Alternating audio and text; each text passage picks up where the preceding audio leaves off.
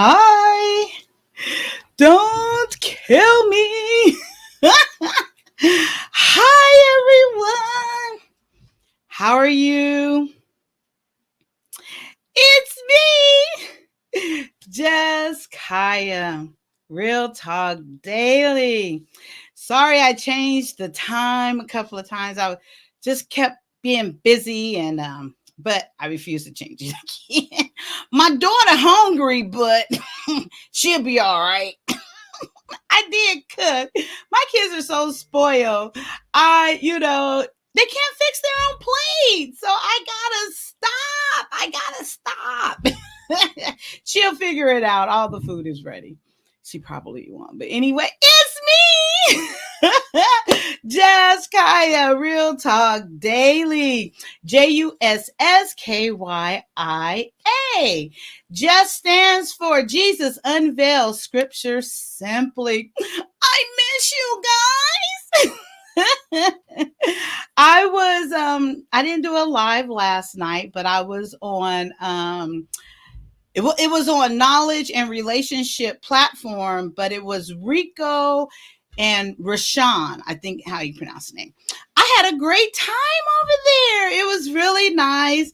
Very nice questions. It was they asked me a couple of questions that I don't even think I've been really asked those questions before, and I enjoyed it. I'm gonna have to maybe set up something where someone's asking me questions. And you guys, you always know you can ask me any questions and I'll answer them.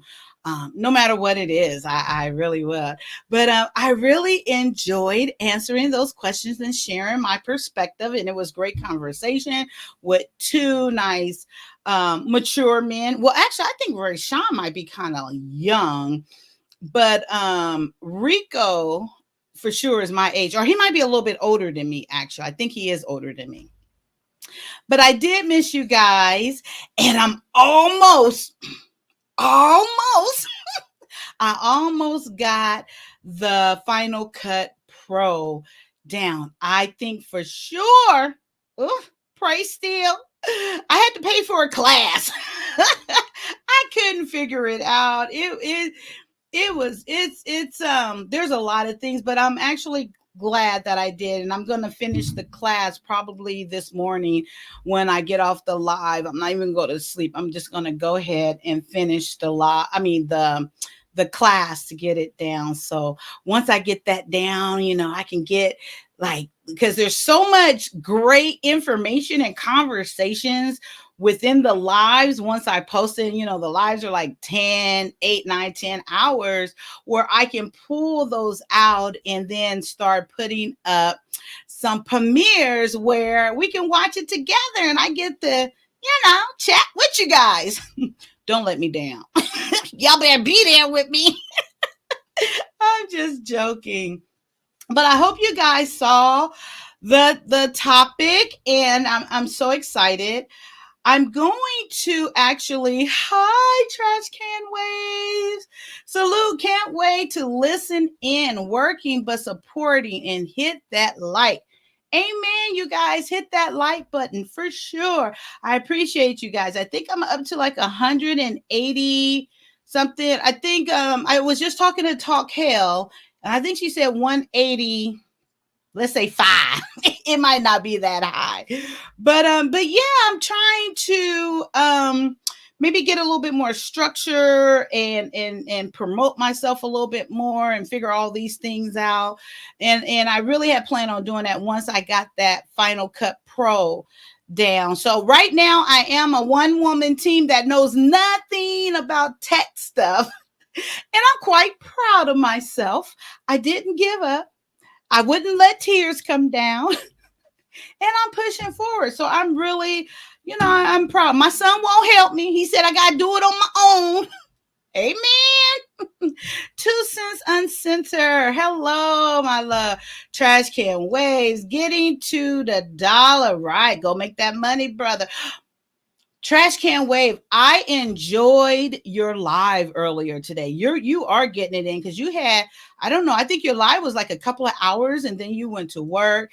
And like I say all the time, I really love your passion when you're discussing what you're discussing as far as politics. You for sure are opening up my eyes.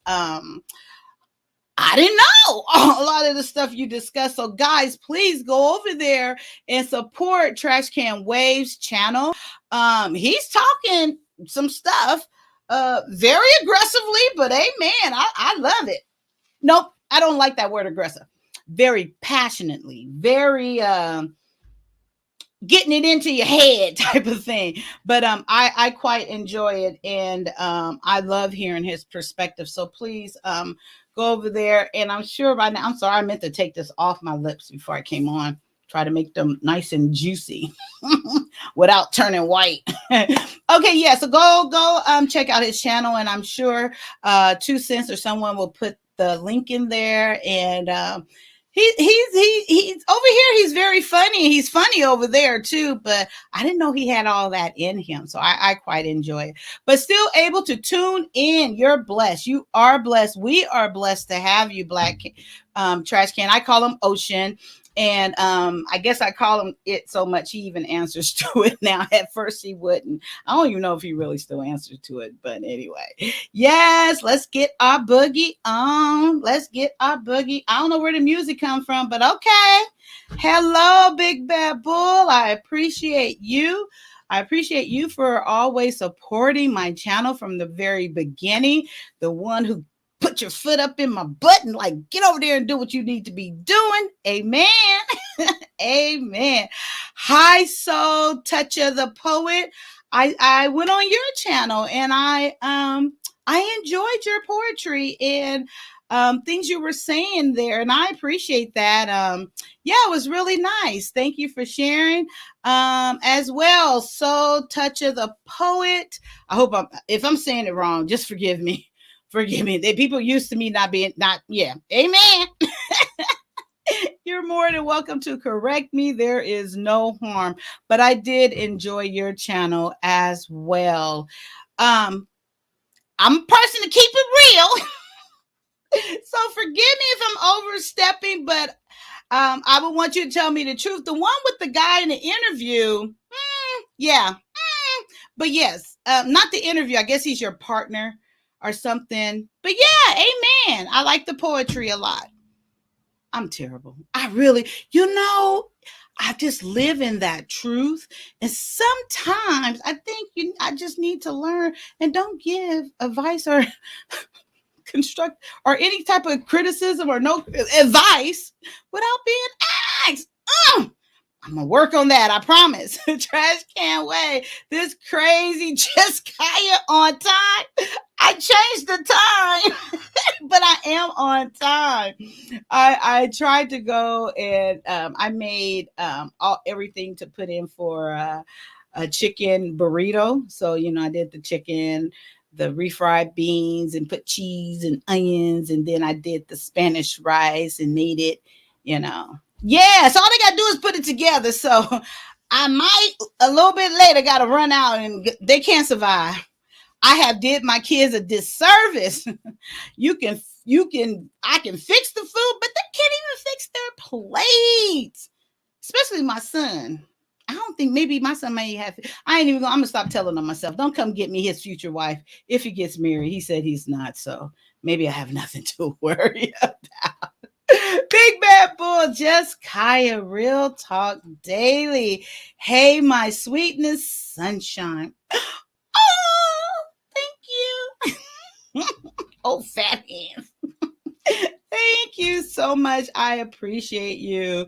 So, Ocean, salute chat, salute Big Bad Bull. Absolutely. The Clue channel is here.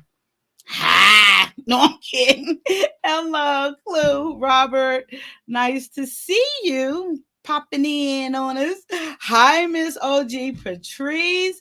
Thank you so much for being here. I will be sharing some things with you guys, and it's kind of going to be over a period of time. But no one can tell my story the way I can. And yeah. And then I will say this. You might be like, oh, sorry, Kyia. Please don't ever feel the need to say sorry from the things I said, because I tell you everything that I share that I have been through. And even at the time, I'll tell you my feelings and um, um, um, how I was going through things. But I encourage you guys, please, that if you want to, don't get me wrong, I won't, if you be like, oh, Kyia, so sorry, but it really isn't no need.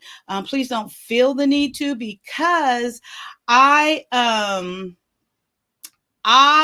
every moment of my life, I don't regret not one, not one. Even then, by the grace of God, I've never regretted anything that I've been through, any decisions that I made.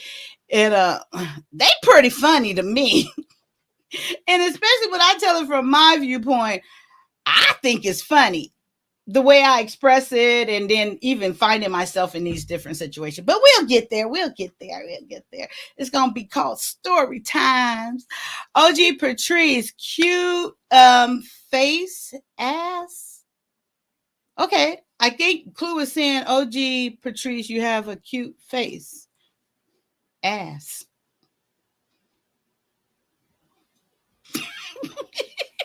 Amen. I didn't say it. I don't have no rings on nothing. Amen. Excuse me. Amen. Have you tried Da Vinci Resolve? I have no clue what that is. I have no clue what that is. So no, I have not tried it. Never even heard of it. Please share. Yes, please share. Hi, she's the reason I'm late. I'm lying. I was talking to my lovely friend, Talk Hell. We have been missing each other all week, and I didn't want to get off the phone with her that quick. So I kind of pushed the time back, but we still, so I'm sure we'll for sure catch up. Thank you, love. I appreciate you so much for tuning in as long as you can. I appreciate you always being here. Big Bad Bull, Trash Can Waves, At the Clue, Salute Brothers. Okay. The Clue, like, yes, sir. Yes, sir. I think that's a New York thing, isn't it? Yes, sir.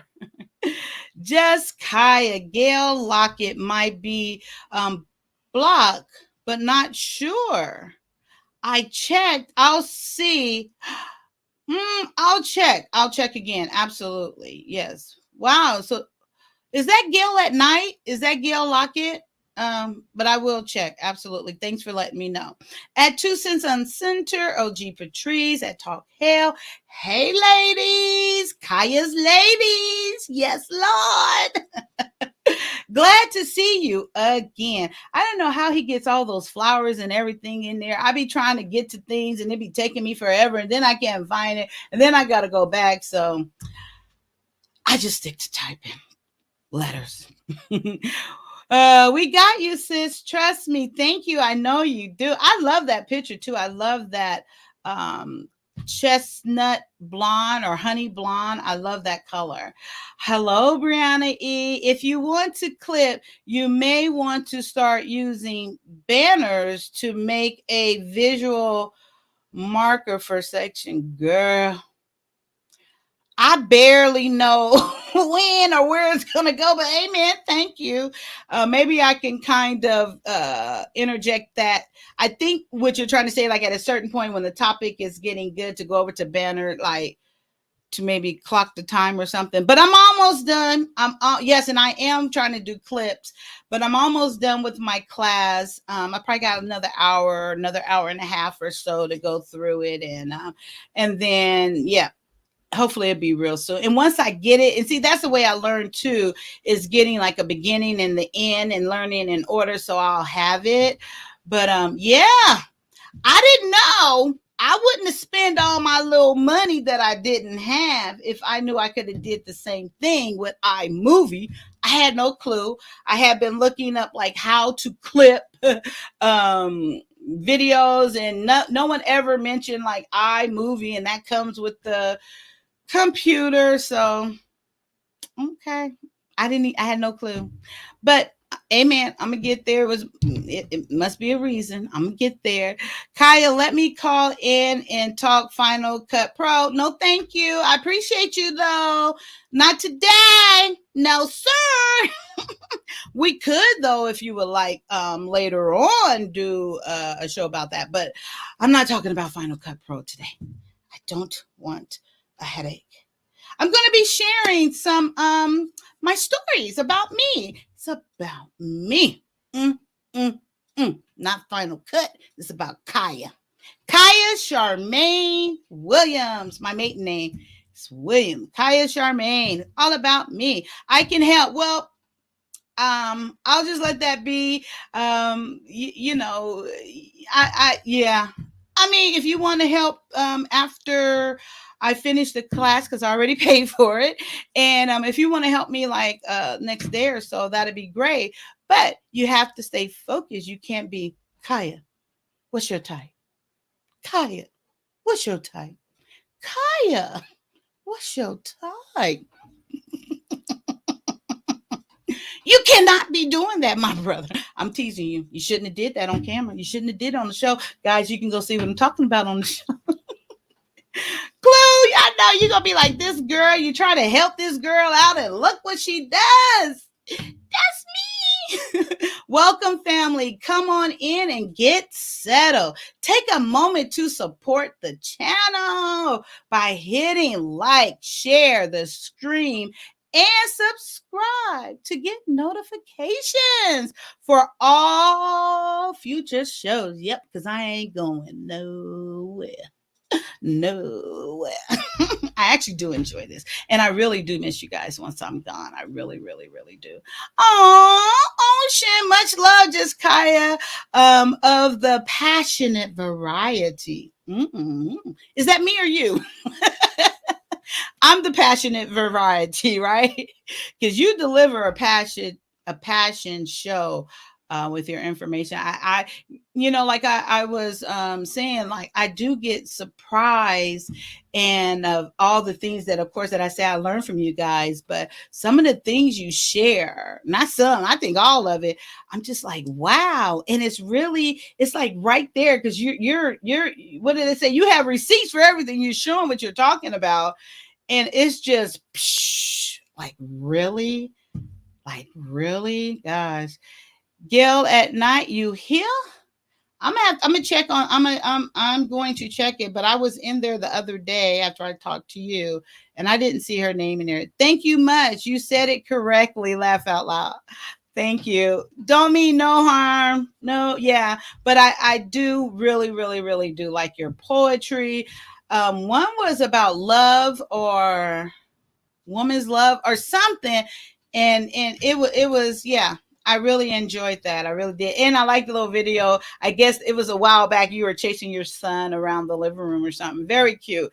Love to see a father interact with his son. I'm assuming it's your son. You didn't talk in it, but I think it was like 9 years ago or something. But yes, thank you for hanging out with me today. I appreciate it. We go long over here. I think I've been watching TLA, and I was like, oh, okay, that's what they mean when they say I'm over here long stroking. I just have a little conversation first. That's all. All right, Big Bad Boo. I don't know if I can say your real name. I'm not gonna say it, but your name, your first name is the name of my first husband, actually. I don't know. Everybody might not know your name, and I might be just finding out. But subscribe at Trash Can Waves. Yes, absolutely. He talks politics over there. He talks about things that are going on in our I think to help educate, well, I'm gonna say me, but I'm gonna say Black people, because I did grew up thinking that the Democratic Party was for us as a people. And I can remember my mom saying before I even got in high school, or maybe in high school, you know, the Democratic Party is for us. And he's not the first person I've heard say this, that we originally were developers are creators of the Republican Party, and that's actually where our political purpose. This is only my opinion. I could be totally wrong. Please, I'm not trying to tell nobody what to do. I just thought of that. Who am I to be talking like this? But I'm not trying to tell nobody what to do, who to choose. I'm just saying what I received from listening to him. And yeah, I ain't trying to get anybody in trouble. Still ain't trying to get me in trouble because I'm halfway knowing what I'm talking about. So, but from my understanding that it was Black people were really for the Republican Party first. And I will say this, now that I know more, making all that money, really, and even when Trump was in office, I must say I did notice a big difference, and learning to pay attention to what's going on, especially financial, because that's what we evolve around. And I can say with my tax dollars, making a certain amount of money, I tell you, I was paying a lot more taxes with Mr. Obama. I was paying up to 41, 43%. And I kid you not. I kid you not. But neither here nor there. Now it was a learning experience once again. That is one thing we can cry over. And y'all can say y'all sorry for it to me. I'm just kidding. I'm just kidding. But yes, go over there to Trash Can Waves channel. It's entertaining, but he ain't laughing. He's serious, but it's funny to me. But I enjoy it. Rondell's in the house. Rondell's in the house. Watch your mouth. No one has said where that song is from yet. I keep asking, where is that from? I'll give another hint. It's from a show, of course, a popular show. I can't believe no one has said it. This is about the fourth time show that I asked. Hi, Rondell Holloway. Yeah, she changed it. She's on. I'm always on time. I did change the time, but I'm on time for changing the time for 8 o'clock show though. Yes. Yes, I did. Thank you for being here. I appreciate you for being here so much. Yeah, he's my co-host, Laugh Out Loud. He has a very different perspective for sure. Yeah, but the show, I think it got cut off because you guys barely got through the introduction, and I didn't even get a chance. The show didn't play, so you might want to look into that. But it was just the introduction, so it didn't even get started. But yeah, I like he had like a bonnet on, or not a bonnet. Yeah, nice. Yes, I would like to. Yes, amen. Don't get me lying. Amen. Hi, Emils. Hi, so glad to see you here. Thank you for coming over. Emils, much love. I saw you in the replay. I'm sure you know what he's talking about. Big Bull, love us some Big Bull. And he goes, he is. I know you are. Kyia, what's your type? Kyia, what's your type? Ain't you? It ain't you. Hi, Celine. Hi, Clue. Hi, Rondell. Oh, Gail at Night, she's here. Hi, Gail. Thank you so much for joining me. And I know it's going to get close to your bedtime, and I promise I'm going to start my story soon. I think I'm almost done. Oh, well, you guys are way down there. And I was going to show a picture of me at the age where I was going to start, but Talk Hell, she held me up. It's her fault. So I didn't get the picture, but next time I'll show a picture of me. I was going to pull up a picture when I was 8 or 9, and that's kind of where I'm going to start one of my stories to share with you guys. I think it was cute ass face, but he put face before ass, so. But amen, Celine. Amen, girl, you got it. Oh, Lord, she liked the clue. Glue channel. Patrice is very cute. She's very pretty. I wouldn't even call her pretty. I would call her, maybe sexy, maybe a little bit glamorous, a little, yeah, very nice. There you are, Gail. It's free. What's free editing software? I know iMovie is. I know that now. Well, it's not free. It comes with your Mac. So let me turn this off because it's going to keep doing that. Like I'm displaying something. Okay, there we go. Oh, amen. That's what that is. I just got it, Talk Hell. I just got it. Yes. Um, yeah. Thank you. Too late. I've been begging and begging for months, but yeah, I I'm almost there, guys. I'm almost there.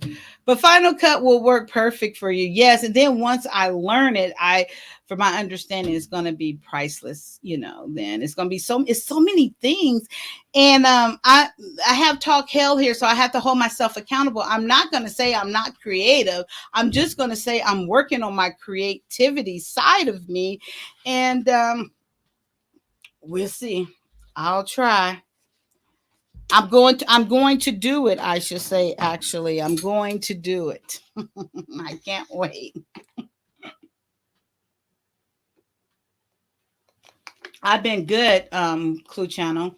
I've been really good. Thanks for asking. I'm really enjoying what I'm doing here, and like going on other platforms and having the conversation, and um that it's not just like the same old thing. And yeah, so I'm doing good. I'm doing really good.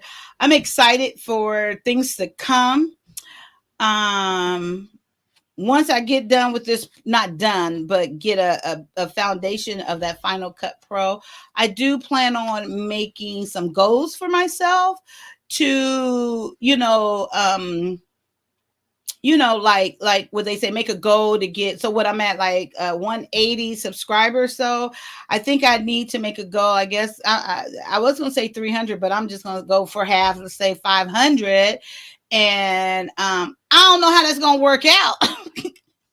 Because I'm wishing and hoping for it now, but I got to put more effort to it. Maybe do some research and figure out how that works out.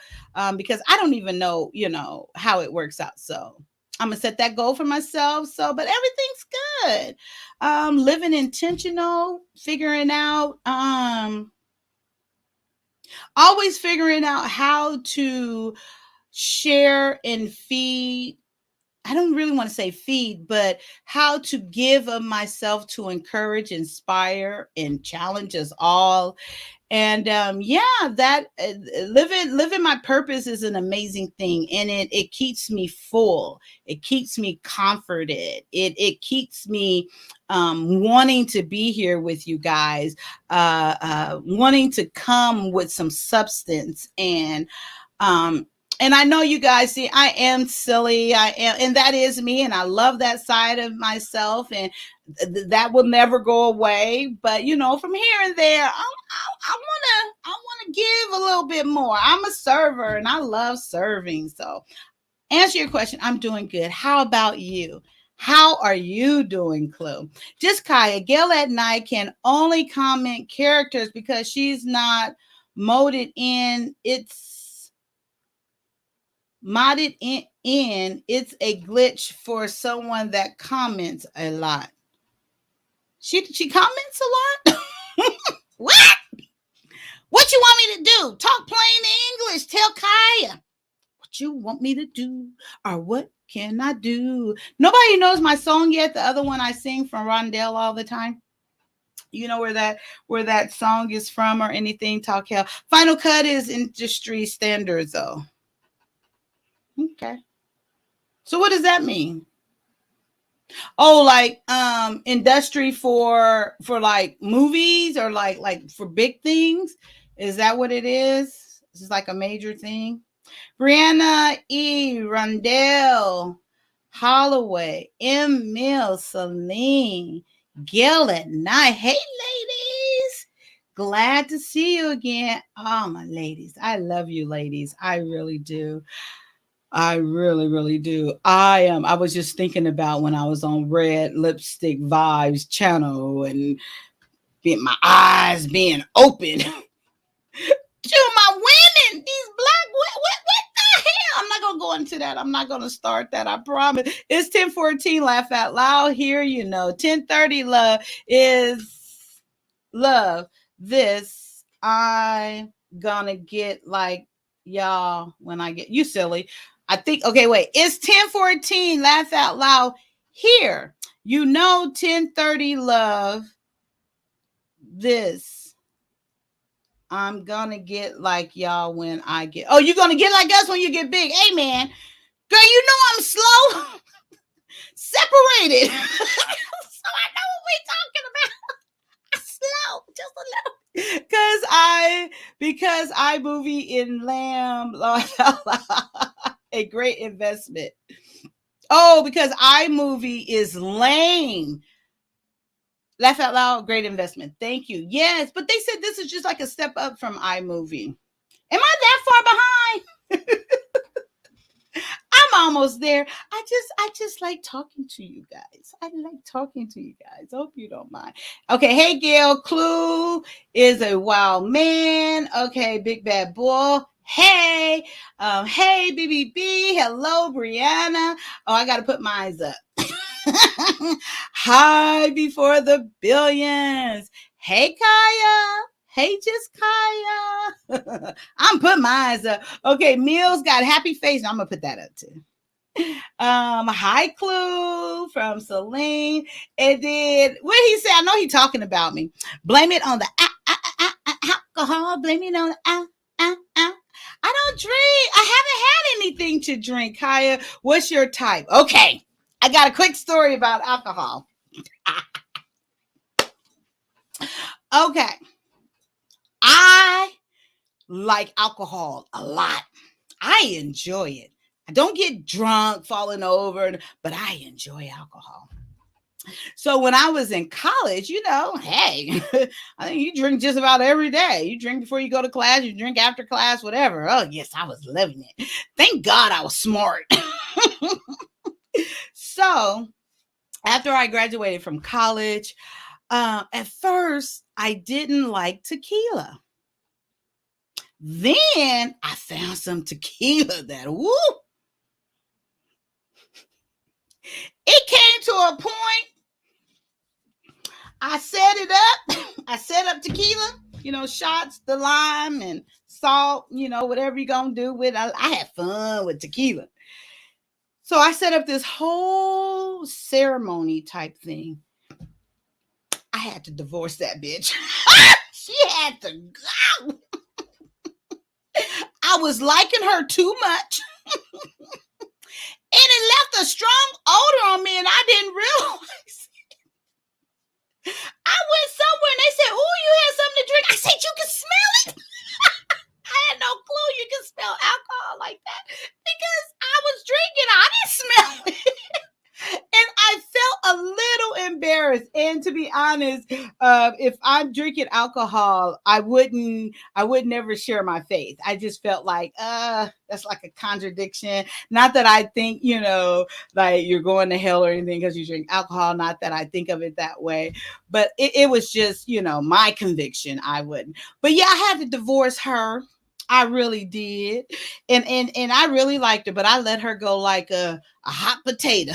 No, I lost her like a plate with a spoon. Did I say it right, Gail?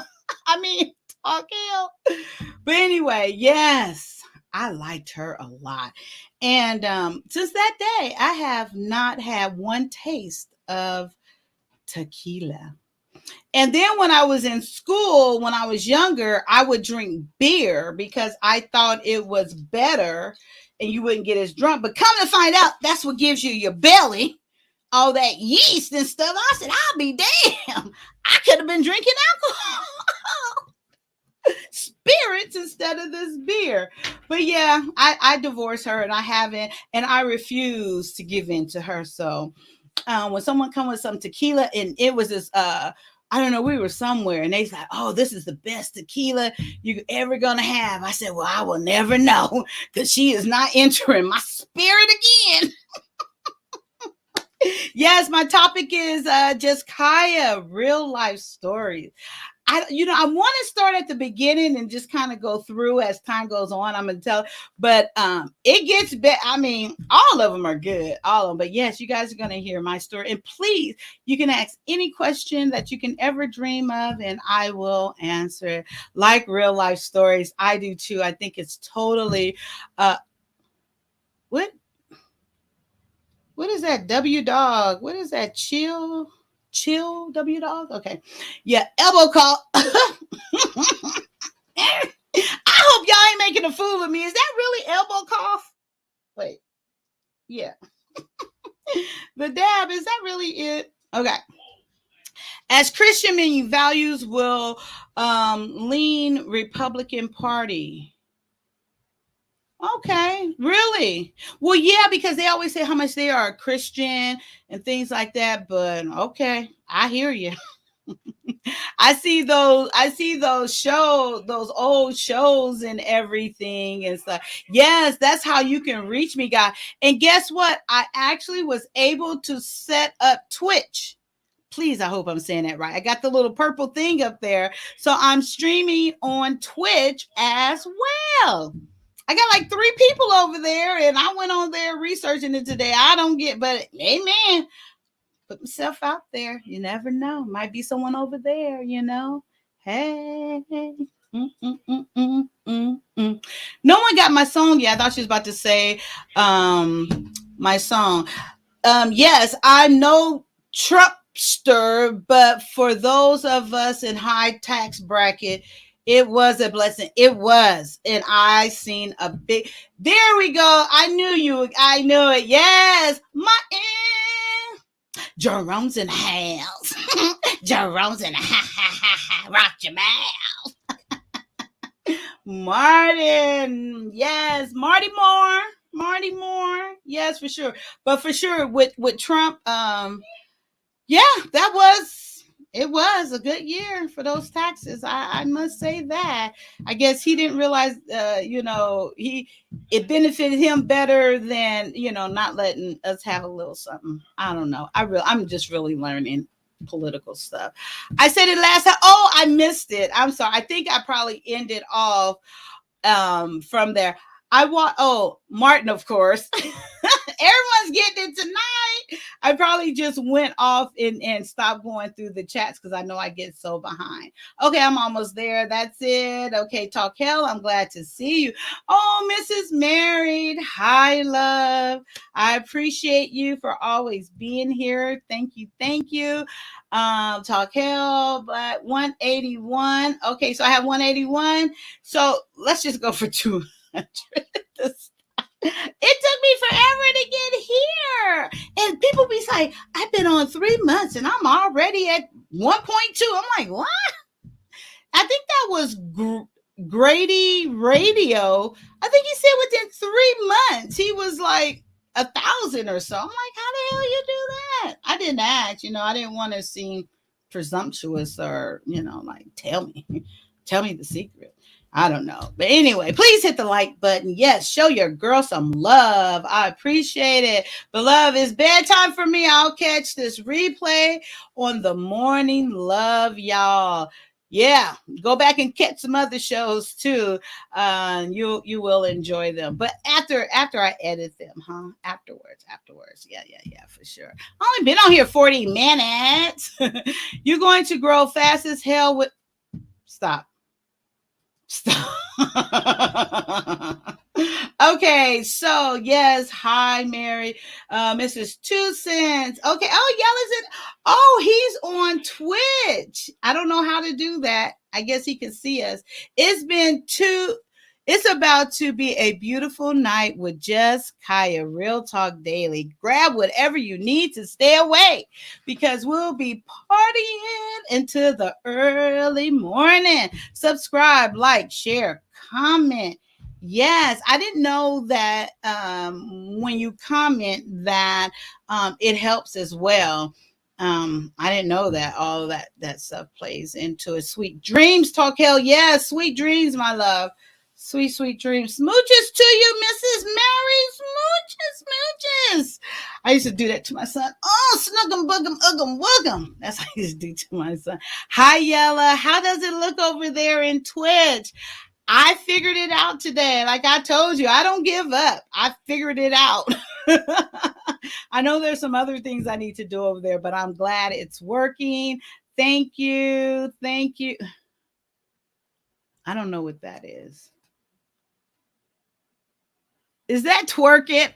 I cannot twerk. I be trying. Well, I'll be trying on here, but I've tried to get the gist of it, but I can't. Are those dogs? Okay, guys, story time. Story time. And then if you have any questions, you all good over here. Thank you so much. Okay. So, like I said, I really wanted to I was going to show a picture of me at the age, but I'm going to start with a story. My mom is it took me a while to for me and my mom to get along after I became an adult. We were estranged for 10 years or so, but I can remember and I don't have a lot of childhood memories. As you know, Kyia Charmaine. I'm an only child. I was born in 1968, and her nickname is Poochie, but Linda K. Walker is my mother, and I can remember we were coming home from somewhere. I don't know. My mom used to let me drive. This was back in the day, 9 years old. You was behind the wheel when you got closer to home, you know. And she had a 4-door Datsun. No, Nissan Central. No, Datsun. That was way back. But anyway, so I used to ask my mother, you know, about the story, how she met my father. So this day we was driving home, or rather I was driving, was a couple of blocks from home. And I just asked her that, and she goes on to tell me the story. So the story was that is Gerald Williams. He was in the service, and she just thought he was the most handsome man she ever met. And she just fell in love with him right away. He fell in love with her. And then when he came back from the service, I think he was in the Air Force, that we all moved to Chicago, Southside Chicago. That's where he's from. So mind you guys, this is about the third time or so I didn't heard this story. And I don't know if you guys just caught it, but at that moment, I was like, wait, we was at a stop sign. I'll never forget. I was like, wait. I said, how is he my father if he came home from the airport and we all moved to Chicago then? And I promise you guys, this is what my mother said to me. She go, well, I guess it's time to tell you. She said it just like that. And I looked and I'm like, oh. She's like, well, yes, you were already born. He's not your biological father.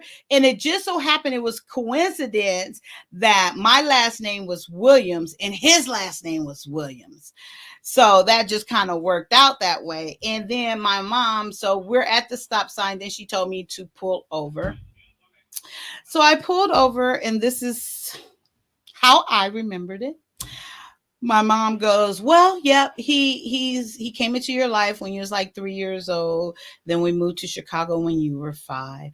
But however, your father, yes, I was great when I got pregnant with you. And I don't know who he is. And so I guess she goes, I guess since you're old enough to ask that question, you're old enough to understand the answer. Then she said, okay, let's go home. It was that simple and that quick. I really had no clue what she just told me at the time. I really didn't.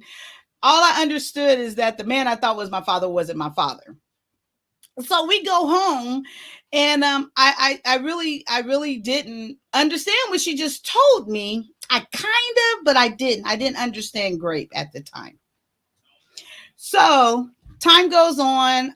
She didn't bring it up again. I didn't say anything. And the next thing I remembered, it was within that same year or so, her and her guy, which what he turned my stepfather, I should say it right. My stepfather, he's Ricky Coleman, and he's also from Chicago. And they were kind of like getting into it or whatever. And he was like, well, don't take that out on me because you got to deal with that and being great. And that wasn't whatever they was talking about. But I remember hearing that word again. I was like, they're talking about me. So about a week or so later, I asked my auntie, I'm like, how did my mom get pregnant with me? And then she goes on to tell me this story. Well, your mom she was out there doing everybody and blah, blah, blah, blah, blah. And I was like, nah, that's not my mom. I knew it wasn't true because my mom was a virgin when she got great and got pregnant with me. So they were fighting. So I left it alone. I said, I'm done. At that time, and I was still only 9 years old. So my next memory for the most part is we were still living in the same place. If anyone is from LA, I was living off of 95th Street in Vermont. And for whatever reason, I was 9 years old. I've always loved Jesus. Always loved Jesus. I was always seeking him out. So there was this church around the corner, New Pleasant Hill Baptist Church. And every Sunday, I will walk around to that church all by myself. I would put me a little dress on and I just had to be there. Didn't understand nothing that man was talking about. He was up there hooping and hollering, foaming at the mouth. And you know how those preachers was doing it. But I had to be there. So this was probably my third Sunday there. I went up and I joined because I seen he put the chair up there. I figured I think I'm supposed to go up there and join, in which I did. And he asked me, question, do you accept Jesus? And I'm like, yeah, I love Jesus in all of this. Then this nice, beautiful brown, not chocolate, but brown, beautiful, almost the most beautiful woman I've seen at that time. She came and she's like, oh, well, congratulations. You accepted Jesus. And do you know what that means? And I said, I think so, but not really. She's like, oh, but don't you want to be on the usher board? I was like, yeah. I didn't know what the usher board was, but yes. It reminds you, I'm there by myself. So joined the usher board, and then that weekend or so, she took me and she bought my little black pants, my white shirt, and my little white gloves. And every Saturday we had usher meeting. Okay, guys. Now this is the Baptist church, right? I'm 9. So, when you come in the door, people have their certain places where they sit, where the people, I look back now, that had the money and the older women, and then the deacons and all of this. So as I noticed as Sundays go on, I would look on the right side of the church all the way in the front, that those ladies got happy. I be happy. They was scaring me. Y'all know what I'm talking about. The Holy Spirit, the Holy Ghost. So I have been an usher for a little bit now. And she goes, Kyia, I think you're ready to go to the side. And I was too scared to tell her I was scared to go over there. So I said, okay. So you have your like 3 fans, and you have your arm behind your back and stuff. So I gone over there and I'm nervous. And, I'm looking at her, but she's not paying me any attention. And I'm looking at her. And then, it's a certain time. Everything is getting built up. And then I'm looking at her. She's not looking at me. And I'm looking at the old ladies. And I'm seeing them. I was like, ooh, I see they're about to get started. And I'm looking at them. I'm looking at her. And so I sit there and I said, okay, Kyia, you can do this. I'm telling myself you can do this. And I'm like, this is your job. You got to do good. I want to do good on my job. So one got started and she over there doing something. And I look at her and she don't see me. And then I'm looking at the lady. And I was so nervous. I couldn't move. I had the fans. I knew what I was supposed to do, but I couldn't move. So then another lady got up and she started going. And now I'm just staring at them. I'm frozen. And I was like, dang. And in my head, I'm like, I got to go fan them. I got to cool them off. They hot. This is my job. I couldn't move. So I'm looking at And then so somebody, I don't know who it was, came and got a fan for me. They started fanning her. And then more and more of those ladies got up. So you remember when you was in church? The usher lady didn't see me. I did this. I turned around and I walked to the back of the church, kept going right past the usher lady, and went straight to the bathroom. I went in there and started crying. I was like, oh my God, I failed at my job. I said, what are those people doing? They scared me. I didn't know what to do. And she came in there. She go, oh, Kyia, it's okay. It's okay. You don't have to go back. I said, what's wrong with them? I said, why are they doing that? She didn't explain it to me. I didn't know. But anyway, that was my experience on the usher board. And then here's one more thing. What turned me, and I think that this is real quick, guys. This is what turned me away from church. Okay, I mean not from church. I think this is what turned me away from holidays, because like you guys know, I do not celebrate holidays at all. My mom and most people, well, everybody in my family, they celebrate holidays, but not me. I don't celebrate them at all. And I think this is why. I'm not sure. So like I said, I was going to this church, and my mom, my aunt, the neighbors, everybody would come to church with me like on Easter. And at this time, I think I was 10 now. And I was looking at them like, and they would get all dressed up, buy new clothes, the hat coming there. And my mama, I'm going to show y'all a picture of my mama too. My mama, y'all think I look young. My mama, well, she passed away now. She passed away at 66, and she looked younger than me. And get all dressed up. My mom was very much into fashion. And it was a turnoff to me. It was really a turnoff because they would show up like Easter, Christmas, those type of things. And I didn't like it. And at a young kid. And I was like, well, that's not real. Even though I didn't understand what was going on, but that left a real impression on me. So that's when I was 9. So this is a story that I want to share with you guys that I've been debating on sharing here for a while. Not that I have a problem with sharing it, but it's just it hadn't been the time. And this is not my first time sharing this story. I had a podcast called Juss Kyia Real Life Podcast, and I did share it on there. Actually, my whole I have 16 episodes over there, and it just shot up. I was over there like a little over 3 weeks, and I got like well over 300 downloads and stuff. And I looked into it and found out that was really good. And then that's what really led me over here to YouTube and all. But okay, so like I said, I'm an only child, and my mom was very, very protective of me. If wherever I went, it was me and her. She wouldn't let me go places by myself. She was very protective of me. And then so looking back, well, not looking back, but as me and her got older, after I became an adult, I seen how hurt my mother was inside. It was very evident that my mom had a lot of trauma growing up. And my mom can keep a secret. She would, if you tell her something, she would have been a perfect momster. She ain't telling, because that's how she was brought up as a young child.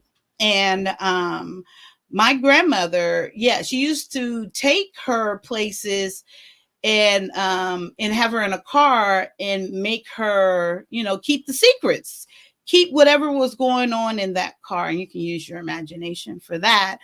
And then these people that she was keeping the secret of, they were all involved in our family. It was like that, how it was in the day, all the men's and the women's and the married couples, everybody. It was always a group of people, always together. So my mother did kind of get to the point. Hi, Vaughn. How are you? Welcome, my brother. And I hope that your wife is doing well and recovering well. And thanks for joining us. I appreciate you. So everyone, they would have, my grandmother was an amazing host.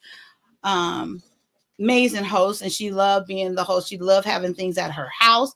That house is still in our family to this day. And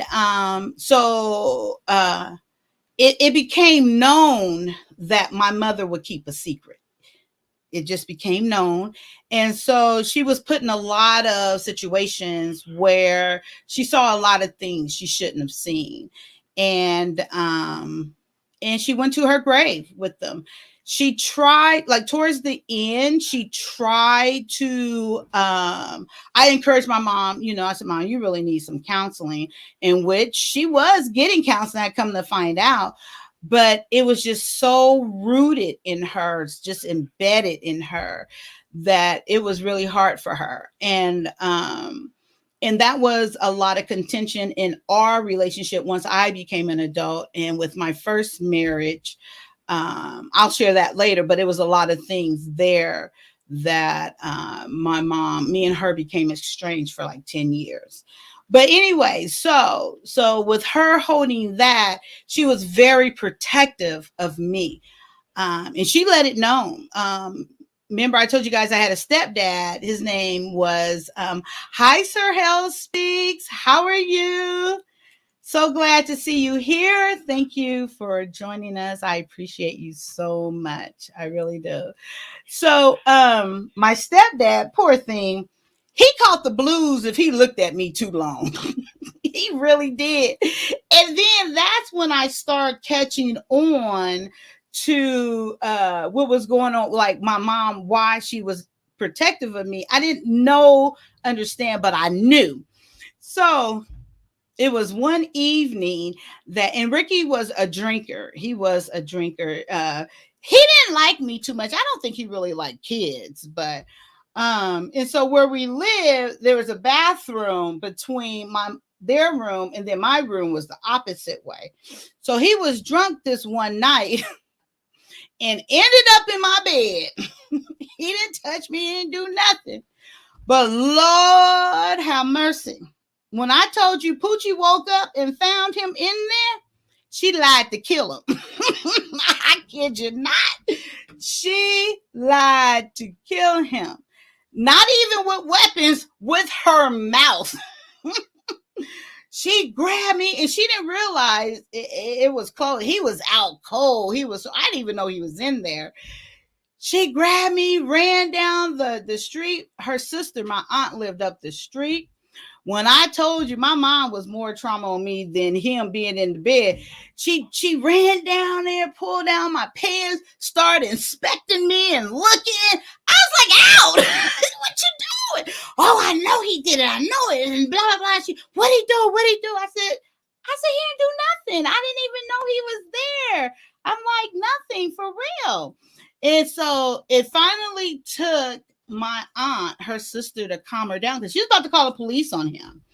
And I was like, I didn't really even know what they were talking about, but I said, he didn't do anything. He didn't do anything really. So at this time, I'm probably 11. I'm probably 11 now.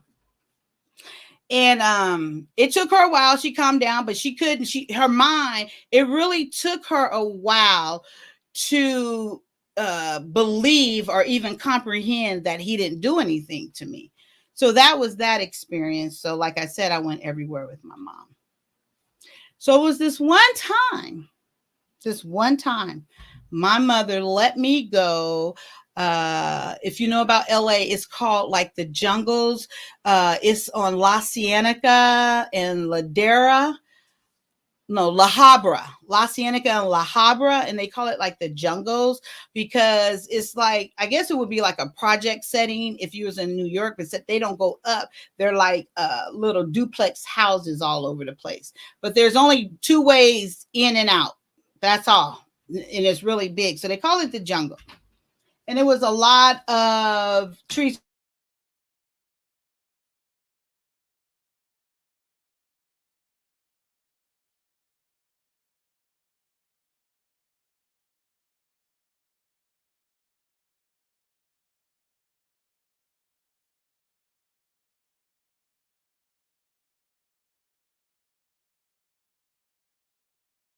So like I said, it was only one way in. Come on, Brownie.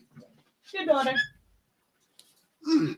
So it's only one way in and one way out. Here, Jordan. And then it was a cousin's of mine. Oh, very familiar to that area. Yes, yes. And so my cousin, but they weren't really, you know how back then you call everybody cousin, or that's your uncle, that's your cousin, and we weren't blood related, but it was my mom's best friend. They grew up since like elementary, 5-year old, and she's so cute. Thank you. And so for some reason, I don't even know what the conversation was, but this was the very first time I've ever been anywhere without my mom. And at this time, I'm 13. And so we're there, and my uncles are there, my real blood uncles. And then, the not blood uncles. And then the whole, everybody's there. It's a birthday party. And the birthday party was for my cousin who was turning 18. So I'm a social person, but I wasn't familiar with that because I didn't like grow up in the hood. I guess you want to say I was very, I guess you would say shelter. I wasn't brought up to be better than, but my mother did, tell me, you're better than this. And this is who you are. You are not of this. And this is not you and all this other stuff. So I would sit like a little lady and, and I was always mentality of a server. I serve people. I like doing things for people. If I seen someone, their drink was empty, not alcohol, but like their soda or water, I would just automatically do it. That was just that is my personality. So anyway, so by this time I'm just sitting on the bench in the little park area or whatever. I'm sitting there by myself. And I'm observing all around me. And it's this one guy. All the girls are like, oh, he's so cute. He's so cute or whatever. And I could see him kind of making his round, talking to them or whatever. I'm like, whatever. And it just stood out because they were making such a fuss over him. And then he makes his way over there to where I'm at. And I'm just sitting there. So he kind of just, oh, what's your name? And he's just kind of talking to me. And, oh, you're pretty or whatever. I like that too. I've heard some Christians call it having a servant's heart. Oh, absolutely.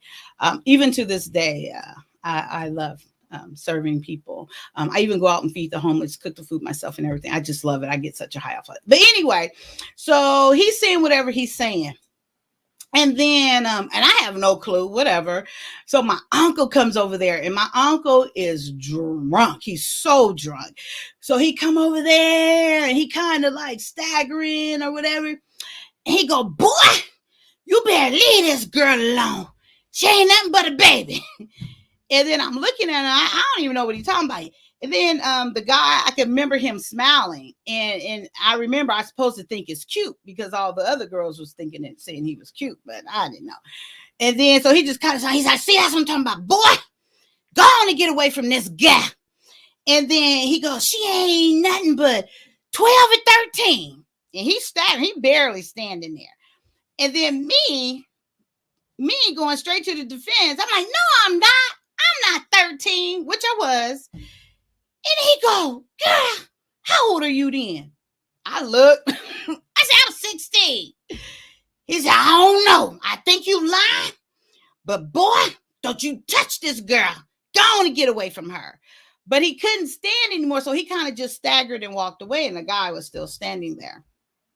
So I don't remember what he was saying to me. I don't, really remember the conversation or anything. But I do remember this. He said, let's go for a walk. I said, okay, whatever. He was talking to me. I don't know what the hell I don't remember what he was saying. Then, so we got closer to like, the apartments, and he goes, oh, I want to get something to drink. And I remember he said, I want to get something to drink. Come on up with me. I said, okay. So I go up the stairs with him, and I can remember going up the stairs and then making a quick right. I know it was a living room, and it was dark in there, but it was light outside, but it was dark in there. So we went right to the right into the room, and then he just was looking at me. He said, oh, you're pretty. And I said, oh, okay. I don't even think I said thank you, because I don't think at that point I've been called pretty. And then he bends over and kissed me. And then, so I never been kissed before. And I don't even know if I knew it was a kiss. I'm sure I did. So he kissed me and then he kissed me again. And I'm just standing there like, never been kissed before. I don't know. And then I will never forget this. He says to me, he said, girl, I know this ain't all we gonna do. I said, heck no. I didn't know what he was talking about. I really didn't even know what we were doing. And I remember saying, heck no. As soon as I said, heck no, at that very moment, it was so quick. It was like one motion. He had my pants down. He had his pants like unbuckling them. And as he's unbuckling them, he had me right behind my head, turned me and flopped me down right on the bed. And then he got his pants down. And then my head was like in the bed or the pillow or something. And he had his hand right here and just ran. And I screamed. I screamed so loud, but it was a muffled scream because my head was right in the bed or the pillow. And I was just screaming and I was screaming. I had no clue what was going on. Absolutely no clue. I didn't know what this was. And then so I was trying to catch my breath and I was screaming. And then I was, trying to move my head. And then I got my head this way facing towards the door. And I seen this lady walk in, this very dark-skinned, small, petite lady walk in. And me and her eyes caught. And she looked at me while he's doing this to me. And then she just turned around and walked out the room. So at that time, I started screaming again. And then it was over. He stood up. His pants was around his ankle with his shoes on. And he stumbled towards the bathroom. I didn't even know it was a bathroom there till he went to that way. And he kind of ran into the wall. And he's like, damn, girl. And then he went in the bathroom. And I was just laying there like, I in pain. And I'm like, I don't even, no clue. Then he went in the bathroom. He came out. He didn't look my way. And he just went straight to the door and left. And I never seen him again. At that time, I just pulled up my pants. And I didn't even know where I was really. But I knew that door. So I went out the door, went downstairs. And literally, my cousin, and then my real cousin, they found me. And I didn't say anything, didn't say a word. And I wasn't really a big talker then anywhere in that environment. And I can remember this next. My cousin, she was like a year older than me. And I do not know to this day why she said this to me. But she said, Kyia, just because a guy tells you to do something doesn't mean you have to do it. I don't know why she told me that. To this day, those are her exact words. I remembered it. And so we were walking around and that was the end of that. And then I can remember feeling like I just felt wet, like something was running down my legs. And I didn't know what it was. I had on some light colored pants and I don't know if I had a button down. So I had a tank top and a button down. So I remember putting that around my waist. And okay, so whatever, that was over. I don't even remember how I got home, but I remember getting home. And I walked past my mother's room and she go, hey, how was it? I said, oh, it was good. And then I went straight to the bathroom and realized I was bleeding, cleaned myself up and all that. And then for whatever reason, I'm going to tell you guys, I have always heard or felt or had the presence of God with me, always. And at that moment, maybe after I got cleaned up or so, I just knew everything was going to be all right. I still didn't know what happened at that point, but I knew everything was going to be all right. So about maybe a month later, mind you guys, I haven't even started having periods yet. Maybe a month later, I was in the bathroom and I was itching. I was like, oh my God, I was just itchy. Then I started having a discharge. And I do not know why I knew this at this time, but I knew I had a disease from him. I knew it instantly. Didn't even know what a disease was, but I knew it. And so I didn't tell my mom, and I just said, Lord, I said, you have to take care of it. My mom, if I would have told my mom, I promise you guys, she would have killed everyone that she thought could have did it. She would have kept going until she was sure that she got them. So I never told my mom. That was one of the reasons my mom was, I told you a little bit of history about her. And also she wasn't one, once she explode, it was hard reeling her back in. So I just said to the Lord, I said, Lord, you have to take care of this. And I didn't know how I knew, like I was just that confident, and I knew he would take care of it. So maybe 2 months, and it was miserable. It was very uncomfortable. I mean, it was painful. It was discharge. It was itching. I scratched so much I got raw. It was not comfortable at all. So finally, one day I just kept praying on it. One day it went away. And okay, so that was good. And then I'm gonna jump up to the point where I told my mom what happened that day, and I want you guys to hear her response. My mom, this is just my mom, you gotta love her. So it was years and years and years later, and I was in my first marriage, and by this time I figured out why I wasn't getting pregnant. I knew I had that disease. I knew I didn't get treated back then, so I knew it had settled in my fallopian tubes. I just knew. I wasn't a nurse. I don't know. I just had this amazing like common sense, and maybe I heard it somewhere. I don't know, but I just knew that. So it was I was about 25, maybe 26. And we were all over my house. My mom was over my house with me and my husband, and we was just relaxing, I think drinking or whatever. And for whatever reason, I decided to share that story with my mom, kind of just like I shared it here with you guys, and probably a little bit more emotional or something, because this was my first time telling her. And this is what my mother said to me. After I got done sharing the story, she said, I remember that day.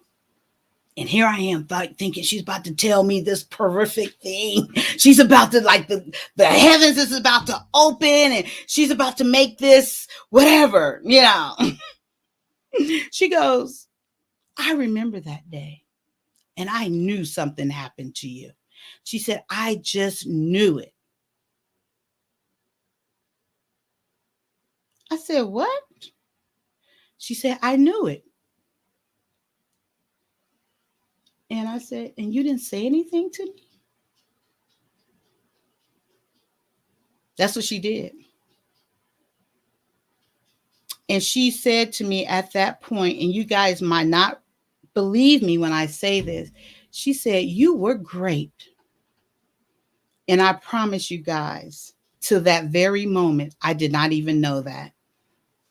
To that very moment, I still hadn't put together that I was great. I didn't know. I had no clue that that's what that was until she said it. And that was the first time I realized that. Real quick, I'll be right back, guys. Hold on, real.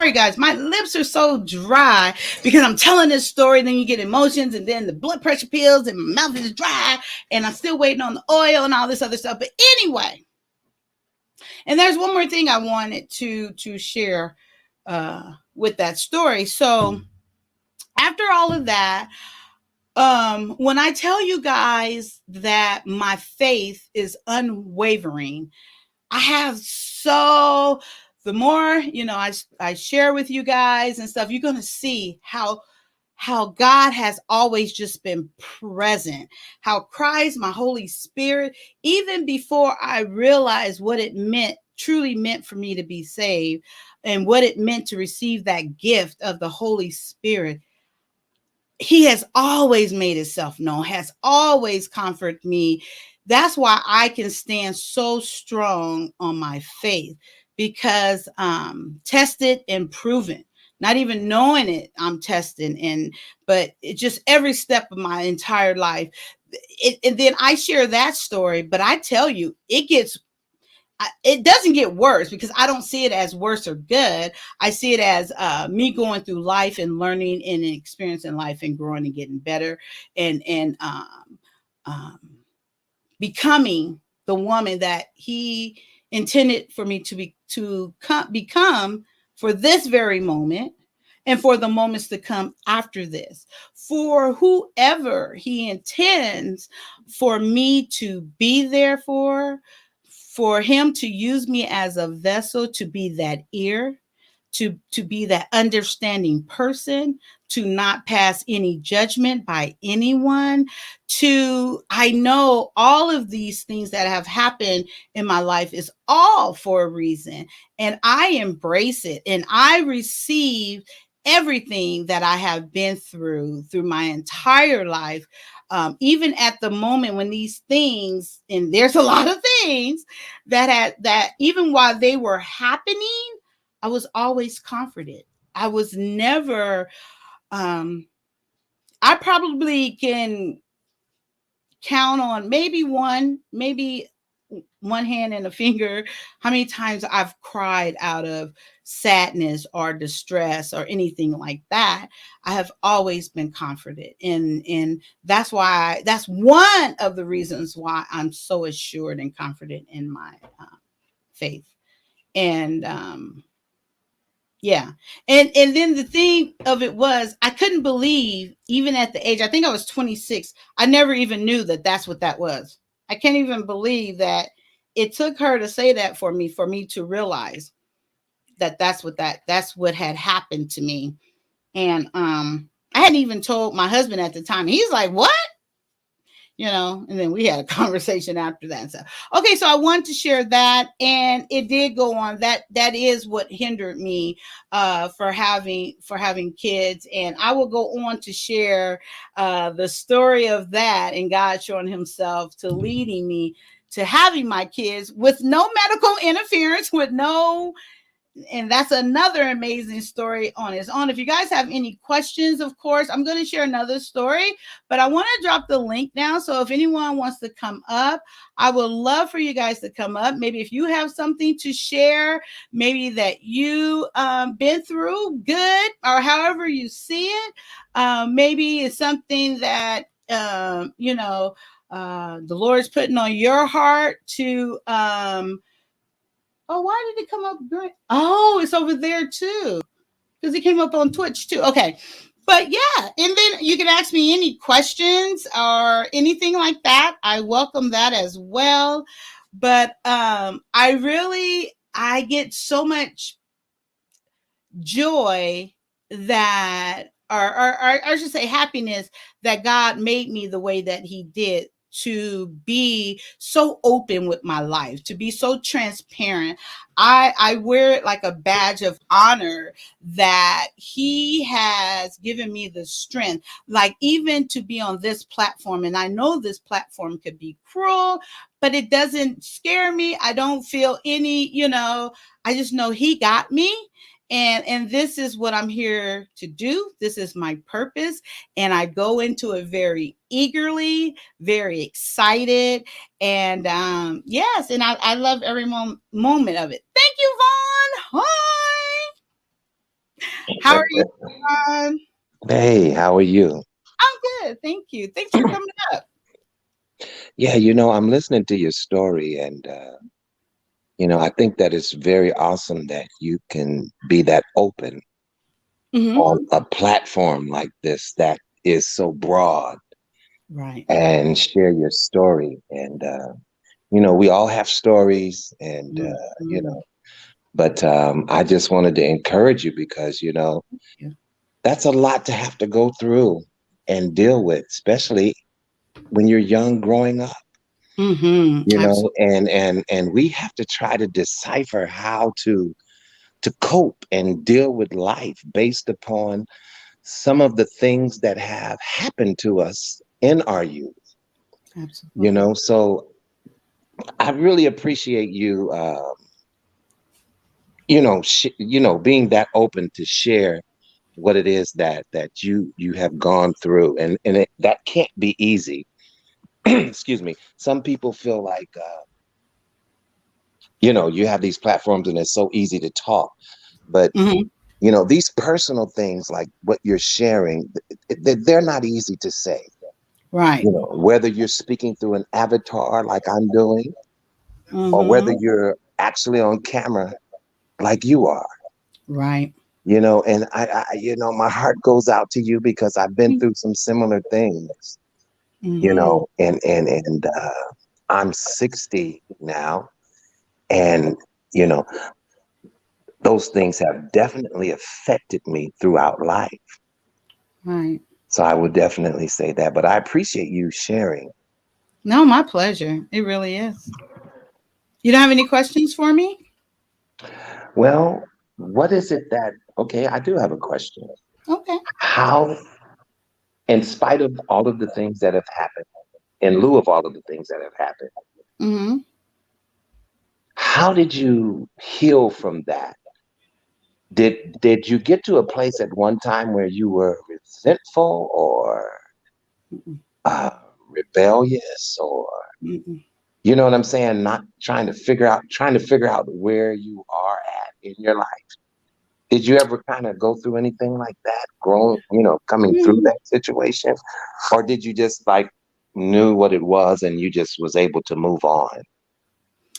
Well, actually, okay, so to continue with that, you know how I share about me thinking a man is a man, especially with my second husband, how I share how I just truly believe a man was a man. I think maybe you were around, when I kind of share why I picked my second husband. Yeah. So I say that to say this. This is what happened after that. Okay. And and what it, I guess you could say, not guess, what it did to me, and how what my thought process was. Okay. So that was my first experience. So let's move up 2 years. And I had a so-called boyfriend even when that happened, but we was like, boyfriend. We didn't even wasn't even in the same room ever together. But we would talk. Oh, I love you. But we was never like dating. It was just that little kid stuff or whatever. And so it came to a point. It was 2 years later. I was like 15, a little bit over 15, and that's when I thought, or I was trying to figure out guys. I didn't know the perception of liking, or I just knew you say you love them. I didn't know what that meant or anything.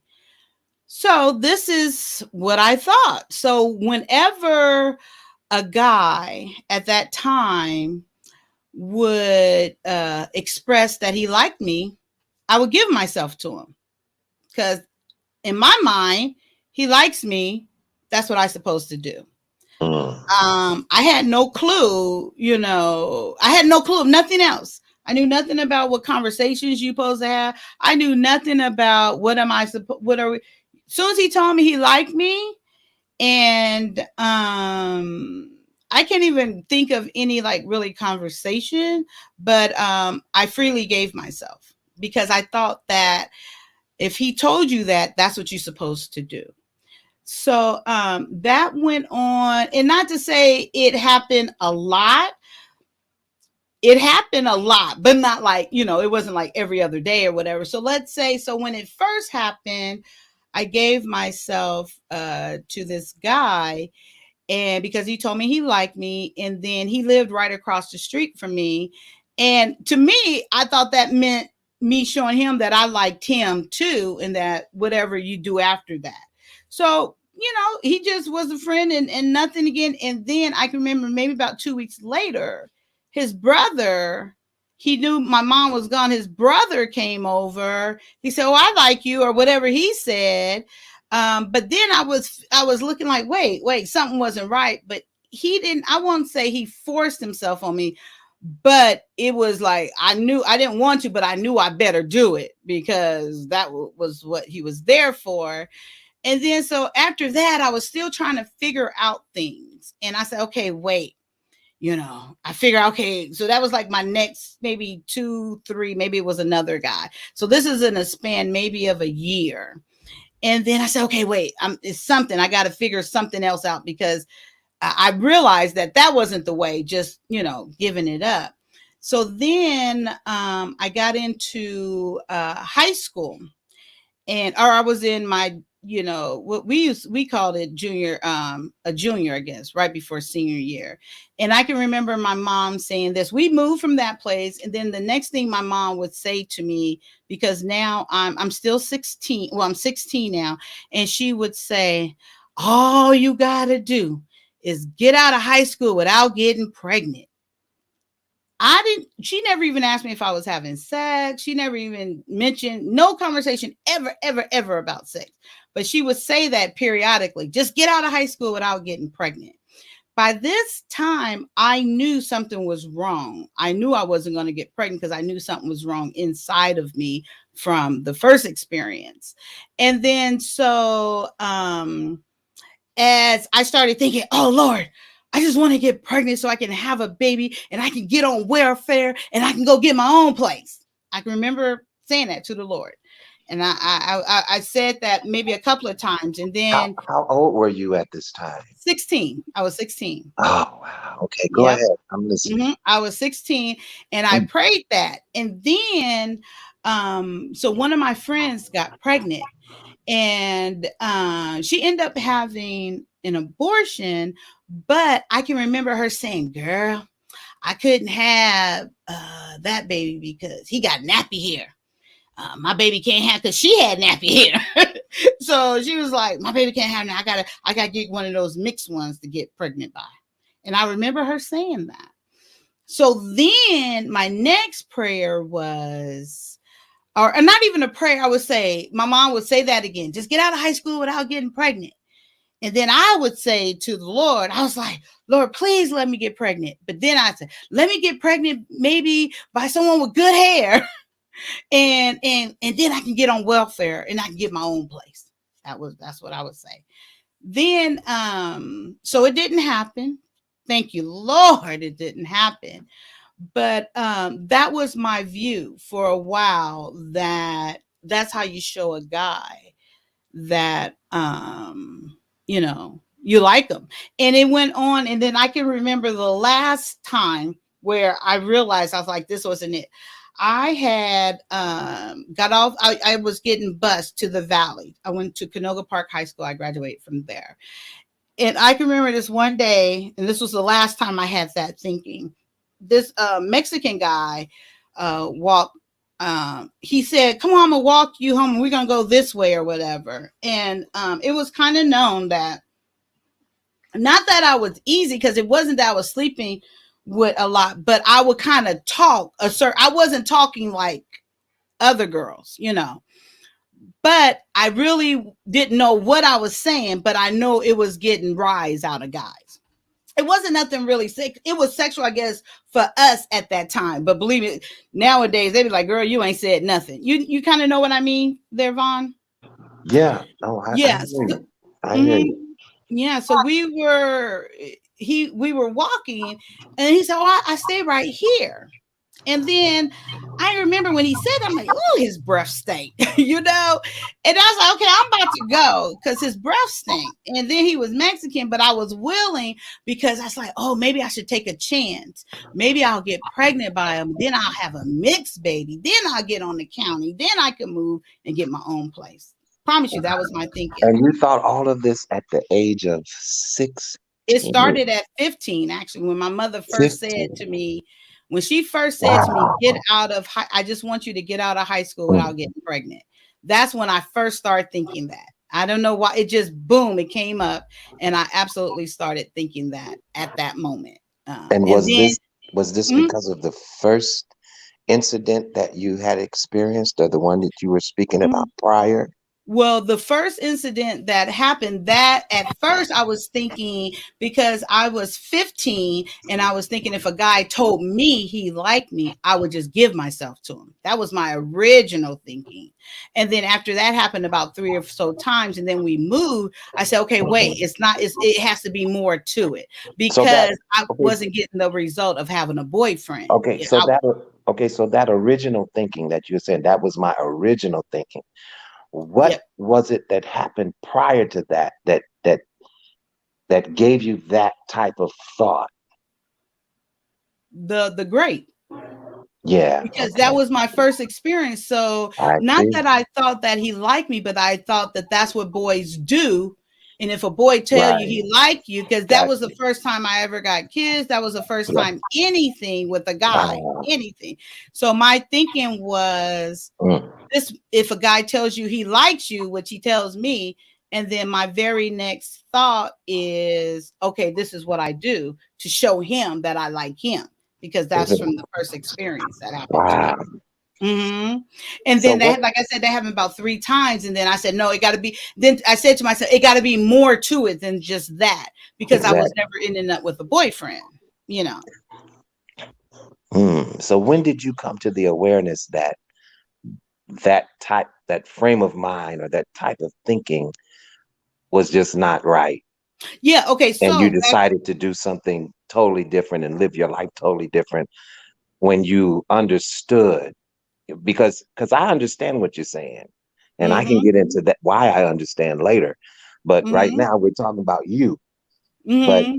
what was that point of awareness that you came to say, wow, you know, what was I thinking and why? I understand, but what was the thing that happened to you to make you understand that no, I need to proceed differently? Yeah. So with this guy, the one I was on with, the Mexican guy with the bad breath, I end up doing it again because I was like, I'll take a chance, see if I can get pregnant by and have a mixed baby and blah, blah, blah, blah. So when I left there, his house, he didn't walk me to the door, no, nothing. Hmm. So as I was walking home from there, I call it my spirit now. I didn't know what it was then. I always say God talks to me, and in his own way, in the way I can understand, he said, this is not the way.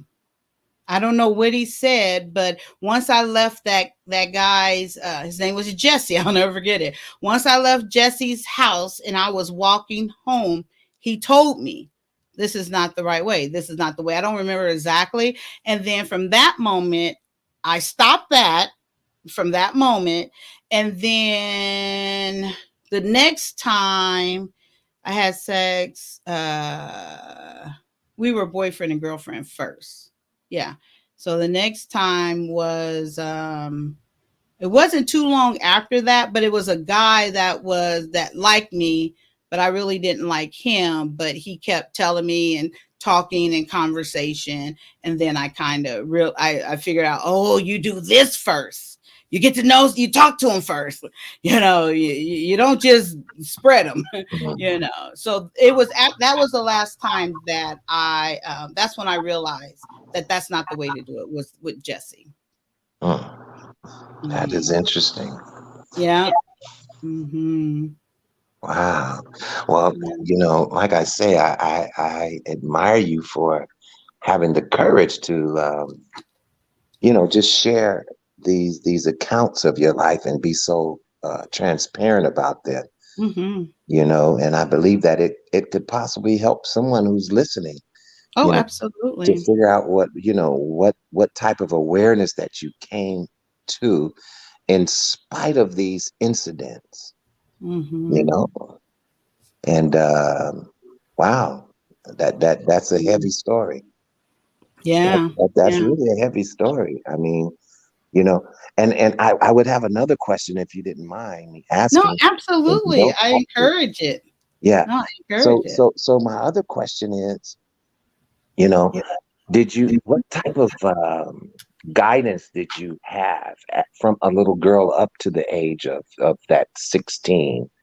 You know, were you taught anything? Were you spoken to? Because I know when I was younger, and I'm 60, back in the day, parents didn't talk to you about sexual things. Mm-mm. And a lot of these younger people will say, well, wow, it seemed like your parents should have taught you. But back then, and I don't believe you're as old as I am, I'm right up there with you. but you do understand, just like I do. It was not something that parents talked to their child about. Do you know what I'm saying? I can remember Hmm. when my mom, how old was I? I was a young teenager, just uh, and she was going through trying to clean up my room because a lot of these teenagers don't like to do stuff. So and back in the day, my mom, she was going through my room and she found some condoms in my drawer. Hmm. And her answer to that, I'm 60 now, you all. So I want you to understand this is back in the day. Right. Her answer to that was, I know you're not doing this. And I was like, no, mom, I'm not doing anything. And that was Hmm. the end of the conversation. Hmm. Now, come on. If I found condoms in my son's room Right. Right. in 2022 Hmm. and he's 16, I would say, well, son, okay, I understand, so blah, blah, blah, this, that, and the other. And let's talk about it. Let's have a conversation. But back then, we didn't have that type of conversation. And when So things true. happened to us, we were not apt to go to our parents or an elder or whoever. We held on to those things and we kept them. So wow. But like you were saying, no, like I share all the time, I never had 1 ounce of guidance, not throughout Wow. for until my mom put me out when I was 18. My mom put me out. And I'm telling you, when I say life is, was, always has been my teacher. And my Holy Spirit has always been my guide, always has been my Mm, comforter, has been there with me every step of the way, and has shown himself every step of the way. wow. 100%. Even to up until my mom put me out, like I said, I didn't even know I was great. I didn't know what Mm, sex was at all. I had no clue. I had no clue. I had none. I didn't even know that that's what that, even outside of grape, I didn't even know at the time that that was even sex. I didn't know that that's what that was at all. and Yep. you said that this happened during the time when you were around 16, huh? No. Grape happened when I was 13. Okay, I was barely 13. So 13. yeah, that Mhm. that that's the part I wanted to make sure I understood. Yeah. Yeah, so that was basically, you were violated. You That's a molestation. I don't know. Can you say that on YouTube? No, I don't know, but That I was a was, Imma that was say it, I was I would raped. That's say the that was a violation. Well, you can't say the R word. So don't yes. say the R word too many times. Well, yeah, I know, Say yeah. violated. Say Well, I violated. said great. That's why I was saying great. But yeah, yeah. Yeah. I just wanted to say it that time. Wanted to make sure I was being clear. Okay. I want to make sure Yeah. I was being very clear. Yeah. But Wow. you know what? I need a The favor. reason why I got on here, Kaya, is Hmm. because I went on the channel and I was listening to you and listening to your topic and I heard you pouring out the way you were. And I didn't want you to do that and feel like you were by yourself doing it. So Mm. that's why I wanted to kind of I'm sit coming right beside now. you. I'm tired. Wait a minute. Um, okay. Okay, go ahead. No, that's why I kind of wanted to sit beside you vocally or however and Yeah. just show my support because that's such a hard uh, story to tell, Hmm. and I haven't really told mine yet. I've given snippets here and there, Hmm. and I have a story for the men because Hmm. there's a lot of things that men have gone through, Right. You see what I'm saying? That, you just can't talk about, you know? And, Not until you're ready. and my thing is, well, it doesn't depend on whether you're ready or not, but well, in regards to what I'm saying, in regards to this space that we're in right now, this YouTube space, and I feel like this is a good space to share some of these things that have happened to us and how we have overcome them, because Right. it's very, very beneficial to some of those who are going through it right now. You see what I'm Mhm. saying? And Right. it gives them a hope as to see, look, I endured this and I was able to move on Mm-hmm. and be productive in it. Because a lot of people suffer and struggle with the fact that they've gone through these detrimental things, Right. and they're not even here anymore. They deleted themselves Mm-hmm. because Mm-hmm. they could not cope with the fact of what it was that they went through, Right. you know? And there is a coping that you do have to have in order to keep going. And if you could Right. talk about that part, because being violated, like you were talking about, it's not a minor thing. You carried that thing. You know, when were you able to let it go and move on? And I not so much let it go, because I'm gonna be honest with you. I don't know if I really let go of the fact that things have happened to me in my youth. You see what I'm saying? But it I never but I've mm, accepted that those things have happened. And because of that acceptance, I'm able to move on. it never had a hold of me. Never. Okay, good. Never had a hold of me at all. From since I can remember walking down those stairs and running into my cousins, that it never had a hold on me. But can I ask a favor, please? And of the chat, I really got to go make these kids this burrito. They don't know how to put it together.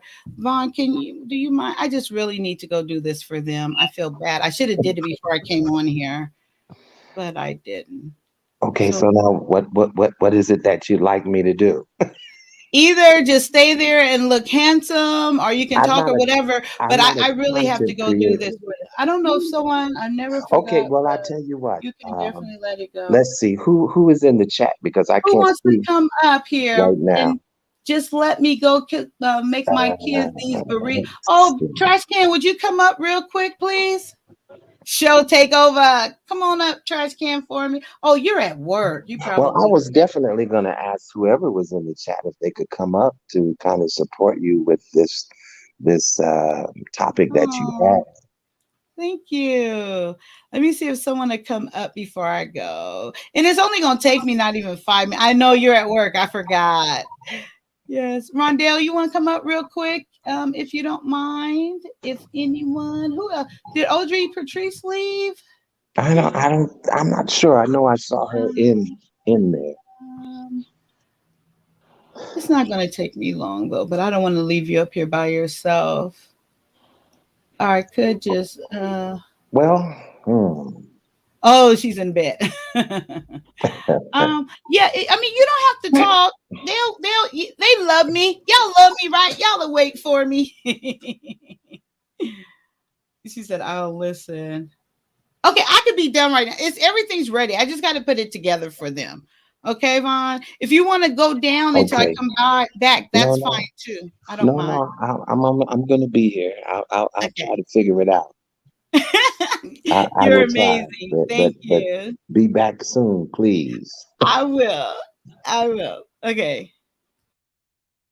Okay. So anyway, um, I guess that I'm going to sit here and try to hold this channel up until she gets back. Wow, never done this before. But anyway, based on the topic that she was speaking about, it's a lot. It's a lot, guys. I'm going to tell you, and I'm going to be honest about that. It's a lot. I've gone through personal things myself. Um, I've gone through a lot of personal things myself as well, coming up in my youth, and I'm pretty sure some of you know my story, as a young boy, at probably the age of 6 or 7, I was violated by a man. And I remember those accounts, and sometimes people say, well, you can't remember things when you're that young, but no, you can. you know, those are things that, hold on just a second. Those are things that are trapped in your mind, you know. And so I know exactly what it's like to go through a situation of being violated. So I've never ran a show before, and I've never had to talk this long. But I'm just interested. I will ask you all in the chat. Um, have any of you gone through anything that you felt that was life changing? And I see trash can waves. Yeah, life changes you. Yeah, life changes you. It definitely does.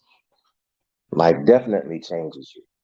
Now, I can't believe that she put me in charge of her show. What am I doing? I am not a content creator, but nevertheless, I'm out here. So, um, very, very serious topic that we are talking about. Um, you know, going through some things when you are at an age where you really don't know what actually happened to you until you mature a little further than that. And I'm just trying to figure out what. I wish someone else could come up here and help me with this conversation because I'm not a content creator.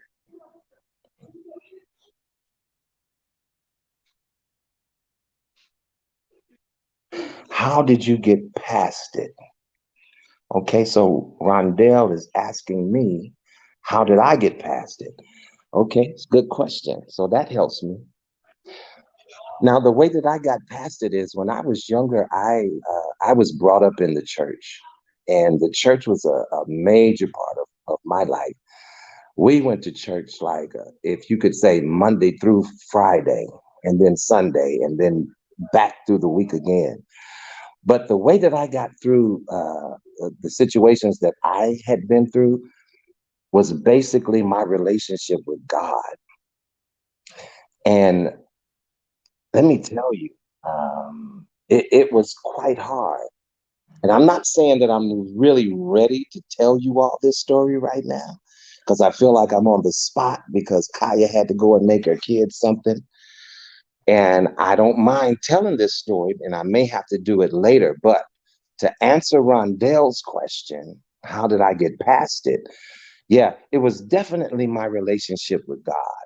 And I would have to say that it was definitely my personal relationship with God. Okay, she also says, what gave you strength to become the man that you are today? Wow, good question. Okay, so let me answer that. Um, I grew up without a father, and I didn't really have those type of images in my life. I was raised by my single parent, my mother, and she did the best that she could, and the best thing that she could have ever done for me was to introduce me to who God is. And she did do that, you know. And so that kind of helped me, that that helped me kind of stay focused later on in life. And so that just said, what made, Rondell says, what made you know God is real? Wow, that's another good question. What made me know God is real? Wow.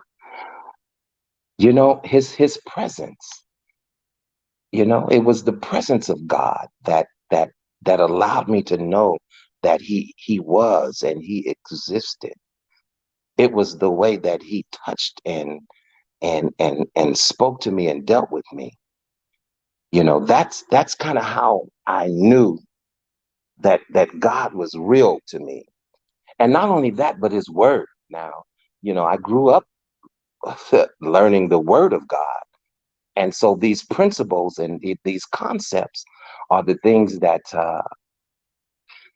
help me understand if I was doing something right and if I was doing something wrong. And so that would be the answer to that question. Okay, so I guess I'm on the spot right now. But that's okay. But anyway, this is a different experience. Now let's see. Uh, don't reveal too much about your story now. However, it would be very much appropriate to promote your upcoming movie and Saturday something Big Bad Bull is saying. Okay, I hear you. Okay, and Rondell says trash can. Ask a question. Oh, okay. I know trash can waves. Listen, let me give a shout out while she's doing all that to trash can waves. This brother makes me laugh uncontrollably at times, and you got to give him his props. And Big Bad Bull, man, what can I say about you? You, my brother, you do a lot in the chat area. I haven't heard your voice, but at the same time, I appreciate your opinion many times because it's like you go against the grain. And even though you're going against the grain, what you're saying has some gut and truth to it. So, I truly appreciate you, Big Bad Bull. Just want to say that. 2 Cents Uncensored. Are you afraid of the new generations? No, I'm not afraid of the new generations. I'm about 60 years old, so I can't be. What would I be afraid of them? The only thing I'm afraid for them. If I could say that, I'm afraid for them. Because a lot of this knowledge and wisdom that some of us older people know and have, they're not privy to, and they won't accept some of those jewels.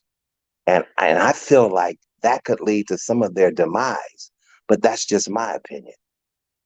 Okay. Now, 2 Cents Uncensored says, or maybe I should say concerned. Okay.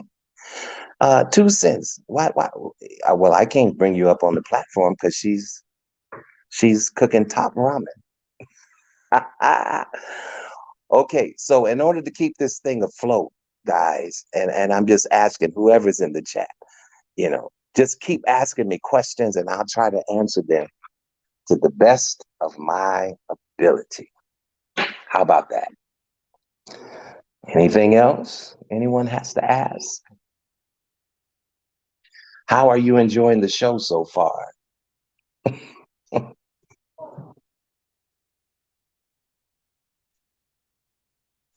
Do you sing? Rondell says. Yes, I do sing. I do a little bit of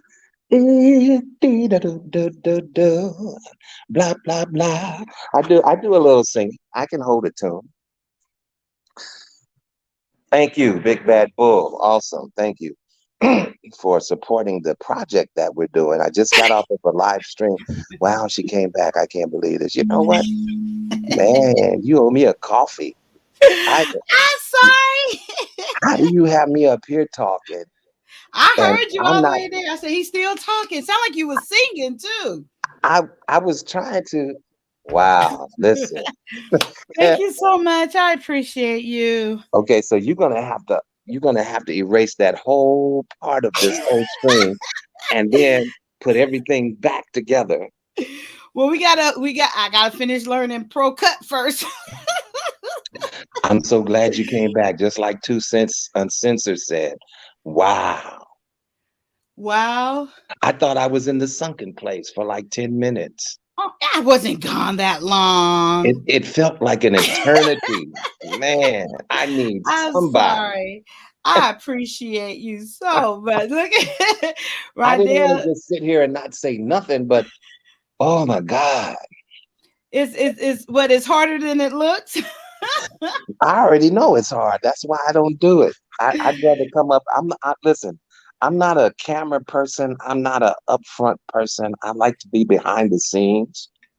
She I says don't you're mind so sharing glad my I came opinion, back. but man, Yeah, I'm sorry. Well, I appreciate you for and whatever it nobody, was well, meant for you to be up here. you know what? I was asking people to come up, but then I had to realize that, well, they can't come up if you don't bring them up. Wow, Lord. Exactly. Exactly. It's so Well, you true. know what? You gave me just a little bit of a A taste of it. man. You gave me a taste of it. I don't even know if I could do that, but man, Right. wow. And look, But I everybody's laughing in the chat. I know they're cracking up, but well, whatever. what was you singing? No, I wasn't singing anything. I was just, somebody said, "Well, don't do you sing?" And I was like, "Yeah, and I just did a little scat or something like that. I didn't really actually sing. What scoop doopy doopy doo da da dee da da da like that? Is that Oh, scatty? oh, you know about that, huh? Okay. Come on now, Vaughn. I'm definitely a I'll be jazz. 54 this Okay, year. so yeah, I'm definitely a Yes. jazz connoisseur. I'm definitely a Mhm. jazz connoisseur. I didn't, I went to, I can do jazz for a little while. Now, I can do it longer if someone is helping me understand. You know what I mean? And talking me like they what they're getting out of it or their perception. Help me see it or hear it through their ears. I love that. And I think it's especially if someone's like really into jazz, if you're really into it, you like talking about it. And I had this guy that I knew once, he was really into jazz. And I would love to hear it through him describing to me what he's hearing and what he's feeling and what he's get whatever it was. It was very, and me and him, we weren't a couple or anything, we were just friends. And it was an amazing experience. So I would love to, like, someone really loved jazz. I'm like, let me hear it through you. So yeah, as far as musically, I grew up in the gospel era, singing a lot of gospel music and some R&B, you know, and then I got off into jazz, which is like it's like math, you know, and I was so intrigued by that. So, I'm kind of eclectic when it comes to music. I like all kind of Yeah. things, it's all kind of things. But yeah, I'm so glad you're back, Kaya. Please don't Yeah, ever do that to me again. I I mean, won't. I I felt promise. so off. I Listen, I came up here to make you feel comfortable, and and I then you made just you left me uncomfortable. hanging. You left me hanging. Yeah, I I'm am not Sir sorry. Hill Speaks. Now, Sir Hill Speaks is good at this. Yes, he is really good. Yes, yes. Well, I But was going to continue on. no, listen, I am a conversationalist, and I pride myself on that because I love to have a good conversation. I'm just Yes. not good at having one by myself. Oh, I can do that. Yeah, like you content creators do. It could Yes. be one person in the chat and it's just you and you're talking and I cannot do that. Now, if someone could have got up on here with me, you should have left Right. me with someone. Why you leave me alone like It that? wouldn't come up. I don't, it's not, it's probably not like the Ron best Dale. topic. And I'm it's I'm still gonna a talk little about Ron early. Dale. She could have came up. She was on here when you I know. asked. I know she could have. That was just her little excuse. We're gonna let it slide. Talking about she's in bed. She Ron didn't Dale, have you to. left me She didn't hanging. have to cam up, But I'm gonna let it slide. She's always here for me, so I don't want her to feel guilty. But she should. She shouldn't have left you up here by yourself, though, Vaughn. I'm Well, on she your could, side but with she that. couldn't do nothing about it because you already went to make sandwiches or whatever it was you were Yeah, doing. burritos. I mean, chicken burritos. Oh, okay, that's still a sandwich. Yeah, Yeah, but she could have came up here before I left, so we can ah, hold that over her head real. a little while. That's all right. That's all right. Well, I, Yes. I will have to listen to the playback because I know I'm gonna cringe listening to that one. But I'm it's sure you all did it's all, good. it's all good though. I tried, so That's all that matters. maybe the See? next time I try it'll be better. So hey, Amen. maybe it was a Never reason why know. put on the spot like that. Right. Yeah. But back to you, Yes, Juss I Kyia. was gonna give you my next one. Yeah, come on with it now. All right, you gonna stay up here with me? Well, I got up here with you because, your story was so heartfelt that I didn't want to leave you alone. I was making a gesture. And Amen. what did you do? You ran off to make I sandwiches. know.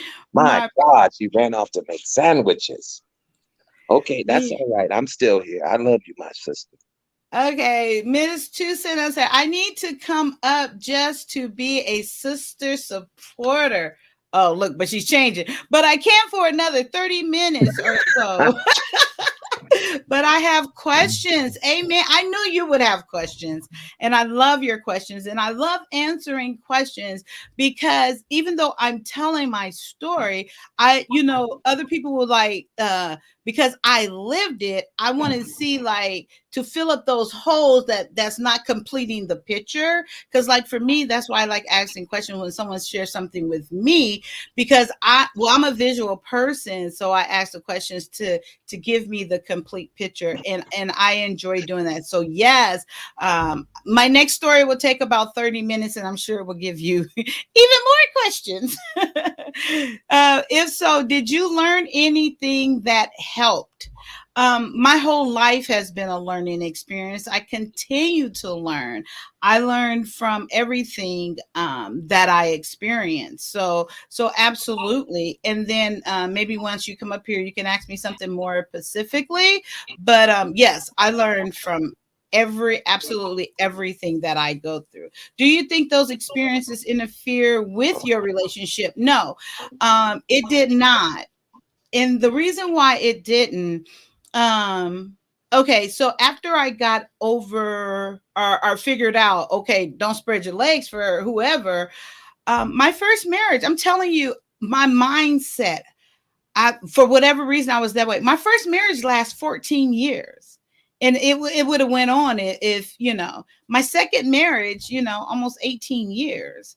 So I'm good at relationships. I'm just not good at picking. Well, my first husband was an amazing pick. I really lucked up and truly I love that marriage and that man, but he had some issues. And so but no, I don't think it interfered at all. I'm amazing.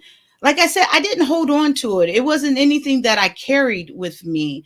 If anything, the Lord was carrying it because I sure wasn't. It wasn't a hindrance in me. It wasn't something that I thought about continual, but it was when in my first marriage, when I knew why I wasn't getting pregnant, it hurt.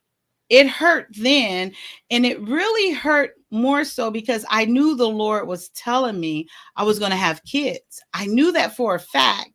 And it hurt when it came to a point to where I was questioning almost for the first time what God was telling me.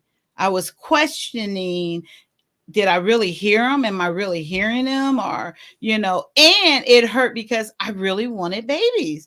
I wanted my family. I wanted kids with my husband, and he desperately wanted kids. He was from a two-parent household. And then his mother was like, well, what's wrong with you? Why aren't you, and his dad was a heaven sent. He was very understanding, and he was that type of father and father-in-law to where um even though he wouldn't talk the Christian talk or anything like that, but he let it know that divorce wasn't an option, whether you had kids or not. So he was supportive that way, where my mother-in-law, which I never felt comfortable with her, it was like, you need to make this happen, whatever you got to do. So that was, probably one of my saddest moments in my life. Actually, that was the saddest moments of my life. But yeah, it didn't interfere in the sense of that. But because of that, that's why I was barren for those years. And yeah. Facts. Good explanation. Thank you. Okay, so my mother. So I'm gonna share the story why I got put out at 18. And I was barely 18 when I got put out. Did you ever get therapy? Nope, never had therapy. My Lord and Savior, Jesus Christ, was always there with me. I didn't even need therapy. I don't need therapy. I never had a problem with it. If so, do you mind sharing what was its benefit? I never had therapy. Never. It was never even an option. Even I mean, to this day, and I would say there's nothing wrong with therapy if you need it, but I didn't need it, don't need it, and yeah, like I said, I've never carried it. I've always known that I everything that happens in my life is for a purpose, and I know that Christ, God, allows these things to happen. Um, because he's not going to allow anything to happen that I can't handle. And not to say just because you can handle it doesn't mean you don't need therapy for some people, but that's just not me. I just never needed it. And yeah, and I will share this with you. So after all of that with Kevin Samuel said, "Oh, you need therapy," and blah blah blah blah. And then on Anton's show one day, Kay was telling Anton about him sharing a story about when he was 13 and or 9 actually, and having sex or whatever, saying he need therapy. So I said, "Okay." I said, "Lord, I'm just so I can say." So I promise you. So maybe 2 months ago, I signed up for a therapy session, and I didn't tell her any of this thing that people tell me you need therapy or blah blah blah. So I just went in and just went in and tell her I'm here and talked to her, and I was sharing, and we was having a conversation, and I was being Kaya, and she answering her questions and stuff. And then she said, "So why are you here?" I said, "Well," and then I shared the story with her, what I just shared with you guys. And she said, "Well, you still could benefit, and if you want to continue, I'm more than happy." And she said, "You're the one," she went on to say, "You're the one who leads the therapy. You're the one who, I follow your direction. What you present, that's, it's not a structure. It's not something I come and you're going to do this, this, and this." And, she went on to say these things, and we laughed and had a great conversation. And I said, "Well, I want to have one more just to make sure, so I can say that, I'm not just like giving excuses," which I knew I wasn't. And I really I promise you guys, I just did it so I can say it at a time like this, that I did it. And I went to the second one, and we were just talking like girlfriends. And I was just, and then she went on to ask me some questions and asked me about feelings. And I was like, "I'm good. I really am, and I'm amazing. And the Lord is amazing. I give him all the credit." So I did twice. And I told her, I said, "Well, I'm good. Thank you." And that was that. And I only did it just so I can say it right now. That's how petty I am. I'm so petty. It is the truth. That's exactly why I went. But anyway, let's see. Was there any other questions from you, Miss Two Cents? Okay, that's that. Oh, Trash Can, what did he say? I understand better where you were coming from when you talked about the pregnancy of your daughter. Oh, what the pregnancy when what part of it? When I thought I was losing the child, when I had the amniocentesis and they told me, are you talking about that story when they told me she has trisomy 13 and tried to get me to get an abortion? Yes, I would. Even if that wouldn't happen, I would never get an abortion. The Lord put the baby there. The Lord has to take it there. There's no way for me that I could ever get an abortion. I couldn't. I personally, I view it as death. I view it as murder. That's just me, though, and I do not judge anyone else. You make the decision for yourself, and you will never get no judgment out of me. But for me, no, I can never do that. But yes, they tried for almost 4 months. They tried to get me to abort my daughter, and I say, "Nope, won't happen. Sorry, it has to be him." And I think that's the story you're talking about, Trash Can. And I Wow. will share more about that later. Yeah, yeah, they and I stand so firm on my faith. And then when I don't know if you heard that story, Bob, but when she was born, they were amazed. They wanted to follow her and do studies. I said, "No, you will not. I'm Mm, sorry, that is not in my heart, and you will not be studying my child." And they couldn't believe it. And then even if you draw her blood right now, it would show up that she has trisomy 13, but mhm, there's no manifestation of it. There's no evidence of it, like physically or mentally. So they are quite amazed at that, even to this day. But no, I was not going to allow her. And then after that had happened, I looked up a study. It was a small study because it's very rare that that diagnosis comes about. But it was about 56 women, and they went through the same process of them saying this is your diagnosis, and it was majority. A good, I want to say 70 to 80% did abort, and 60% were misdiagnosed and they had aborted the kid. Because anytime you do an abortion, a legal abortion, they have to do an autopsy. And over 60%, and I want to say maybe 70 or almost 70, the child was normal. So, yeah, I can't even imagine what those parents went through, especially if they were trying to have a child. So, yeah, science is not, always the answer, but that was just my stance.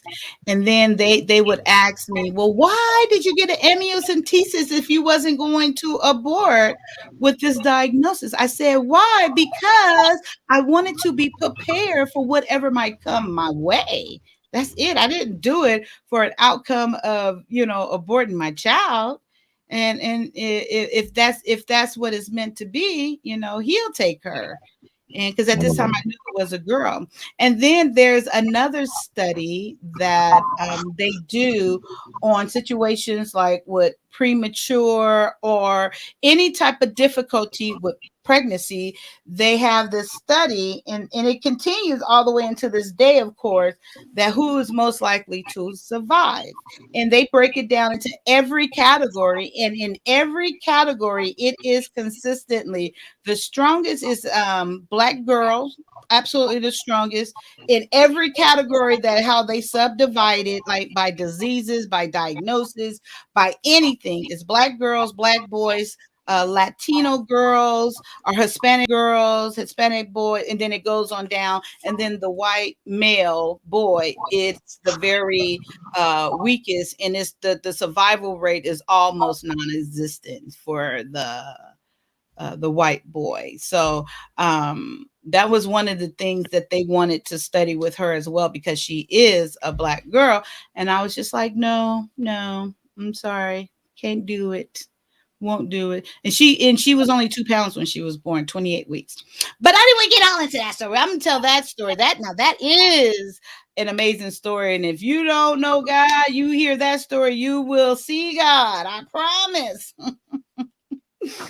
But I wow. yeah, I do want to share at 18 why I got put out why my mom put me out her house.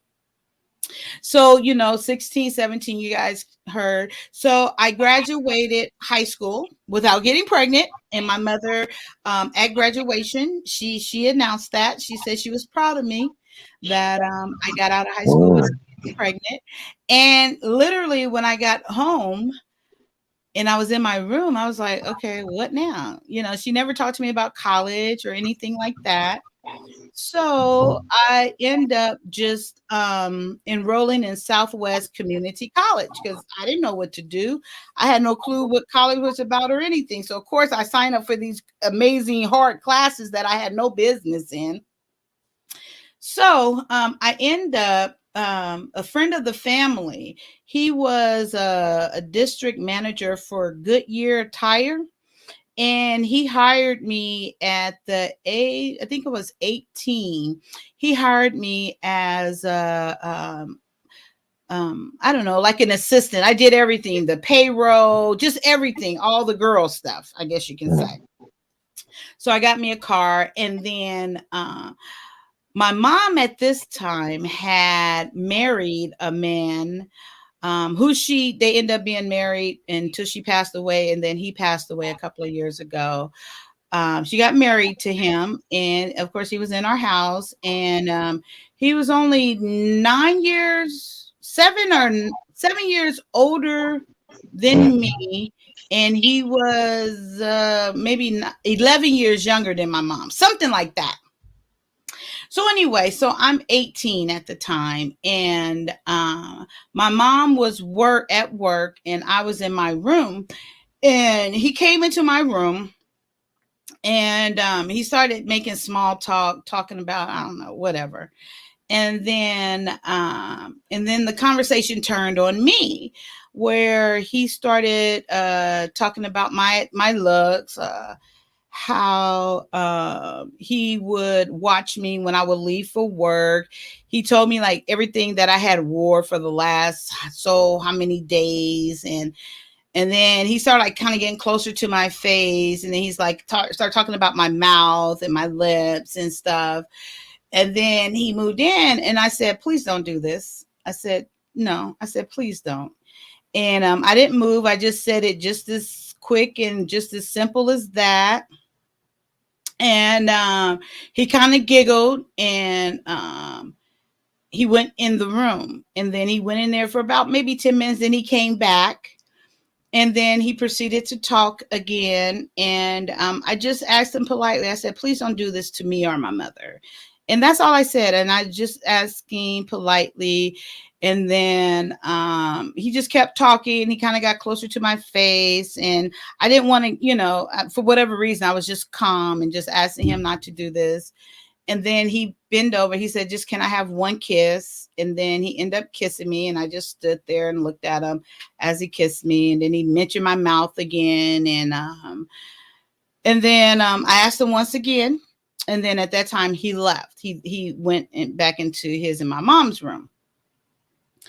So it so happened this day, my mom didn't come home in the best of mood anyway.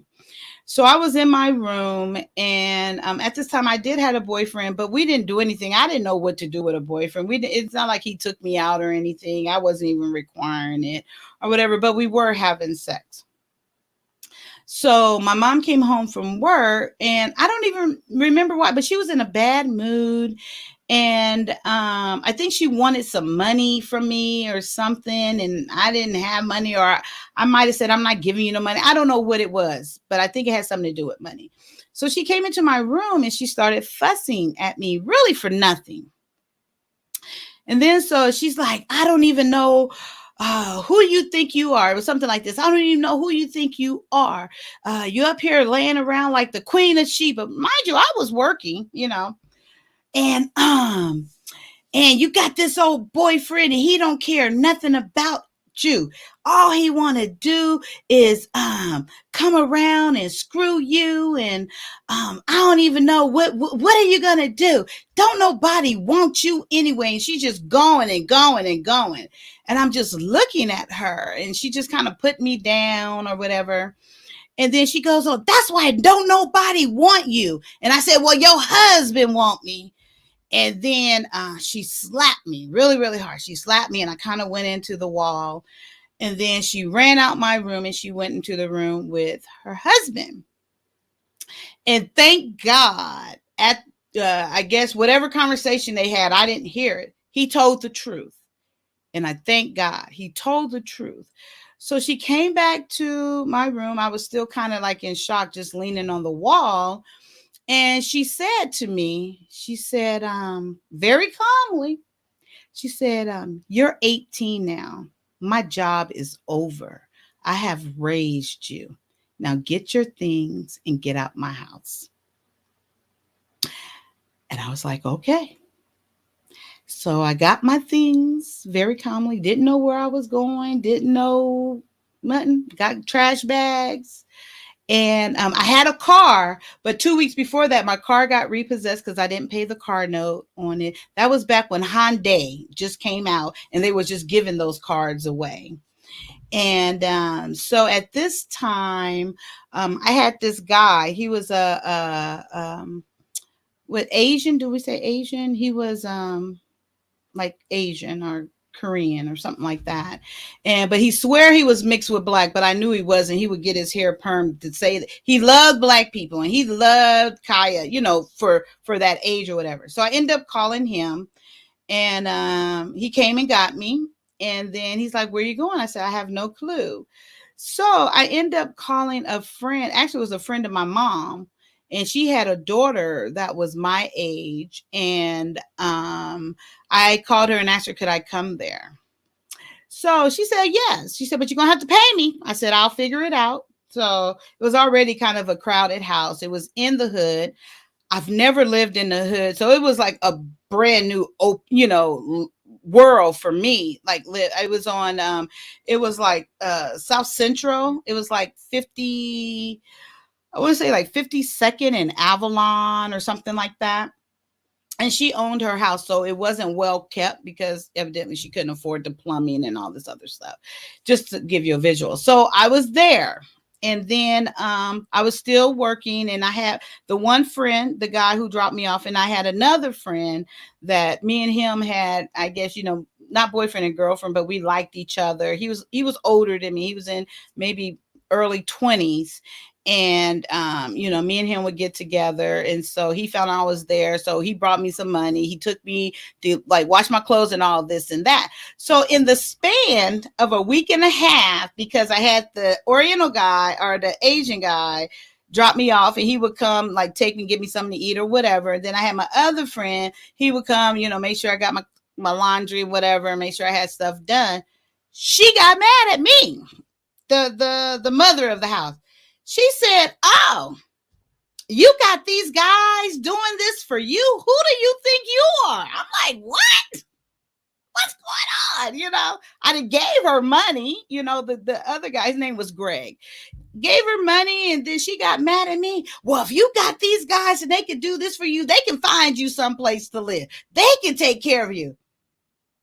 I was so confused. And so she said, "Just get out my house."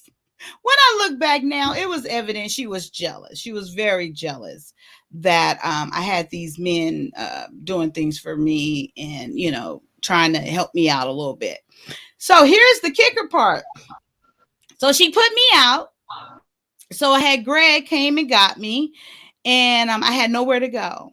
And so I called my grandmother and I said, "Mama, I need to come there."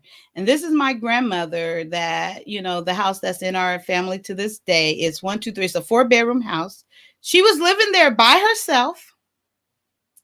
And I said, "Mama, I need to come there. I have nowhere to go." And she's like, "What you need to come here for?" And I said, "I have nowhere to go. I need to come there." And she's like, "Well, I don't know. I don't know. Like, what you gonna do for me? What can you do for me?" Something like that, she said. And I was like, "Well, I don't have nothing right now." I said, "I just gave Inez my money." And I said, "Mama, I don't even care. I'll just stay in the garage."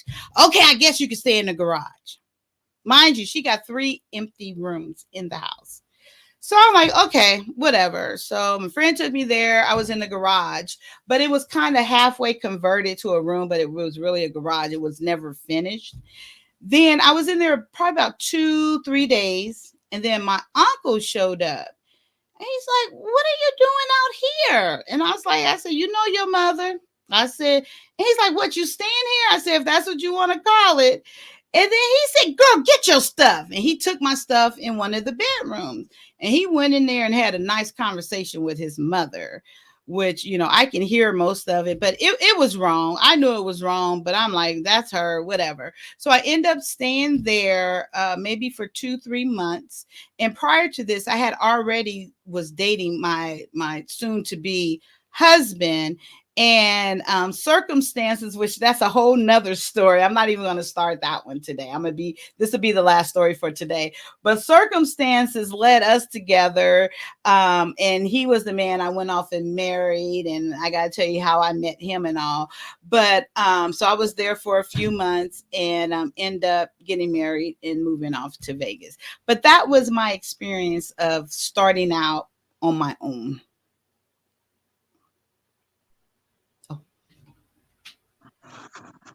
Well, okay. Well, okay.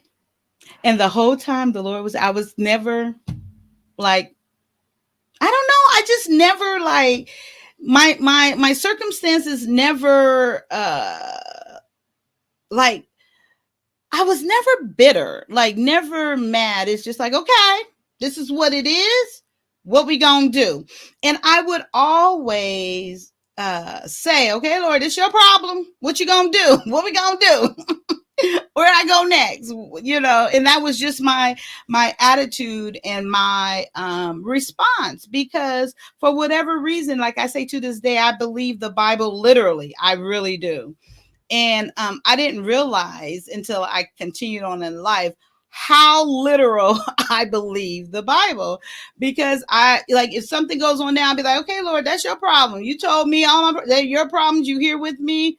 I don't know what to do. So what you gonna do? You know, and I make a little joke of it or whatever. But that's always been my outlook. That for one, I always knew it was gonna work out. I always knew it was gonna work out. I never had no doubt, even when it got to the point to where it looks like nothing could get me out of this, and with the things that to come along the line that I will share, that you it like I'm going to say a weak person would not have lived through what I've lived through. And even when they look like no way, I always knew that there was a way, and I always knew it would be even better than whatever I was in at the moment. And it always got better. It always got better. It always got better, you know, always. And better, not better meaning like financially, even though it was, not better meaning I've always lived comfortable, even though I did, but it just got better in me being a person, becoming a woman, and discovering and learning from life lessons and just growing. It's just such an amazing experience. And I love every moment of my life that I have experienced. I absolutely love, and I wouldn't change anything about what I've been through in my journey through life.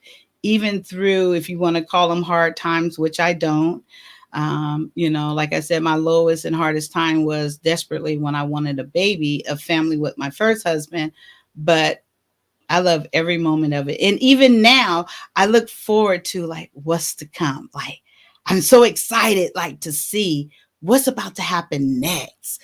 What is this adventure? What is the next amazing experience that I'm going to have? And I live in the moment. I live in the moment, every moment, and I embrace it and I receive it. That's how I can remember certain details. And then it could be something that happened at that time, and I don't even remember the event at all, because it had no real purpose for me, you know, at that time. Because there's things like even now, things that happen, I'll be like, what, that happened? Like, but I'm present in what is relevant, I guess, for me and for my growth and my experience and my relationship with him. So I can keep going. I can keep going, but I'm gonna take a break right there, Vaughn. Any questions? I really can keep Well, going, especially you when I start listen. talking about my love of Christ. Oh, my Wow, God. listen, you did way better than I did for the 100 hours that you left me hanging out there when you went to make some top ramen. Oh, I'm still A devastated hundred by hours to make top ramen. Amen. well, what I I will think never you do made it again. sandwiches, burritos, whatever it was. But man, I'm sitting I out here in the will never dark. do it. I said, now she got me sitting out here in the dark waiting for an Uber. What's going on? Oh, have Thank mercy. you. Yes, yes, But you know I Lord. love you, Kaya. Come on. You know I Oh, I love love you too. I I really do. appreciate you sharing your stories and Absolutely. you know, I listen to everything that you say and you're so sincere about all of the things that you share with us, you know, Absolutely. and we bounce off of that. So, you know, it's relatable. It's stuff that we've all gone Mhm. through, you know, and I just keep like it. what he says here. Oh, I did wonder you? what did Two Cent say? Let's Well, you see. know what? Can you go back to read Yeah. what Big Bad Bull said a while back? You know, Okay, he let me go really back shared up. he I he, he probably really shared some.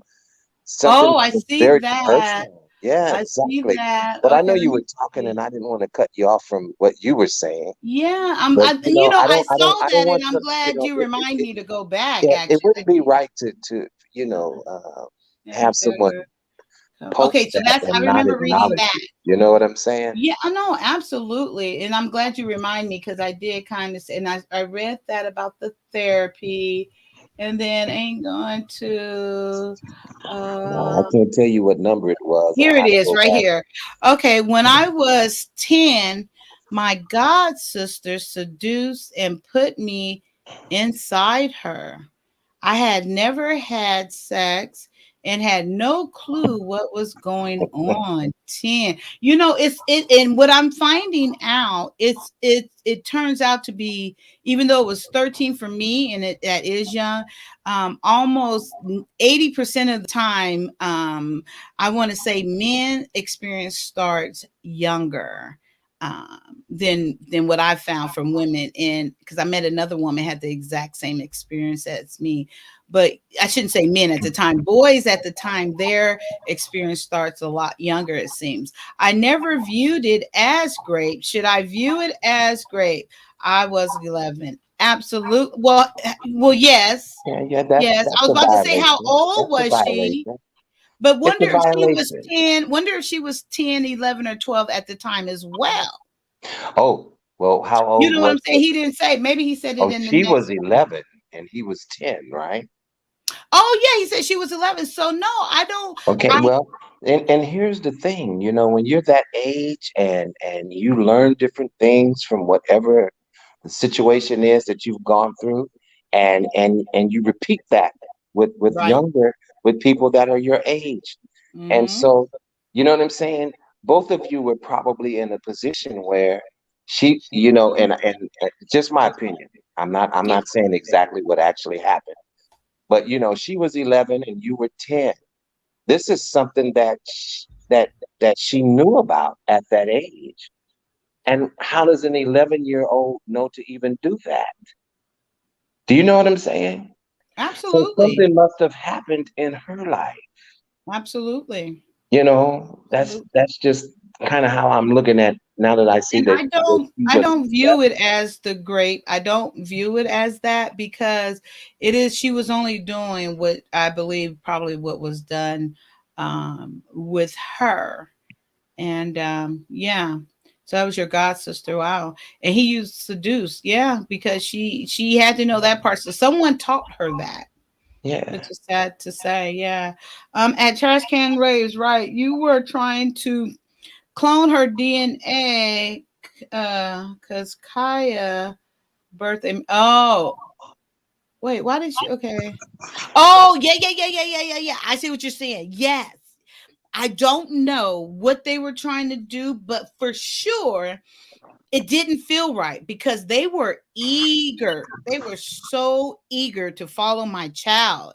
And I mean, they came back twice. I want to say three times, but I'm not for sure if it was three times.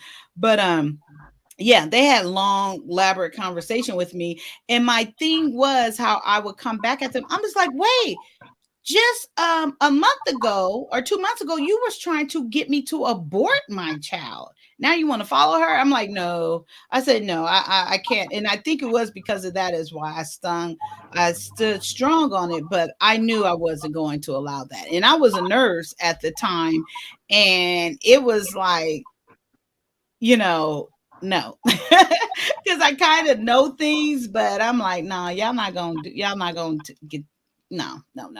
Yes, bless you because you were so young at Big Bad Bull. Absolutely. And then he goes on when I was 10. That's his, oh, did he write it twice? Oh yeah, it looked like it just repeated or something. Well, like I said, she's 11 and you're 10. So it's like she's acting out something that probably she experienced and she's acting it out with you. And can she be at fault at 11? No, And you're 10 is, I don't know, I don't think so. that's a tricky thing. 2 cents uncensored facts. I ain't let no one try to find bad news in my good news. Amen. For real. She was probably victimized previously. I think she's talking to Big Bad Bull. I say great when it's against your choice. That's a point. That's a Right. point. If it's against your But choice, but yeah, one thing you have to understand, and like I say, I will share in more detail my situations that I've gone through. But one thing you have to understand is when you are young, you don't know what's right and what's wrong. right. And you depend on an adult for that type of information. Don't touch the hot stove. You see what I'm saying? Be Yeah. careful. There's a hole there. You don't want to fall into it. So, when you're a kid, you have to trust the adults. But when the adults are tainted and they're doing incorrupt things with the kids, you see what I'm saying? Those Yeah. kids don't understand the difference between what's right and what's wrong. They don't know that they're being violated. I didn't know that at the time. Do you know what Mhm. I'm saying? I don't know if that Right. makes sense to you. I didn't know that I was being violated. Right. I'm going along with the adult. You see what I mean? Yeah, You absolutely. know, it was only till I got into junior high school and I heard someone refer to this and that as this and that as that. And I said, wow, wait a minute. What are they talking about? And so I had to research more. And I said, well, wait a minute. I've been a part of this because this has happened to me. Do you see what I'm saying? Yeah. Oh So you no, say I you don't want to be in that category. So how should I live my life?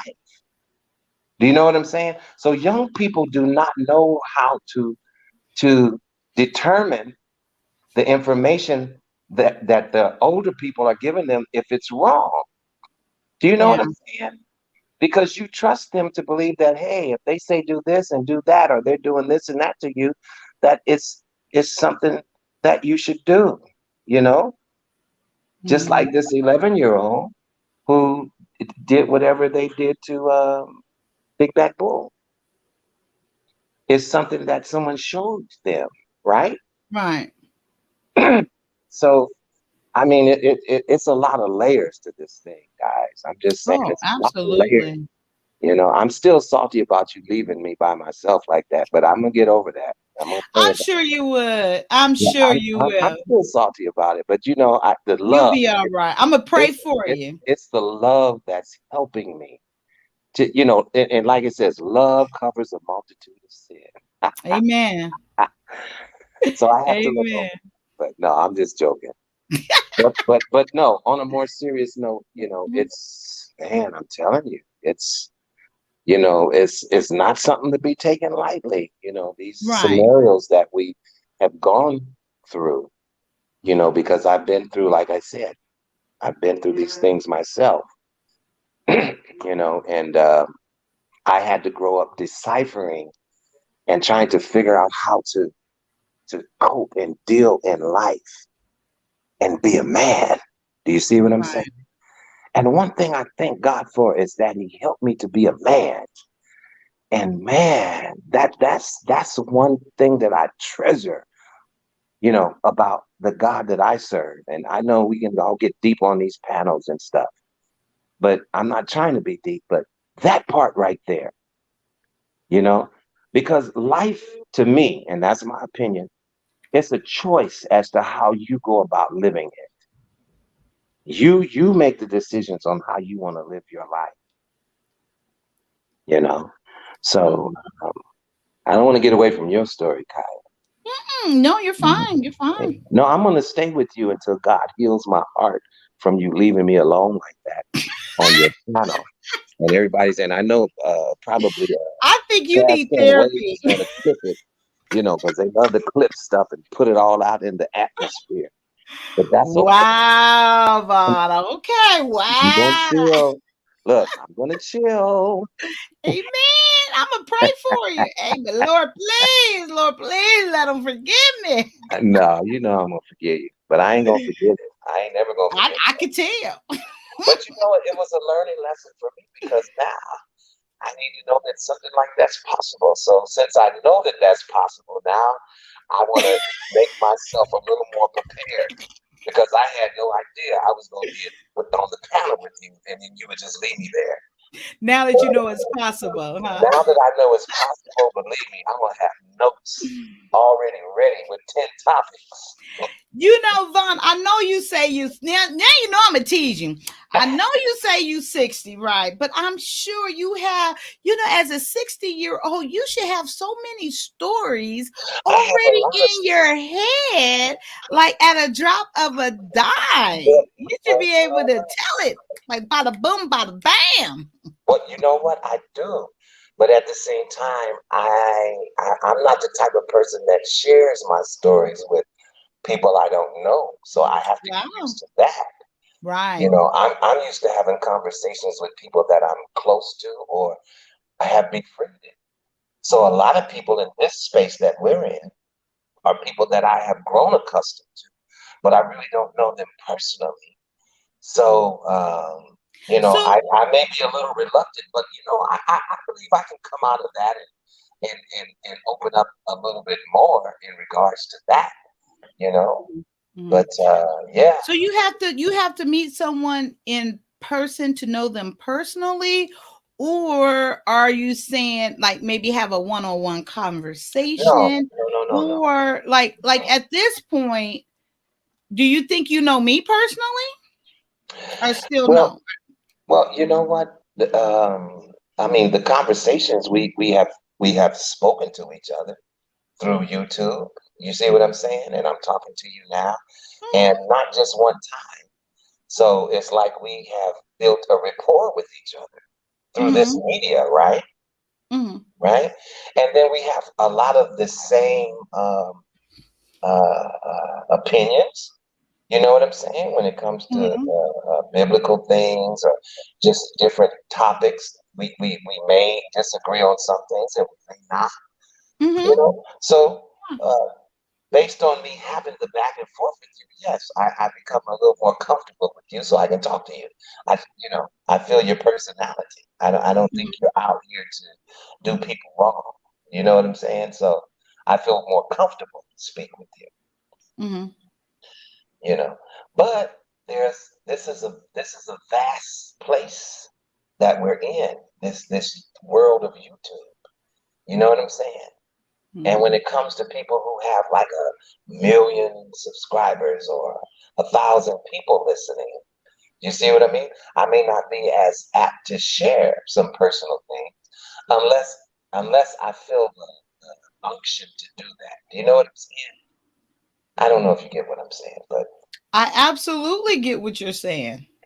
yeah. 100%. But on your platform, I don't mind sharing it because I know you're coming from a sincere place, or someone like Sir Hill Speaks, or there's a lot of people that I feel comfortable going back and forth with, speaking to Uncle Stu. There's a lot of Patrice had her own platform. You know, a lot of people, Miss B Finesse. People who promote positivity. Yeah, I love beefing And this. I that caught and her that live you know today. that's what I like. But if you keep up a bunch of shit, I'm sorry, if you keep up a bunch of stuff, then I don't know. I don't know if I feel comfortable with that, because I don't come. Me personally, I come in peace. Yeah, I come in peace. But I appreciate you, like I said, I appreciate you sharing. Uh, Absolutely. Let me answer this. So for 2 cents uncensored, she said, "I thought your mom would kill someone for trying to assault you. Did she divorce her husband? Get back with him?" Okay, so you got to realize I'm not a child anymore. I'm 18 when this happened with mm, her husband. And she knows that I'm having sex at this point. So it's no longer like a threat because I'm a grown woman, according to her. But no, her and that man, they stayed married until my mom passed away over almost 30 years. And my mom passed away like maybe 6 years ago. of pancreatic cancer very suddenly. Sorry to hear And that. then, yeah, thanks. And then her husband, um,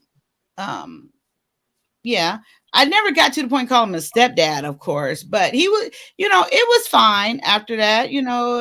All was forgiven. We were estranged for 10 years, but he just passed away maybe 2 years ago. He passed away, and was an amazing grandfather to my kids. My son took it really hard. Like he was amazing. He was heaven sent to my kids. Yeah. So no, they stayed married all the way into the end. They were together, and then so for Big Bad Bull, I guess, and agree, I was young, but I'm not sure it was great. If it wasn't anything, wait, if it wasn't anything, I was fighting to stop. You wasn't fighting to stop, I think is what he's saying. Kind of wondering if that's how Kaya had felt. Okay, wait. So what is it? If it wasn't anything, I was fighting to stop. Oh, you were fighting to stop? I'm not quite understanding, but I'll say this. In my opinion, and only have really the reference of what I've been through at the age of 13, which I think I found out later, or just assume he had to be anywhere from 19 to 21. I'm not sure. But I don't feel it was great because she's 11. I don't even think that's the age of accountability. And then for another thing, did she know what she was doing? I would render no, but I don't know. But I can say this, I can remember as a little girl, even maybe around that age, that your cousins, you kind of touch each other.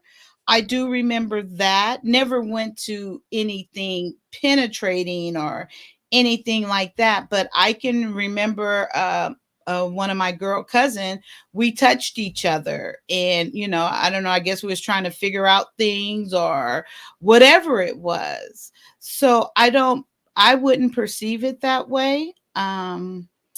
I even though it sounds like for sure she probably was violated, but I think she was just expressing maybe something she knew from someone else, and trying to, like, maybe she was like me, maybe she thought you were a boy, and I'm sure it probably was a relative, I would guess. She thought you were a boy, she's a girl, and maybe that was her way of trying to figure out, like, this is how we play, right? Because I'm sure they probably made a game out of it.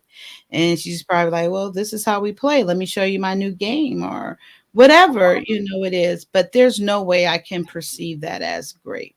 There's no way. She's not even at the age of accountability. So I was fighting to stop anything. So he was fighting to stop. And yeah. Well, So my well, question, when did she you think continue about to it, when force you, you? Wait. So my I'm question, sorry. if you could put in there, was, did she continue to force you after that? Now that might be a different story. Go ahead, Vaughn. Yeah.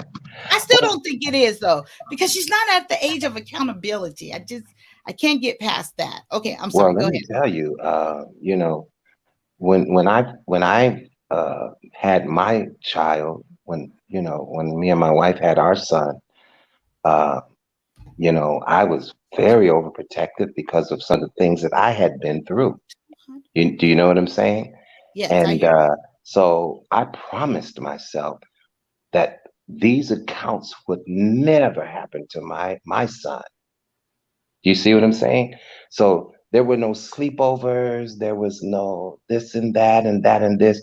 But at the same time, as he got older, I knew he had to interact with other kids, and stuff like that. So as a parent, you learn day to day how to be a parent. And so there was one instance where, and I know this spirit when I see it. Uh, there was one instance where, I think he was about maybe 6, 7, And they like to run around in the yard and play with the neighbors' kids. And sometimes you let the neighbors' kids come over, and there was this little girl he had, they had become good friends. And so she was in his room with him, and they were playing and stuff, and it kind of got quiet.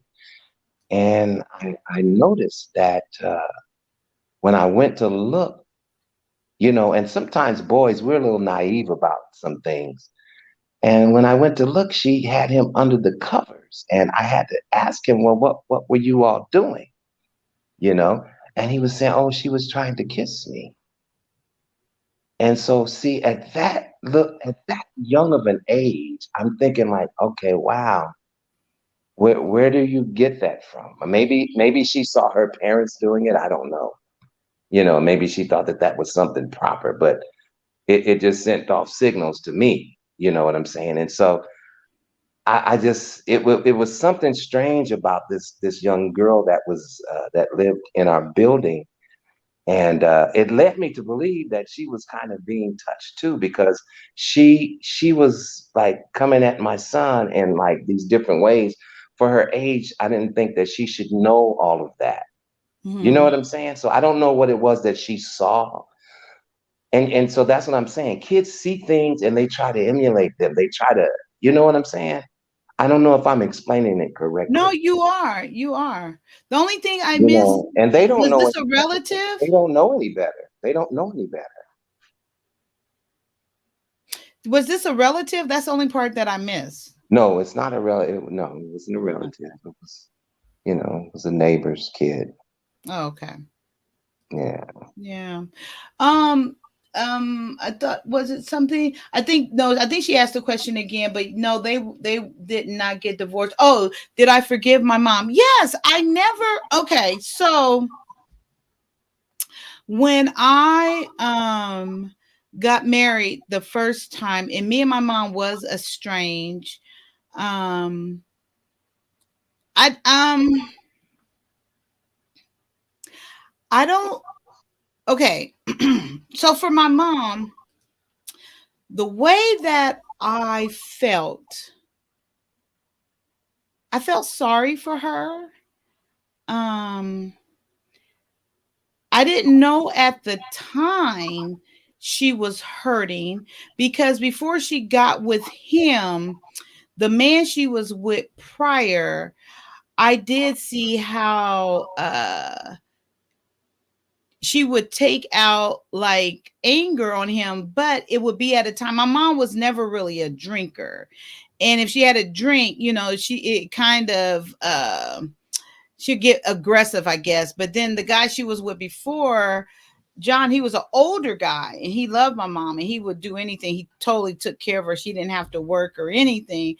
But she would explode and I would see it and I'd be like, gosh, that wasn't nothing. Why did she get so angry and explode over that? So, and then I kind of saw that with her with that. And then when this happened and she put me out, I really was at a point where I was feeling sorry for her. I didn't know at the time she was hurting. I didn't know what it was at the time, but I pitied her a little bit. Not a little bit, a lot. And I felt sorry for her. And I just knew that it wasn't that I wasn't trying not to be like her. I just was nothing like her. And she knew it. And she knew I was very different from her. And when we reunited, she shared things with me that she envied my personality and the way that I am. And then maybe a month or so go by, and she'll say like, "Oh, you're acting like you're better than me. Why do you act like you're better?" So that's when I started realizing that my mom was really hurt. But before, I did feel sorry for her. So it wasn't anything to forgive. But if it was, then yes, I did forgive her. But I didn't feel it was anything to forgive. It was her. And Yeah, and I would always just think it was her. And at first, I used to say, "Oh, you're so mean." I mean, I wouldn't say it to her because she was mean, and she'd cuss you out in a minute, But to other people, I said, "Oh," I would say, "Go ask my mom." They'd be like, "Nah, she mean." I'd be, like, "I know, right?" Something like that. But yeah, I felt sorry for her a little bit. Um, I didn't know she was unhappy, but I knew something was there. I wasn't using the word unhappy at the time, but I think I probably pitied her a little bit, and I was happy. I was really happy that my personality was nothing like hers. It never was nothing like her. It wasn't even something for Mm. me to even try to work at. That I was just very naturally me, very natural in me. Yes, Vaughn. You speaking of your mother, right? Yes. Oh, okay. Wow. Yeah, I hear you.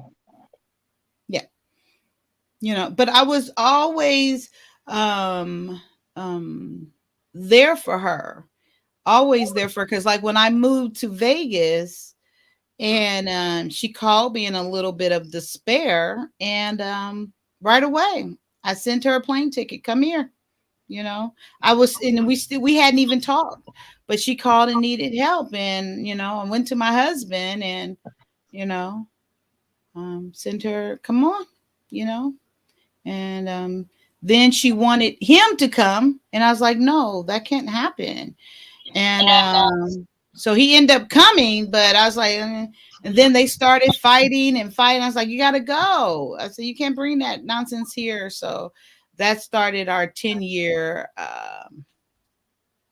being estranged from each other. So yeah, so if it was something to forgive, I did, but I was never in a place to where it was anything to forgive of her. Are you trying to, what Mm. is this? Are trying to take back some control in her life. Wait, I missed something. I think I missed much of the guys. Oh, she missed the story. I think it depends on the individual how they view it. Okay, I'm not sure what he's talking about there. And then it's what the truth in that person is and how they view it in the initialization. Wait, Internalize. internalization.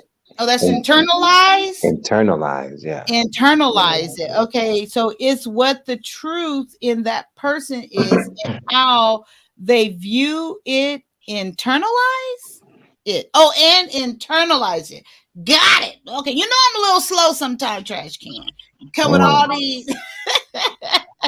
Okay, so I think he's still talking about Big Bad Bull with OG. I mean with 2 Cents. Big Bad Bill. Perhaps your god sister had already been groomed. Yes, that's what I'm thinking too. Well, yeah, Nobody try. that's what I was saying too, because there's a grooming that I don't want to get into all of that because I do want to share some things at a later date, but there is a grooming that goes on, and Right. this spirit grooms. It will groom you, Right. and Vaughn, don't kill me. it's I just gotta ugly. get water while you're talking real quick. I Oh my gosh, you're gonna leave me again. Okay, so I think I'm a little more prepared because I'm gonna talk about you the whole time that you go get water. Oh, I'm so running out of Kaya's gonna get water. water, Look, everybody. look, I'm going right now. Yeah, Not she's gonna even get I water. didn't even put my thing on. I'll be right Okay, back. I think I'm gonna be okay this time. Let me clear my throat. Okay, so ladies and gentlemen, Kaya has just stepped off the platform and she needs water. Her throat has become dry, very, very dry. Now, I don't know how long she plans to leave me up here again, but I will stay to support her, just as many of you in the chat are doing. So, I would like to ask questions to those of you that are in the chat. Um, how many of you are enjoying the conversation? If you're enjoying the conversation, put a one in the chat. Oh, she's back. Never mind. Don't put the one. Don't put the one. I found chocolate too. Wow. Okay, I did a little better that time, but you didn't leave me that long, so No, I'm I good. was running. I I'm went and good. checked on I'm the good. kids real quick, and I said, "Let me get back." Wow. Yes. Okay. So let's try. Oh, go ahead and finish saying what you were saying though. You were saying something when I cut you off to go get water. Who, me? What Yeah, was I you were saying? saying That you threw me at off? a later date that you said you will share at a later date, Oh no, and we then were talking about how grooming. this violation, this spirit that violates young people. You Yeah, know, it grooms. It does do that. You know, absolutely. it'll start out with a this and a that and a that and a this, and until it tries to talk you into whatever it is that it wants you to do. So, Mm-hmm. like I said, I don't want to get into that because that's a later conversation that I'm pretty sure somebody wants to interview me about. But yeah, I truly understand, what you were saying Oh, about your experience, and how you oh, felt that you were violated. yeah. I have You know what another I'm saying? story. Yeah, Yeah. and how you didn't even know that you were violated at the time. Actually, is that correct? Right? I did not know. No, I didn't know Wow. until I was You 26 and my mother told me, "Oh, exactly. that was great." I had no clue all the way up into that moment when she Yeah. said it. And then Mhm. I can remember thinking when she said that to me and she had left and I was kind of left with my thoughts and I do remember thinking to myself I was like how dare you thinking this to my mother and I was like how dare you, you knew something had happened and you said nothing to me, and how could you let Wow. me go through my life? These were the thoughts I was having, and I was Yeah. very disappointed in my mother. I didn't talk to her for a little bit, but she didn't know why. But I was very disappointed in her, even to have the audacity to even say that she knew. And she was being serious. And I look back then, and I do believe she did know because she knew her daughter, and she kept a very close eye on me. So I do Mm. believe she did know something, and You know, but I was. I Mm-hmm, had a similar situation in regards to my mother. mm-hmm, I was quite young when this happened to me, and I remembered the individual who it was. And after maybe couple of years passed, or some time had passed, and me and my mother were on the way inside a theater to go and watch a movie. She was taking me to the movie theater, and I saw the person, and she knew who the person was. And I said, "Mom," and I was a little kid at the time, and I said, I can't remember his name, but I said, "That's so and so." And I said, he was trying to play with me. Now, those were the words that I knew to say at that time. So I don't know how she took that, but right. she didn't interpret that as what I meant it to be. I said he tried to play with me, you know. And so as I got older, that thought of her just kind of shrugging that off, going into the movie theater. As I got older, I had to understand that maybe she didn't understand what I was actually saying to her. Because when I told her later at the age of 31, and these are things that I held on to the age of 31, actually, you know. And so when I spoke to her about it at that time, she said, "Wow, I had no idea." And she knew exactly who I was talking about because, during that time, she was a single mom and she had to go out and work, and she left me with the neighbor, to these sorry ass men. Uh, the wife went to work and he stayed home and took care of his daughter, and my mom would leave me there with him and his daughter while she went to work as well. You see what I'm saying? And so Mm-hmm. this is when this occurred, you know. More than So once? like you were saying how you felt that dismissiveness from your mother. Well, listen, I felt that from my mother, but I had to understand later that I think she when I actually spoke to her about it at the age of 31, again, because I never said nothing else until the age of 31, you know, and Right. she said, "Oh, wow, I'm glad that I didn't understand what you were saying because I would have killed that nigga." Mm. Do you see what I'm saying? So Mm-hmm. Right. yeah, it's something, but I do want to share my story because I feel like it will help some people, and I haven't gotten in depth with it. Not that it has to be graphic or anything like that, but it is one that the manosphere, should talk about. Because there's so many people in the manosphere, quote unquote, that have gone through these things, Right. and these things are not talked about in the manosphere. Right. So, that's what I would be interested. I agree with a lot of the talking points, you know, but this thing about being violated and how you have to grow up with that's a deep topic right there. And thank God that I could come out on this end of it. I have a Absolutely. beautiful wife that I've been married to going on 20 years. I have a Mm. son that is 16 years old. I love my wife, you know. But from a little boy growing up, it was a struggle. I was angry. So It it happened more than once? it happened, yes, it happened all together. I would say it happened to me 3 times. Mm. Yeah, 3 times.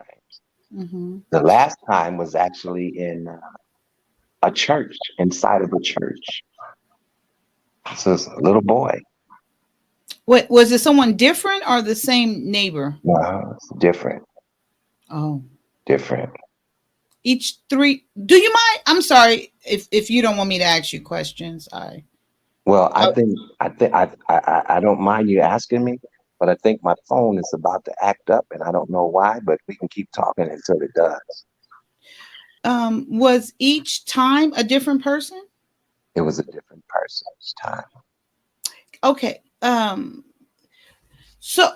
So you know what I find Can you hear any kind of static while you're talking to me? no, does it sound like static when I talk? No, but my phone No. is doing this staticky thing, and I just want to make sure you don't No, hear I it. don't hear it. Okay. It seems okay. So, okay, like when you hear men's story, well, I'll speak for me. When I've heard certain men tell their stories, and when it's multiple men, different men, violating that child, that young boy, it's like I can remember Tyler Perry saying, "How did they know? How do they know that they can do that to me?" You know, how did these three different men pick you? Have you ever like wondered that, or um, Of what is that course. conversation like? Of course. Those are questions that you ask yourself. Was it my fault? Was it something I did? What is it? You know? But when you become a man and you look back, you understand that none of that was your fault. Absolutely not. Now my phone is really getting ready to do it. So Okay. I may have to go back and come back Okay. I'll on. be here. I could stay on until it stops. So go ahead and talk. Can you hear any type of craziness or no? No. Mm-mm. Okay, well, it sounds really weird right now. And I don't know why my phone has been doing this, but Yeah. uh, Well, you can go ahead and come back. I'll be here. okay. Yeah. Usually it does it for about 3 minutes and then it'll stop. But I'll just go on mute and let you talk, and then we can pick this back up in a few minutes. Okay. Sounds good. All right. Okay. So, So guys, now I was concentrating on Vaughn. So so to go back what I was sharing about my disappointment in my mom when she shared that with me, about she knew that something had happened, and never even took the time to have a discussion with me. And I can say now, just by just talking about it and maybe looking back and just kind of, maybe she didn't want to because she knew herself back then. And to go back to what Tucson said about, she thought she would, you know kill someone if they were to do that to me. As I grew, my mom was always vain. She's always a beautiful woman. I wish I would have found the pictures before I came up. I was going to have pictures and everything so you can have a visual. Oh, I think there's a picture right there of my mom. And let me get it real quick. I think it's right here, guys. Wait a minute.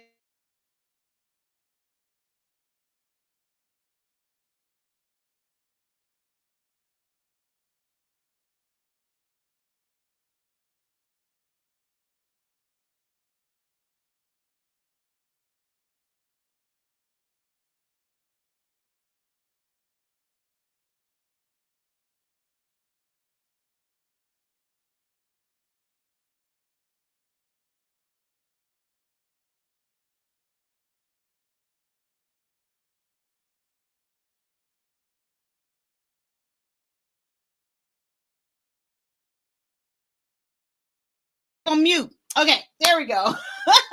I'm talking. I forgot I was on mute. This is my mom. She was about 60 something. Here, maybe 59, something like that.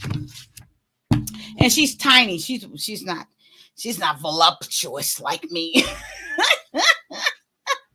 or anything like that.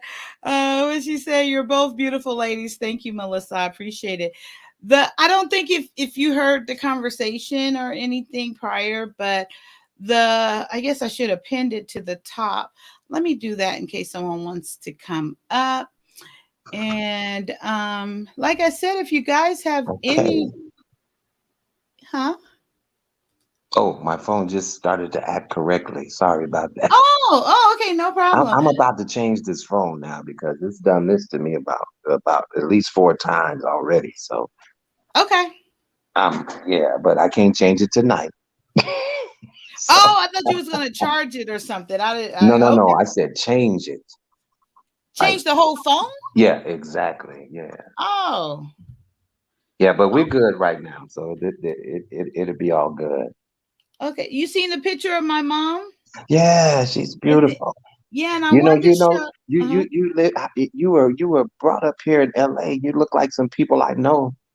Uh, I hear that a lot. yeah, for sure, you do. Oh, he put it there. I'm gonna pin it to the top. Is this the one I pinned to the top? Do you have any people in your family with the last name of Love? No, not that I know of. Oh, okay. The family name is Parley Walker. Well, Walker really. Parley is my mother's side. So like Little Rock, Arkansas. Oh, is that the right one? Yeah, that's right. Little Rock and Mississippi. But for the most part, a lot of the Parleys are here and they're like in their 90s. They're like, I'm like, y'all just don't want to go home, huh? That's a beautiful picture. That's a beautiful picture that you shared of your mother. Yeah. She was beautiful. Yeah, and it's crazy. What you say? Yes, you remind me of my in-laws. My husband and his family have freckles. Like I was sharing earlier. Did I share on here about my grandmother a little bit? I know I shared she was a little meanie, but uh she my grandmother had 10 kids. 5 girls, 5 boys, married to one man, and all of don't none of us look alike. Well, don't none of them. Just saying. But so it's me, my mom have freckles, and then an aunt and an uncle, but you really can't see it on them. And I have a cousin that just passed away. He's 4 months older than me, from the Rona. And that was the first experience I had of anyone passing away from that. But he did have um, pre existing issues. He survived like a deadly motorcycle crash in a year or so of recovery. So, Mm. and then that same week, just last week or a week and a half ago, I have another young cousin. He's my second cousin, and he was like 20, probably mid 20s, early 20s. He passed away of a traumatic car accident, but he was born with a heart defect. Because of his mom was on drugs really bad when she was pregnant with him. And so it was like just back to back. And then it's like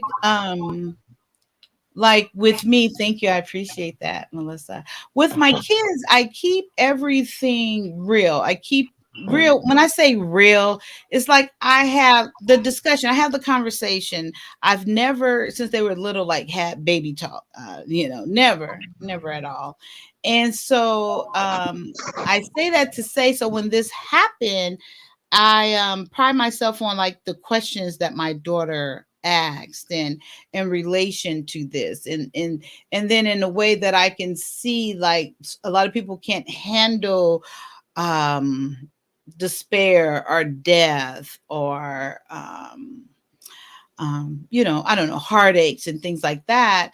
But I'm so happy or so proud of my kids that they have the conversation, and then we, ask the questions, and I feel the appropriate questions, and then I don't want to say it like we just move on, but essentially life does continue. But I'm proud that their comfort lies in that they think and believe like me. Like, well, did they accept Jesus as their Lord and Savior? Were they saved? And with my younger cousin, I don't know, but with my first cousin, I do know.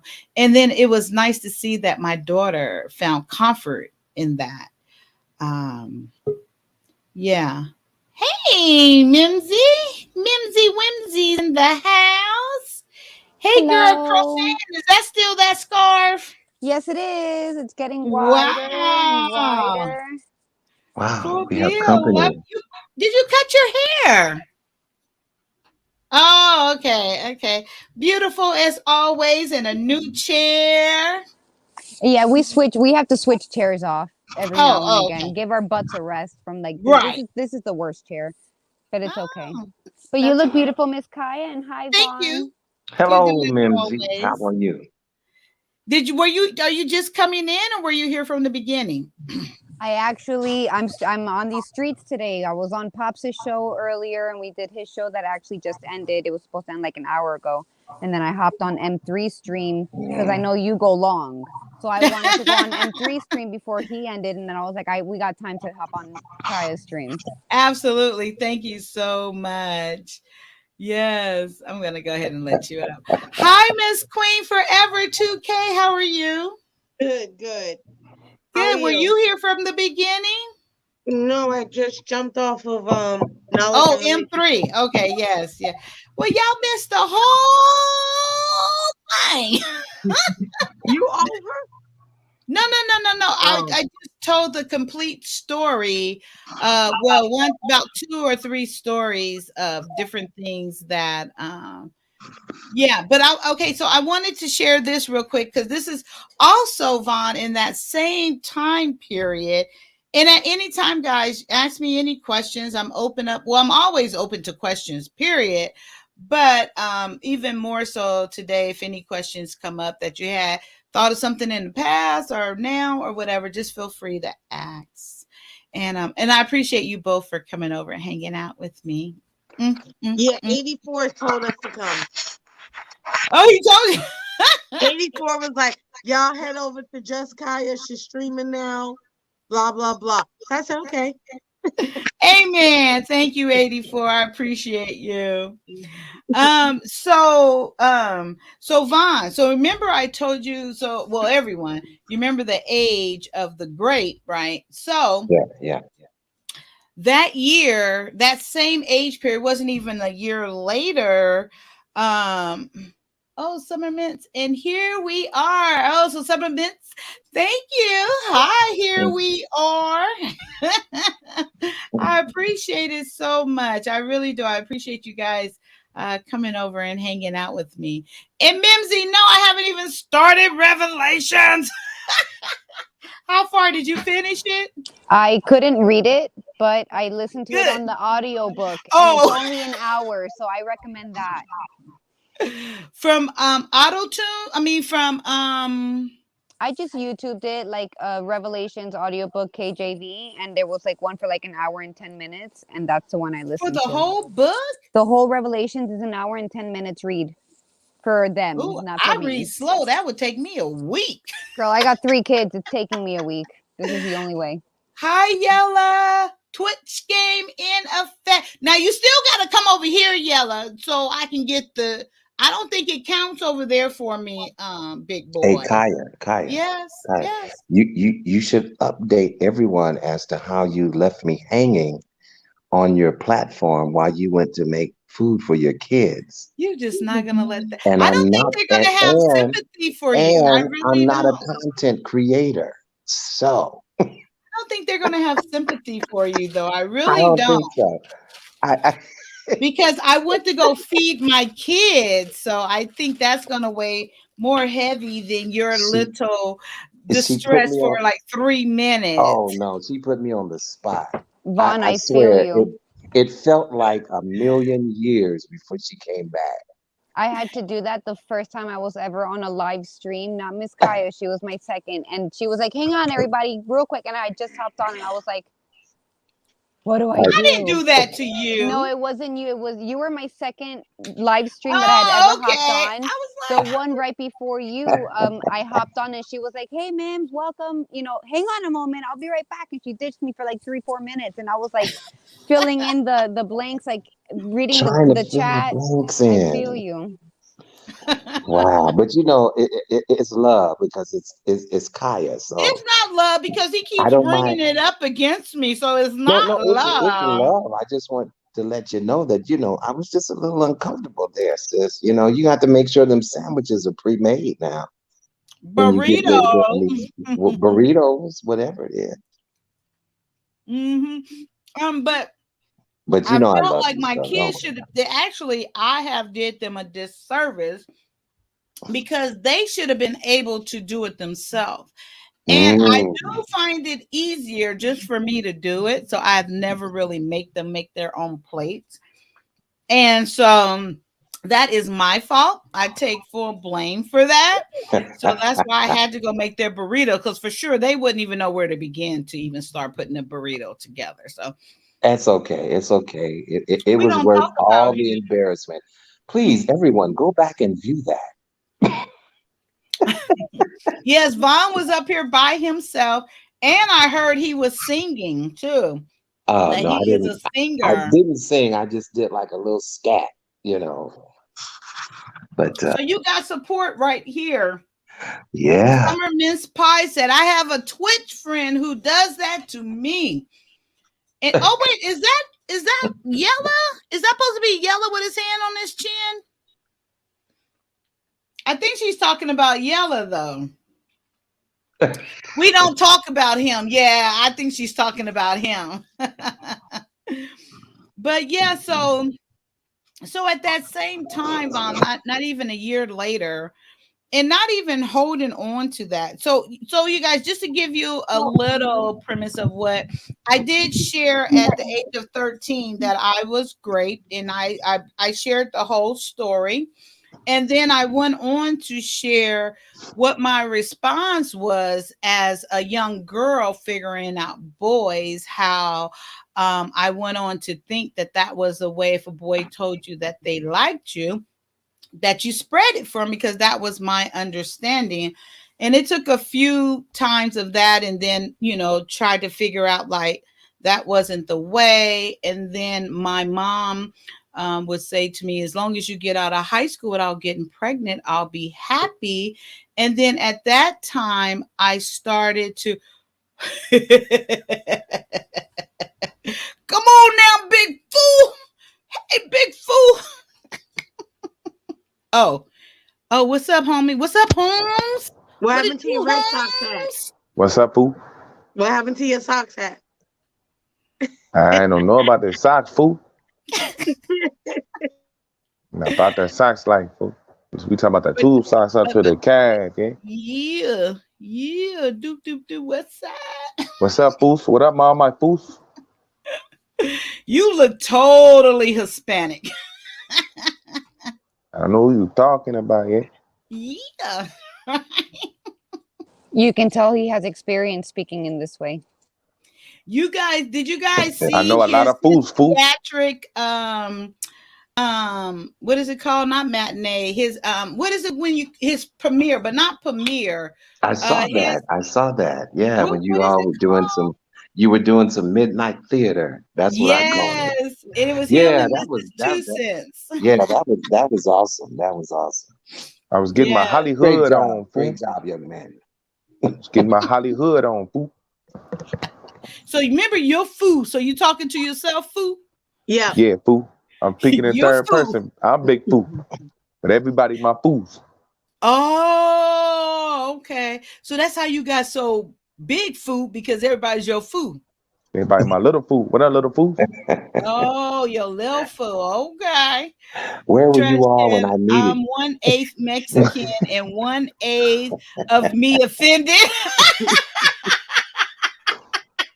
Hey, well, I talked to my boy Yella. He said you were making a lot of light skinned jokes. You know, I had to come over here and stick up for him, yeah? Who, me or Trash Can? Talking about you, yeah? I He said said, you were handsome for a light skinned boy. but he also told me you were a colorist. Yeah, we don't do colorists over here, no. Impossible. I'm not a colorist. I like all All right. color. All right, because you can't be no fool, be no colorist. Yeah, we big fool. Yeah, big fool. You got to be like big fool. Okay. Big Foo don't seem like he has any friends. Man, big fool don't need no friends, yeah? Because I got Oh. all little fools. Oh, amen. Amen. Look at you. Do you know what day it is? I don't care what day it is. I big fool. Oh, okay. Okay. So what did you do today? Do you make money, Big Foo? I chill. Oh, so no money. Money, yeah, but I chill. Oh, where do you get money, honey? From chilling. From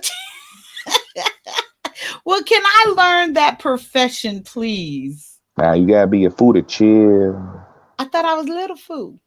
Yeah, you got to grow up to be a big fool to chill like this fool. That's how you make the money. That's how you make your money, by From the- chilling.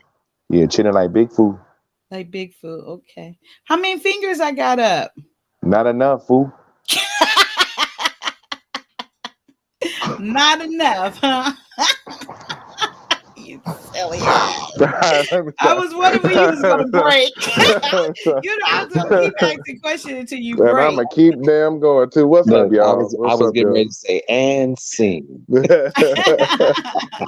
no, he was coming back quick. I was impressed, actually. How are you, Yala?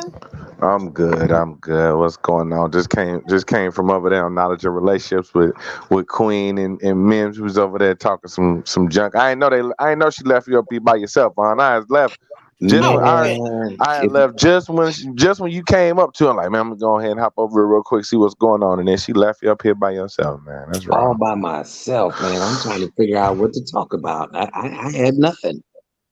Oh, Nothing. Lord, But how believe me, mercy. I'm prepared now the next time.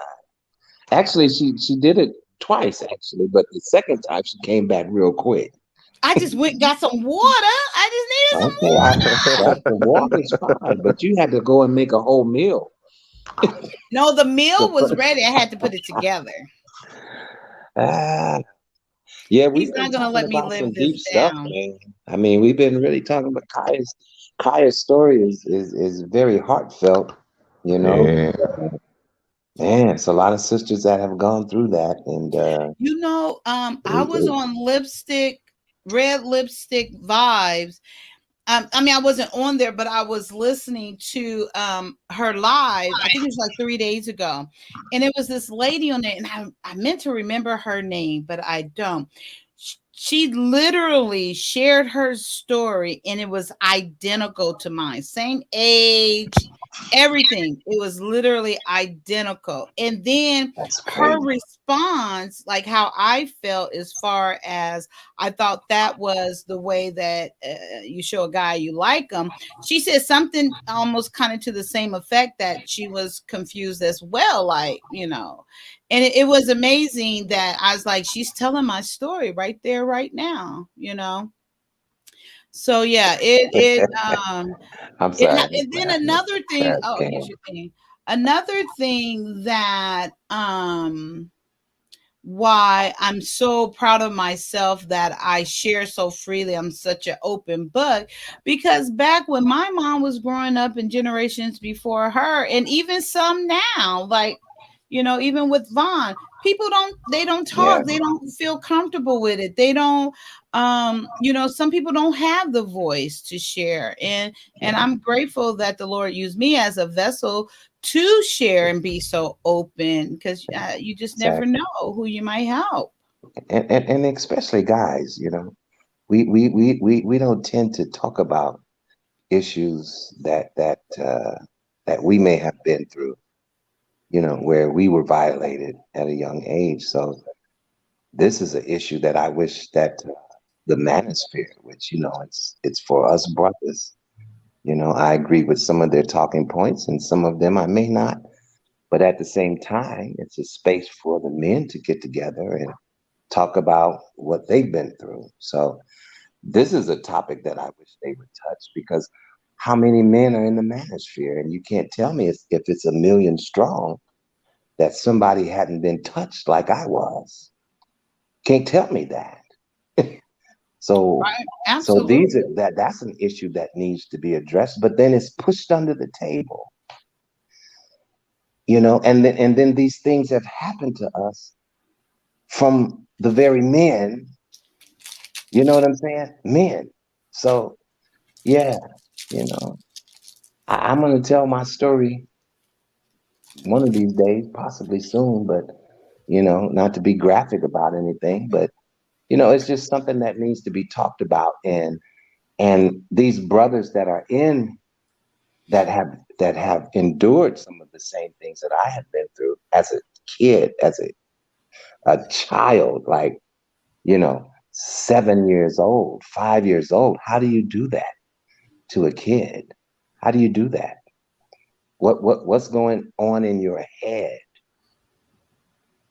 for you to even do that? You know what I'm saying?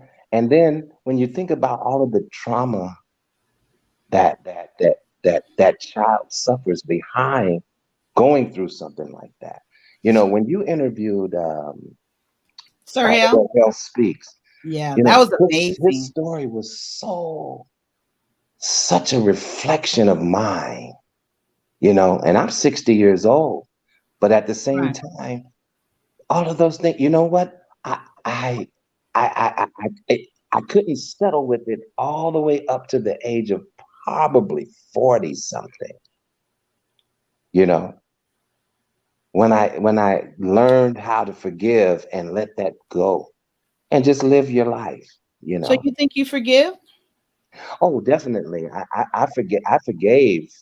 Actually, not. I didn't forgive at 40, but it was a younger age because I grew up in the church, so I knew about forgiveness.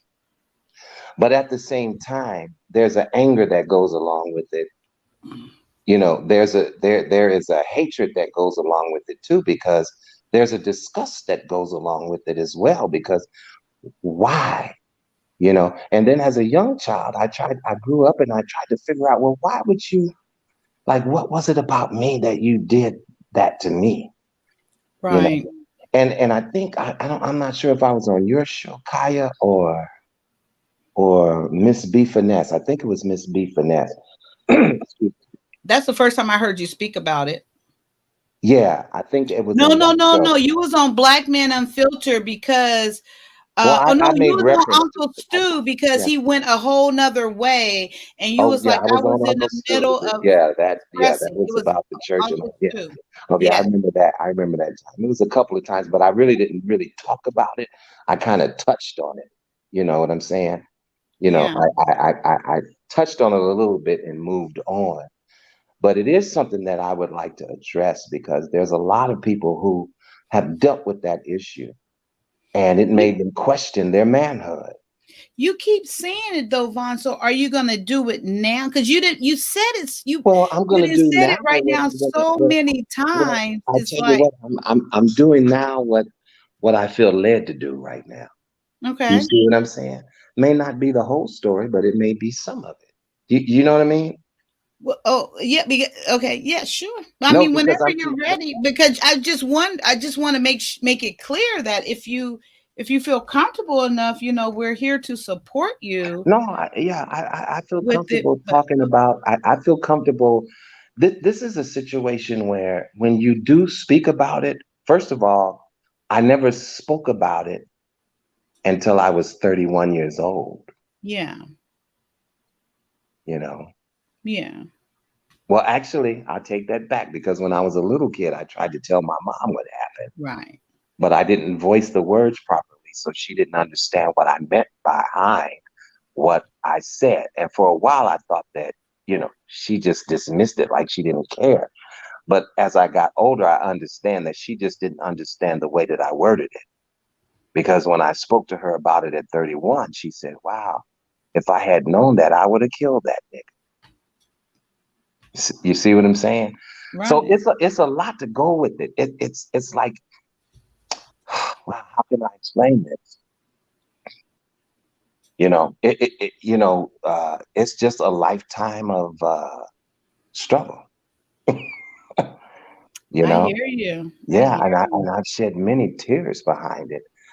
But now I'm at the place where I'm very mature. So now I understand the path that I had to go, and I thank God for that path. And I thank God for being in my life at the age of 10. I Right. got saved when I was filled with the Holy Ghost when I was 10 years old, you know, and grew up in the church, you know. But at the same time, it's a hard, like I said, it's a topic that men shouldn't talk about, especially when it comes to the manosphere, because that's based on what the woman is doing wrong and accountability for the women. And, you You lost know, me there. You oh, said men shouldn't talk about. no. I'm saying that how you do the quotes with your fingers, that Yeah. is something that men should not talk about. Oh, men should not talk Yeah, about. this is, Okay. you know what I'm saying? It's not accepted in some circles of the men I know. So coming that's. together and Mhm. saying, well, hey, this happened to me. So how do we deal with these young people that the same thing has happened to? Why do we push it under the rug? Where's the counseling for that? I didn't have no counseling. My counseling was the scriptures and trying to figure it out myself.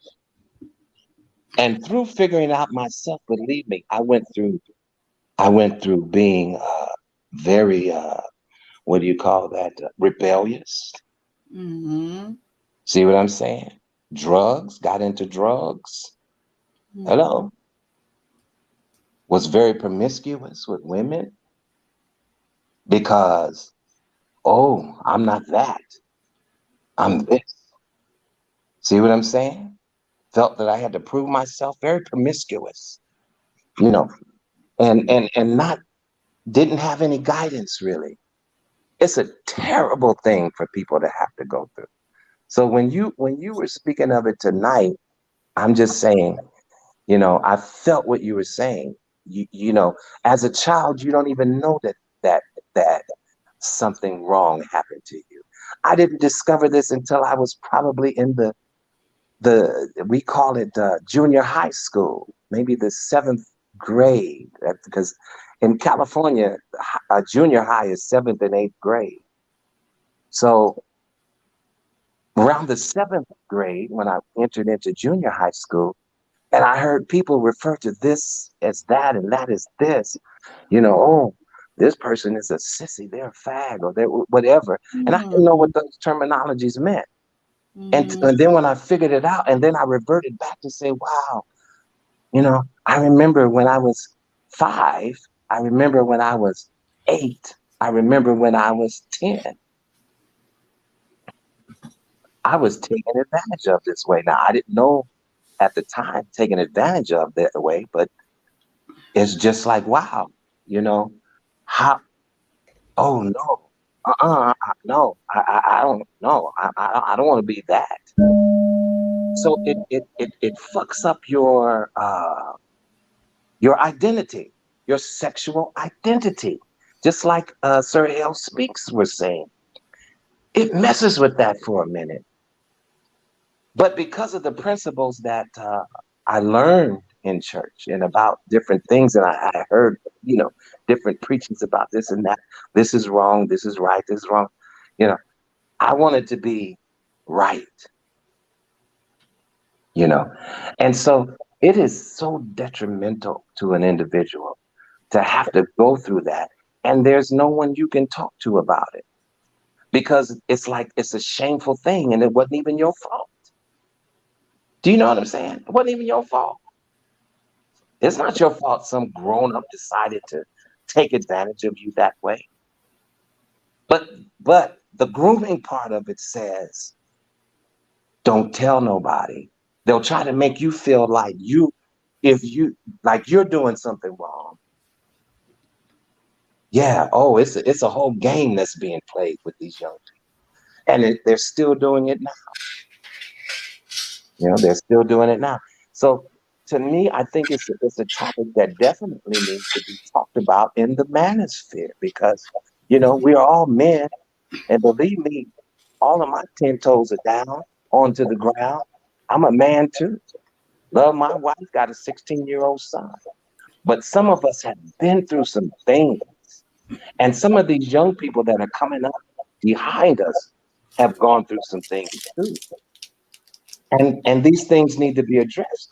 And no one should feel like they should have to keep it to themselves. Can you imagine that holding on to this when you heard that this meant that and that? Oh, I better not tell nobody that this happened to me. You see what I'm saying? Growing up, it was like I was ashamed of what happened to me. And it wasn't even my fault.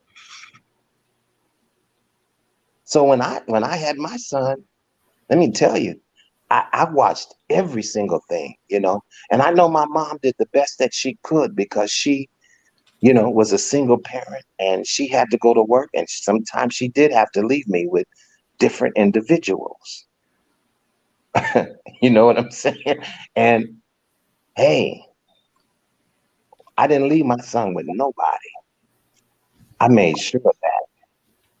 He wasn't sleeping over nobody's house and nobody was sleeping over here. I tried my best to make sure that that would not happen to him. So it's a very emotional, and I know I'm going on and on. I need to give somebody else Chick- time to talk, but chicken. it's something. It's something, you know. And I think that that would be a good topic to talk about, you know, in this manosphere that we call manosphere. All right. So, do you think that? Cause you right, it is. It's a lot. It's a lot of men out here that have dealt with that. Yeah. So, do you think that their egos would allow them to speak about that? Because in the manosphere, that's really all it's about is a lot of image shit too. You know what I'm saying? And I don't think they'll be ready to like how you do in the echo, like sacrifice their image. You know what I'm saying? To actually be honest and vulnerable. Well, you know what? I think not, sir. And see, that's the fakery of it all, you know, because, and I don't want to, I guess I don't want to change the topic of what the Kaya show is about, but if I could share my opinion, you know, that's part of the fakery of it. you know. We can all have the imagery of being a man, but that's not what makes us men, because we know how to slew a lion, because we know how to build a building. You know, you can do that, but what is it that really makes you a man? You know, these are things that men do. You see what I'm saying? So when we all come together and we and you know, the women, of course, they should have their roles, and the men have their role in life. And we all have our roles. We have our purposes, you know, both of us together, men and women. I have no problem with that, you know. But if you're going to create a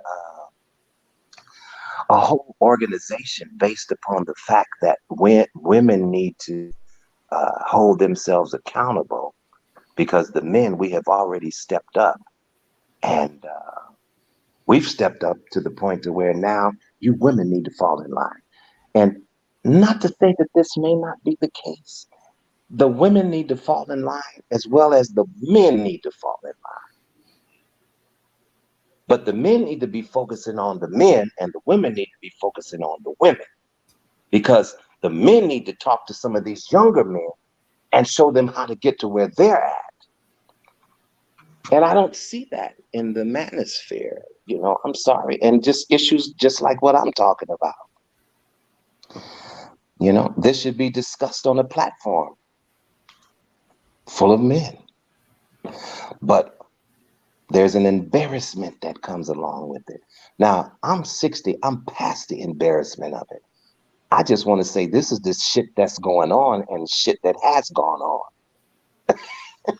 You see what I'm saying? Let's stop pushing that shit under the rug. Men, hold yourself accountable, because some of you are touching young boys when you shouldn't be doing it. So I'm going to leave that alone. Yella. See, Yella got me started over here. He started out with that cholo stuff. Oh, is that a bad word I just said? No, is it? I don't think so. I But think it could be, though Don't not let in them this get through you, panel. fool. but Don't let them get through you, Don't let fool. them. Yeah, You I gotta think it stay could be though. strong, man. You gotta stay strong. Huh? Yeah, I don't know. Strong like the Don't worry concrete, about the yeah. words. yeah, but yeah, so I'm just saying, guys, you know, this is definitely, and Kaya, when you had the interview, it touched me. And it, you know, I wanted to go on Sir Hill Speaks show, excuse me, to you know, let him do an interview, and some things happened in this YouTube space that made me feel to pull back a little bit. But I'm pretty sure in the future I will, you know, kind of share it, even though I'm sharing it now. But you know, this is something that needs to be talked about. Like, how are we dealing with this? Well, what do we do with this? How do we do this? You know, these boys are being touched. How do we deal with that manosphere? That's my question. Come on, men. Come on, man. What how do we deal with our young boys that have gone through this? And do you know some people have, you know, there was a time when I contemplated suicide. Oh, we can't say that on YouTube. So I'll take it back and I'll say deleting myself. There was a Yeah, time, yeah. I was a very young kid at the time, but at the same time, wasn't nice. Okay, so I'm gonna be quiet and I'm gonna let the panel uh maybe give light to what I've said or expound on it.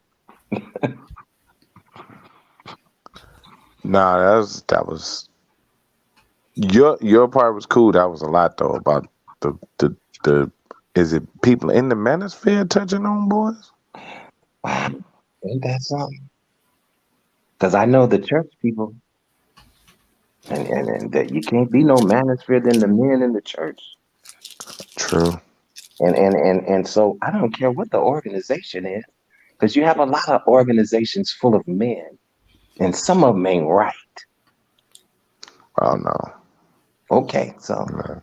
so Yeah, but even I if they're know it's all but even if they are all right, say that they are all right.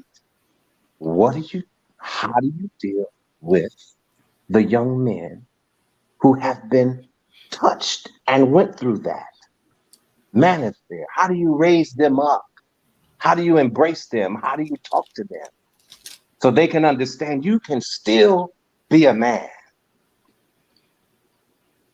That part. man, it's gonna have to be some ego set aside for that one. That's what I'm thinking. Like, cause it's yeah, It ain't I gonna happen. don't know. Yeah, it ain't gonna happen. I mean, it Yeah, might it ain't happen gonna like sparingly. I ain't gonna say it ain't gonna happen.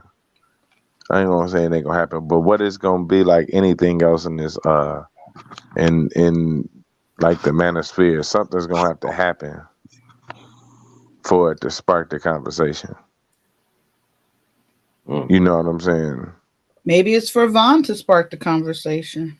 I mean, I'm just saying. Well, you know, I I think Sir Hill did a very good job. You know, and I have a high regard and respect for him. You know, and But I, that my platform is not part of no manosphere. no, no, no, and I know that, and you know, like I said, I agree with the man. I don't get me wrong now. I agree with a lot of the principles that are spoken from the manosphere. Oh So don't yeah. get me wrong now. No, I didn't think And one. I didn't think I'm it not was. talking against them. I'm just bringing a point across as to where you're so open about talking about this, that, and the other. You should be just as open as talking to your young men, since the manosphere should be concerned about those who are coming after them, or the older ones, or the middle-aged ones, or whoever it is. But you know, Vaughn, may I say something there, please? Everything is not everyone's fight or passion I or get it. place to. I get it. So everything is not for everyone's place or their purpose to speak up on it, you know. Yes. So if Yes. this is your passion and if this is something, you know, Not that's a maybe a, huh? Well, I don't know if I could say it's a passion because it's a hard topic. But when I do speak about it, yes. Am I passionate about what I'm saying? Yes, I am.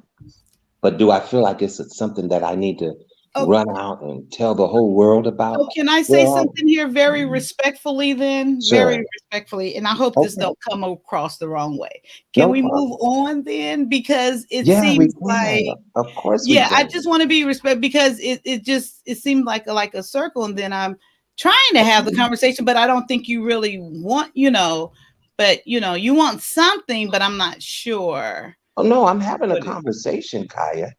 I No, mean, I get that. whatever questions you have, I have no problem answering them. I'm having a conversation with you right now. This is not something that's very easy for a person to even talk about. I'm not I sure. It understand. seemed like Yeah. you would understand that, though. No, Like I do your understand. situation, maybe you find it easy for you to speak on, but this issue for me is really not easy for me to speak on it. Do you know what I'm saying? So whenever I do, it is a challenge for me to figure out how to express that. You know, so if you want to move on, I have absolutely no problem with moving on. I'm not offended by that at all. No, I'm um, good. I'm good. We can no, no, no. I talk just let about. me. You keep cutting me off. Let me talk. Okay, I'm Give me sorry. one I moment. I'm getting I my words. apologize. Just give me one moment. I'm Okay, yeah. I'm just I got you. selecting my words right now. That's all. Okay, So I just want to express to you what I see. What and no, you did not ask for my opinion here, but I want to express to you that I appreciate you for what you have said just just what you have said here, for being vulnerable and being transparent and saying what you have said. And what I see, just from listening to you and not even being able to see your face as you're speaking, I feel a man that is ready to speak. And I do understand what you're saying about, this is hard for you. You don't share this part of your life, so freely. And then especially on a platform as this, like, you're really being vulnerable with yourself. And I understand that. And that's why I'm a little slower to speak, because I want to choose my words carefully. Not that I feel you would take it the wrong way, but that I feel you would take it the wrong way. And I don't want any chance of that. But I hear an amazing man right now that shares his wife, his love for his wife, his love and protection for his son and family. That if I can say anything to encourage you and be supportive and let you know that no matter what, I am supportive in whatever that journey looks like for you.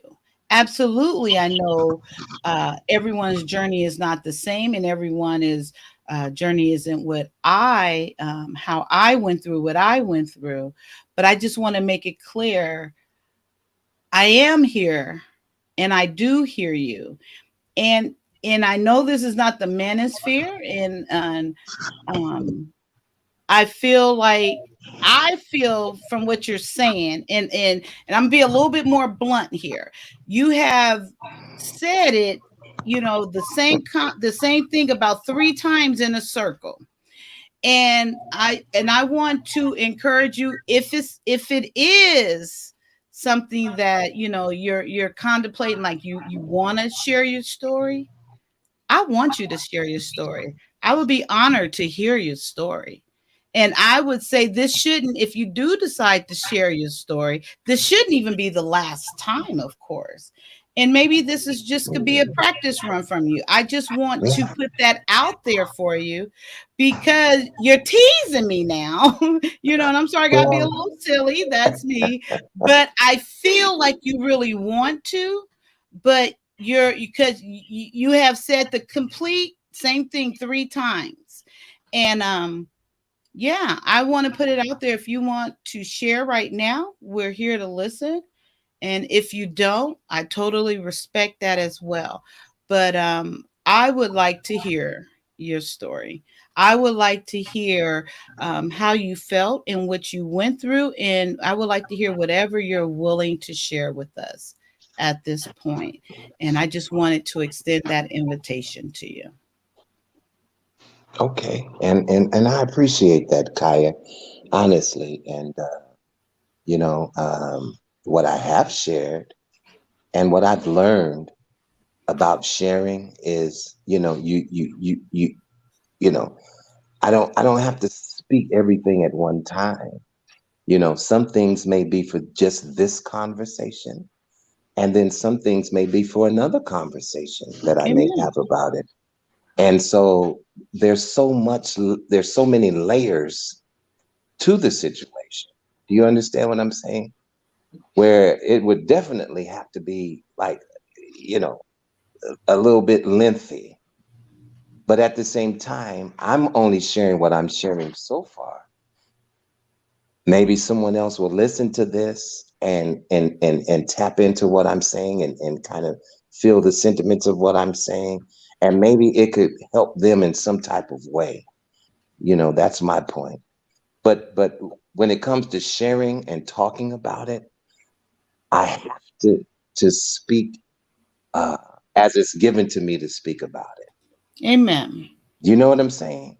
Right. Absolutely. And because, like I said, there's so many different layers to it. you know, and it's very therapeutic for me to even release some of these things. You see what I'm saying? You have to Right. understand these things follow people throughout their lives when you choose to take advantage of them in their innocence, male or female, you know. And so I don't want to talk about the dark subject of this.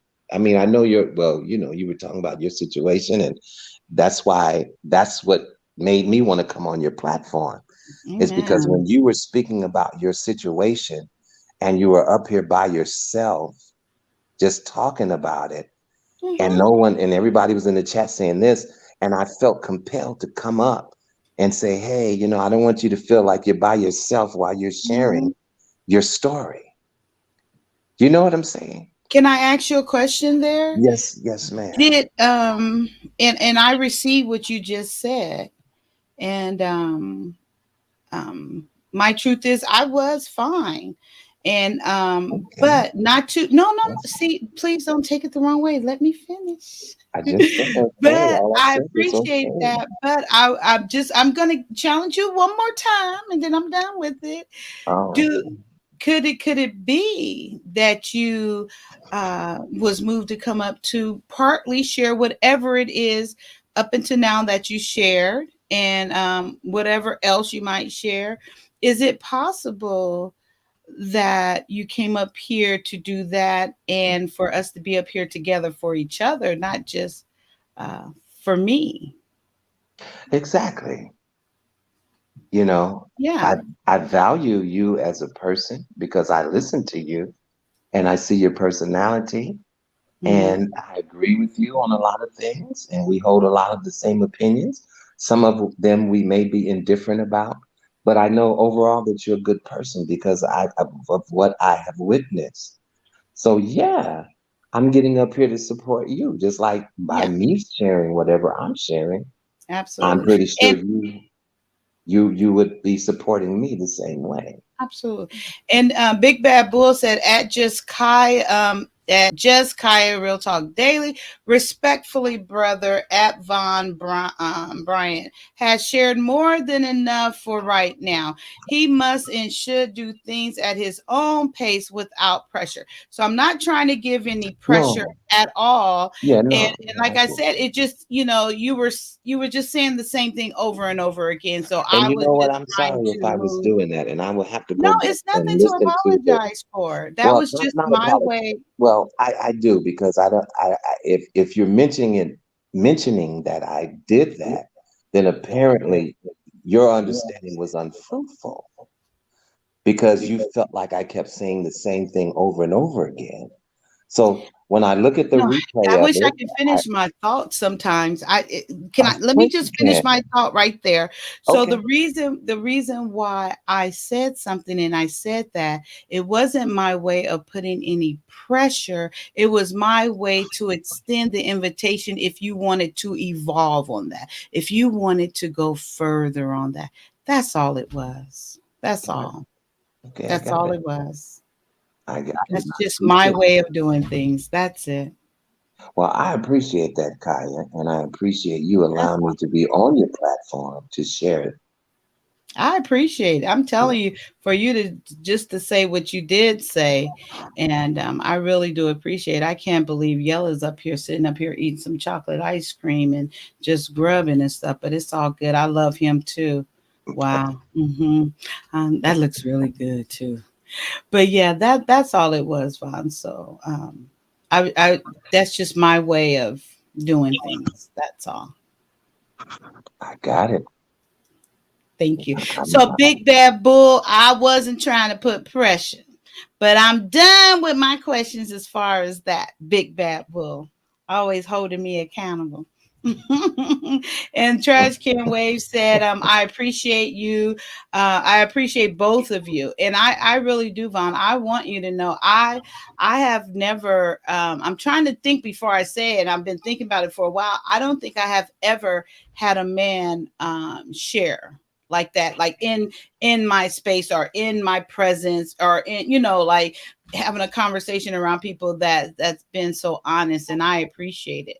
I do, because I can think in the past, people sharing things, and not even personally, but people sharing things and being very vague. And I'm like, well, what is that? What does that word mean? Back when I was younger. And I truly believe that's why I don't want to say I wasn't graphic, but I give the details because I know on like big media and stuff, they used to say the word sodomize for everything. I'm like, what the hell is sodomize? Is it this? Is it that? And I'm like, well, it sounded like it was this time, but they use the word sodomize. And I just found out that is any type of penetration. I didn't even know, or any type of sexual penetration, something like that. I didn't know it was a general broad term, and it just kept me so confused. So I'm always that type of person where, as far as for me, and when I share my stories, to get a little bit detail, so people, you don't have to get your own perception that and I think I did really good. I did not get graphic today at all, the way that I can. So I did not. I But thought you did quite well, actually. thank you. I chose my word, and I tried to be good because I know it is. Someone said, "Do you like the shock value?" It really isn't that. Excuse me. Is that I try, so like when people tell me stories or people are sharing something with me, I'm such a visual person. When you're telling me, when it's not coming together, I have to ask questions so I can get like the complete picture in my head. So when I'm telling a story, I have to catch myself because I know I give way too many details because I say it in a way that I want stories told to me. That's why I be all intrigued, and I'll be like, okay, I got a question. Now I got to bring this together, and I got to understand because I'm not really understanding. But so I know I give lots of details, and I try to back off of that because a lot of people, it seems like they don't want a lot of details, and stuff. But I do. I love details. So Well, you can, if you don't mind if I interject right here. no, go for it. Yeah. I mean, you can still tell your story without being too detailish and still get the same point across. You know what I'm saying? Okay, You so know, no, I I can really I can't can be. I can tell you how I crossed a bridge and mention every plank that I passed on the way. Or I can just tell you how many planks I passed going across that bridge. So it's But it's all about and some things do need to be spoken of in a graphic way because the whole issue of it needs to be brought out. But that's in a whole different setting. I'm sitting here in my living room and my son is playing video games, and my wife just had surgery and she's sitting in there in pain a little bit because she had surgery on her arm, and they could all be listening to my conversation. And so I'm thinking of your audience, I'm thinking of my family, and so I have to choose my words. You know what I'm saying? I hear And you. it's nothing that hasn't been discussed in my household because it has been, because I want my son to understand this is what could happen to people in life. And I taught him that as a young age. Hey, you tell me if anybody, and it just wasn't about did they touch you? No. If they look at you wrong, if they're hugging you extra long, let me know what's going on. You know. Right. So Yeah, but for I me to know go that back, sounds I crazy, but can't tell a story without my details because it's like, okay, well, wait, but I got to tell you how I got here. Ka- I'm talking about for Kaya, me. Kaya's a woman of context. I okay. am. And then Well, so I thought because I thought that I gave you some details. I'm Yeah. talking Well, about you, you missing I it. I'm guess talking from my about me. perspective, I guess from my perspective, I thought Talking that See, about I was very see, detailed. see. All right, let's lose. See, Kaya want that inside edition scoop, right? You know what I'm saying? That's what it Well, is. you That's know what it what? is. don't you get And started. Now let me and tell you. Let me and if I she be say wanting to, this. she be wanting to go into her long stories, and she be Oh, trying to. That's I how she do. had me up here. That's how she had me up here last night. You know what I'm saying? Doing my bootleg Denzel Washington and shit. You know what I'm saying? That's a good You know what I'm saying? Denzel. Then So Diesel in the house. wow. okay, I'm with that. I'm with that. See, you like that, huh? Yeah, he run Vin some of that Vin Diesel Diesel. money. Right. And But it's no, all good. that's me. And yeah. I appreciate you, Kaya. I I appreciate appreciate you, Vaughn. your You just don't platform. know. I really Yeah, do. I really I do. appreciate all you guys, but I really do appreciate you did come up here and my sidekick. I was about to say my side piece, but that didn't sound right. So I say my sidekick. You make my wife get up out of bed. What's she talking about? I know, right? Huh? Her arm won't be hurting no more. You know, they ears are super sensitive.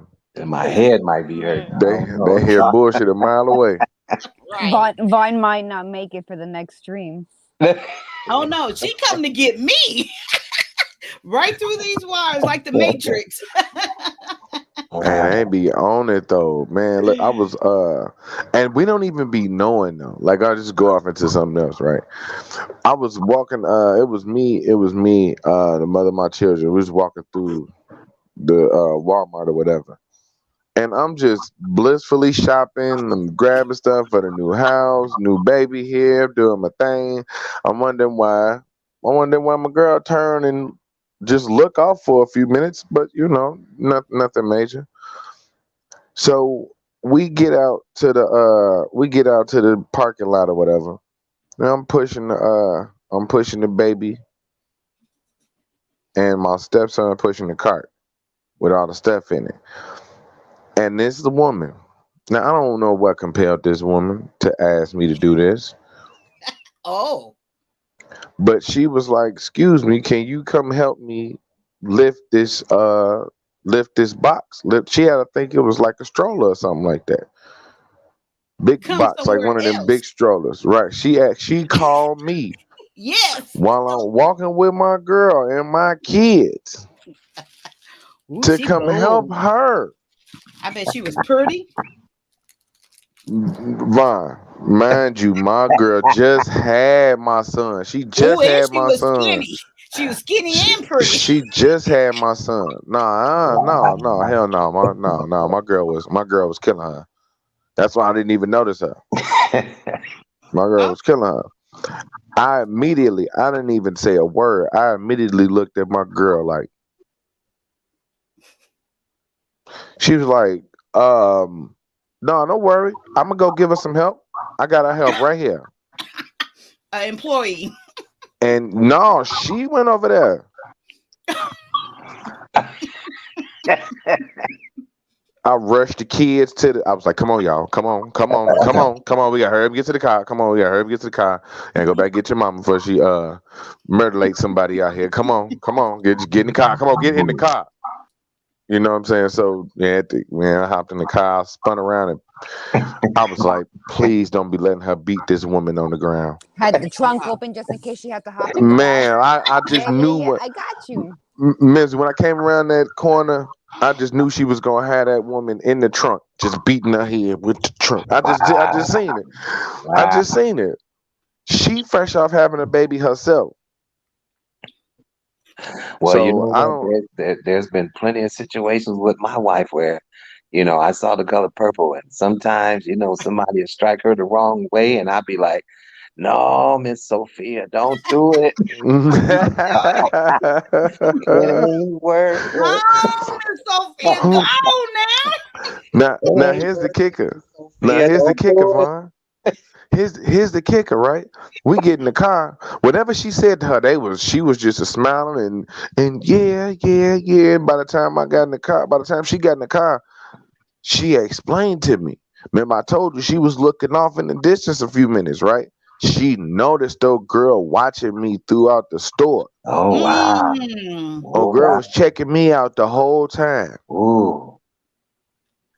Yeah, I, man. I'm just dude, man. I'm shopping. I'm in man land in my head. Like, okay, cool. I'm at Walmart, got my new baby, my girl, kids. All right, I'm chilling. Whole time I'm getting eye humped from across the fucking Walmart, and I I don't hump. see. So, Wow. but my girl noticed it. I hump, girl. I hump. That's a good I've one. done I I've done a hope. couple of Yeah, those. I yeah. like that. I hump. Yeah, Mm. yeah, yeah. That's how I got my husband's attention. I was like, Yeah, ladies. That's a good indirect way to get a man's attention. I hump him. Tell me what it looked like. Let me see.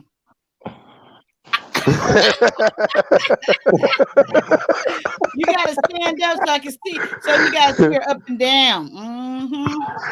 Oh, don't get yellow to start standing up Oh, now. He was talking about his No, sexy no, girl. Mm-mm. I ain't getting out this chair. no, he just ate that M&M, that whole pint of M&M ice cream. I Yeah, I know ain't it's getting out empty this because you chair. put it on the floor because you didn't put it back in the freezer. So it got to be Oh, yeah, empty. it's just a little one. It's just 6 ounces. I ain't eat the whole pint. It's Oh, not a whole okay. pint. Okay. It's just a little That's smack on it. You know? perspective. He's doing the perspective thing. It's actually the giant tub. All Right, right. right. Right. He's It's doing that actually fish is thing. There it's you go. actually as big as my head, Hmm. but you know what I'm saying? Yeah. Okay, so See, I have a question. We'll start with Mimsy can answer first, then Yella, then Vaughn, and then me. If you, I'm not if, what is a life changing event? One event that happened in your life that it either took you to the next level or it changed your perspective of something, it changed you, or and you can't use kid. You can't use the birth of a kid. You can't do that. It has, But you know, damn. I know that because that's too easy. But what other I life want you to change that's a dig matters? layup. Yeah, that's a layup. deeper. okay. Well, Yes. wait. My phone is about to mess up again, so hopefully I can answer that when it's my turn. So You can go first then, Vaughn. everybody be long-winded. Oh, okay. You want to go first or you want No, it's doing it okay. now. So I'm gonna Okay. listen to everyone else. So yeah, and then first express the event or what happened, and then what did it elevate you to? What did it change you to, or what happened because of it? Or who did you become? Mimsy. All right. So not using kids No. specifically, though incorporating them in the story, because of course my life meant nothing and was nothing before my husband. And then 3 months later we got pregnant. So everything happened very quickly.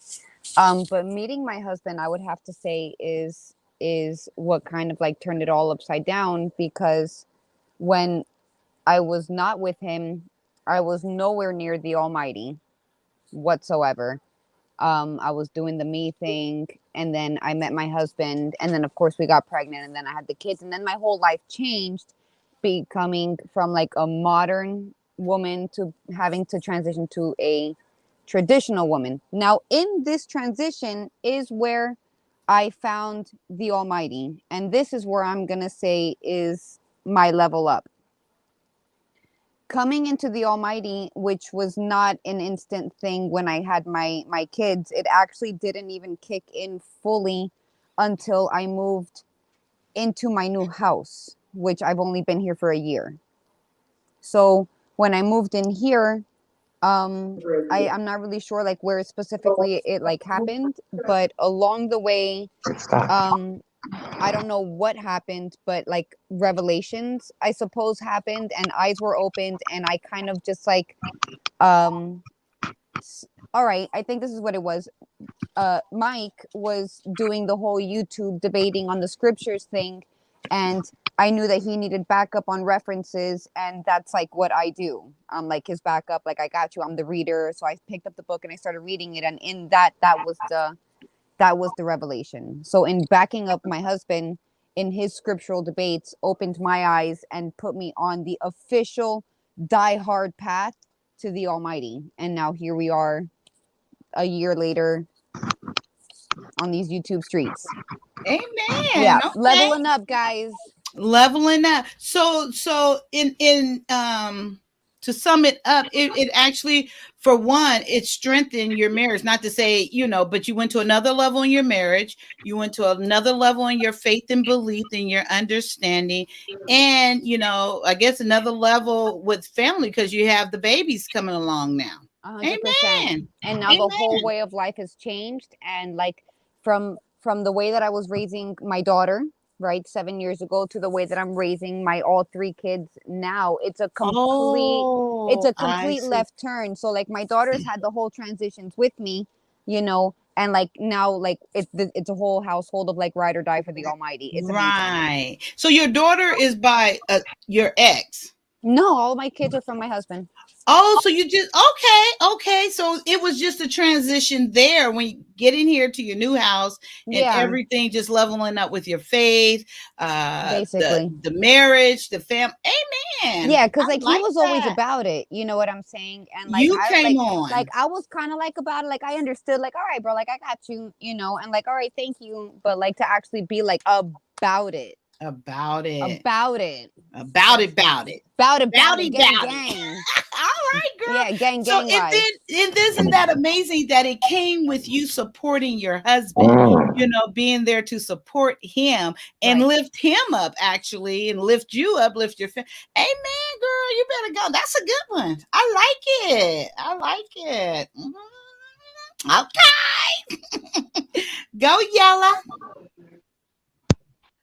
Okay, so if I had to think about a situation in my life that happened, it would be pretty early that kind of transformed me. So I was like 12,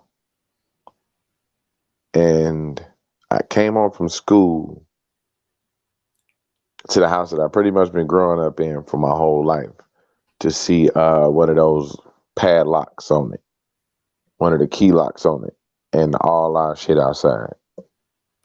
Wow. You were 12? I was 12. I didn't know what the hell Wow. was going on. You know what I mean? So stuff going on with moms and pops. I'm just like this. We was talking about this the other day. There's so many stories and details and lines that at this point everybody blaming everybody, and I don't even want to know no more. I don't even care to know more. No more. I got my own kids and my own stresses with that. You know what I mean? But that definitely how can I describe that changing me? Yeah, that made me super rebellious. That made me super rebellious. I wanted to get away from everybody because I was always told that, my parents are my parents, and the reason I can't do certain things is because they pay all the bills and do all that. And then when I found out why it's not happening, I was kind of resentful. Like, you know what I mean? This is some real shit. Mm. I was kind of resentful. You know what I mean? And I wasn't getting no answers. I wasn't heard. I wasn't being heard. I was kind of like getting shoved to the back. Mm-hmm. Um, and I went a long time like that, which is not being heard. And Wow. honestly, that's what kind of leads me to do this. That's where I could just talk. 'Cause I Amen. always really had some shit to say. You know what I'm saying? I don't You wasn't always being had something to heard. say. Yeah, I just wasn't being heard. Don't get it wrong. I wasn't not saying it. They just wasn't hearing me. I got it. You know what I mean? And that's probably because I was in the child role. You know what I mean? And I got them parents where it's like be seen and not heard, but then that kind of made me rebellious because once I became big enough and my voice became deep enough, and you know what I mean, I started to be able to add a little. Oh, look at the frillies. I don't know what she trying to show It's all us. right. I'm letting Yella finish, and then I'll let you Okay. I'll let you know. Mhm. No, but just really not being heard led me to being rebellious, like really rebellious. I have a question. So you said that okay, the padlock, the things are outside, and then you really didn't know what was going on. Then you said something like, "Once I found out why, what was that? Why? Yeah. What was going on? Why the bills wasn't getting paid?" I guess that's I where you're mean, going. yeah, If you just want to share. you know what? I'll put it like this: I don't have the truth to share. You know what I'm saying? Oh, okay. Yeah. So It's so that's what many you're saying. stories You getting still blended don't in. know. And at this point, it don't even matter. You know what I'm Well, no, saying? but it's like you said. So not only was you not being heard, you wasn't even being informed. No, but Not that, but you were 12, but still. right. And as a Wow. parent, you know what I'm saying? I kind of give them a pass on really not letting Right. them know, not letting me know what's going on, Right. because I wish my sons didn't know a lot of what they know. Wait, your You son know is what I'm 5. saying? Like they like, I mean, kids have seen a lot of stuff, heard stuff, you know what I'm Got you. saying? Got you. Grown folks talking and stuff Got like that, and arguments and shit like that. You know what I'm saying? It's stuff you. like that that you don't want them to see, but they see it Okay. anyway. Got You it. know what I'm saying? Hmm. Yeah, yeah. It gets bad because I seen all the Hmm. arguing and fighting and all that too. So it really just translated over to what I be dealing with sometimes. You know what I mean? That's why I'm like single But it's good forever that now, son. you recognize. It's Yeah. good that you recognize it's single forever. Okay. Hmm. Hmm. Well, that's good that you shared. Thank you. So Yeah. so so so we're okay because you just said that you found yourself doing The things that you. So how did you level up? the level up and the change kind of came with the internship I was talking about last night. So once I got the Oh, okay. internship into the internship at the Art Okay. Institute, and they kind of put me into it with like media and what I can really accomplish and what's available for me to do. It kind of shifted my mindset instead of just being rebellious. Like take that energy and put it into a craft or something that's going, something that you can get out that energy. Right. So like, don't get me wrong. I want 100,000. I want 100,000 subscribers by the end of the year. You know what I'm Oh, saying? I I need forgot all of about that. that. That's You know right. what I'm saying? I need all of that. But this is where I get a lot of that out too. Yeah. That's why most of it come out in laughs though. You know what I Absolutely. mean? I've That's me. you know, it's like the funniest people really got like the darkest past and shit. You know what I'm saying? You know, Like if you I've look at a heard lot of that. comedians and shit like that, like a lot of comedians got some really dark like stuff happen to them. You know what I'm saying? So that's really why a lot of the shit I end up That's true. saying ends in like funny shit. Cause Mm. I don't like to I really agree. tail off any conversation or anything I say with nothing negative. That's true. That's me. Absolutely. Mimsy, what was the frimsy? Bimsy frimsy. What was the fringes you was trying to Yeah, show? that's exactly what they were, fringes. Yeah. But what was the Yeah. purpose? It's part of the law. You're supposed to wear fringes on your clothes with the blue ribbon so that you can remember the commandments of the Almighty. Amen. Okay. Yeah. So what I just wanted to put it out there because like we're making them, we're I'm just making. like, we were I supposed to get, know. because normally when you do something yellow, right, you do it because you know the people are going to get it without words, right? But So don't Right. worry. I'm But thinking you like, I was will. supposed to get that without She like words. now you know. Yeah. She like now you know. All Now right. I know. Now you Now know you it's know. actually part of the Almighty's laws. He wants us to wear fringes so that when we see them and when we wear them, we remember His commandments and how He wants us to be set apart and holy, See? and you walk in His ways. Because we're making Hebrew Israelite clothes. I'm learning how to sew, and we're gonna start Okay. making Hebrew Israelite clothes like all cotton. You know, so Okay. that was our first official test. That So was the first. Matt That was the Matt first run. Ricks, he got it. Yeah, that's what you Amen and say. peace. Amen. Yeah, Thumbs I up and got you. peace. All right, Matt. Matt in the house. But Matt yeah, in the so house. I just wanted to like show What off you like our want? first official fringes. It was really cool. Amen. Okay. Amen. I'll go next since it's girl, boy, girl. Unless Vaughn, are you okay, or do you need to go before your phone act up? No, my phone is good now. Can you hear me? Yeah, I can hear you good. Okay. Okay, so my life changing type experience, which I got many of them, and leveling up was it kind of continues on the story that I shared earlier about being grape and what happened because of that. So here I am in my marriage, and I'm about I had to be about 25. So maybe I'm 5 years in, 6 years in, and no pregnancy, no babies. We wanted babies desperately.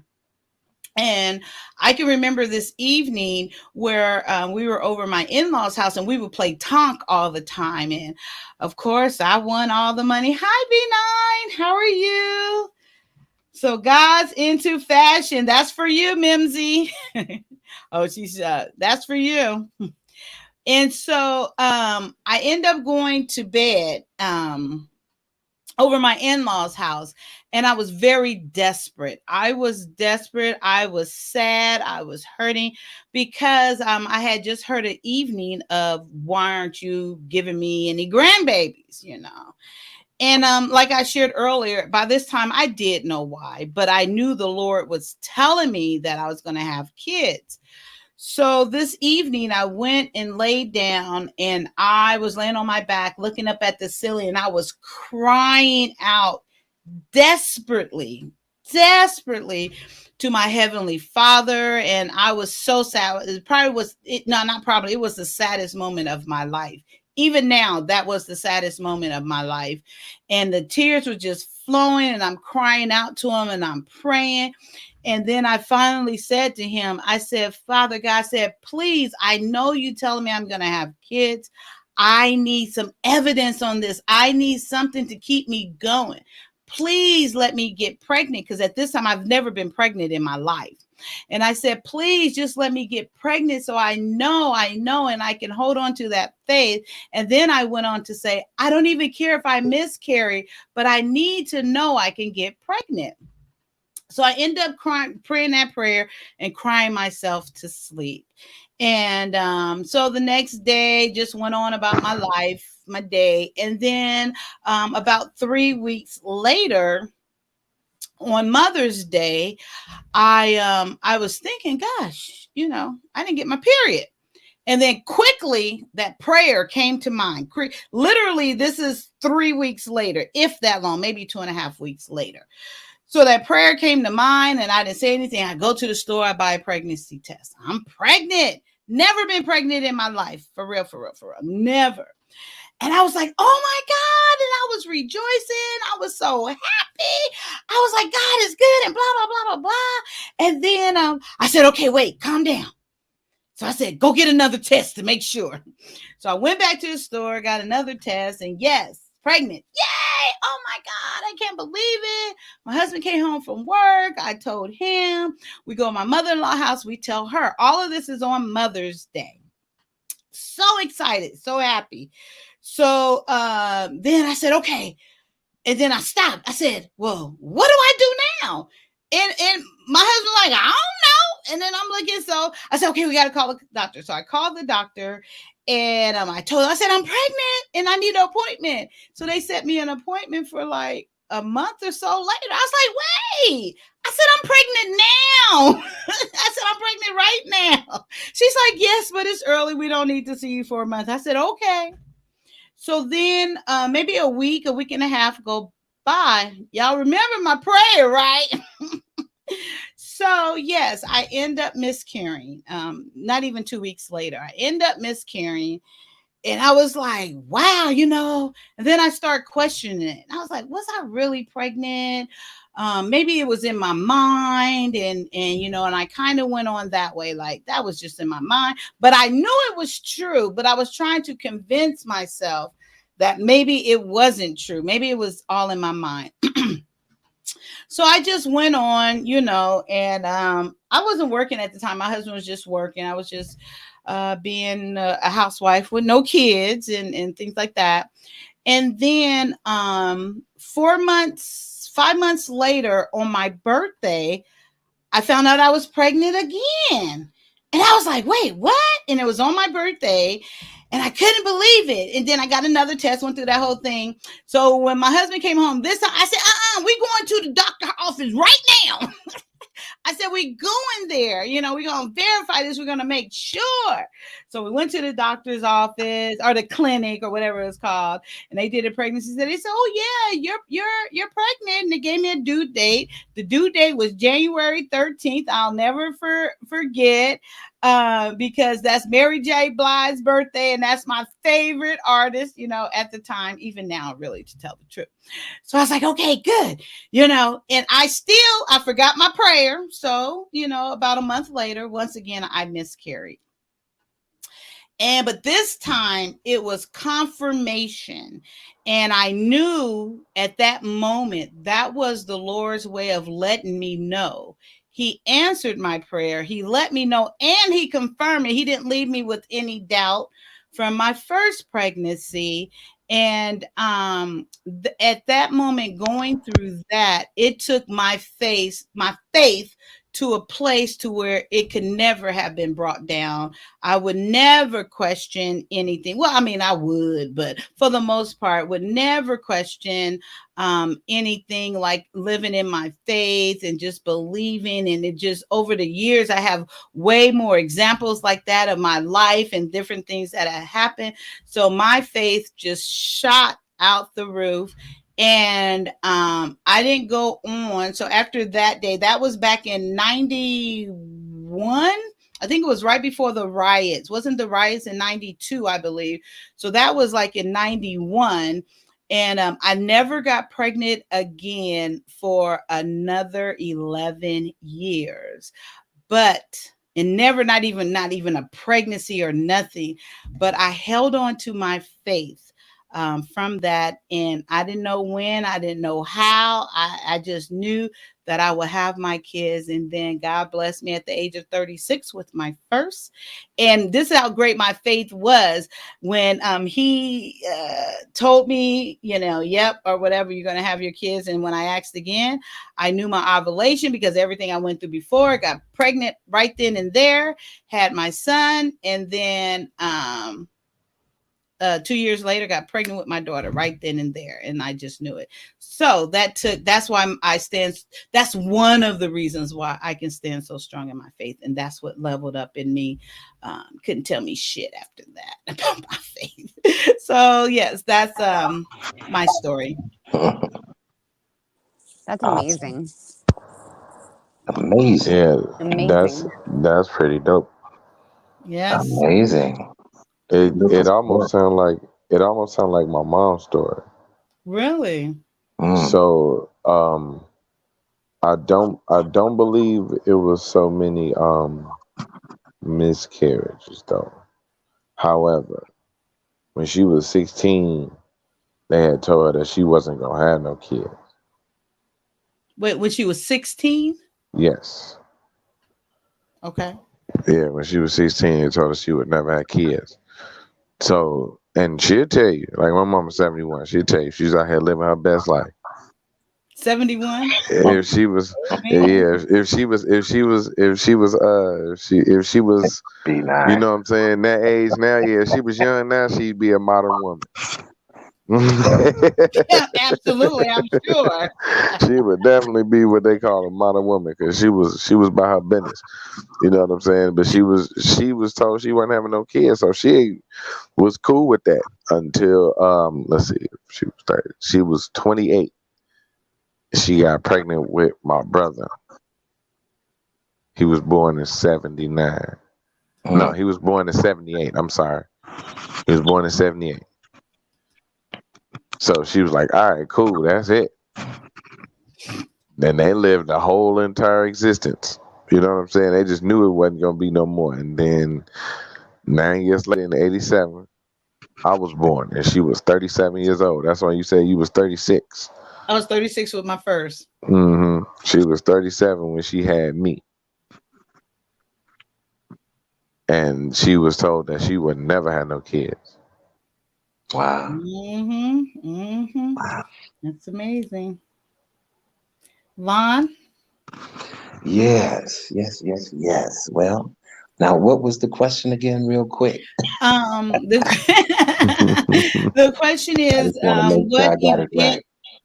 what event or situation that that had you level up, took you to the next level, and it can't be the birth of your child.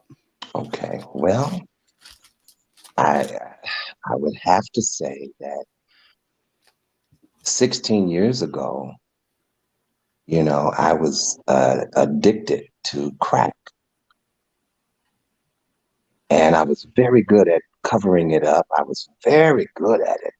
Always a functional person. I believe at the time I was a dialysis technician, and I knew how to go to work and after work do my thing, but it had got to a point to where it became to be a bit much. And moving out here from Chicago, it had followed me from Chicago. But nevertheless, let me just say, 16 years ago, uh, what the big pivotal point in my life was me choosing family over crack. Really?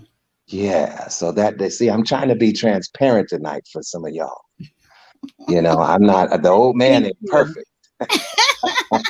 No, thank But you. but Yes, but but here's the deal. Um, what you do in the dark will come to the light. And absolutely. God blessed me with a good woman. Amen. And she didn't see basically, I was very good at hiding. You know what I'm saying? Right. But what you do in the dark eventually does come to the light. Now, when it came to the light, this was the pivotal point for me because I stood there at this crossroad. And it was just a smidget after my son was born.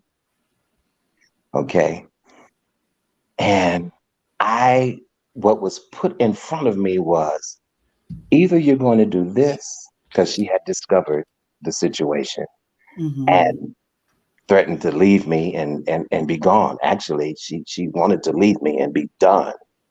Right. You understand what I'm saying? Absolutely.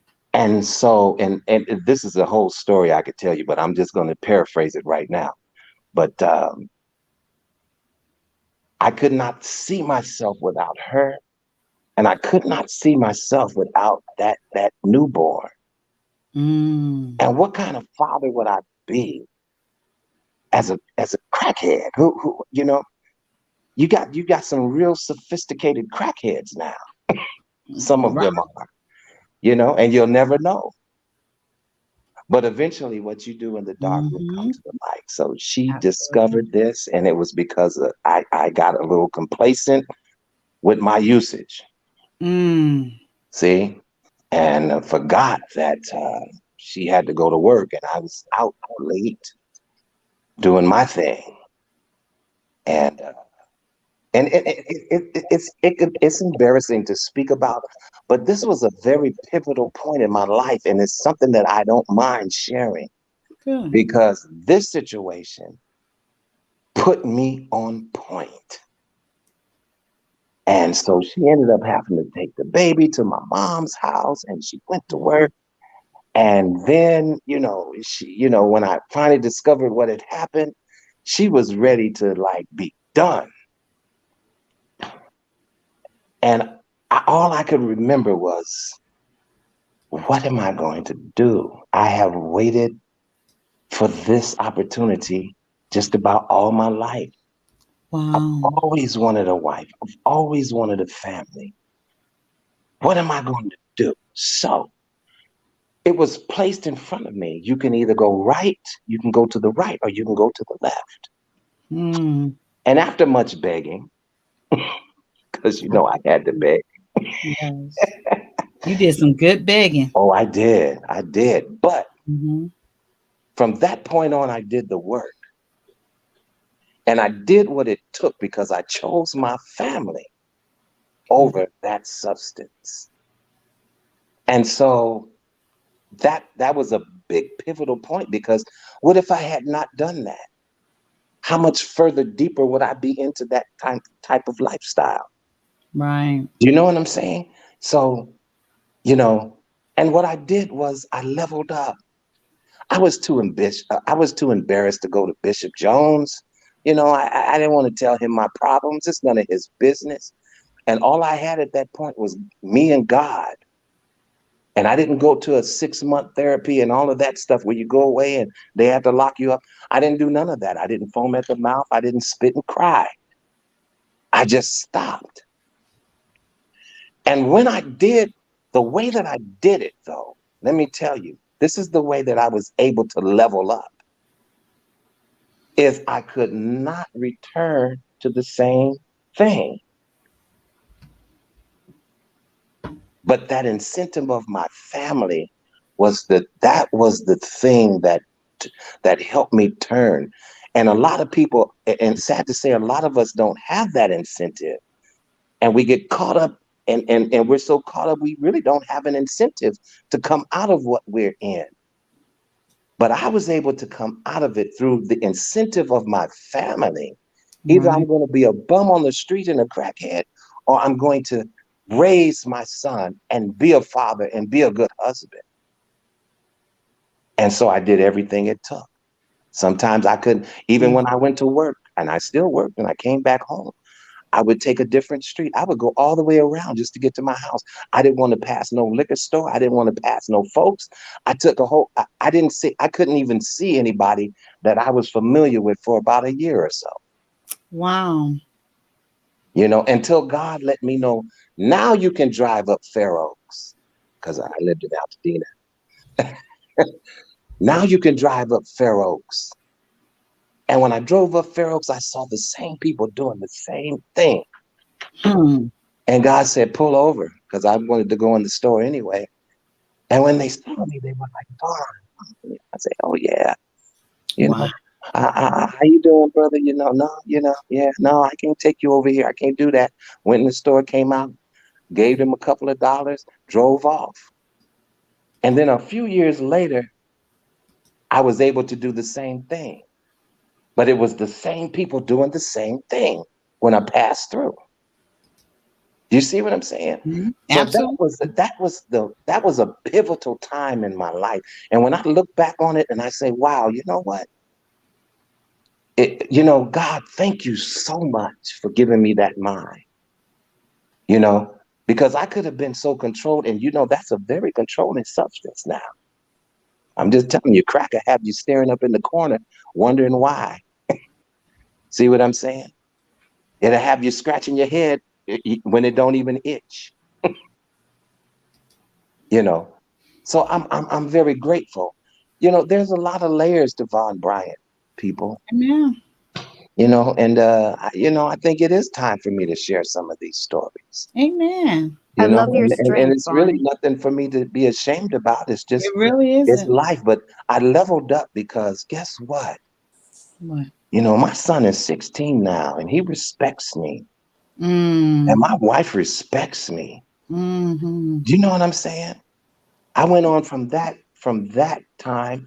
I had went on from being a dialysis tech to going to school to become a surgical tech, and I did Look that at for that. years. You know Mm-hmm. what I'm saying? Mm-hmm. And if I had never moved from Chicago to come here, I would have never met my wife, and I'd have still been caught up. Oh, I got some good stories, y'all. I'm just saying, Absolutely. I got some good ones. Vaughn, But I love your strength. If I could just say, I love your strength, brother. It's amazing. I love your level up Super Saiyan, as they said in the chat. yeah, so that's how I leveled up. I Good. did what it took. I chose my family over a substance, and that's pretty much it. Amen. That's amazing. Mm-hmm. I had an experience with that with my ex-husband, and in the end, I stayed there as long as I could. He was LAPD, and he got introduced to that crack, and yeah, it took him right on in. But like you said, he was a functional addict. He would do that, go to work, make, and then, like you said, what's in the dark comes out. And me being the wife that I was, I didn't want him in the street, so I wanted him home. I'm like, okay, once he finally had to reveal it to me, and I wanted him home. So him and the guy he was doing it with, they came to the house, and I have never even seen it before. And I was looking at them and watching, and they was like, "Oh no, you can't stay here and watch unless you do it." And I was like, "No." I said, "Isn't that the stuff like soon as you take a hit, you're addicted?" And they was like, "Well, you can't stay here and watch." So I went upstairs, and then I was curious, and I came back. And then I said, "Okay, okay." I said, "I'm gonna do it. I'm gonna try it, and I want to try it." And then my ex was like, "You sure?" And I'm like, "Yeah, yeah, yeah. I wanna be here with you guys. I want to be here." So I nervously tried it, and I truly believe I just didn't know how to inhale. So I said, and I was very nervous. I was like, "Oh my God, no, I can't believe I'm doing this." And then so I was like, "Oh, okay." I was like, "That's it." And then I'm looking, I'm like, "Nothing." Then, they tried to tell me, "Well, no, you got to inhale it. Don't be wasting it. You got to inhale it." And then I tried again. I was like, "Oh, okay." And then I just like that crackly sound. And I was like, it was that sound. It really, it seemed like that was the attraction for me. And then so my curiosity left, and I said, "Okay, I'm gone. Bye." And I think I fixed me a drink and went upstairs. So as time went on, he got more into it, and me thinking I'm gonna be the amazing wife, no, you gotta come home. And I started trying it and doing it with him, and then he hated it because the whole time I was like, "This is the stupidest shit I ever like done in my life." I said, "You're not even high." I said, "You're only high while you hitting." He said, "Shut up." And I said, "No." I said, "This don't make no sense." And then he's like, "Well, what?" And then I said, and then I looked at him and I said, "Well, once it's done, then you're looking on the floor trying to see if there's something white on the floor." I said, "This is crazy to me." He said, "If you don't shut up," he said, "don't." He's like, "You're ruining it." I said, "But I'm not high," because I'm trying to figure out what is the pleasure for him. But Yeah. and then so he would explain, he's like, "You're not inhaling, blah, blah, blah." So I tell you, Vaughn, so this was that night. And he's like, "Now do what I tell you to do." And I did. And oh my God, when it went into my body and it went to my head, That's a whole different it scenario. was a feeling I never felt in my life. It's a Never. different scenario. And then Mm. it was gone. I was like, "Okay." I said, "See, that's that bullshit." I told him that. I said, it was here all of 5 minutes, if that long. And he's like, "No, you take another hit." I said, "But that don't make no sense." He said, "Bye, get out." I said, "Okay, I better go." Because he was getting mad because my mind, I couldn't get the logic behind it, because it's like, I had weed before, and I know you smoke some weed. You high for a while, you eat, you go through this whole thing, you could be high all day. But literally, it's gone in 3 minutes. If that long, you want another hit. And then as it's going around, you just watch it. And then you're watching. I say, "Okay, no." So anyway, I say that to say I did that to support my husband. That's how much I'm like, I got to be there with my husband. I got to be the reason, the logical side. And I don't know how long, months kind of went by, and then I just couldn't do it anymore. I was like, this just doesn't make sense for me. And then he continued on, and I stayed there for a couple of years, and like I said, he was functioning. He would go to work and this, but then it got to the point. That's what made me go to college, because I said, I can't sit up here and be like this. If something happened to him, I got to be a way to make some money. So that's what made me go to nursing school. But it came to a point where it did, Vaughn, like you said, it just started taking over him. And I just did everything and I can. And I said, and I told him, I said, I have to save myself now. I said, I done everything I can do. I've been here. I'm smoking crack with you, and stuff. So, Wow. yeah, by the grace of God, I never got hooked on it. Thank God. And yeah, we went that was the reason for our divorce. If it wasn't for that, we would have been married like for sure forever. Wow. Well, let Yeah. me tell you, you He know, passed away now too, real quick. He passed away. He ended up with passed away at 50. Ended up with Mm, congestive heart failure because of sorry to hear that. drug use. Yeah, yeah. So Wow. yeah, tell you things to do. I tell you, look at crack just leving people up. Wow. I'm telling I you. wouldn't say it quite like You that, know but I what? know that This was for is the so memes. strange That was for the because memes, I people. know, this is crazy because I'm gonna tell you something, Kaya. You yeah. know you have a way of making people feel comfortable to speak with you and to share their situations. You know, I have never ever spoke about that story to anybody. You know, the only person that knows about that is probably my wife and my mother. That was Mm-hmm. it. You know, Thank you. and of course the people that I indulge with. Right, But I'm just right. saying, you know, I've never spoken about it. So that was it was okay. You know, Yeah. it was okay for me to share that. And you know, hey, am I ashamed of it? Well, yeah, I'm ashamed of a lot of my actions. Now, I got some stories that had y'all hollering though. You know, especially the one you just said, Kai, about, you know, people looking for stuff in the carpet, you know. And Yes. I was always the type of person to be like, what are you doing? You know, I'm doing the same thing they do it. I said, did you just have the same thing that I had? Because I don't know what you're looking for. What are you looking for? So I gave it a name and I just said, now there you go picking cotton. You just picking cotton.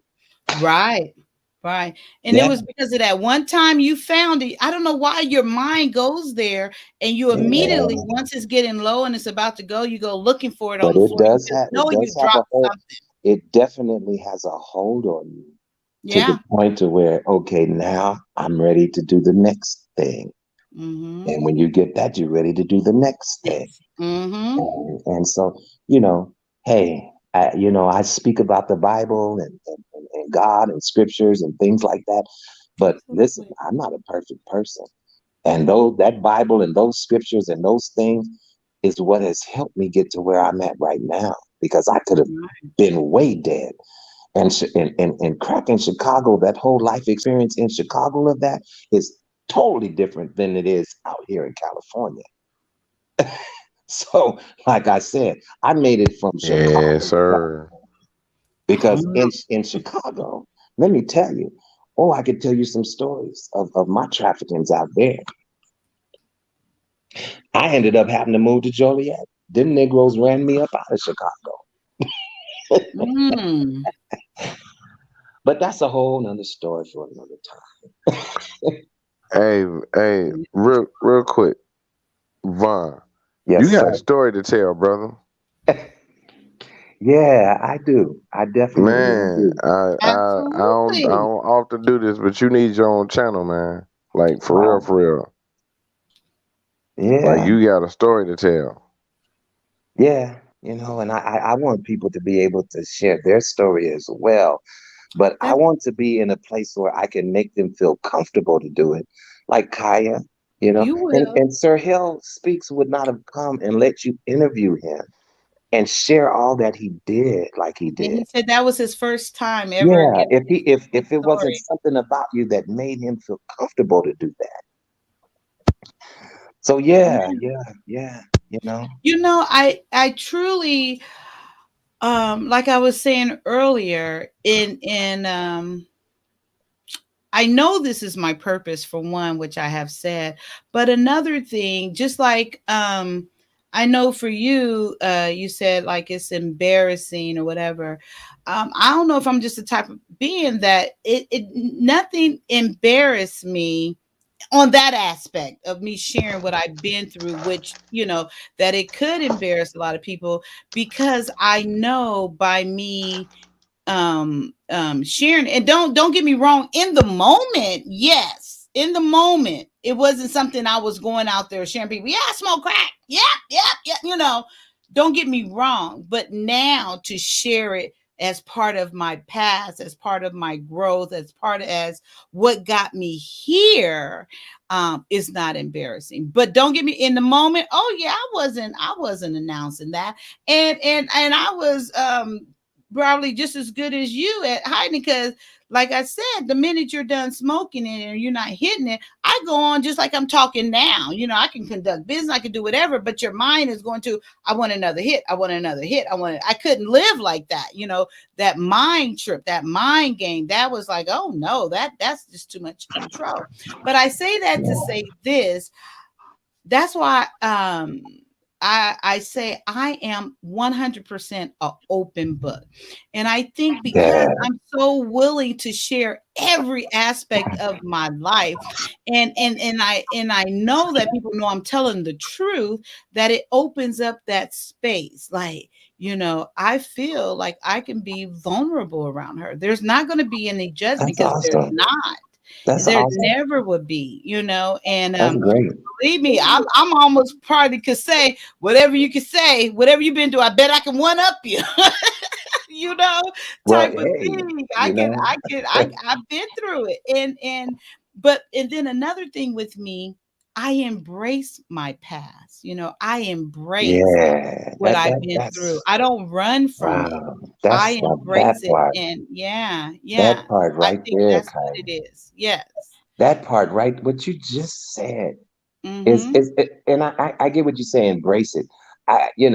Some things you just don't want to hold on to, but I understand what you mean by embrace.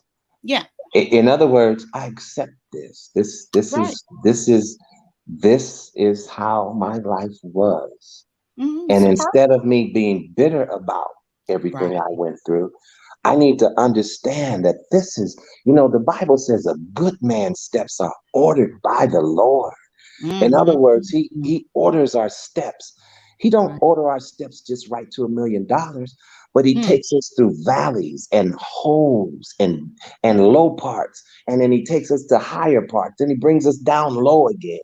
So life is full of these situations of Mm-hmm. going from up to down, down to up. You know what I'm saying? And Right. so, but our lives are ordered, and we make the choice actually of how Mm-hmm. we choose to live our lives. I hear a Absolutely. lot of people saying that, no, you can't make a choice because you're born like this. No, you choose how you're going to live. I don't That's understand that it. Free concept, but will. I do understand people have that type of ideology, but I don't believe. We were born in sin, shaped in iniquity, but that's just because of the sin nature of man. But now, when we mature and grow up, we learn how to do things correctly. And so, man, and so would I change some things if I were to go back, Kaya? Yes. Would you? I wouldn't change one I thing. wouldn't either. I'm gonna say yes. I You hear know, you though. I hear you. but then I want to say no too, because Yeah. everything that I've been through brought me to where I'm at right. Exactly. Amen. But at the same time, At when I this. look back, I just wish I hadn't gone through that, and I wish I hadn't gone through this. Do you know what I'm saying? That's just being Facts. real about Absolutely. No, and I would be honest, if okay, so say I did want to change something, it would be the despair of wanting to have a family with my first husband. That was the hardest part of my entire life. Not doing something that was so natural, that is so natural for women.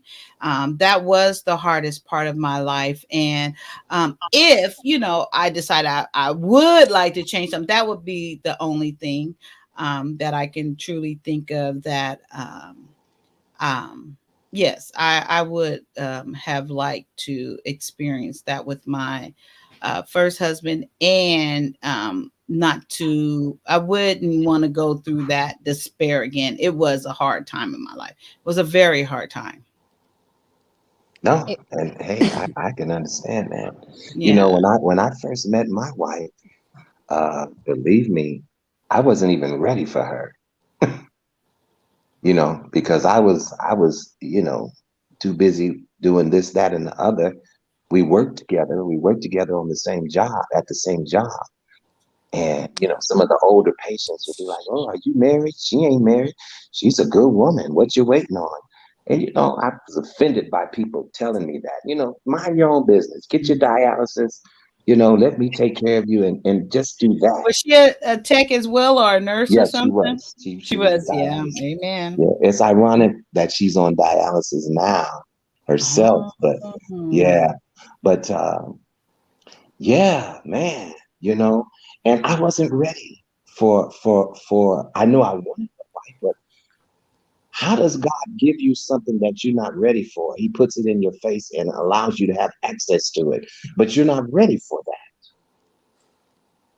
It looks good, so you go through the motions, but you really ain't ready, you know? But hey, that woman, she was a major part of helping me be ready for it. That's what I'm saying. We talk on these panels about the men and the women, men against the women, and the women against the men.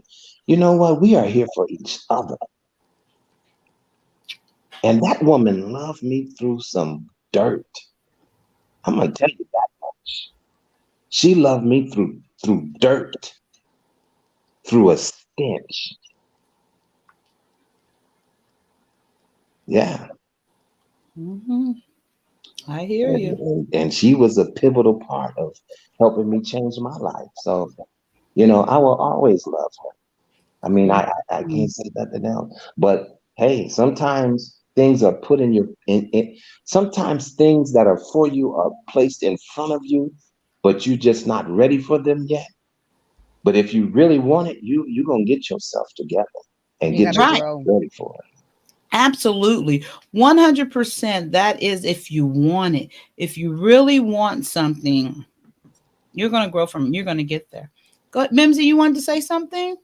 I was just gonna say, since we were talking about like if we could change any one thing, Mm-hmm. if I could change any one thing but still have everything exactly the same, all the Mm-hmm. struggles, all the sufferings, it would just be to have for me and my love to have spent more time one on one without having gotten pregnant so quickly. Because Mm. we fell in love immediately, like literally instantly, and then like 2 months later, like we got pregnant, and then here we are, mom and dad versus Mike and Mims, Yeah. So we never got that quality Mike and Mims time, but we have forever. Not forever. Also, real quick before B9 starts yelling at me, because I don't want to get yelled at anymore on streams. B9, the Almighty does not care if you wear black hoodies as long as they are either linen or wool, and rock them fringes. I'll give you pushback on that. I don't believe in the linen and things now either. Like I don't like for now. But amen. Yeah, Well, B9. Y'all got it. he was just asking. He was like, so he does care what we wear, and I was like, yes, he does indeed. All right, you got that B9 nizzle in the nizzle bizzle. I have to say I enjoy B9 all the time. I I love do B9. too. I He's I love hilarious. swear, B9. wherever I see him on different panels, and you know, sometimes I'll get caught up because I see him on there, and I'll say, okay, I just need to hear what he's about to say because I know Right, right, if they're saying left, he's gonna say right, right, and believe me, and he gonna make that point. And if they're saying right, right. he's gonna say left, but He's he gonna gonna make make that that point. point. And I Yes, love Lord. the way that he does that, and he's very sincere, with his spirit, and I like Right. that. I really enjoy that about him. So I wish he would get on the panel, but I guess he's going to be in the wings tonight. No, he'll come up. He watch. I don't know. He gets in his little moods and he'll come Come up on, and then B9, don't be in the mood. Come on, come up here with your glow. yeah, he then sometimes he'll wait towards the Just end just and for a then few get minutes. He'll He be ain't like got to this. be He'll up be like here. a this. few minutes. That ain't gonna he gonna be up here. I love B9. I think B9 I is know. wonderful. I think my only thing that I don't particularly like about B9 is that he'll come on to like women's panels and be like, women gotta listen to the mans.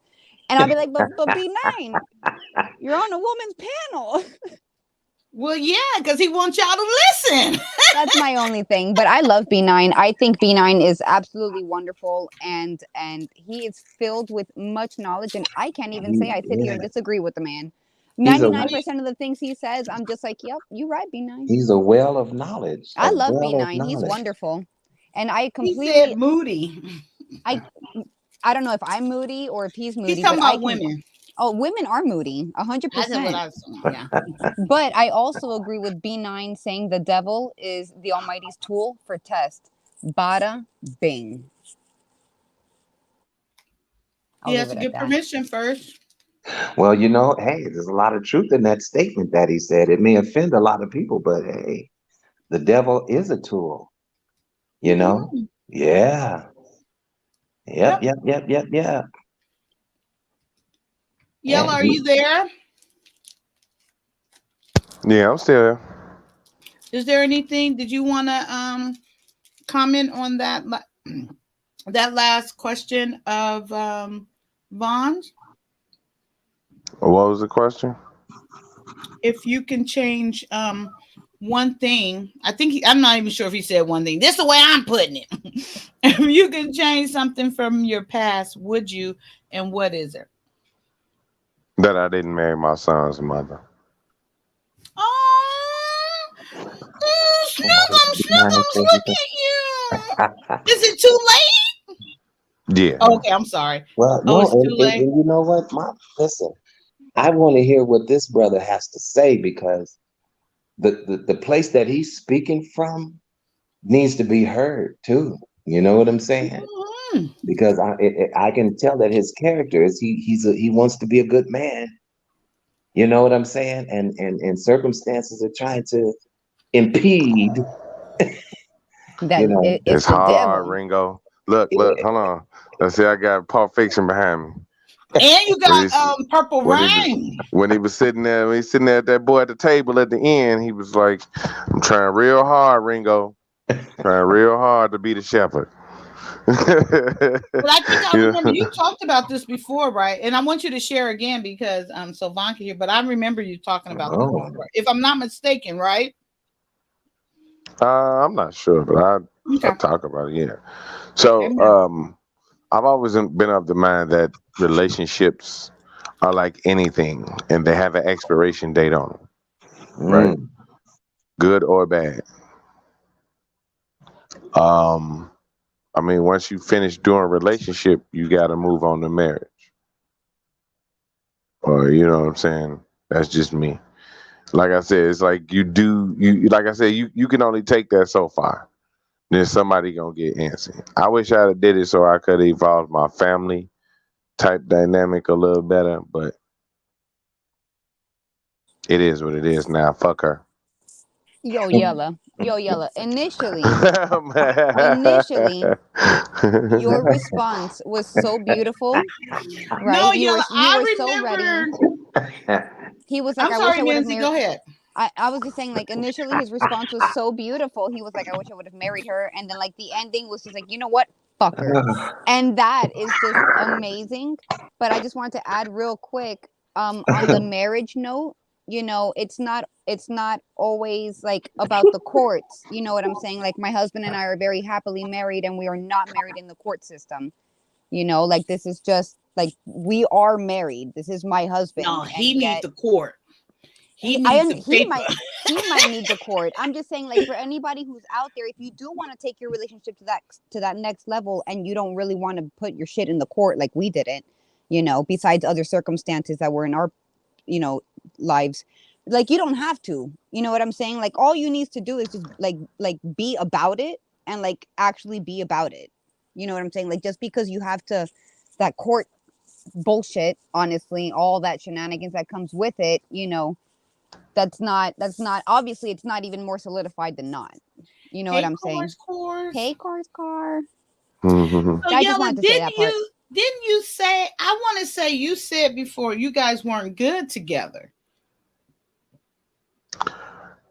What's good together? I'm toxic Me? as shit.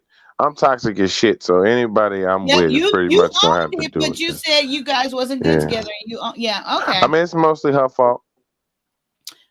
Of course. Hey, I ain't gonna be shut up with you. It's not your leadership. No. It's I'm just not talking. your leadership. I mean, you can't lead Saying. nobody that want to be led. You can't lead nobody if you don't know how to lead. Can't lead nobody to want to be led. You can't lead nobody you don't know how to lead. I know how to lead. I can't tell. Mm. I know how to lead. Yeah, I know. The Then she first should have followed. the I first don't. the Yeah. first the first step of leadership is self-preservation. So I'm over here by myself. I would What have the? to say that like leadership is really, really difficult. And as women, it is not easy for us, especially now in today's day, to just sit back and follow a man.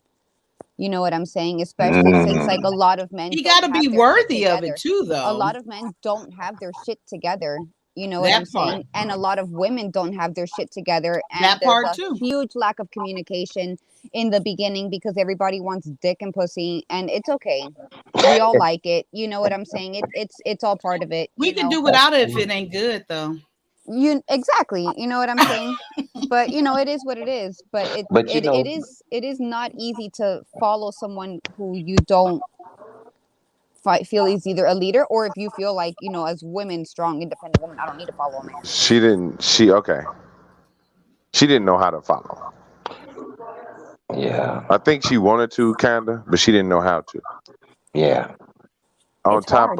On top of insecurities, you know what I mean? I can't tell you how many times I done got accused of cheating. Mm. You Oh, know, and I don't cheat. All that black men don't cheat shit, yeah, whatever. I know Yella don't cheat. right. I don't cheat.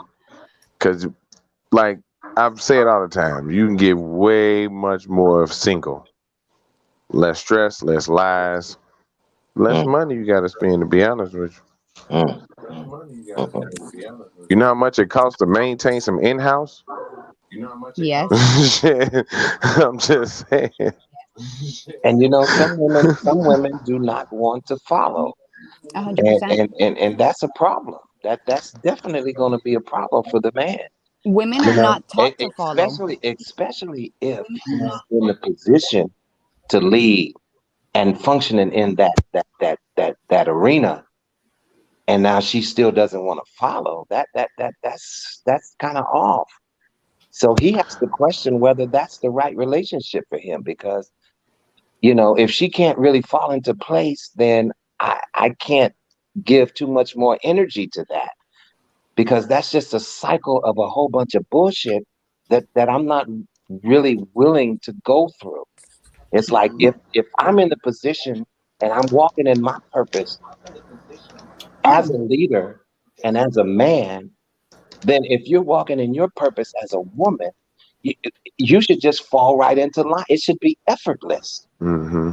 But a lot of women today, and this is where I do agree with the manosphere now. I know y'all thought I was totally against it, but there are a lot of women who are not apt to be in that submissive place, which that's a curse word I found out to a lot of people. So, oh yeah, submission. Yeah, Yeah, You that's a might big as well one. call them the B word. You might as well call them the B word. those I ain't joints even gonna No, say it out. it's for true. sake of us not getting cussed out up here. It's true. And it all really, it goes back to like women are not being taught how to follow. You know what I'm saying? And Yeah. that's just like, this is something that I was not taught, and I'm still dealing with the transitional phases because I suck at being a homemaker. I'm fucking terrible at it. I'm really, really bad at being a homemaker, my poor husband. So I'm teaching my daughter how to not be a shitty homemaker. Like, Hmm. girl, Mm, you see my okay. struggles, man. You see my struggles. You see my breakdowns.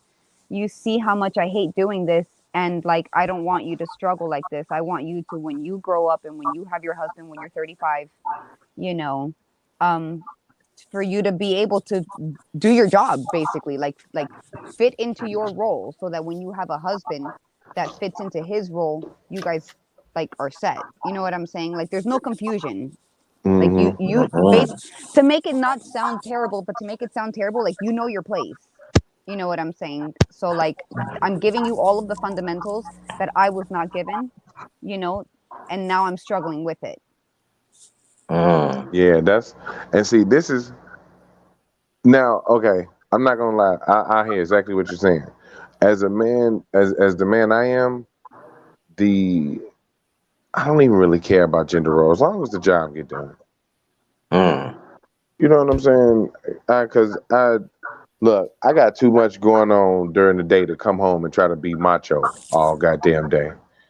Mm. Like, you know what I'm saying? For real. I gotta be macho man, tough dude, alpha dog, all on the damn street, up and down the street all day Bring long. it home. Bring that shit I mean, home I get too, tired of Alpha. that shit. I get tired of that shit. You come home, you want to just rest. I wanna go to sleep. But that's not a problem. You see, that's the whole thing. Like I understood that when, and that again, transitional periods. You know, it actually took Pops to knock some sense into me for me to realize this. Mm-hmm.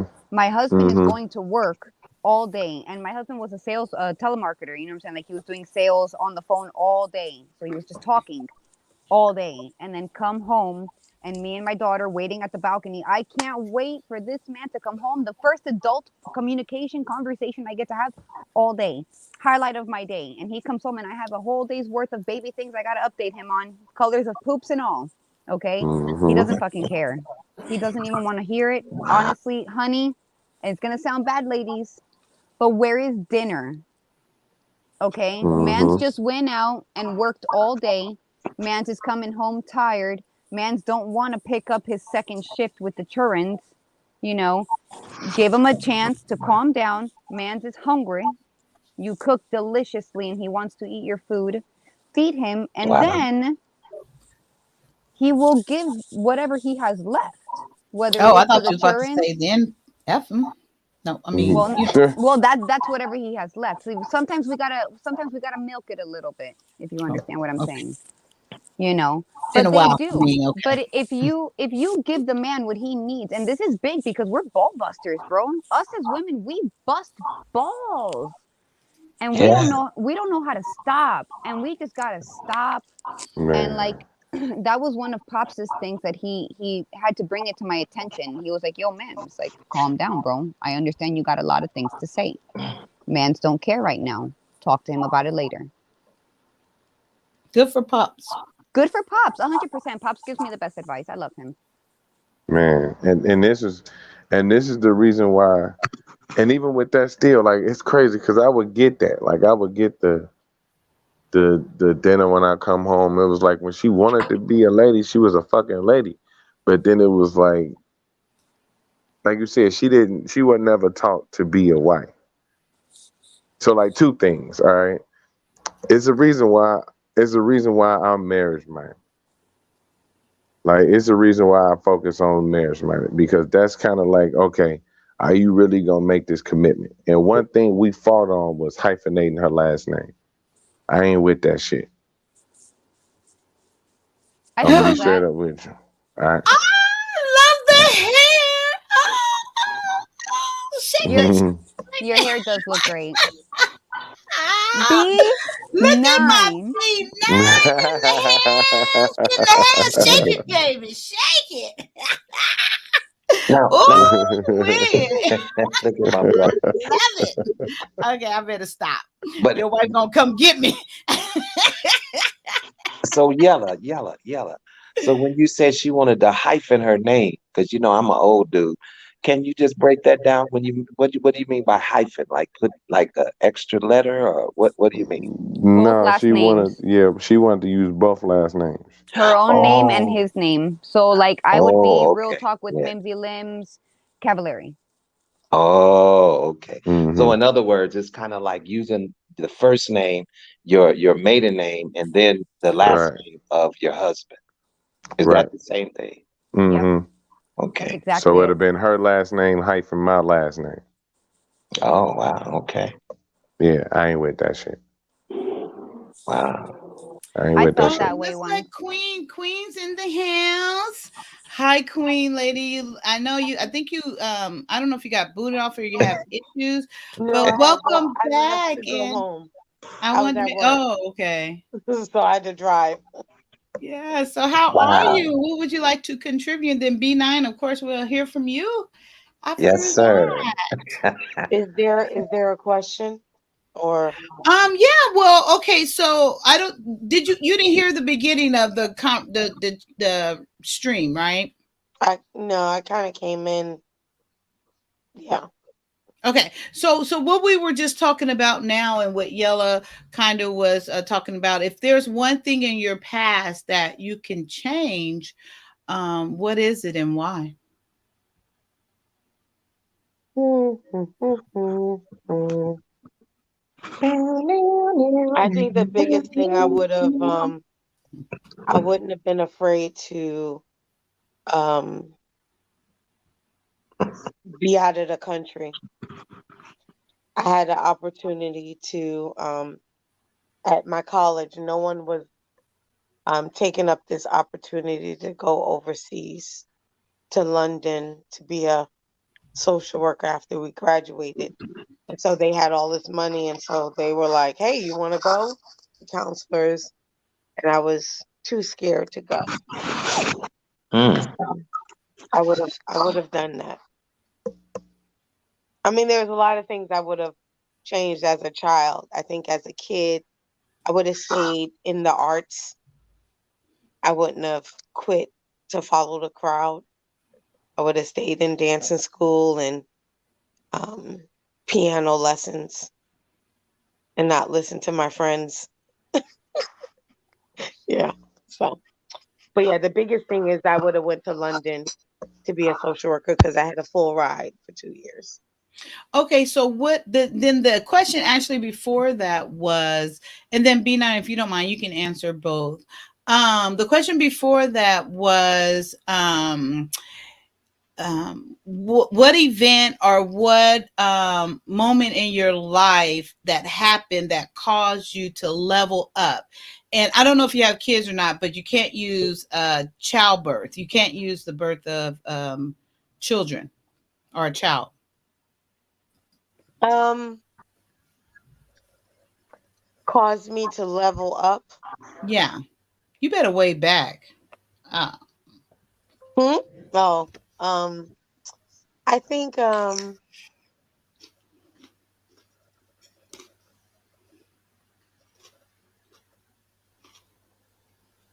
a loud cucumber. no, that's a loud She chewer. said, no, sorry. All right.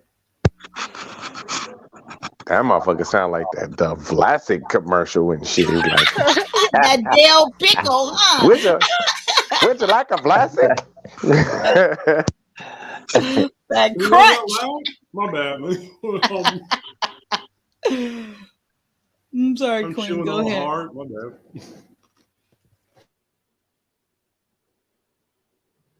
Go ahead, Queen.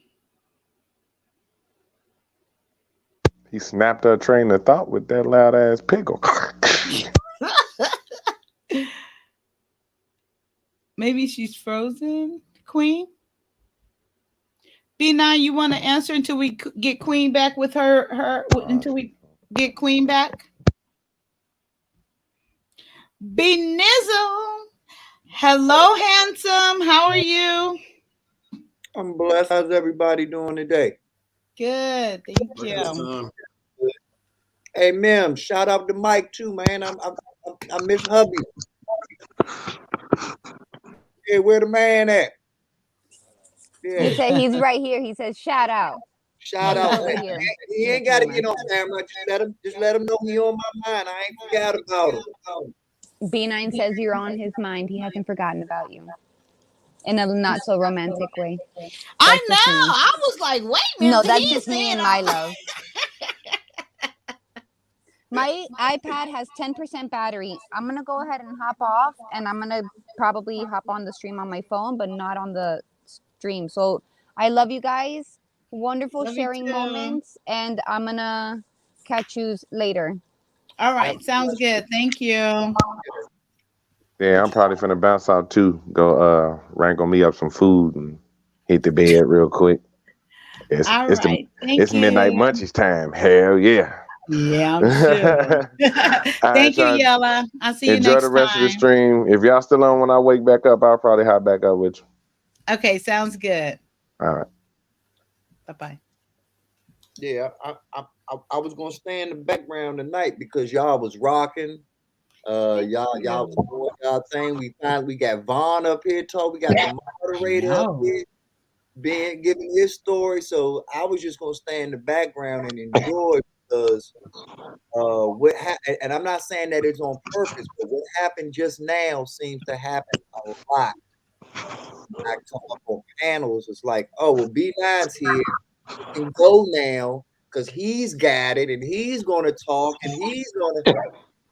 I like to enjoy you all. I want to hear your stories. This is a real community. This is not a head of the table situation. This is a round table. Your stories and your experiences are just as valuable, if not more valuable than what I bring, because we work all. B9, you're the dude at the orgy who tries to say he's a cuck, but he's like 12 inches and fucks better than everybody.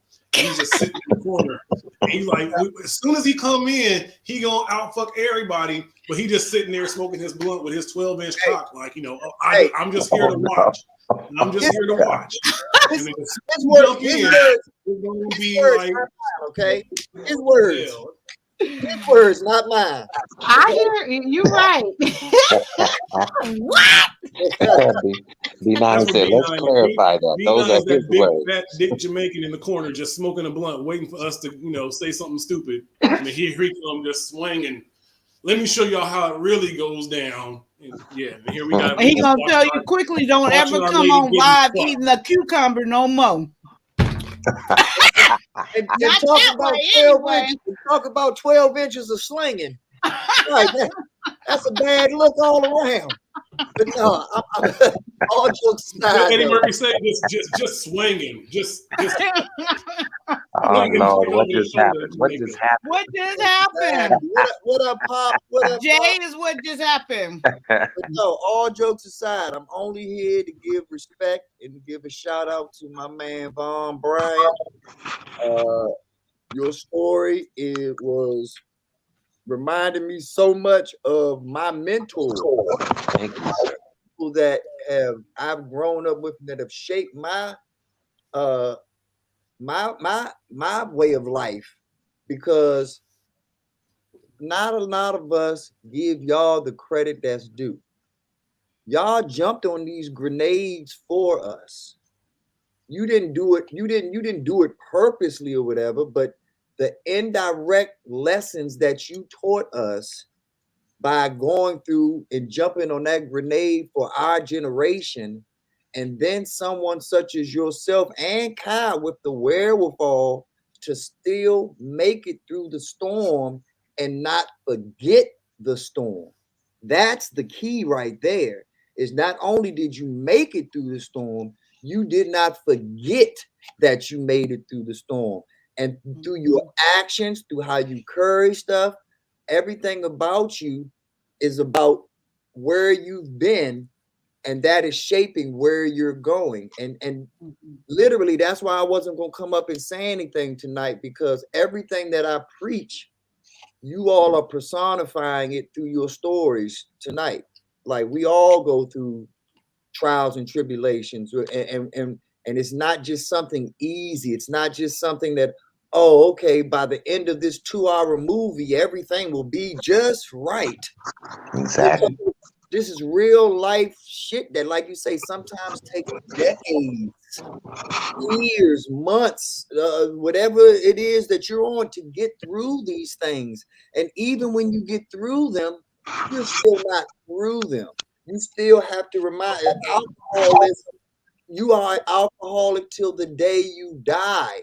Even if you don't have another drink, you still have to have that mindset of not forgetting where you came from, and the journey, and appreciating the journey to get there. So everything that Von Bryan said, B9 can't add no value to that.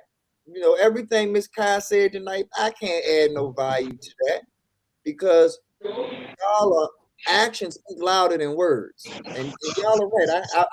I can eloquate and take some great shit, but y'all actions are so much louder than anything that I can say, and I say that because I can tell once Vaughn started talking how his quiet and humble demeanor is truly alpha dominant. period. Like Right. people don't, and see, when people think of, and when people hear me talking about alpha, beta, this, that, they think it's about who's the loudest, who's the quietest, who's the this, who's, no, we all have traits of all of those things in us. Mm-hmm. In the same way that men have emotions, we just don't lead, at least we're not supposed to lead with those emotions, but we still have them. And so we have to understand that we are all three-dimensional characters here, and we all have a gambit of emotions and a gambit of plethora of things that we have at our disposal, just like Batman's tool belt. But it's about when to use them, how to use them, what's most effective, what's the safest, what's those. That's where our logic leads, because those are the factors that we have to take in. Because with great power comes great responsibility. Truly, it's not just a Spider-Man quote; it's real life. And the way Mr. Bryant carries himself, you can tell, hey, I ain't got to be loud to be in charge. I don't have to be, I don't have to be the squeaky oil to get the squeaky wheel to get the oil. He Right. understands that, there's a time and a place for everything. And one thing about all of the moderators that we have, Von Bryant, Gail, Princess K, the whole gamut, Howard, the whole gamut of them, they are real givers. They are truly givers. So no one ever feels bad giving back to them. There's other people that might have invited me on this platform, and I'm like, man, the hell with them. It's 3 in the morning, 4 in the morning. I'm asleep. Von Bryant asked me to come up, and I'm not doing nothing. I appreciate that, Doc. Yeah, no, it's not about, it's what you've earned. Because like I said, appreciation is saying, hey, I don't know you, you don't know me, give me something. No, this is bartering, sir. You have given so much to us, we would be fools not to give back. Wow. Period. Wow. And if you ever decide to share your story and start your channel, you better believe you're gonna get to your monetization quick as all get out, sir. And I'm mad, at my community, to be honest with you, that it's taking Gail so long to get to Yeah. it. Yeah. Because for TLA to have tens of thousands of people, Yeah. That's right. it should happen like that. TLA shouldn't even say another word till he says, get her 400 subscribers now. Or you won't Exactly. hear another word from me. You won't hear another dun dun dun. That is so true. I didn't even think of Wow. it that way, but you're right. And see, like I said, we have to understand that, like I say, with great power comes great responsibility. That woman has been moderating for him for day one, holding him down. I remember that.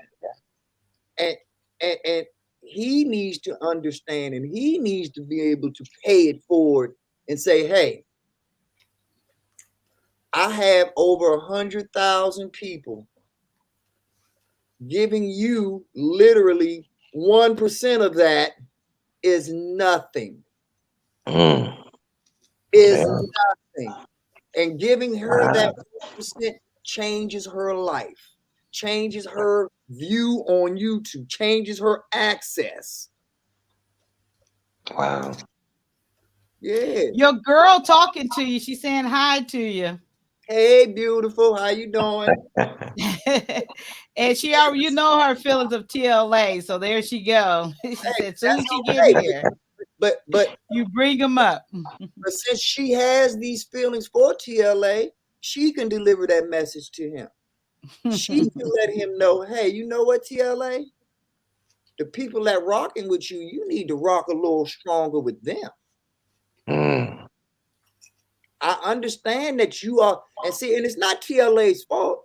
TLA is an attorney. So it's not, so he's used to paralegals working for him. He's used to things working for his benefit.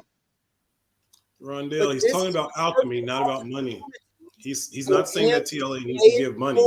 He's just saying that simply he can make a community post saying, I'm not making any more live streams until Gail, the person who's been moderating for me since the beginning, is at 100 subscribers. I just said that. 1,000. Sorry, 1,000. He's not saying that people need to give her money. He's saying that all he has to do is say, I'm not doing any more live streams until Gail is at 1,000 subscribers because she's been with me from the beginning. That's a very simple way to get her to where she needs to be as far as monetized. That's all. And she's earned that. It's not even about him doing a gift or this or that. She has earned that. See what I'm she's doing. Done it for multiple people in this space. Yes, she has. You know, and that's my point about Von Bryant. Like, she was a great influence on me doing it. You know, what I'm doing for Sir Hale, what I'm doing for Black Man Unfiltered. That's just me from my heart because I know that they're good people, but I don't know them. They don't owe me anything, and I don't owe them anything. Gail is owed. Period. Oh yeah, I would say that without a doubt, definitely. Yeah. So it's a totally different level of what I'm doing and what Gail is owed. Let's be clear with that. You know, I'm doing this out the kindness of my heart. Gail does most of the stuff that she does out the kindness of her heart. Yeah. But she's owed this. Exactly. I would say the same thing about Kevin Samuels. And she does do it. She does it out of the kindness of her heart. Yeah, I've spoken to her behind the scenes, and she has definitely made that known to me that she does it, you know, not to get paid, but she enjoys doing it. So she has a passion for it, you know, and so that she encouraged me to do it actually, you know, and that's why I put, if I'm going to do it, I'd rather put myself into doing it. And you know, not just always be in the comments saying this, that, and the other, but actually promoting the channel. You know, because I notice a lot of people that are doing the moderation, you know, they're so busy making comments that they're not posting things to promote the individual's channel. And I'm trying to figure out what's that about. It's like, okay, come on, Kyia. You know, do you want to see Kyia? You want to know when she goes live? Post that. Oh, wow, looks like some of y'all forgot to hit the like button. Post that. You know, all kind of different things you can do to promote. You know, you may have a little comment here or there, but the main purpose of what you're doing is to promote the person's channel and to also keep the conversation on topic and to also get rid of those bots that come in and out of there. So that alone is like an effort, and then don't do two at the same time. That's crazy. and then on top of that, like I said, don't let it be the right chat where you literally are dealing with thousands and hundreds of. There you go. And that's it. And you got to put it on the slow mode, and then you got to go to the members only, and you got to go to the. So yeah. So what you do is definitely real work, and it's real. Really be committed for it, and you know, I'm not picking on TLA. Don't pick on. Mr. Palmer has over 7,000 subscribers. Those should be Dale's. The Mr. Palmer, the fuck child support guy. He's got, and Gail moderates for him. Oh wow! And he's got over 7,000 or 17,000, something like that, subscribers. My point of it is, she moderates for Sir Hale. She moderates for any and everyone that she rocks with. Everyone. At least half of the people's subscribers that she moderates for need to be her subscribers. And the people that she moderates for need to be pushing that agenda. Exactly. Yep, that's how it should work. I agree with that, B9. I agree with that. But we come up here and we talk all this blackety black stuff. We talk all this unity this and unity that, and throw your fist in the air, and we all going to Africa, and we all gonna do this, and we all hit the damn like button, hit the subscribe button that's right in your face. Mm-hmm. But you gonna make a full trip to Africa and start a brand new tribe and do this and do that. but you can't hit a subscribe button for someone who's been great to you. Exactly. And that's why I don't listen to none of this bullshit, Vaughn, because I And know it's bullshit.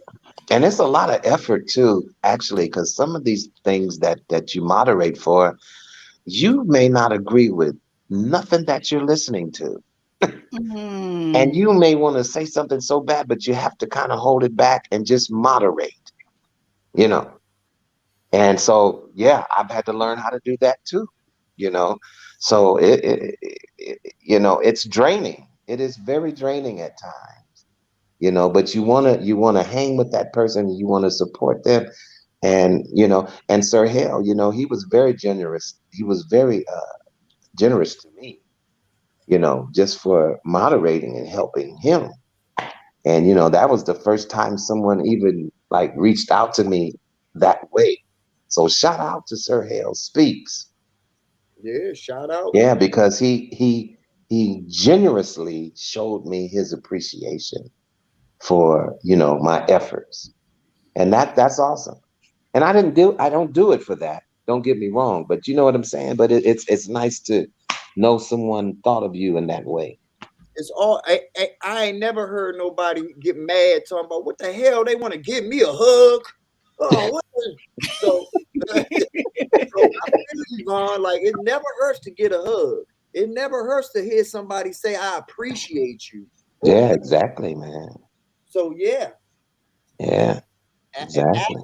speak louder than words. Like I said, that's why I was gonna let y'all rock until you invited me, because your story and Kai's story are literally everything I talk about personified.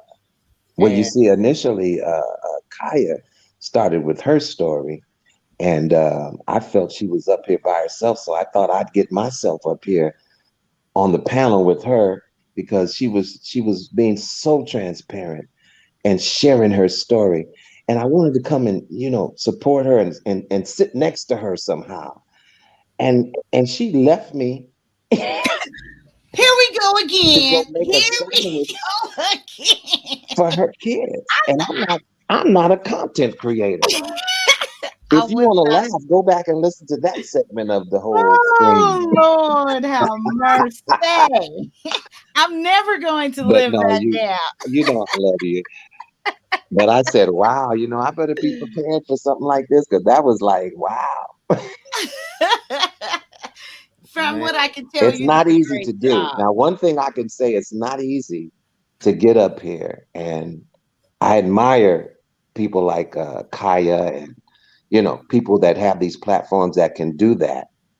Because it's not easy to do to sit up and just talk about a Mhm. topic and no one's there. Talk to yourself. You know what I'm saying? It's like I need somebody else with me to have the conversation. That's crazy, man. I don't know how y'all do it.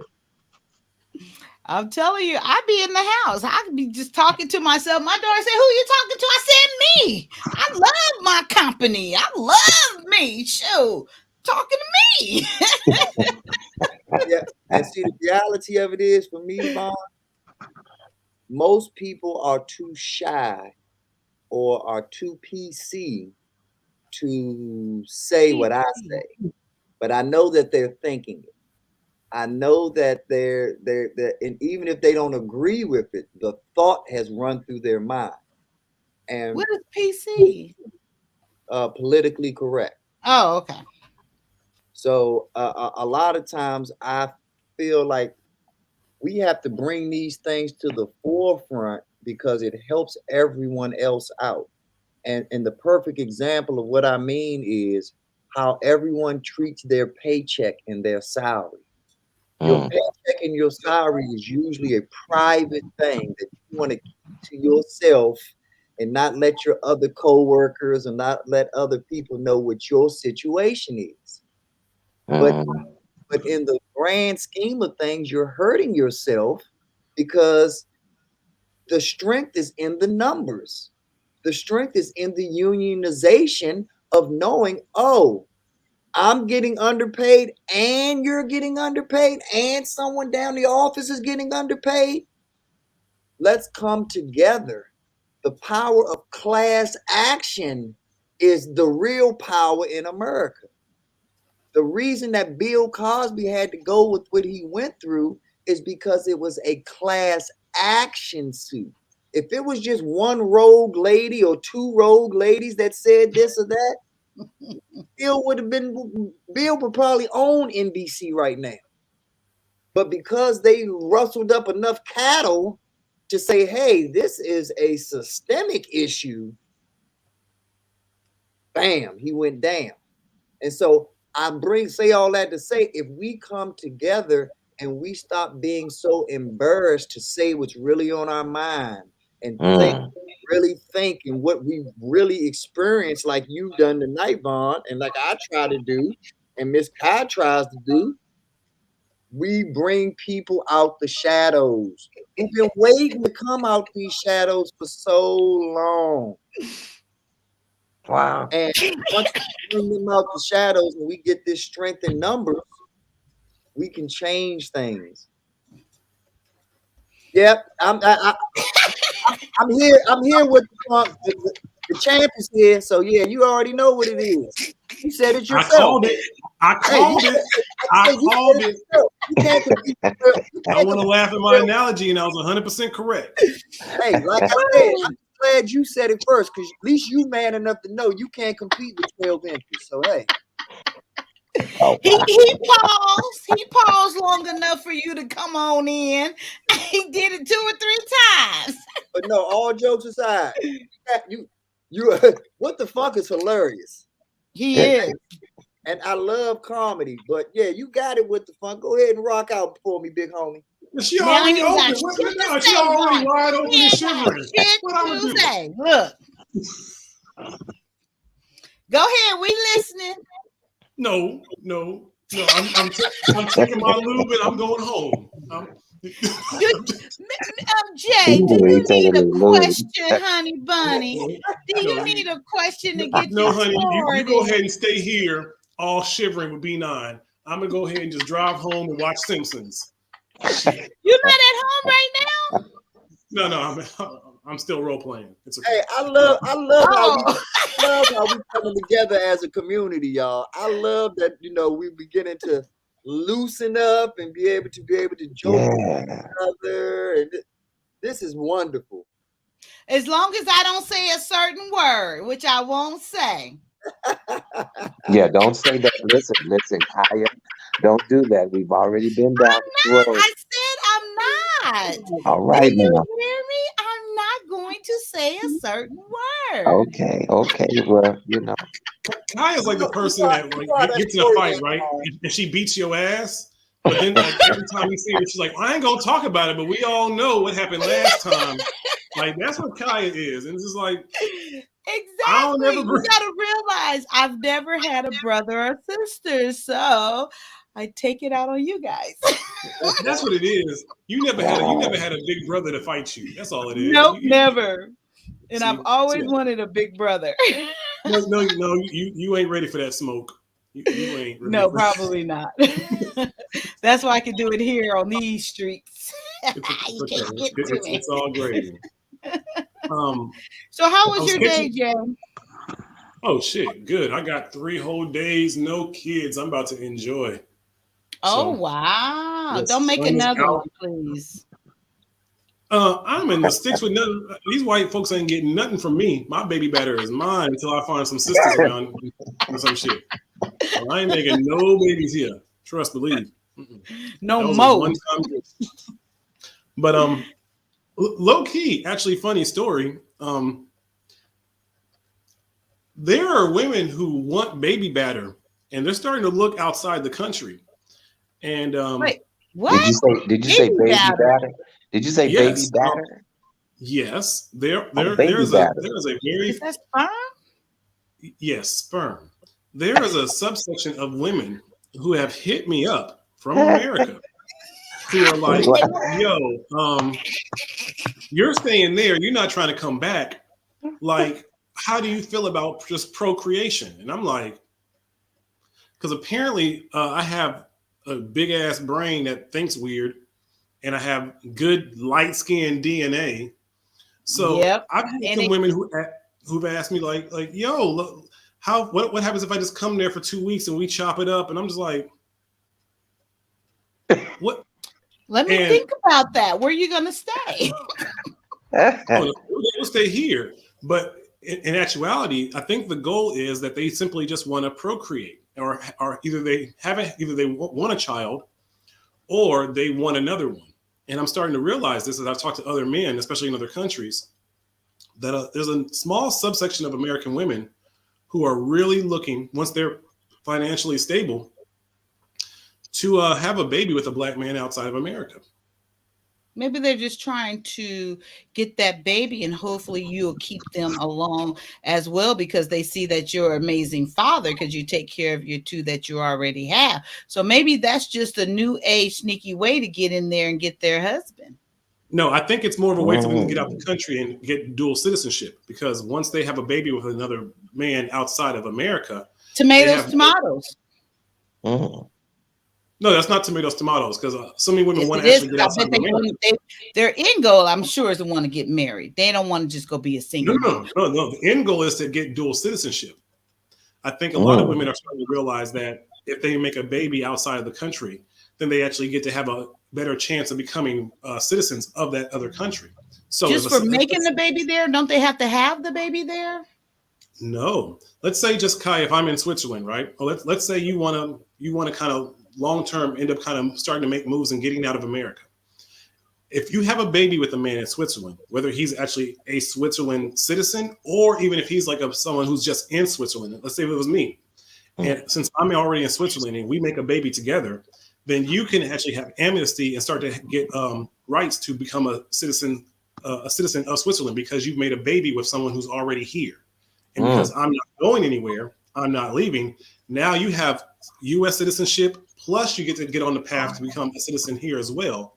And you can start to transfer and maybe make more money over here and have a dual citizenship. Even though you don't birth the baby, you birth the baby in the United States, you still can go back. The baby in the United States, yes, you still are on a pathway for you and that child, because I'm the father of the child. So the child has a right to become the child is a Switzerland citizen. So by you being the mother of that, you start to get on the paperwork to become one as well. So people are birthing kids just for citizenship, not for the sake they've been doing that for a long time. Africans have been doing that for a long time. They're doing it for the sake of citizenship and not for the sake of being parents? Is that what you're saying? Absolutely. Wow. Absolutely. That's interesting. That's been an African thing for at least the last 20 to 30 years. Why do you think African men with some busted ass white girls? Because they can have a baby with that woman and become citizens of that country. Wow. You never seen some Africans with some busted ass white girls who those women would have never had children with any of the men of their own race, but they find some African dude who's going to wife them up and put a baby in them because that man wants to get out of his country. Sponsorships. Wow. Well, that's crazy. Man, a lot of people are it's actually been happening for a long time, but I think now Americans are starting to kind of see benefits in doing that as well. You see your question? No, it's much more passive aggressive over here. Okay. Like I knew Oklahoma racism, where they were actually chasing us because we integrated the school in Langston, Oklahoma. Like I know real racism. The racism over here, it ain't racism. It's them trying to nitpick, and I'm like, I don't speak the language here, so like they can't push me. They're like, why don't you speak Deutsch? I'm like, because I don't like y'all. I don't like white people enough to learn y'all language twice. I am who I am. I make money in English, and I'm motherfucking retired. So miss me with your bullshit. So you're retired, so you have enough money to live out the rest of your life with your growing two babies. As long as I spend $1,200 a month and don't go over that, absolutely. Amen. As long as you don't. So wonder if you over $1,200 a month. How is inflation out there compared to inflation in America? I know the place that I live is like 400 euro a month, and that's heat and everything included. My Wi-Fi is 30 something. Like I still every month my money is still growing. because I don't even spend $1,200 every month. But it's pretty cheap here in this village that I live. And if I was in Berlin, it's a different story. If I was in Berlin, there's no way I could be retired. There's no way I would be able to afford what I afford here. But because I live in the village and surrounded by like legitimately nothing but old people and retired people, I'm chilling. There's nothing but what about if you find you a woman? What about if you find you a woman? That's one of the things I've been having to kind of realize is like, because if I decide to marry a woman, especially one that already has children, then I would probably have to work again because I would be supporting her because she more than likely isn't retired. But if I just keep, hooking up like I've been hooking up and just having my fun, I can legitimately just do this. There's no black women there. So what are you hooking up with? There's a bunch of black women in Berlin. Oh, gotcha. Okay. But the problem is now, like, I used to hook up a lot, but now with the vaccine things changing, it's like a part of me doesn't really want to be kissing and slopping fluids with someone who has the vaccine because it just seems like everyone who's getting sick has to get the flu. So I'm just like, do it through the mask. Have the mask on. Make a latex mask. More people are willing to have sex without a condom than actually even want to tongue kiss people anymore. Oh Lord, I can't even imagine. I haven't had a kiss in so long. I can't even imagine. And I used to be a kisser. Imagine it. I was very, and this is why I'm glad that I'm married. But I used to kiss everybody back in the day. Back in the day, I'd kiss a sister so quick and not even give a shit. But now, it's a different game. Right. Yeah, I haven't even thought about that. It's to the point where it's been so long. I haven't even been touched. Oh Lord, I don't want to think about that. But it's like Cheryl, I'm gonna have a conversation with you because you on point. I already thought about you a few times. Thought about what? Cheryl said, "Just marry me." What the funk? Hey, Cheryl's on point. She's and gonna be this amazing. is why I'm glad that I'm married because I can't imagine being out here nowadays trying to do anything because it's crazy, man. It's just imagine crazy. what's going to be for my kids. My child is 5 years old and my son's 2. What do you think marriage is going to be for them later on in life? It's going to be completely different than what it is now. I mean, so even my son, I'm trying to help my young son get along because it's crazy out here, man. It's crazy. Sure, I realize what you said now. Sure, all you got to do is go to 16. The village. Go to the village. I would honestly say for your son to have some conversations about him looking to procreate with a black woman outside of America. Well, he has a girlfriend, and she's in tech. If he is in tech or IT, he should. He should really be considering because the black women on this side of the world love American black men. They really do. And if he like all the things that a lot of men are hoping to find in black women in America, they find them easily in Switzerland and Amsterdam and Netherlands. Well, he's gonna find one here, okay? Period.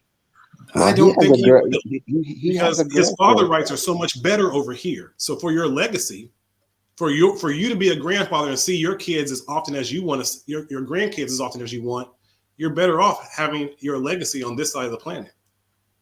Wow. Well, he got to expand. Father rights are so much better over here. It's legitimately 50-50 after a breakup, usually no matter what. Go ahead, Vaughn. He's finally gonna let you talk now and get that thought out. What you were saying, he has a girlfriend. I think you were saying. Well, now you're gonna have to give me a minute because my phone is acting stupid. Oh, so give me 2 minutes. It's Jay's fault. I'll answer that question. Juss Kyia, for your son, when he starts to have children, do you want him to have children with children in America, or would you rather he do it with children outside of America? Okay, so I have been listening to you recently and other things, and I do still say America, and I do say my preference would be a black woman, and it would be an American black woman. That would be my preference. However, it is up to him, and if you let him tell it, he's not going to get married, and he most definitely is not going to have kids because he says they're too they cost too much money and they're too ungrateful. And I said, oh, you're learning from self-experience, huh? But but he's gun-ho on that right now, which I can imagine is going to change. But I would prefer that he did stay here and that he does marry a black woman from the States, from United States. That would be my preference, but it is up to him. Now, I would love to find an American Black woman outside of America. So let's say hypothetically he met a woman who's Black, but she's in Vietnam, an American Black woman. One, in Vietnam, if you take $10,000, you can damn near live off that for 3 years easy. Like, I'm not, and I mean live well, not like, squalor. So long-term thinking, especially if someone's into IT and tech, you can do that kind of work anywhere in the world. So imagine he meets an American Black woman in Vietnam. That means you don't have to go into a nursing home. And I know you working in nursing, you know that's probably the last place you want to be. I would kill them. Okay. So imagine your later years in life in Vietnam, where every day you just wake up, you go to the market, get your fruits that you can't pronounce, and everybody just loves you. Leave my pronunciation alone. But at least I try. You try well. You definitely try. Leave me alone. I own my shortcomings. I own it. Okay. But I will say outside the box, it's your money as an American does so much better outside of America. But you got to make the money first and have enough to go there to stay, or have your money continue to work for you. But I will tell you this, Jade. I'm not sure if I shared this with you already, but I have, and I don't know how this will work out with my son, because he doesn't have that college mindset. He's very disappointed in the school system altogether. And I think I shared that. He's not challenged whatsoever. And he's just like, whatever. And so he graduates in June. So what I want to do for him is, if I can save or come up with enough money, I want him to go abroad for at least a year. At least.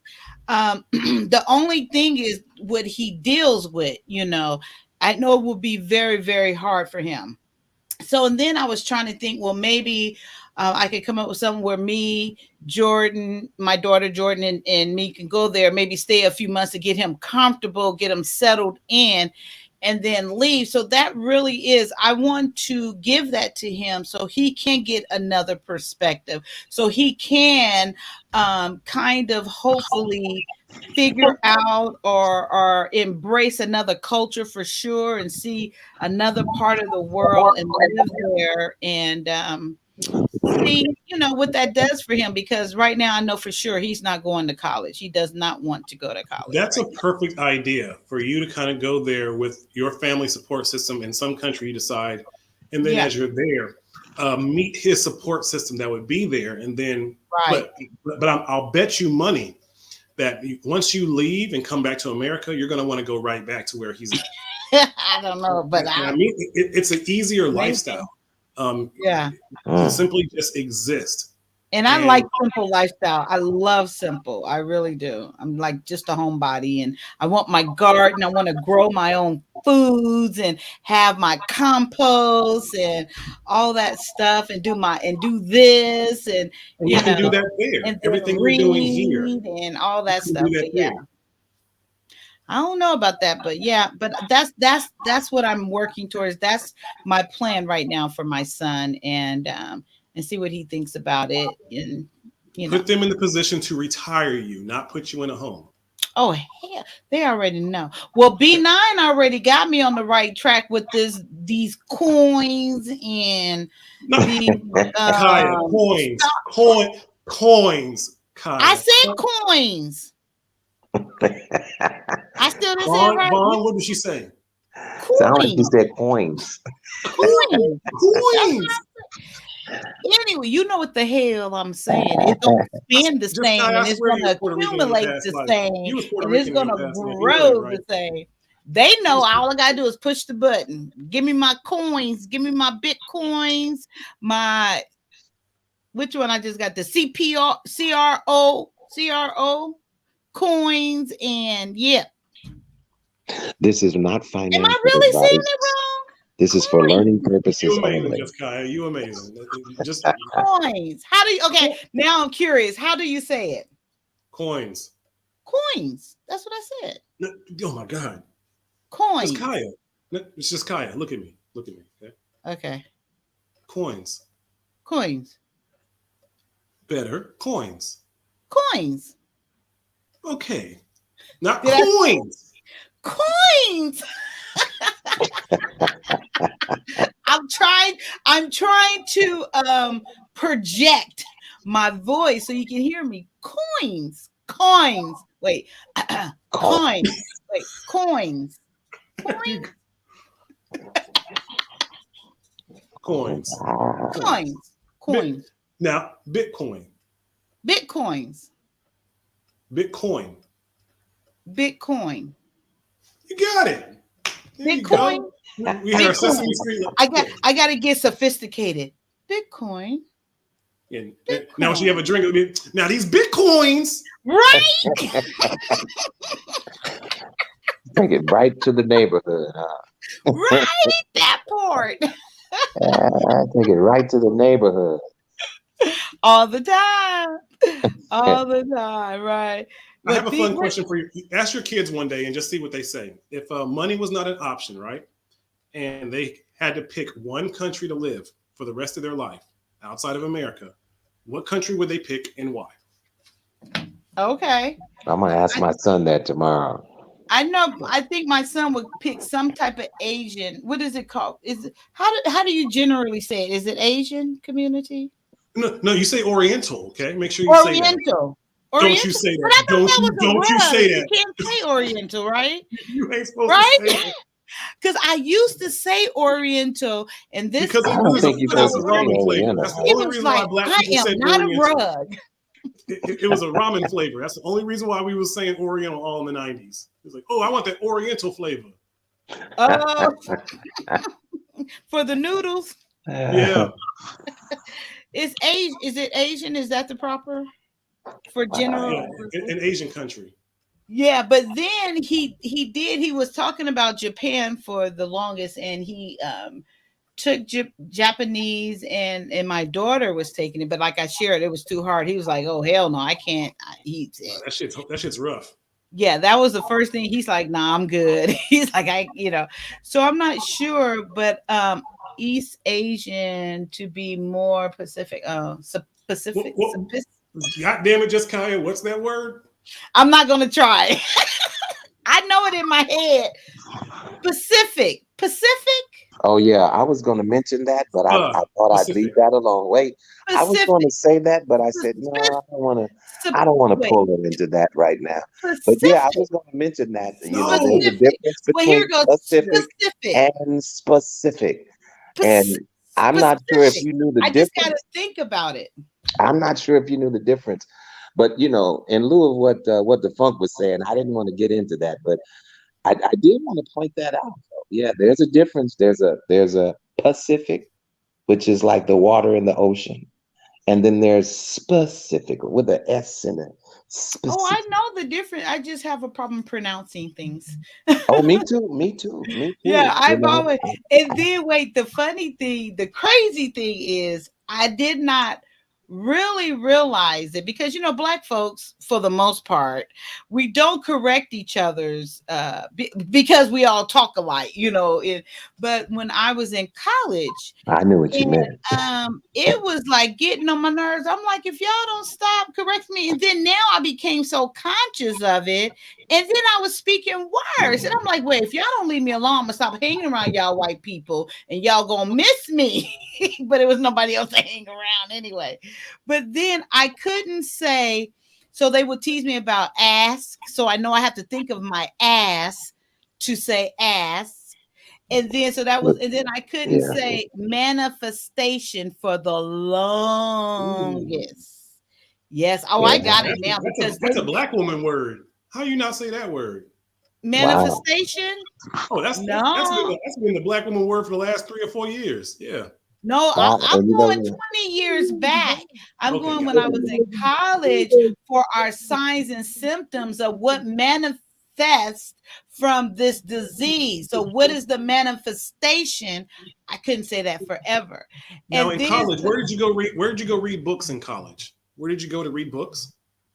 I didn't. I just had okay. So Where wait, did you? He I'm wants you to trying to say set you up. I he want you to wants say you the to say L word. library, or he wants you to say I ain't gonna library. say it because I never even thought about that. I don't even I think already I know said what the that fuck wrong. is I trying to never go thought with about that question. library.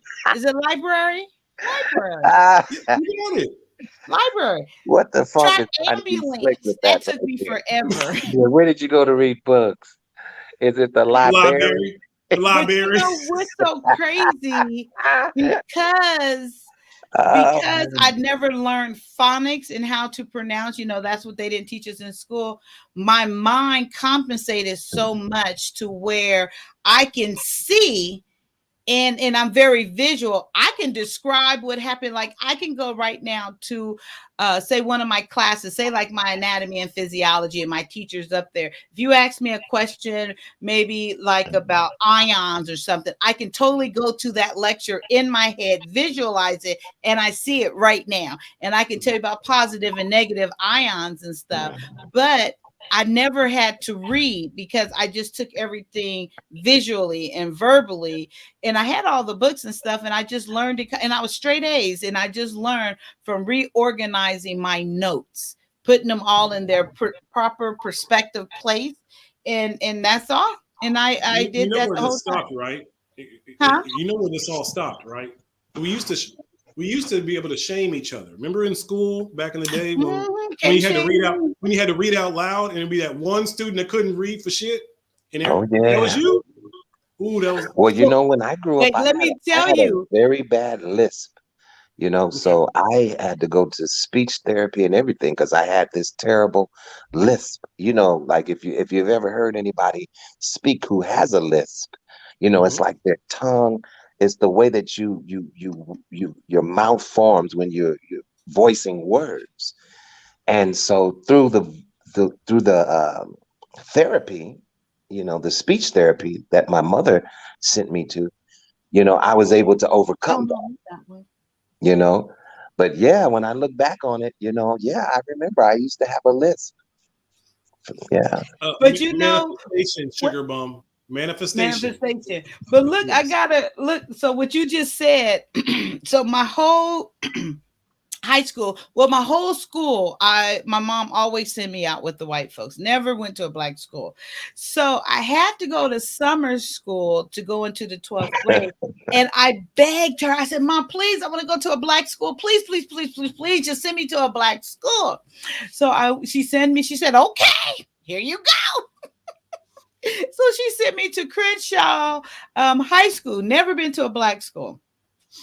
My very first day there, a person got shot, and when I came out the class, it was blood Why all am I over the laughing? hall. I should not be laughing. I'm so serious, and I couldn't believe it, and I was so nervous, and I just walked with my books. I'm like, what the hell happened? So anyway, but I say that to say, so I didn't. I told my mom what happened, but I said, nope, I'm sticking it out. I'm going back. And then, see, in my white school, they never had you read out loud. They didn't give a damn about us. I'm telling you the truth. They really did. I was in this black school, not knowing that they read out loud. They knew phonics. They knew how to sound out. I'm like, what the hell? I'm looking. And then, so I'm getting nervous because, he going around. I said, oh, let me read ahead before he gets back to me. But now I'm so nervous. Like I didn't know I was just messing up. So this is how I met my friend, and we went on to be friends years after that. So after class, and we was walking out, and she just comes up next to me. I never forget. Her name is Joy. She said, "You wear glasses?" I said, I ain't wearing no damn glasses then. She said, "You wear glasses. You couldn't see." I said, "I know. I felt so bad I couldn't see." And I just and then, so the next time in class we're supposed to read, I said, I don't have my glasses. And I got out of it. But see, I was never a person where you can make fun of me because I'll laugh right along with you. I laugh at myself. I'm like, shit, that's true. It's like you can't make fun of me. It doesn't, I'll make fun of myself before anyone else. But that is so true. Reading No, out loud. Ooh, I hate that. the bullies rocked with me because I've always been an avid reader, and like I knew how to read. I would even do like kind of voices and change my voices They and didn't shit. kick your butt? No, because what happened was like when it was the bullies' turn, because they used to go in a circle and everybody had to read, and the bullies would be like, "Oh no, Jason wants to read for me." I'd be like, "Yeah, I got it," because they didn't want to read, because it's always one sassy black girl in the class that can read real good. Always got some shit. As soon as you put her once, facilitate, like, God, making the men feel like shit. It's always that one black girl. It's just you get 2 chances to stutter on it, and after that, and it's always the one word. Like if you mix up like there for like or no, what would be a word like here or heard, right? And you say and I heard it's here, fucking bitch, every time. And I swear that she used to be waiting. She knew which words was going to mess somebody up, and as soon as you stumbled on it, she was like. And then once I figured out the English language, like all these words that you pronounce the same, but you spell different depending on where you're using it, that just pissed me off, and I refused to study it in the sense to educate myself, like purposely for it. What I know, huh? Purposely for it. That was me. Are like you dyslexic? You didn't even know what dyslexic meant. Are you dyslexic? What's dyslexic? It means you can't read, boy. Like, no, dyslexic means the words are turned around. I know what it meant, but back in the day, Sugar Bum was the one person being like, I think you dyslexic, and we didn't know what it meant. What's dyslexic? It means you can't read. That's what it means. Right. Yeah, that was, and then I couldn't understand. I felt like, I'm like, how do they know this? And then I told my mom, I said, Mom, see, I should have went to a black school all along. I said, they can read really good there. She said, no, you got the better education. I said, no, the hell I didn't. Because they knew, I didn't even know like black history. The stuff they were talking, I was like, wow, I was so impressed. But of course, my mom, I still was ready to go because I was scared, ultimately, because I hadn't been in that environment. It was a lot of fighting and not, it was a lot of stuff going on. I was so you went to Crenshaw in what, the 80s or 90s? 85, because I graduated high school in 86. Okay, so you were in there when it was really, really real. Yes. Have you ever seen the movie High School High? Yes. You have to watch that. I'm about to actually rewatch it this weekend because I just thought about it. But I saw that. I saw High School High. You got to watch it with your kids and have a memory. I think they'll really enjoy it. Especially my son. He doesn't watch movies. He's like, I don't know. He says something like, they just don't do it for me or something. It has to be. I don't know. My son, he's Jeremiah. It's be the latest Marvel character or whatever. Surely wasn't their fault. My son to watch. He doesn't even watch TV. I'm like, man, you need to look at some current events. And, I know he's a gamer and he likes YouTube, but come on. Matter of fact, we don't even have cable. We don't have cable like that. Yeah, when we had cable, because I don't have cable either. I do stream with the internet, but when we had cable, he still never watched TV. He was always on to YouTube.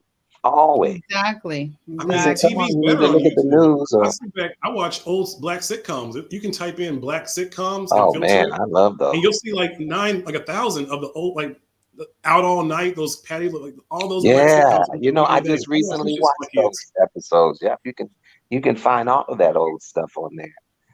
Yeah. Yeah. I showed my daughter Herman's Head because she liked the Inside Out movie.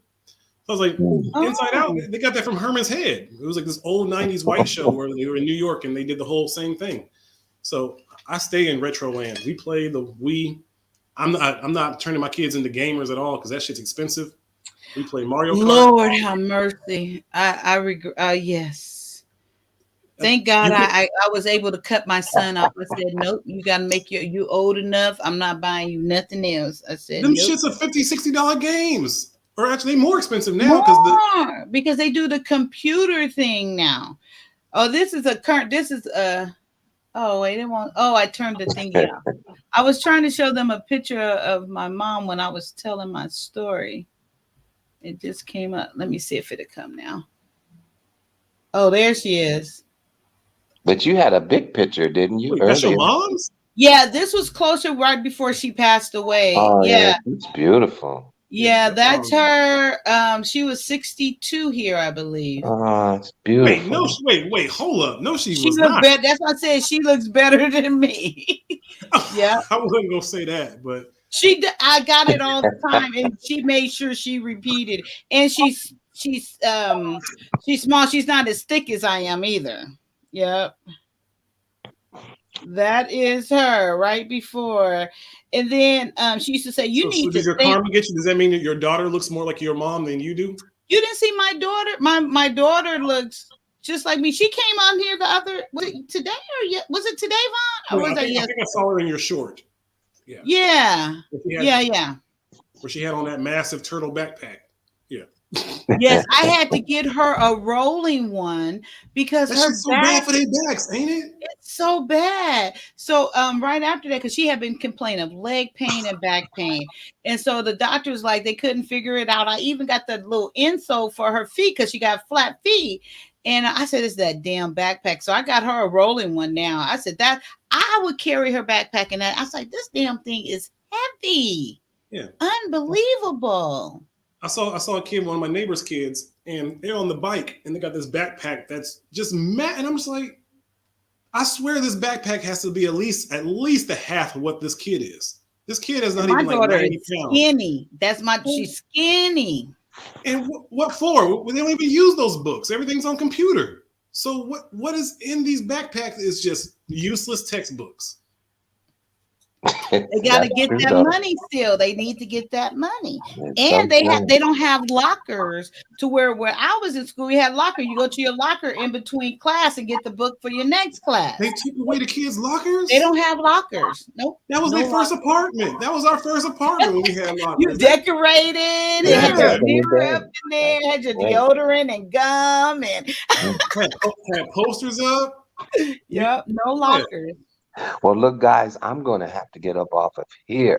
Yes, I need to get my wife to dialysis in a couple of hours, and I'm going to stay up for a while and get her situated. And I appreciate the platform tonight. You know, I appreciate I you. was able to share some things and felt comfortable to do so. And I want to say thanks again to B9 for coming up on here with a brother. And anytime. And nope, I'm right here. Yes, and I will get back with you all soon. But I will be listening because I will be up for the next couple of hours. But I just need to take a little time to prepare myself. So, but I'll still be listening. I know Kaya's going to be alive. Make sure you write her and let her know thank you for putting you in them classes, because you've been able to talk your way into some loving because of your voice. But if you hadn't had those speech therapy classes, all the love you probably got in your life, you would not have gotten. Wow.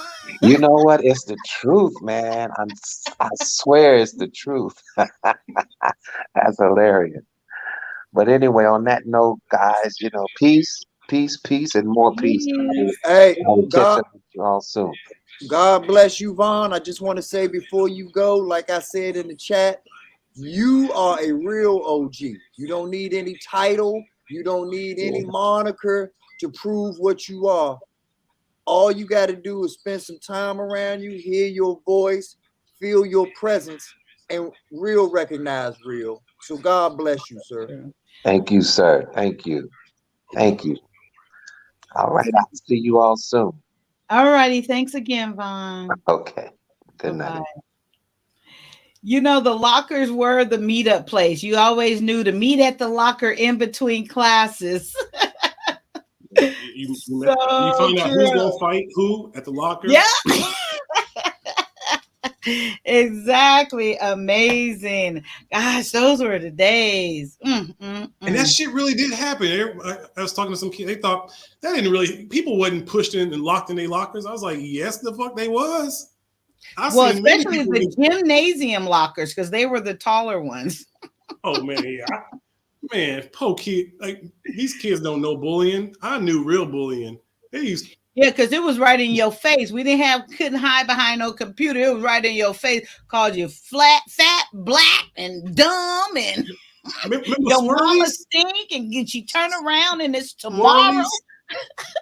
Them poor kids was getting their faces and put in toilets and flushed. Uh, uh, uh. It was something else. But you know, the crazy thing of it, even though you got that bullying, you didn't like the person, but you still, even the person that got bullied and the person that you still hang around each other. You still like you going to the next class with them. You still all together is the crazy part. Because it wasn't. It used to be back in my day that pretty much your class is what you were in all day. It wasn't like how they do it like in high school, where it's like you have different teachers for different subjects. It used to be like your class is your. So if you had a bully, that was your bully. Like for the whole year, like you knew their life story. You knew when they was having a bad day. You knew when they had to fight their brother. Remember that one time when you get the courage and you beat that bully's ass in front of everybody. Everything changes. You become friends. Yeah, because he got respect for you now. I'd be like, oh shit, he got some nerves.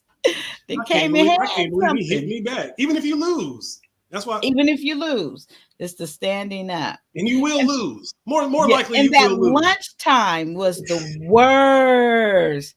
Because you got a whole 50 minutes like of freedom just to deal with this.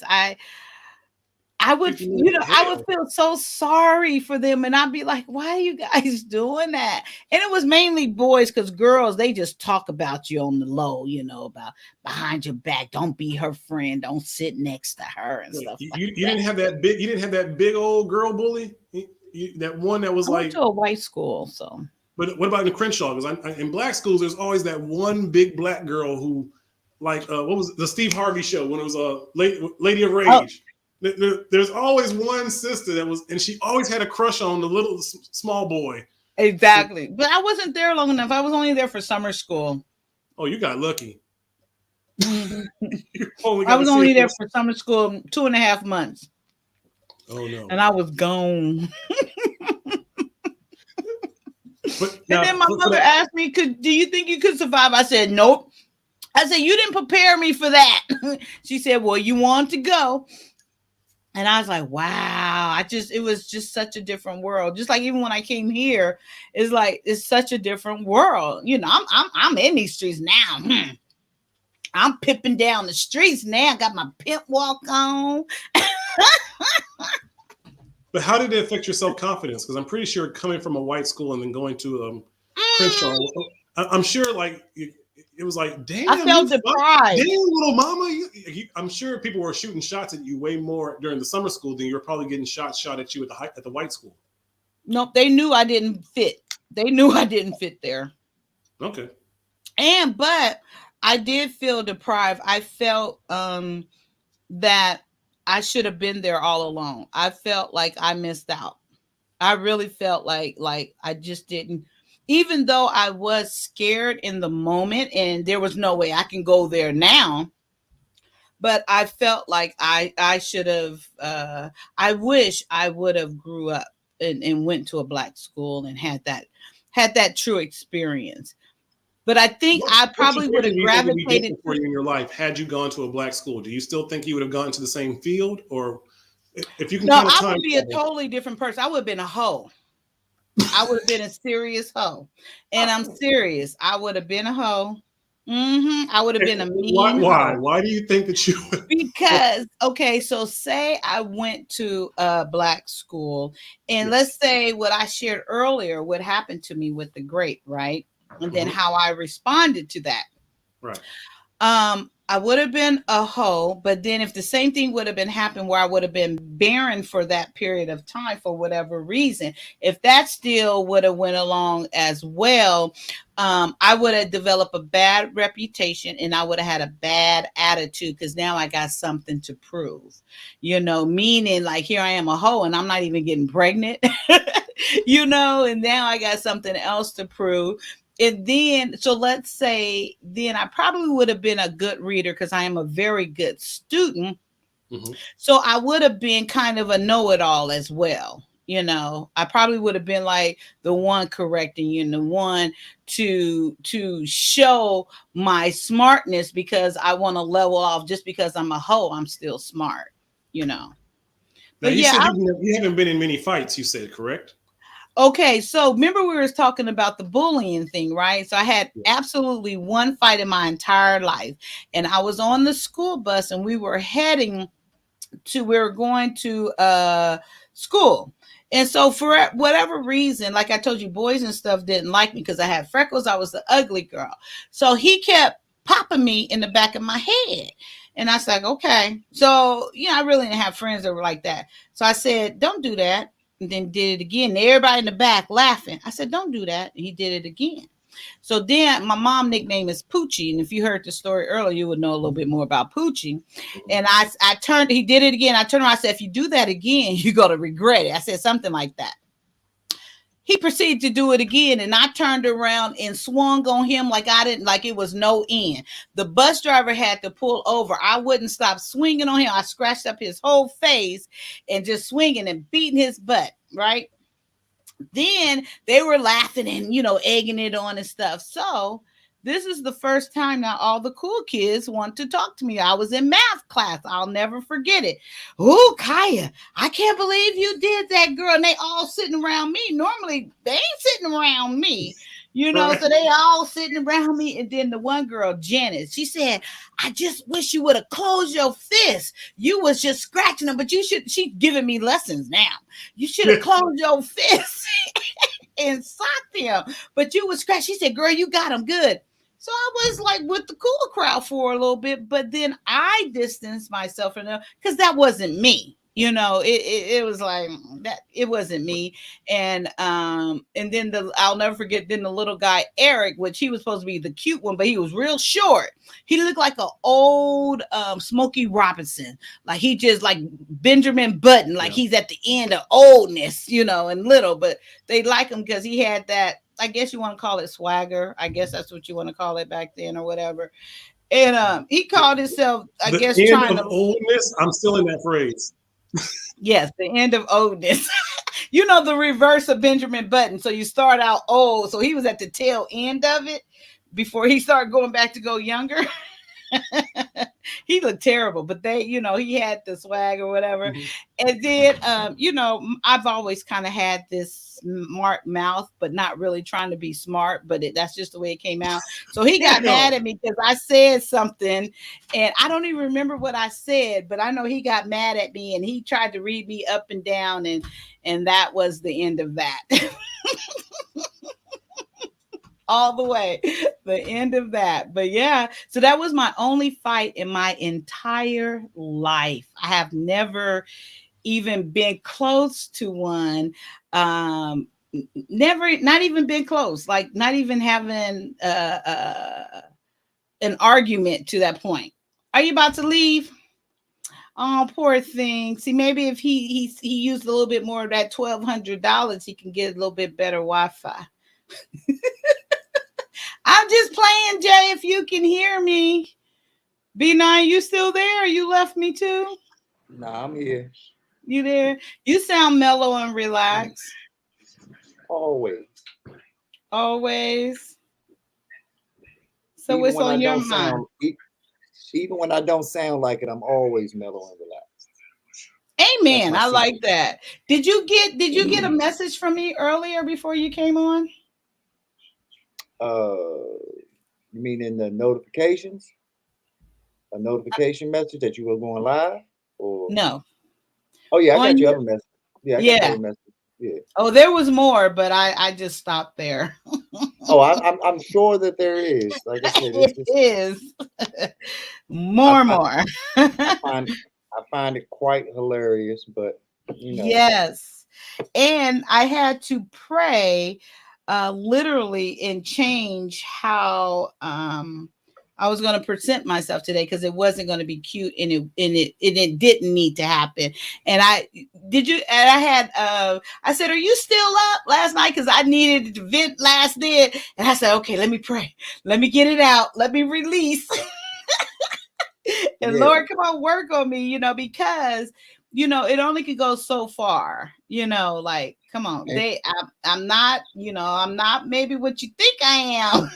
I'm not that simple but see minded that, or whatever. that's the importance of God, to be honest with you, Yep, it is.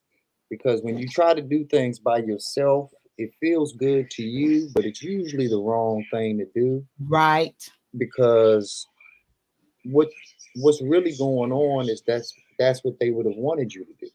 Right. Like, Right. they literally set it up so that Mhm. you would fall for the mousetrap Right. and eat the cheese. Yep. So you you, even though you don't have the satisfaction that you want to have Right. personally, you won because you didn't eat the cheese. Exactly. And that And I and that's didn't want to either. I and didn't want. that's what their whole plan is predicated on you eating the cheese. So it'll Mhm. never be said, it'll never come out publicly, but Mhm. somewhere they're doing like the evil villain on the cartoon, like Drats. You know, I and they're pulling their little dastardly mustache, their little curly mustache straight, and they're like, gosh darn it, it didn't go like I had planned it for it to go. I had the perfect plan. And you kids and your little dog, damn you kids and your little dog. So you done Scooby, you know what I'm saying? So you done Scooby Right. Doo the whole issue, and you pulled off the mask and you found out, all along Oh Lord. it was just old man Jenkins. Like, like this whole time you thought it was really a monster and you thought it was really a ghoul or this or that, but it was just old man Jenkins. And and Right. and that's the funny part about it is, and that's why I was telling Vaughn earlier, I say what everybody's thinking. I See? say, Yep. like I said, it was not politically correct to say, but it needs to be said, Right. because that's why we're not growing, because we have bought into this bullshit Hmm. that uh minding your business is helping more people out. Oh, you already know that, Sherelle. Look, I was about to say he at the tail end. He gonna be need to roll him another one. But see, y'all all know me for real, so you know Yeah. that has nothing to do with anything. Absolutely. I can have a cigar and beat and fire your ass up. Yeah. Right. So it that has nothing to do with anything. But it's always good to But be able yeah, to but it relax. was good because so like I said, I did go, pray, and this is what, like I said, I want to do what I want to do. But I know it's not what I should do. And then I said, okay, let me go see if I could bug B9, which I was glad that you wasn't available, because it did help me to rely on me and bringing relying on my faith, but not even that, bringing myself back, because I got a whole piece of paper of notes with bullet points. I Yeah, kid you not. I kid. but see, this is where, like I said, God uses the Mm-hmm. devil as a tool, Right, that part. because And I didn't fall for that, it. Thank God. and you didn't fall for it, but even deeper than that, it's also showing you what you're really capable of. Right. Because if Right. you can take the time, energy, and effort to make all of these bullet points out of anger and out of whatever reasons you have, Mm-hmm. you can take that same energy and effort and do something for yourself, for your Right. children, for Right. your betterment, for positivity.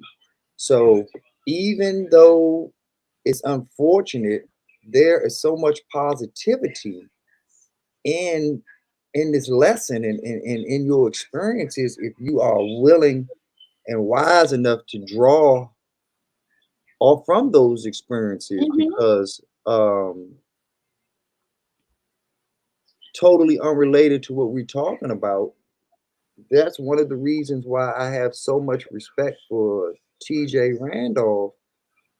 We don't agree on all of our points. We don't agree on the way that we get there. But at the end of the day, we both want the same thing for our people, for us to get along, for us to stop fighting and stop bickering. Now, how we get there is where we differ. Right. But because of her daughter, though, her daughter is one of the most feminine, uh, happiest women that I've ever, seen on YouTube. And Wow.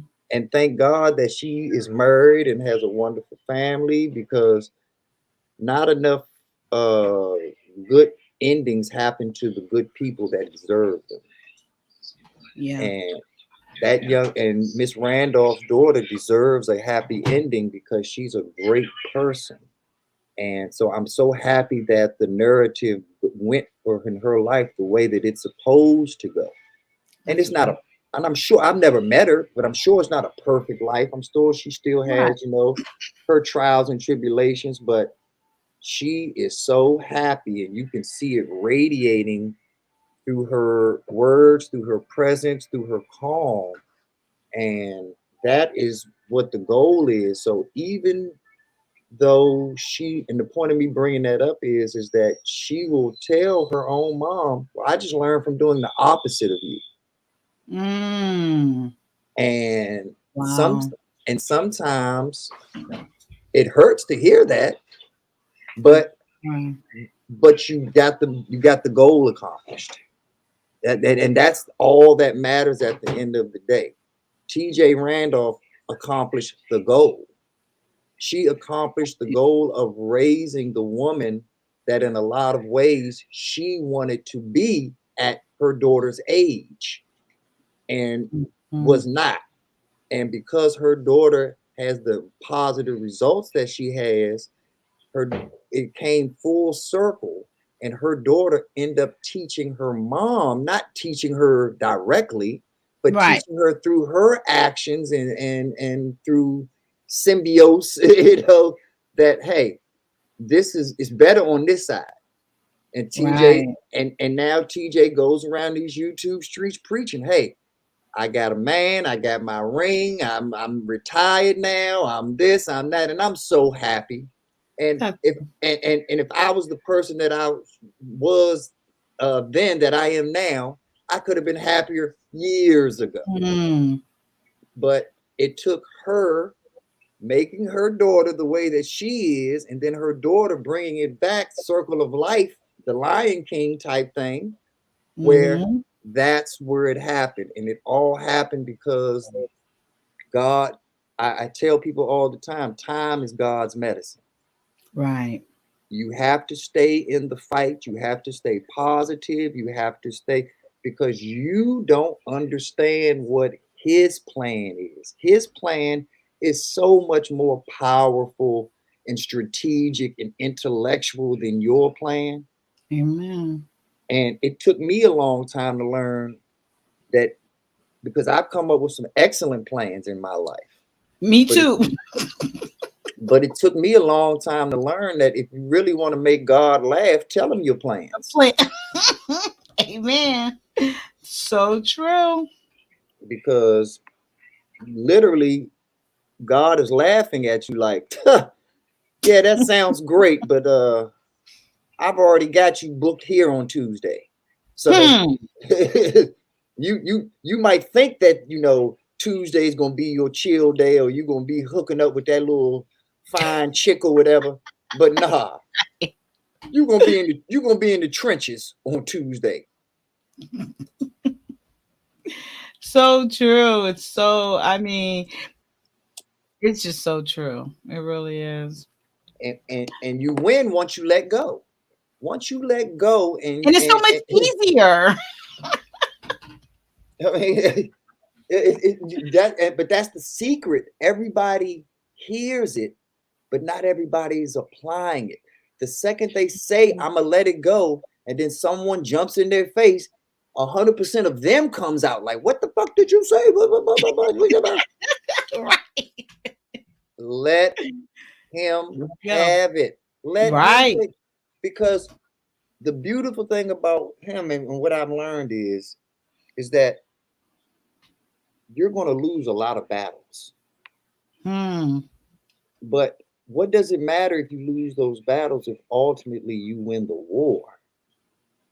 If at the end of when we finally put our guns and our weapons and everything down, and I get to put my flag into your land, there it is right there.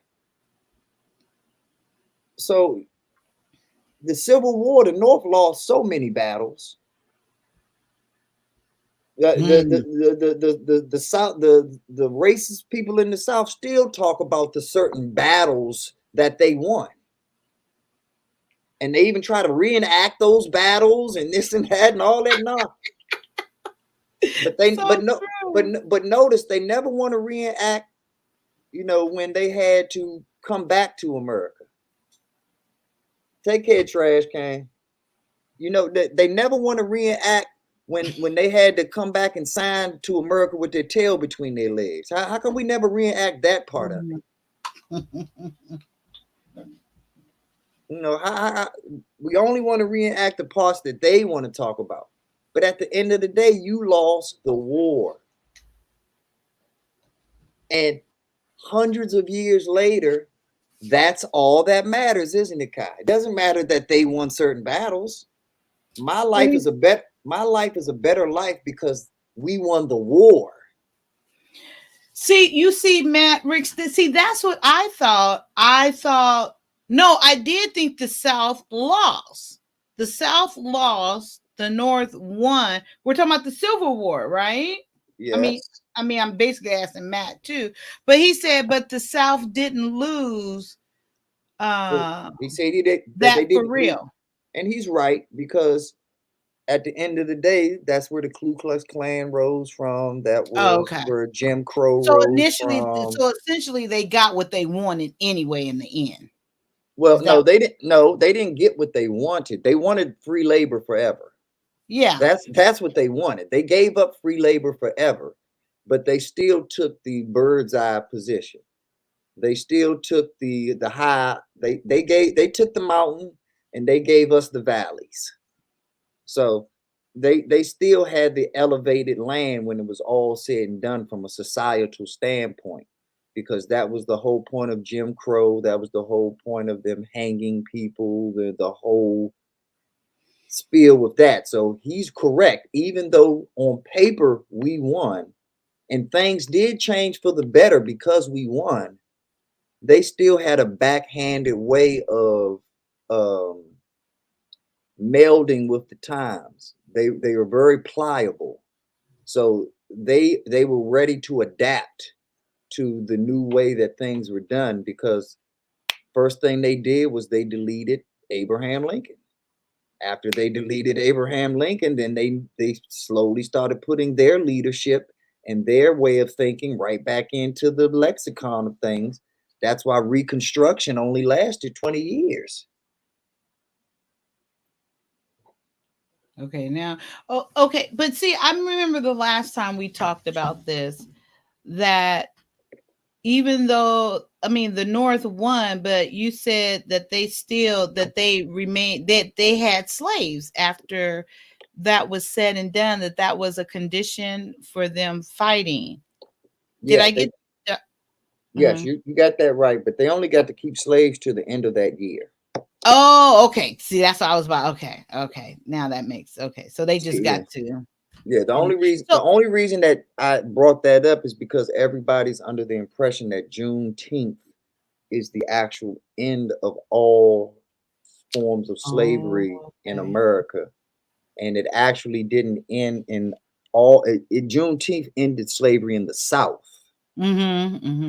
Because Texas was the furthest point south that the soldiers had to ride to let the slaves know that they were free. But Delaware and other places did not let go of their slaves in the North until December of that same year. So Juneteenth, although it is a day of celebration, it's also disrespectful to those that were still slaves in America. And why did that to me? And was that what 1776 or 77? Am I thinking about that right, or am I way off? You're way off. Okay, so just let me just stay off for now. No, But but don't. But it's not an embarrassing thing. And that's what we have to stop. The oh no, nonsense. I admit I don't know my history at all. But no, it's not just for you, Kai. It's for everyone in the Oh, chat okay. as well. It's not an embarrassing thing to not know something. It's Oh, not an yeah. embarrassing. You know, we have to stop putting our defense mechanisms up just because we don't know something and we feel like a person's going to treat us a certain way or talk to us a certain way just because we don't know something. You know, there are people that have forgotten more stuff that I'll ever know. So we're But I always going to thought make it was that mistakes. because I thought that was the bicentennial or the bicentennial something in 1776. That's the only reason why I had Well, thought. that's the irony and the hypocrisy of America, because that is America's freedom, and that is what Caucasians consider freedom from their secession from England and having to pay England taxes for not putting in any of the work that they were putting in America. And then they turned around and started slavery in the 1600s, even before they had their freedom.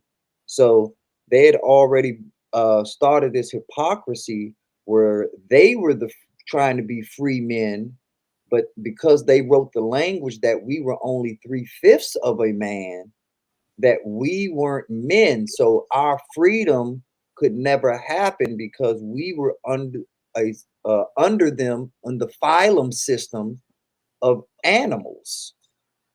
We were considered in between human and actual animals. We were considered subhuman. That is just so crazy to me. And, But go ahead. but the crazy part about it is that even though Michael Vick was dead wrong for what he did with the dog fight and stuff, it still shows you that certain animals and whatever are still valued more than black human life. Even to now. Yeah, and that's what I'm saying. That Michael Vick stuff. PETA, that seemed like they fight more for those animals that are minks and monks, whatever it is. Like, I'm like, gosh, and then you can do time for hurting or killing a dog. Not that I condone it, but really? I don't condone hurting any animal, but Right. what's worse than hurting an animal is messing up any human being's life because of an animal. That part. And for anybody to justify that a person should rot in jail because they hit a cat with a car or they did this or that, are they wrong? Yes. Should they pay a humongous fine? Okay, I'm with that. Right. But should they have to go to jail? Should their entire life be changed? We took a bona fide multi-millionaire and literally reduced him to a regular inmate, a regular criminal, a person who had to humble himself, knowing that he was one of the most talented players in NFL history because of dogs. And the funny part about that shit is that the same people that buried him, like you say, PETA, they got their power from us. They are the recipients of the civil rights movement. So everything that Martin Luther King and Malcolm X and SNCC and all of these organizations fought for in the NAACP, they are one of the organizations that reap the benefits of it off of our back. And then your thank you to us is to say, hey, take your nigga ass to jail. So that's why I tell us that we have to start doing for us first. Right. Did you see that Netflix, the 13th Amendment? And if so, did you like it? Yeah, I saw it. I don't remember it because I watched so much stuff that I watched it a while back, but I definitely remember because I remember the black and white flag that they have on the cover of it. Mm. But yeah, When, I definitely saw it. Say your point. It might jar something. But hold on. yeah, Just no. it's 1865. Just so that you'll be clear. I don't. Oh no, and I was about to go there. I Yeah, was about to go in because I knew it would. It went on for 400 years, and then we have to realize it's not as far back as we thought it was. So I knew I was a century off for the most part, because I'm like, no, because it still only ended like less than a century ago, essentially, right? less than 200 years ago. Because Oh, okay, okay. 1965 would have been a century. So once we get to Oh, so 2065, a century it'll and a be two. half. Yeah, it'll be 2 centuries once we get to 2065. Okay. So no, so what I was going to say with that, okay, so this came out, I don't know how years ago, 13th Amendment. And that was one of the first points where I realized how ignorant I was about my own history. So because it totally it gives you the progression. It starts and it just tells you how everything is linked from the previous. And then when it got to what was that you just said? The women's right was built on the feminist movement. What was that from again? It was all built off the civil rights movement. Okay, the civil rights movement, and then the amendments of that, and making is that when Black people became whole people supposedly, and all this other stuff? No, no, Right. no, no, no, no, no. Okay, but I don't. You're Oh. mixing up a lot of history and a lot of dates. Oh, okay. But the point is, like, it shows like the progression, how everything was built upon this, to build upon this, because of this. This is how we got this, and this is how I need to watch it again. I haven't watched, I only watched it that one time, and Right. I really should watch it again. And then another thing that I didn't even realize with the Civil War and Gettysburg, how all of that relate to that, in that, and on that at that place where all those people died in the war that took place there. Or I never even heard of that before the movie The Titans. Never even heard of it. Right. But And I'm back on point with you with the 13th Amendment thing though, because okay, yes. I have to watch it again too. But the whole point of the 13th Amendment piece was that it was a backdoor compliment. You know, Yes, I kind of. got that finally. Mm-hmm. Yeah, it's like how when you ask about a girl and you say, "Oh, well, she's got a beautiful personality." Yeah. You know, that's so. You know, that's Oh, she's beautiful to be so dark. Or all right. Exactly. Like yeah. this. So that's what the 13th Amendment is, because although it says now that you are considered a human being and you're considered a part of what's going on here, they never really changed the 3/5 of a man thing. That wasn't really in the language. What it did was it just said that you're not a slave anymore, that you must be paid, that you must be paid for your labors now, that you must be compensated financially, that you are now recognized as a part of the capitalist system versus being the capital of the capitalistic system. See, we were money. We literally were walking money to them, because we represented so much. Not only did we represent free labor and free work, the more slaves you had, the bigger your operation could be. The bigger your operation could be, the more slaves you could buy. So we created the first conglomerates. The stock market and the bond market literally was created off of us. We were the stock. We were the bonds. There is a jail underneath Wall Street till this day, and they cannot destroy it because they know that that is what Wall Street is built on. Wall Street started by people from Kentucky and Virginia and other places taking their biggest, blackest, buckets all the way up to New York to Wall Street because they knew that they could get top dollar for them there. No different than how a baseball player that plays for the Florida Marlins or whatever knows that they're not going to get paid what they're worth if they're a superstar. So they're going to get traded to the Yankees. They're going to go to New York where their stock is going to be at its highest because you are still a stock to them. You are still a bond to them. You are still chattel to them. Even though they will pay you now, the only difference is they was paying another white man for you. Now that white man still gets paid. He's called your agent, or he's called your attorney or your handler, but he just doesn't get paid all of the money anymore. He gets paid 10%, 20%. But when you add it all up, you've given out 50% of your money to your handlers.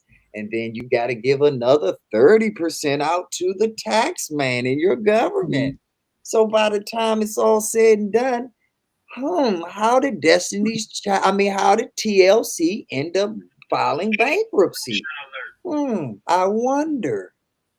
So that's what the 13th Amendment is about, by letting you know that, hey, we're going to change the wording, we're going to change the presentation, but the game ain't changing. And this is my last point on it, and the real loophole that they put in there with the 13th Amendment is the Criminal Act. The 13th Amendment is the birth of the penal code system because they created a new word and a new law after they freed slaves. This word never existed until then. That word was loitering. There was no such thing as loitering until Black people became free. And the reason that it became a law is because Black people were so used to being slaves and so used to being under masters' control that when a lot of them got their freedom, they still didn't go anywhere. They still didn't move. They didn't migrate. They didn't just take off and run. They just hung around there and threw it in master's face. Hey, we ain't got to work for you no more. Hey, they teasing these people. They throwing it in their face that, hey, you lost, sucker. I'll work for you for $10 an hour, for 30 cents an hour. Yeah, I'll work for you. And so these white men got upset. These white people got upset. So they created a law called loitering, where if you are just hanging around doing nothing, this and that or whatever, not being productive for the white man, that's all that it took for them to lock you right back up. And once you got locked up, you gave up your American human rights. You automatically became a slave again. So when you see all those Black men down in Mississippi and Alabama on the chain gangs and this and that, though he made them slaves again. They made them work again for free. They recreated the same system that the 13th Amendment claims that it stopped. And once Black people found out what was going on through these loitering laws, that's when you had the great migrations and everybody from Mississippi and Alabama went to Chicago and to the Midwest, and everyone from North Carolina came up to DC and New York and Philly and all of these other places. They they took advantage of that great migration because of loitering. And how funny is it that loitering still exists till this day? If you hang out in front of the corner store too long, oh, they coming around just to say, hey, whoop, whoop. What's going on, fellas? Why you just standing out here doing nothing? That's where it comes from. So that word was literally made up then? Yes, they invented the word loitering. The same way that they invented the word insurgents for the Gulf War. Because see, insurgents makes takes the human out of it. So when you say 9 insurgents were deleted, you don't say if they were innocent humans. You don't say if they were bystanders. You don't say if they were senior citizens. You don't say if they were children. All you say is insurgents. So it takes out the sensitivity of it. So, and that's the craziness about the English language. They have the power to change things as they see fit to fit their narrative. And that's why education is always evolving in their world, but never evolves in other places in the world. Other places in the world, if 2 plus 2 was 4 back in 300 BC, it's the same thing now. But we want to always have a new way and a new system and a new this and that. Oh yeah, well look, gay back in the 1920s meant happy, but gay now means something totally different, doesn't it? Because it always meant the same thing.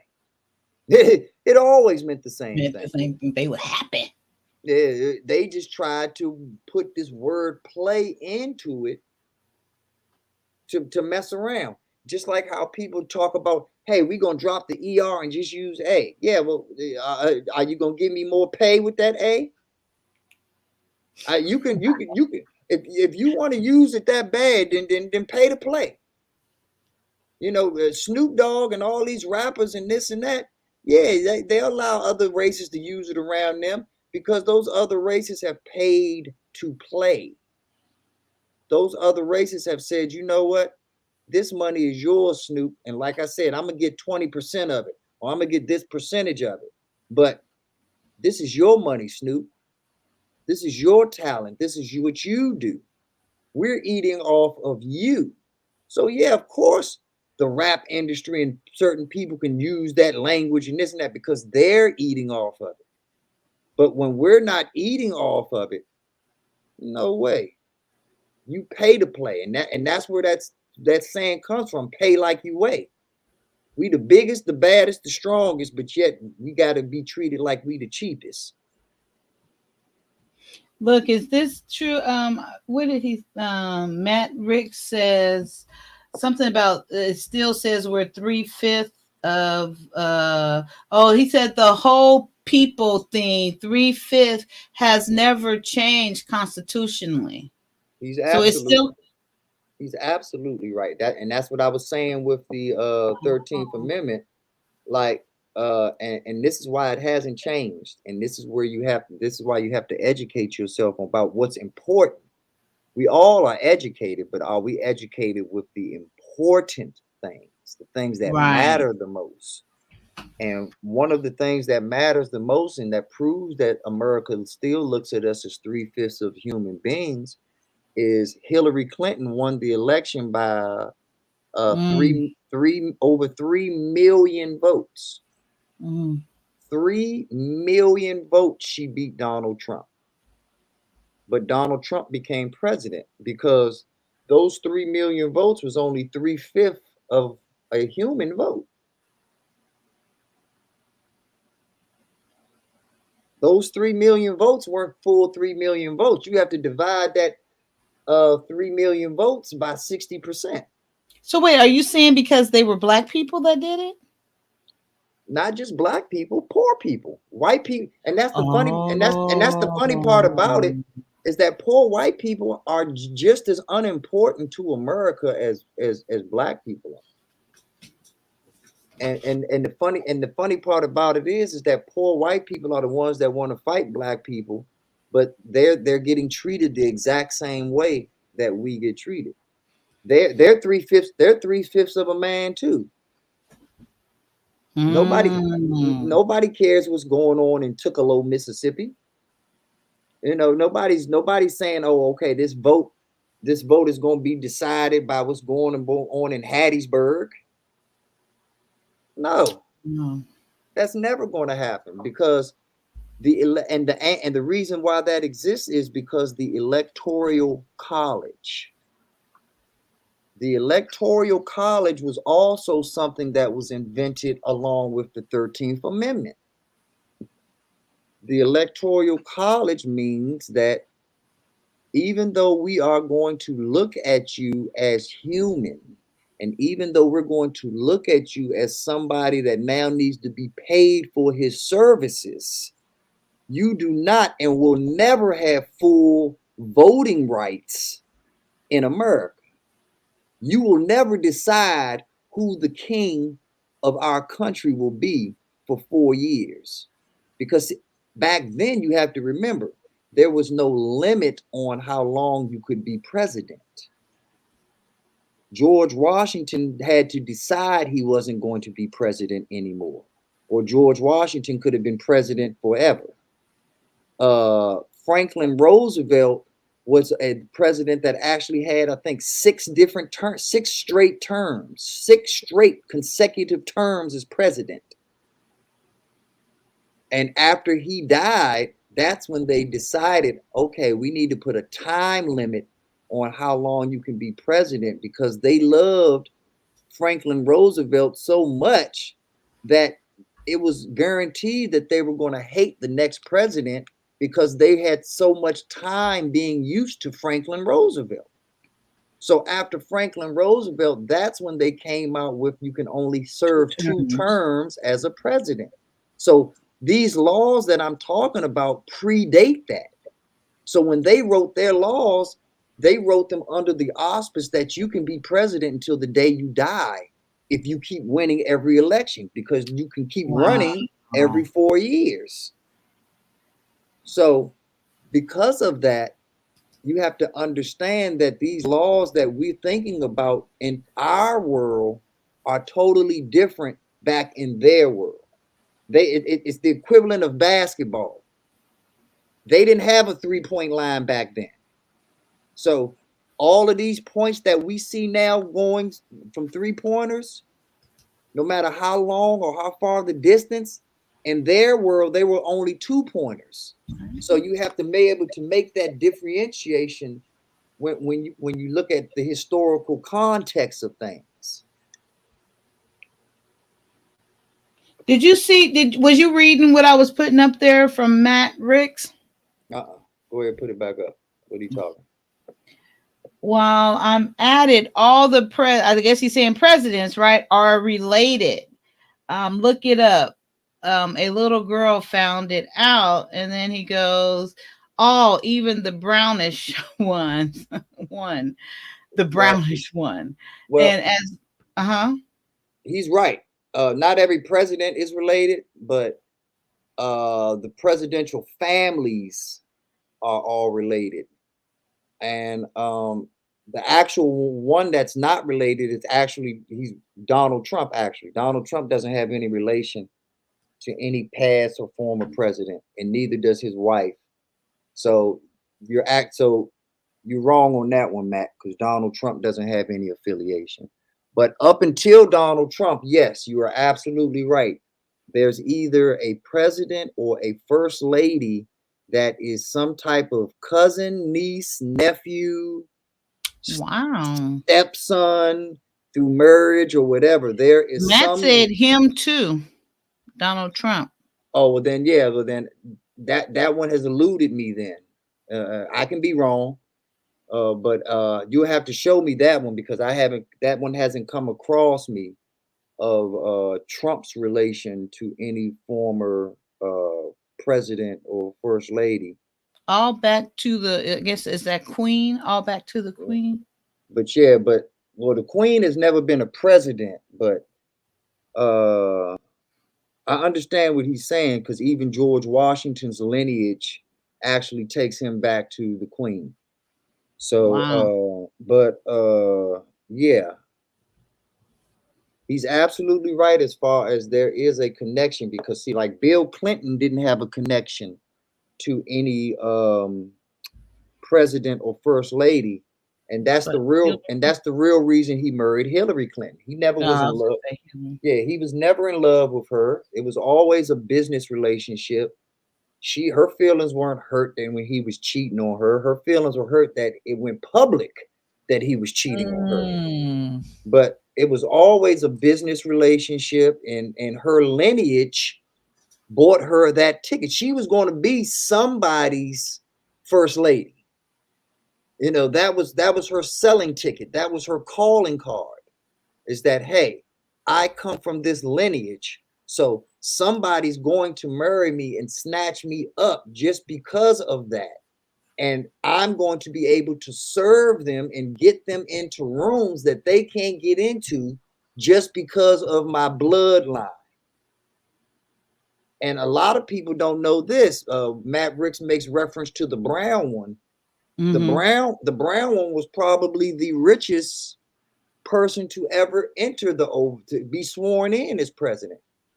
Really? Oh, Obama? He was, and not just richer than Trump. He was richer than Bush, and Bush is super rich. But yeah, Obama's mother is rich. Oh, see, everybody always wants to hear the Obama story about, you know, his mother doing this in Africa and this and that, and they lived in Hawaii and they did this. You don't. That ain't no cheap thing. That ain't nothing cheap. Hawaii is one. No, I was about to say she married that guy too, wasn't he? His stepdad, or was rich or something as well, or exactly. Oh, okay. And that's why I laugh when they try to tell these BS stories about Barack Obama picking up Michelle on a date and the floor was all rusted out of the car and the bullshit. I didn't hear that. Really? Oh yeah. They tell all of these stories about how his car was so rusted on the floor that you could see the street from inside the car. You could see the asphalt as you drove past. Like, man, get the hell out of here. That man's always had money. And he made a deal with her. He said, hey, I'll share this money with you if you teach me how to be black. Because the Robinson family taught him how to be black. They gave him the Chicago. They put that Chicago in him. You know, and that's why Michelle is so respected and so important to him, because he was like remember it was a show called Strangers something, and the character's name was Belky. It's like a little Russian. Oh, yeah, that sounds familiar. The Strange Couple. No, he was from another country, wasn't he? Exactly, and there was a comedian. And there was a comedian it was a Russian comedian that used to have his whole spiel on stuff like that. In Russia, car drive you. Yes. Yeah. Well, I remember that. That was Barry Obama. Okay, because remember he went by Barry.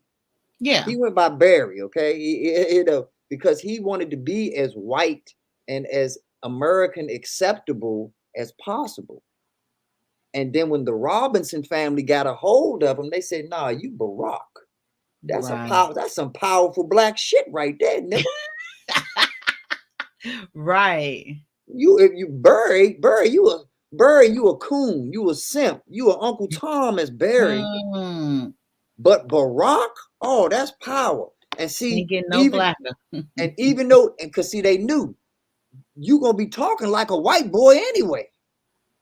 So you gotta have something to attach yourself to the black community. So ain't nobody gonna question no nigga named Barack. And then your middle name Hussein? Oh, come on.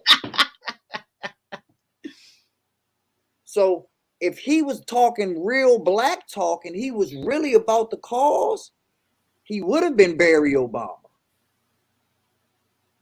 because he would have needed Barry to soften up that real talk. But because he knew he was talking that yuppie shit, because he's really a yuppie, because he's really rich and he really comes from that Harvard world, he said, the Robinson family said, you know what, you need Barack. And see, the Robinson family is just as important to him as the mother Kardashian is to the whole Kardashian dynasty. That mother Kardashian does not get the credit that's due to her. Everyone has to act like Kim Kardashian is a genius. Kim Kardashian is a genius for one thing. She listened to what her mother told her to do. Her mother said, okay, so you fuck that little nigga Ray J. We're gonna make lemonade out of these lemons, baby. Let mama handle that shit. You crazy. That's what happened. Mama made lemonade out of all of their lemons. Mama made lemonade out of Kanye's lemons, out of everybody's lemons. Crazy. And you watch and see when the mama Kardashian passes away, you watch and see how fast their dynasty falls apart. Wow, really? You watch and see how that, because they're gonna be rich forever. Well, yeah, of course. But you watch and see how they fade into the night and become a part of pop culture. And these were the 2000s on VH1. They're gonna be the next. You watch. Because she is she's the Steve Jobs of that corporation. She's the Elon Musk. And when Steve Jobs died, Apple ain't came out with nothing innovative since. Nothing. All Apple has done is bought other people's innovation. Apple bought Beats. Apple bought this. Apple bought that. That's true that you say that. But when Steve Jobs was alive, Apple was coming out with iPhones, iPods, Mac. They were coming out with the technology. The next person that runs the ship can only maintain the ship, because it's not their babies. Just like a church. If you were lucky enough to go to a church that had the founding pastor there, it's a totally different thing when it's just another pastor there. Even if it's a good pastor, it's not the founding pastor.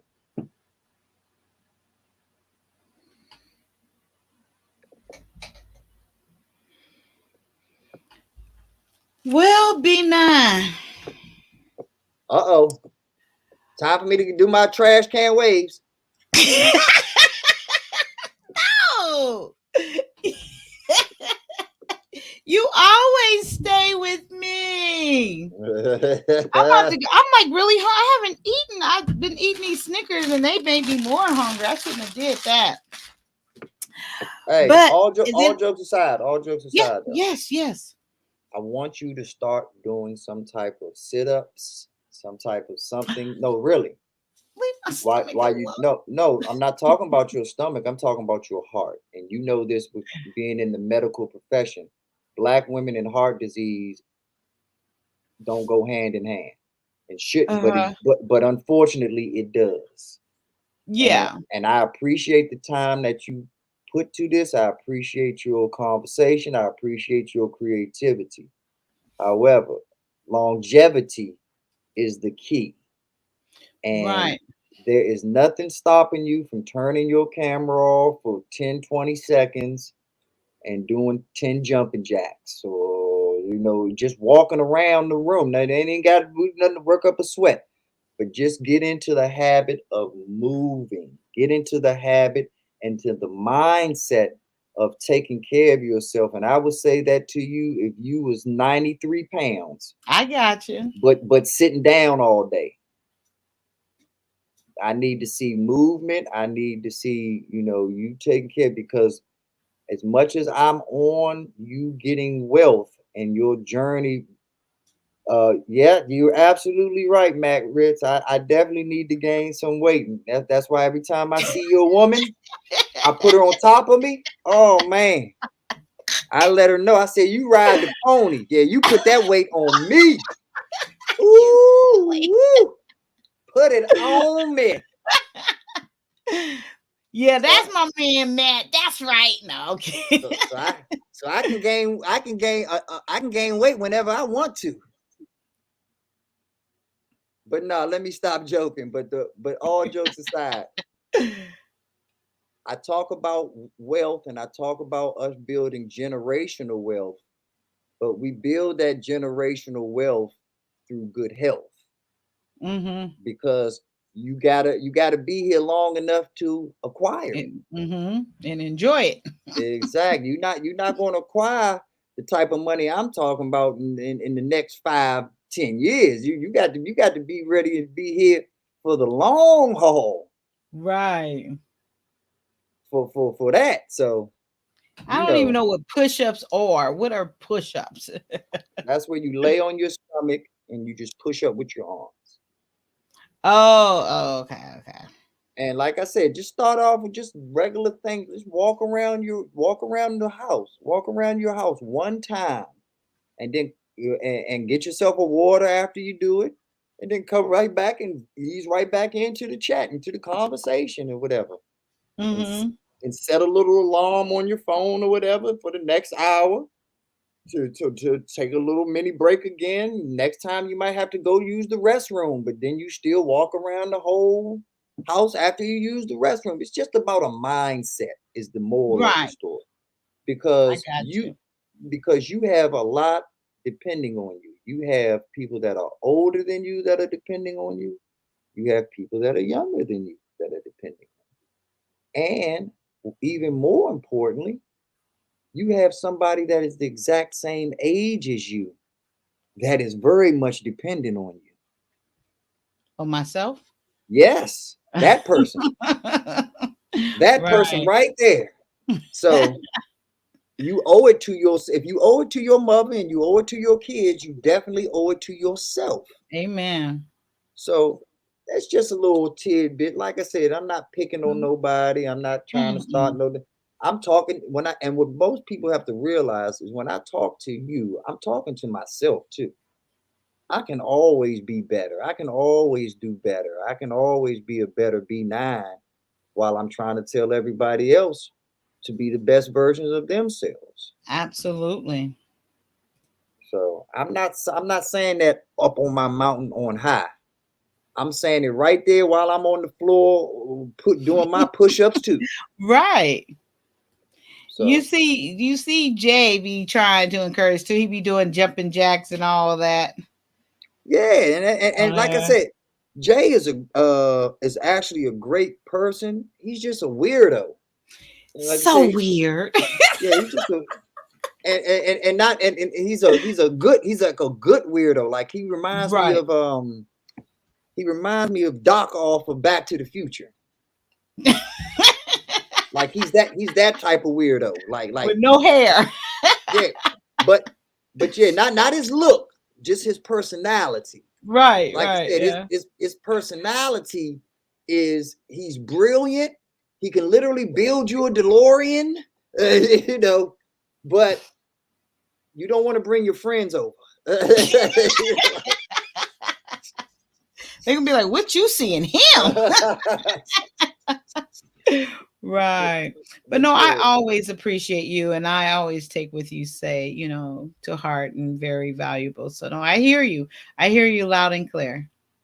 But but you're the shit. You've always been the shit. Like I said, you and what makes you the shit is just like Vaughn, you accept your truth unapologetically. You don't put your head down.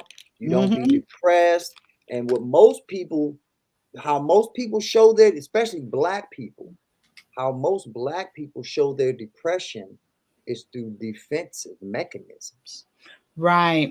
Instead of getting sad, there's a clip back in the day of a Halloween clip where a white guy goes up on a porch and a guy jumps out of a trash can and scares the shit out of the white guy. And the white guy jumps back like, "Oh my God." And then the next time they set it up again, And then the black guy walks up trick-or-treating, and the same person jumps out of the trash can. And the black person got scared. It was like, oh my God. But their reaction of getting scared was they just punched the clown and knocked him out. Wait, the black guy punched the clown and knocked him Right. out. You're right. Okay, got it. Yeah. But the point of it was both the white guy and the black guy were both scared. Even though the reaction was different, those reactions came from the same source, which was fear. So my point of saying that is that even though most people get defensive and want to get combative when they have a problem or something confronts them, it's not them angry. It's not them being big and bad. That's their natural reaction out of fear. They literally can't and won't face the truth, so they will fight it, fight you, fight anybody. Right. Just like the story you was telling earlier, you were determined, no matter what anybody told you, that I'm married, this marriage gonna work out. It's the end of this story. Right. And just like we said, God said, okay, really, ha ha ha. Right. I'm gonna put you in a situation where you ain't gonna have no choice but to do what I want you to do. So true. And not only are you doing what he wanted you to do, you doing it at his footsteps. You doing it right at his, you're so closer to him now. So not only did it change you, it lassoed you in. So 100. So when you pay attention to like what's really going on, and saying, and I never met you. How does B9 know all of this stuff? Pays attention. You know, so it's just about knowing what works and knowing. And so when I talk to people and I let them know stuff like, hey, you got a great idea, and I hope that your mission goes through, but off of my observations, this is how you want to move to actually get to the finish line. Right. And nobody, but once again, they get scared. And that's when their defense mechanisms kick in, because everybody thinks about being rich, but they don't know what they're going to do when it really happens. Their butthole going to tighten up so much. Their eyes gonna get big as shit, and they're gonna be frozen like the deer in the headlights. And then it's just like this guy, like all these dudes out here that talk about this and talk about that. But the second a fine ass woman get in their face, they're gonna be like, oh, blah, blah, blah, blah. And pre-cum. Exactly. Drooling all over the damn place. Right. From everywhere. But I totally received that, and I got everything that you were just saying also. And and that is me. That's why I say, people, I am open to criticism, constructive criticism, or just criticism, period.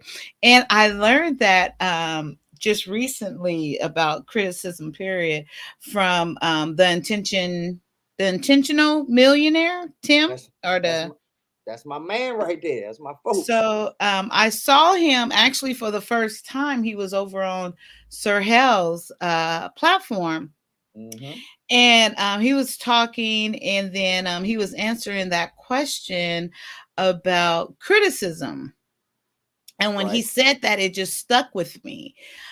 Because not that I realized that I was open to receive it for the most part, and depending on who as well. At that moment, I changed that narrative for myself. And I said, all criticism is good criticism.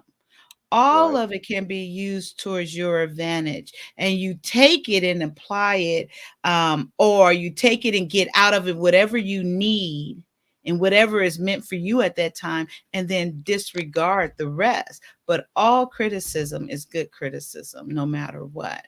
So yeah, I can, and I still have notes from him talking that day on Sir Hell's platform. I really enjoyed that conversation that he was having. And you need to go to his channel and subscribe to the Intentional Millionaires I channel. am subscribed to him. He doesn't come up that often, but you know, then I realize I don't know what it is now, B9, and it's crazy. Since I do on here so much, I don't get notified with, like, I never get notified of Sir Hell anymore, even though I have the notification on.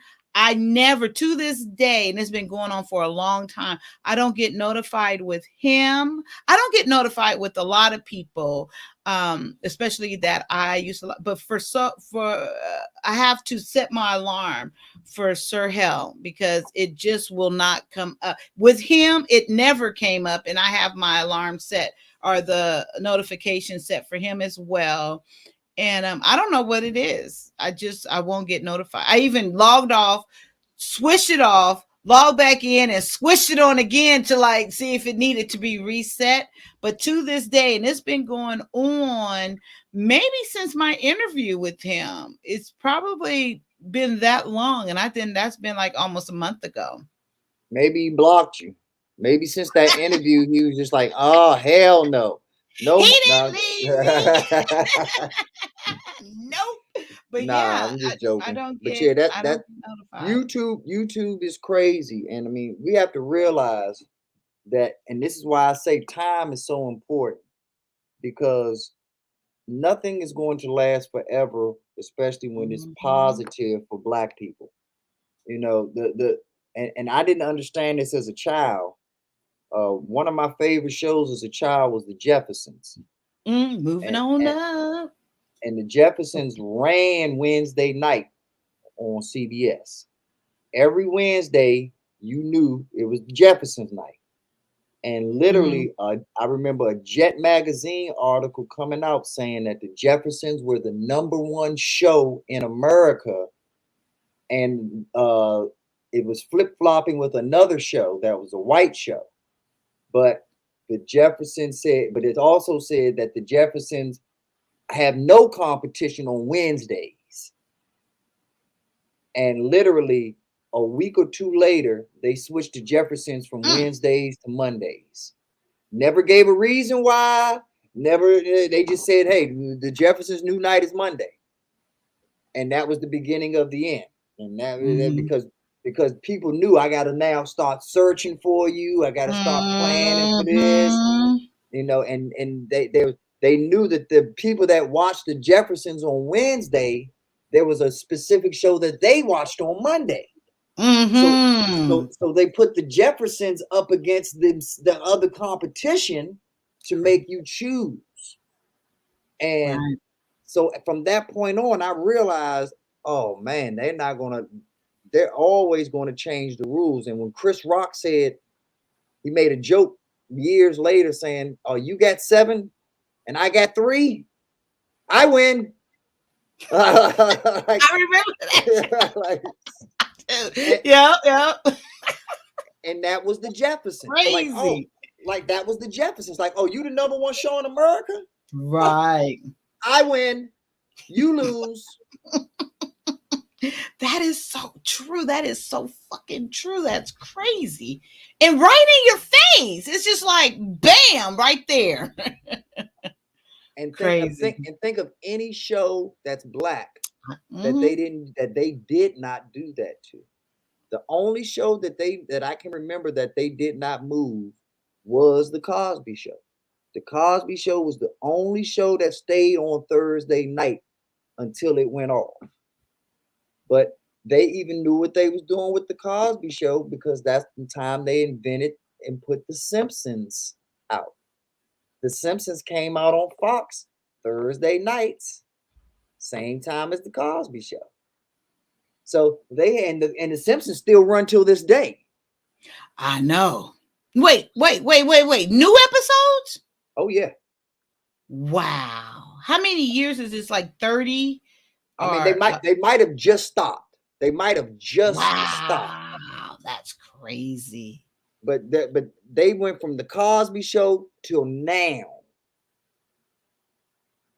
And so and they didn't move Thursdays until The Cosby Show shut down. and they moved from Thursday to Sunday. And once they moved to Sunday, have they moved since? Nah. And not only have they not moved, they started a whole movement of cartoons that they now show on Fox.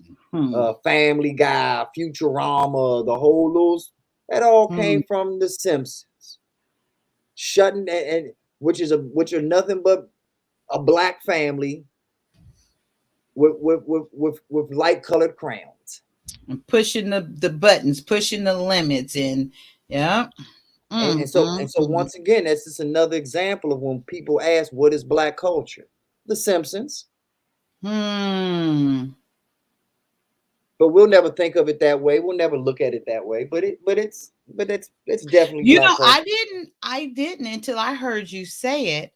Literally, what was about, I don't know, 3 lives ago or so, where you said it, and I don't think it was received, but I received it that day, and it made so much sense. No, it was longer than that ago, because that's when Mimsy came on, and it was just like it was cute, because she came on saying, yeah, I love Elvis Presley, when you had just said all your stuff, and she didn't hear it. And I was like, no, you know, and I remember that day, and it was like, that was so true. And it's just like another eye opener, because it is like, I heard in the still of the night, and then I was like, see, there it is. That's art, you know, and I can hear it now in everything. And I'm like, that is our culture. That is everything. And see, and the things that they are proud of, and that they in their culture, they find little slick ways to make sure that they stay relevant forever. Like even little water games, you know, Marco Polo, Marco. So they make sure that they keep their history and the people that are important to them relevant at all times. At all times, because without Marco Polo, they'd be nothing. He's one of the people that made this society and this culture the way that it is today. And so because of that, he will always be rewarded, even if it's just in some backyard pool game or this or that or whatever. Always. What is it? Married with Children was funny. I didn't even like white sitcom or nothing, not just because of that. I just didn't get the humor, but that is a funny sitcom.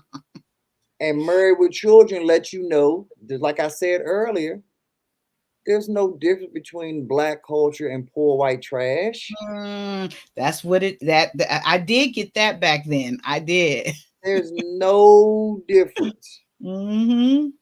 Because I know so many black fathers that is just like Al Bundy, and so many black mothers that's just like Peggy. Give me your wallet, nigga.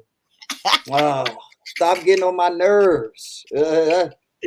Right. Black men that going around back then that still wanted to wear their whole high school football jersey as if that 1969 championship game is relevant in 85. But right. They wear that to this day. I got a friend. Oh, he might be on Facebook. He's not listening this late. To this day, I swear, and I have to catch myself not to bring it up, because to this day, and we are the same age, and he still relives those moments, like back in the track meet and stuff. And I'm like, I know, I didn't heard it. And I was like, you still living on? He's like, but you don't realize how great I was. I said, I do. It's like I was there and I wasn't there, but he just relives it. And sometimes I have to realize just to let go, because it's sad to say that was the height of his life. You know, it's like, and I don't want to say that to him. Like, he might realize, but it's like, you haven't done anything since then. It's like nothing. But you know, I've sometimes I do learn to carve what I say and not say everything that comes to my mind, because I just don't want to bust his little bubble, you know. But see, he knows it. He knows it in his own subliminal way, because he's done stuff since then. Don't get me wrong. I haven't even met the person that you're talking about. But I'm Yeah. sure that they've done stuff since then. It's just not stuff that they care about enough. Yeah. Yes, That's that the part. problem. They probably have gone on and had children, made good money, but nothing gave them that feeling of That part. having 6,000 people in the stands screaming, Reggie, Reggie. So so that's the sad part about it. But that's what I got from the show, is that I learned you can't let this moment in time be Right. the best moment in time. Mhm. So when anybody asks me what is the best day of my life, I always tell them tomorrow. Tomorrow's gonna be the greatest day. Yeah, Right. That's tomorrow's gonna be good. the greatest day that I ever had. You wait and see. Tomorrow's gonna be the shit. Today was great. But But tomorrow, tomorrow, oh man, I'm acting a fool tomorrow. but tomorrow, just wait. and that's why I tell anybody that asks, like when they ask me, how you doing today? I'm like, I'm fine, man. I woke up this morning, so I already won. If God wakes me up, I win. Because it's not a promise. When I close my eyes this morning, later on this morning, Good morning. this might be the last conversation that y'all ever have with me now. This might be the You never last know. time y'all hear my voice. And real talk, I'm prepared for that. I'm prepared, Me and too. I am Yeah. comfortable Yes, that with this part. being that last moment. But if Me it's too. not that last moment, the first thing out of my mouth when I wake up is thank you, God, because I Hmm. understand that you didn't have to do that for me. Right. That is so true. I've never actually heard someone that voice that the same way like I feel, and then be okay with it. The only thing is, of course I would want to spend more time with my kids, but absolutely, I would be okay with it because I know it's just going to be that much better. I just know where I'm going to go and where I'm going to be, with my faith. And I know that that's the assurance that I have. So, God is good. I don't even know what else to say there. But the only thing is, it's crazy. And I think I said this to you, B9. I wasn't sure. I said, I don't know what it is, but I know I'm going to live to be 96. I don't know what it is. And it's just, it's weird to know that, but I know it. And it's like what you said. I started thinking when you was like, okay, get up and move, because I don't want to be no damn old 96. I don't want to be over here, this arthritis and can't walk and in the wheel. I want to be, mobile, self-mobile, and this and that. So believe me, I took that to heart because I hear what you're saying. I totally, because I am that person, like I shared earlier. Like, I don't even like putting my avatar up, because if we're conversating, of course, in college, I was taught you give them your undivided attention. You let that person know you're trained to be an active listener, and that's me. But I hear you with that break and do this, especially because, like how I share, I'm not in it just for the moment. I'm in this for the long haul, and stuff. So I received what you said totally earlier. And yeah, And it's done. Already done. yeah, but you make a great point though. You want to be C96, that means you're gonna have to be feeling good at 88. Right. Because a person doesn't at 88 don't want to see 96 if Right. 88 is fucking with them. Okay. Right. That's what I'm saying. It's going to be a vibrant health, a vibrant life, not just to be sitting down to watch a TV. No, I plan on being I know, and I totally believe you're taking home, or whatever that might be for your belief, the moment that you have fulfilled or you no longer need it. So I'm not just here. And then you even go to the people that are in those nursing homes, even though they're in that situation, but they're still needed. They're needed for that person to have that job. They're needed for that person to do whatever that they need to fulfill their purpose. So just because someone is not mobile or in certain situations and stuff, they are still needed, either for themselves or for others. However, I know I'm going to still be needed and I'm going to be here, but I'm going to be a mobile needed. I'm going to be still very active, and I have things to do that he has for me to do. And, I won't be mobile. That's my bottom line. I receive what you said, and having no one said that to me, but I know what you said and I receive what you said, and it's already done what you said. Do you get what I'm saying? But that's why I fucks with you hard, man, because Right. like I said, most people won't say what I say, but they think it. And they won't say it, even though they're saying it from a good place. They want to help you out. They want to this, but you don't talk about a woman's weight or age, or you don't talk about a person's politics or religion, or you don't talk about a person's paycheck or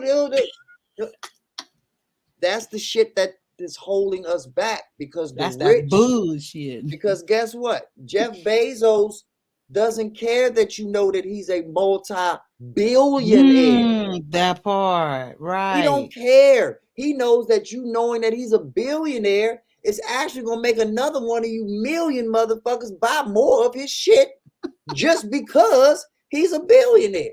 Yep. But we scared to let somebody know that we make $43,000 a year, like someone's coming for that $43,000. Right. Like they will put this whole plan together to strategically take you down, and they will control the whole world after they get your $43,000 under their control. So he's saying couth, that means that it's tacky. Is he saying it's tacky to share it? So to have couth is to have like a certain standard. Is that what that means? Is that what he's saying? Yes. You can be couth. Well, fuck your couth, no. I'm kidding, but I'm not, because that was one thing too. Okay, so like in the nursing field, people never want to say what they made. I told people, I said, no, girl, go here, make your money. And if they don't tell you this amount, you let them know, because at first they used to have you sign a paper that said you wouldn't discuss your pay. And I said, no, that's not legal. Why can't I discuss what I make? And I kind of questioned it. And and then they would come, well, you don't have to sign everything. I said, well, I'm not signing that. And then it came around that I noticed later, maybe a year or so later, that paper was no longer in effect. I'm not saying it's because of me, but I knew I wasn't signed, because I'm sure going to share with my sister over here once I run into one. This how much they pay me, and this is what it is. And this was before union came in strong like it is now. And even with union, come to find out, when I was in Riverside, one of the, California, don't you, B9? Yep. Yeah, it's kind of one of the most racist place overtly out here.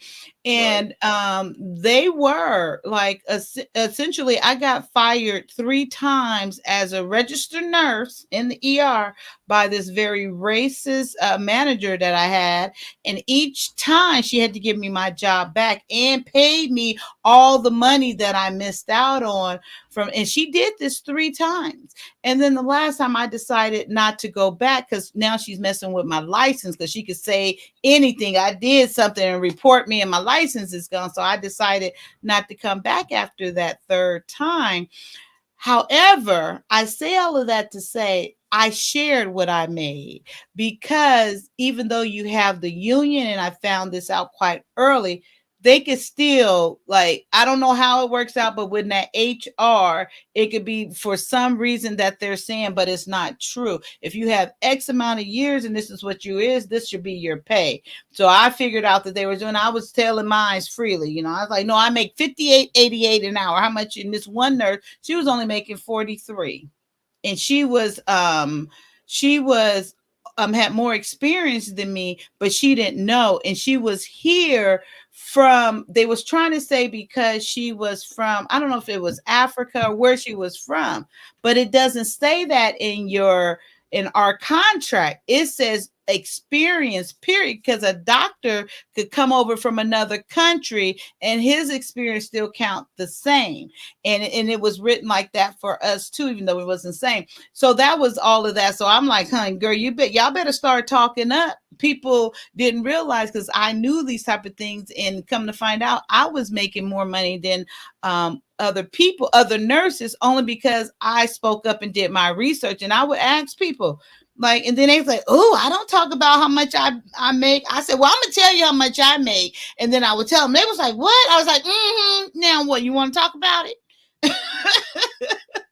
You know, it was kind of one of those things. And now everybody want to talk about what they make, because they realized it wasn't what they was telling us. And I didn't know it for a fact, but I knew that I was making more money than some of those nurses. And it was depending on how many years and where your specialty was, you were supposed to get this amount of money, and they was not doing it. But nobody wanted to talk about it, you know. And they said, well, I signed the paper. I said, girl, that paper ain't legal. They can't, what they gonna do, fire you because you said how much you made, how much you make? I said, they don't want us to talk about it. That's the problem. They don't want us to talk about it. We're union, we need to talk about it. And I was just about to say that you're a nursing union, but you're not Yeah. allowed to talk to the people. How are you a union if you don't know what the person standing next to you is doing, or what they got going on, or if they don't, if they actually align with your philosophies or how you carry things, but you don't discuss things. Just imagine, you know how these movies try to fantasize all of this sisterhood shit, where the all of the women get together on the player, and they all come around and have the player meet them at the bar, and all of them, they're the only patrons in the restaurant or the bar, and they're like, what do you got to say for yourself now, Johnny? And you know that, Right. what if all the employees got the balls together and did the exact same thing? Like, wait a minute, I thought you said you didn't pay overtime on Sundays, or this or that or that. But Chucky down in Triplicate told me that he wasn't coming in on Sunday, and you said, hey, well, I'm gonna sweeten up the deal, and it right. And you don't, and people don't understand, and this is the part that I have a problem with men.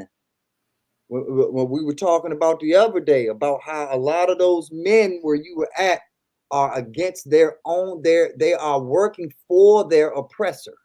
They are working for white man is oppressing me today. Well, okay, I work for the white. Oh, my black woman wants to oppress me now. Well, okay, well then now you the queen, and you to this, and you to that. And anybody that's holding you down, they work against their own agenda, and and act like that they're not smart enough to get what they want and have the other person work with them.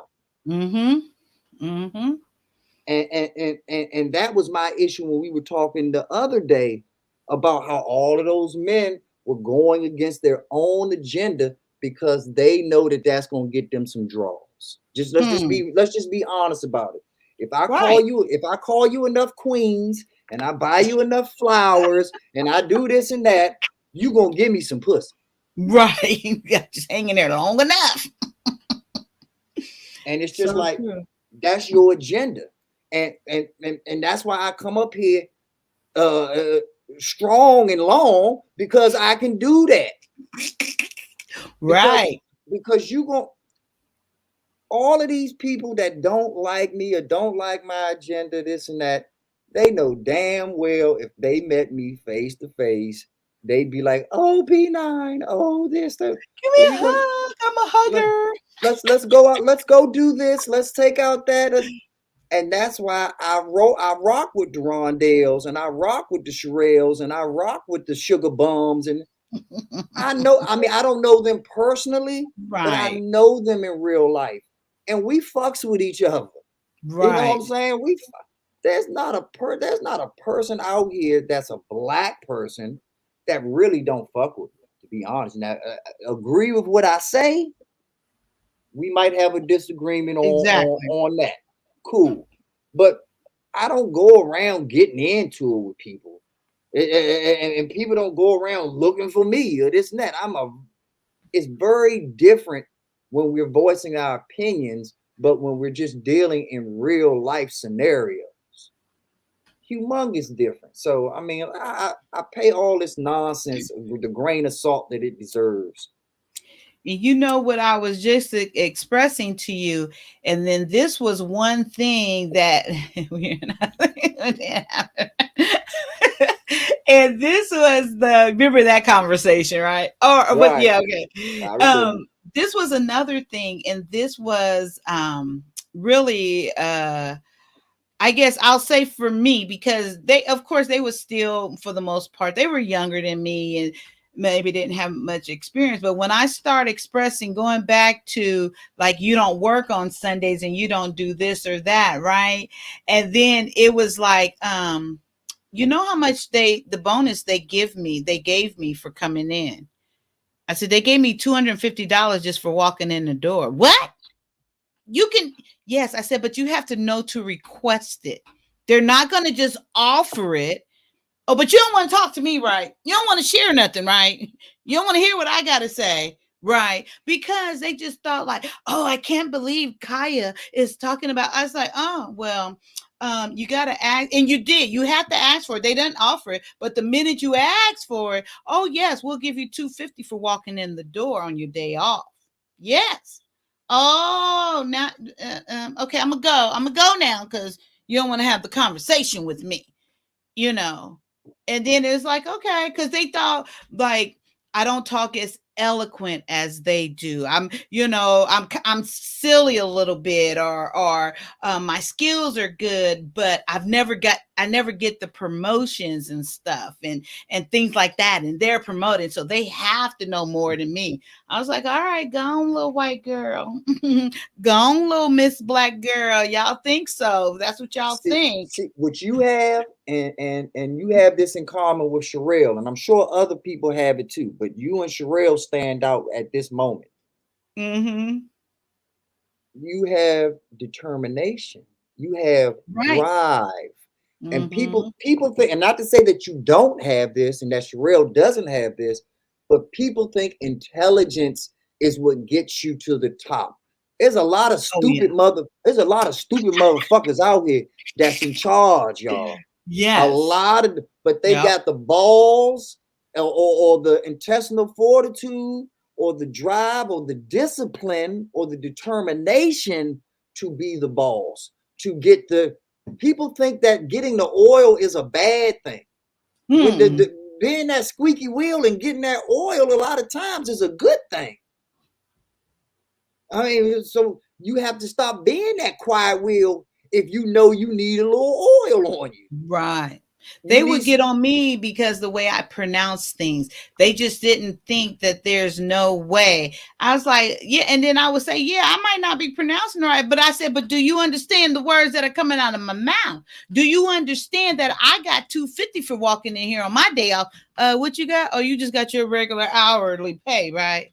They learned to bring that up from now on. Oh, I said that clear enough, huh? That was the thing, because I own. Okay, well, I don't know how to pronounce it, but okay, I'll spell it for you. If you're not understanding what I'm saying. one of the smartest girls that I ever knew, and she's a millionaire. Might be a billionaire by now, but she's definitely a multi-millionaire.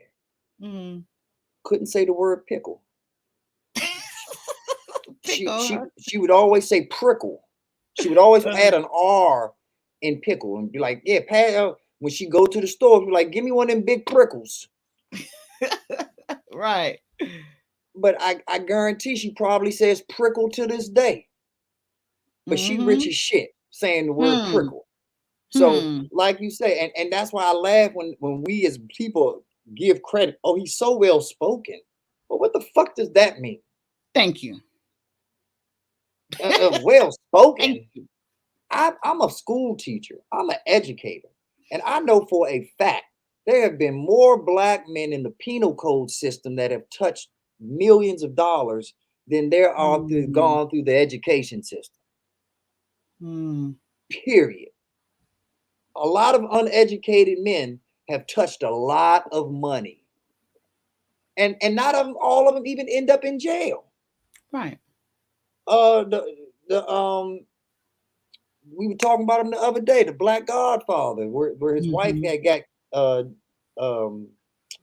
eliminated, or what's the word we use? Eliminated. Deleted. Oh, deleted. Yeah. Or self-eliminated. Yeah. Right. Deleted. But yeah, so he wasn't an educated man. And everybody in Hollywood, everybody in the music business got their game from him. White, black, Asian, male, female.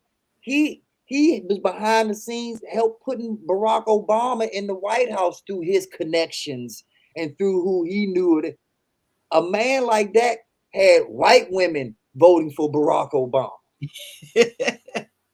And he was not I think he had like a 3rd grade education. But he had drive. He had wisdom. He understood, hey, I'm not going to get it unless I put it out there on the line to get it. And it's the same thing you doing with communication. You're not even saying, let's go rob a bank or let's go out and do, you saying, let's talk. Right. Oh, dun, dun, dun. Right. Let's talk. And better yet, let's listen. Better yet, let's listen and not over talk each other. Let's try to figure out some solutions. Hey. Meet me in the back alley if you want to have this. We can't. You want to talk about 3G stuff here on 3G? No. Right. It's so fucking hilarious to me. And I just be looking. That's why. And I didn't realize. And I must say this, B9. I did not realize that I wear my emotions on my face as much as I'm trying to get that a little bit under control. But my friends used to tell me that. It's like, girl, I can see everything you thinking. I'm like, okay, good. Now I don't need to speak or whatever. But I didn't realize it till I see myself now. Because I'd be like real quick. Like, that is not cool. But anyway, I did not realize I was so expressive like that. Oh, yeah. Still love it. Still me. Good morning, host, co-host, beautiful soy sister. Yes, I was what she said, my soil cousin, because she said she has freckles just like me. I was watching you the other morning. I wasn't really speaking in there because I was up doing other things, getting ready, but I saw your plants were freezing over, getting cold, and not thriving. So I appreciate you sharing that. I love gardening. I absolutely love gardening. So I love sitting back listening to your show when you're sharing about your plants. Or wait, what do you call them? Your living beings? Or you call them a living being or something like that, which I totally agree with as well. But thank you for coming over. I appreciate you both, if you both are here or one or the other. Thank you. You know who they are, B9? No, I'm not familiar. I don't. Yes. I'm not in these YouTube streets as much as y'all think I am. Right. Well, they're a husband and wife, and they like plants. They share a lot about plants, natural things. I think her husband, I only seen him a couple of times, but I think she makes her husband some type of protein drink or something. I think they make or grow everything or something like that. It's very natural.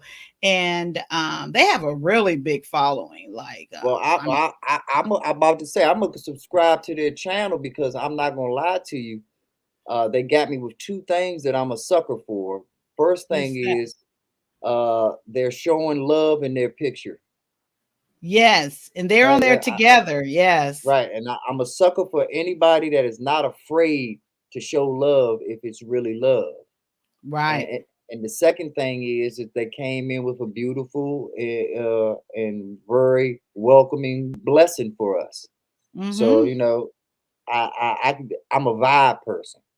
And right. and if I like your vibe, I fuck with you, you know. Yeah, So I'm gonna go ahead and check their channel out and probably that'll be subscribe to great. their channel. And you gave me some history too. They do gardening and stuff. Gardening is Hmm. very tranquil, very I love relaxing. it. And as you can tell, I love to relax. Yes. So, you know. Yes, absolutely. But I really do enjoy their channel, and it's just like what we're doing. They're just talking and vibing and communicating with their chat, and it's really good feeling over there. And I hope your plant, the last plant I seen, she wasn't looking too good, but I think it's really well. I don't think she said it was like really cold there, and that's what the struggle was at that point. But thank you so much for coming over to my channel. I appreciate you so much. Awareness. What does M Mill say? Do you is what Matt Rick said. My grandmother had. Oh, really? Yeah. It's one of those things like when I became an adult, of course, I can appreciate the beauty into because like when I was growing up, oh, I got teased something terrible. But it was like I didn't care because the minute they wasn't mentioning them, I don't even see them. Like even now, I don't see them until someone say something to me or mention them. I never like when I go in the mirror, I don't see freckles. It's just the weirdest thing. And then when someone, I was like, oh yeah, I do have freckles, don't I? And then my mother used to tell me, she said, you got the biggest, most beautiful freckles, but they're so big all over your face. And I was like, okay, thank you. I guess. I think it was a backhanded compliment, but she would See, tease me like that. Uh, it took me a long time, I must admit, but I'm so happy when I got the freedom of finally just being able to look at beauty as beauty. Not mhm, not with hue, not with blemishes or this or that. mhm. Like you either fine or you not. I Right. mean, and you fine or you cute or you alright or you a mud duck. I mean, let's just you is what you is or you the shit. I mean, there's just a spectrum, and it has nothing to do with how light you are or how dark you are because I've seen some real light rough muffs. And Right. on the flip side, I've seen some dark skinned beauties that Mhm. I'd kick Halle Berry out of bed for. Mm. So I'd be like, beat it, Beyonce. Uh, so Right. there's Oh, a they're in whole Georgia. That's right. so there's a whole spectrum of beauty out here. And You know it.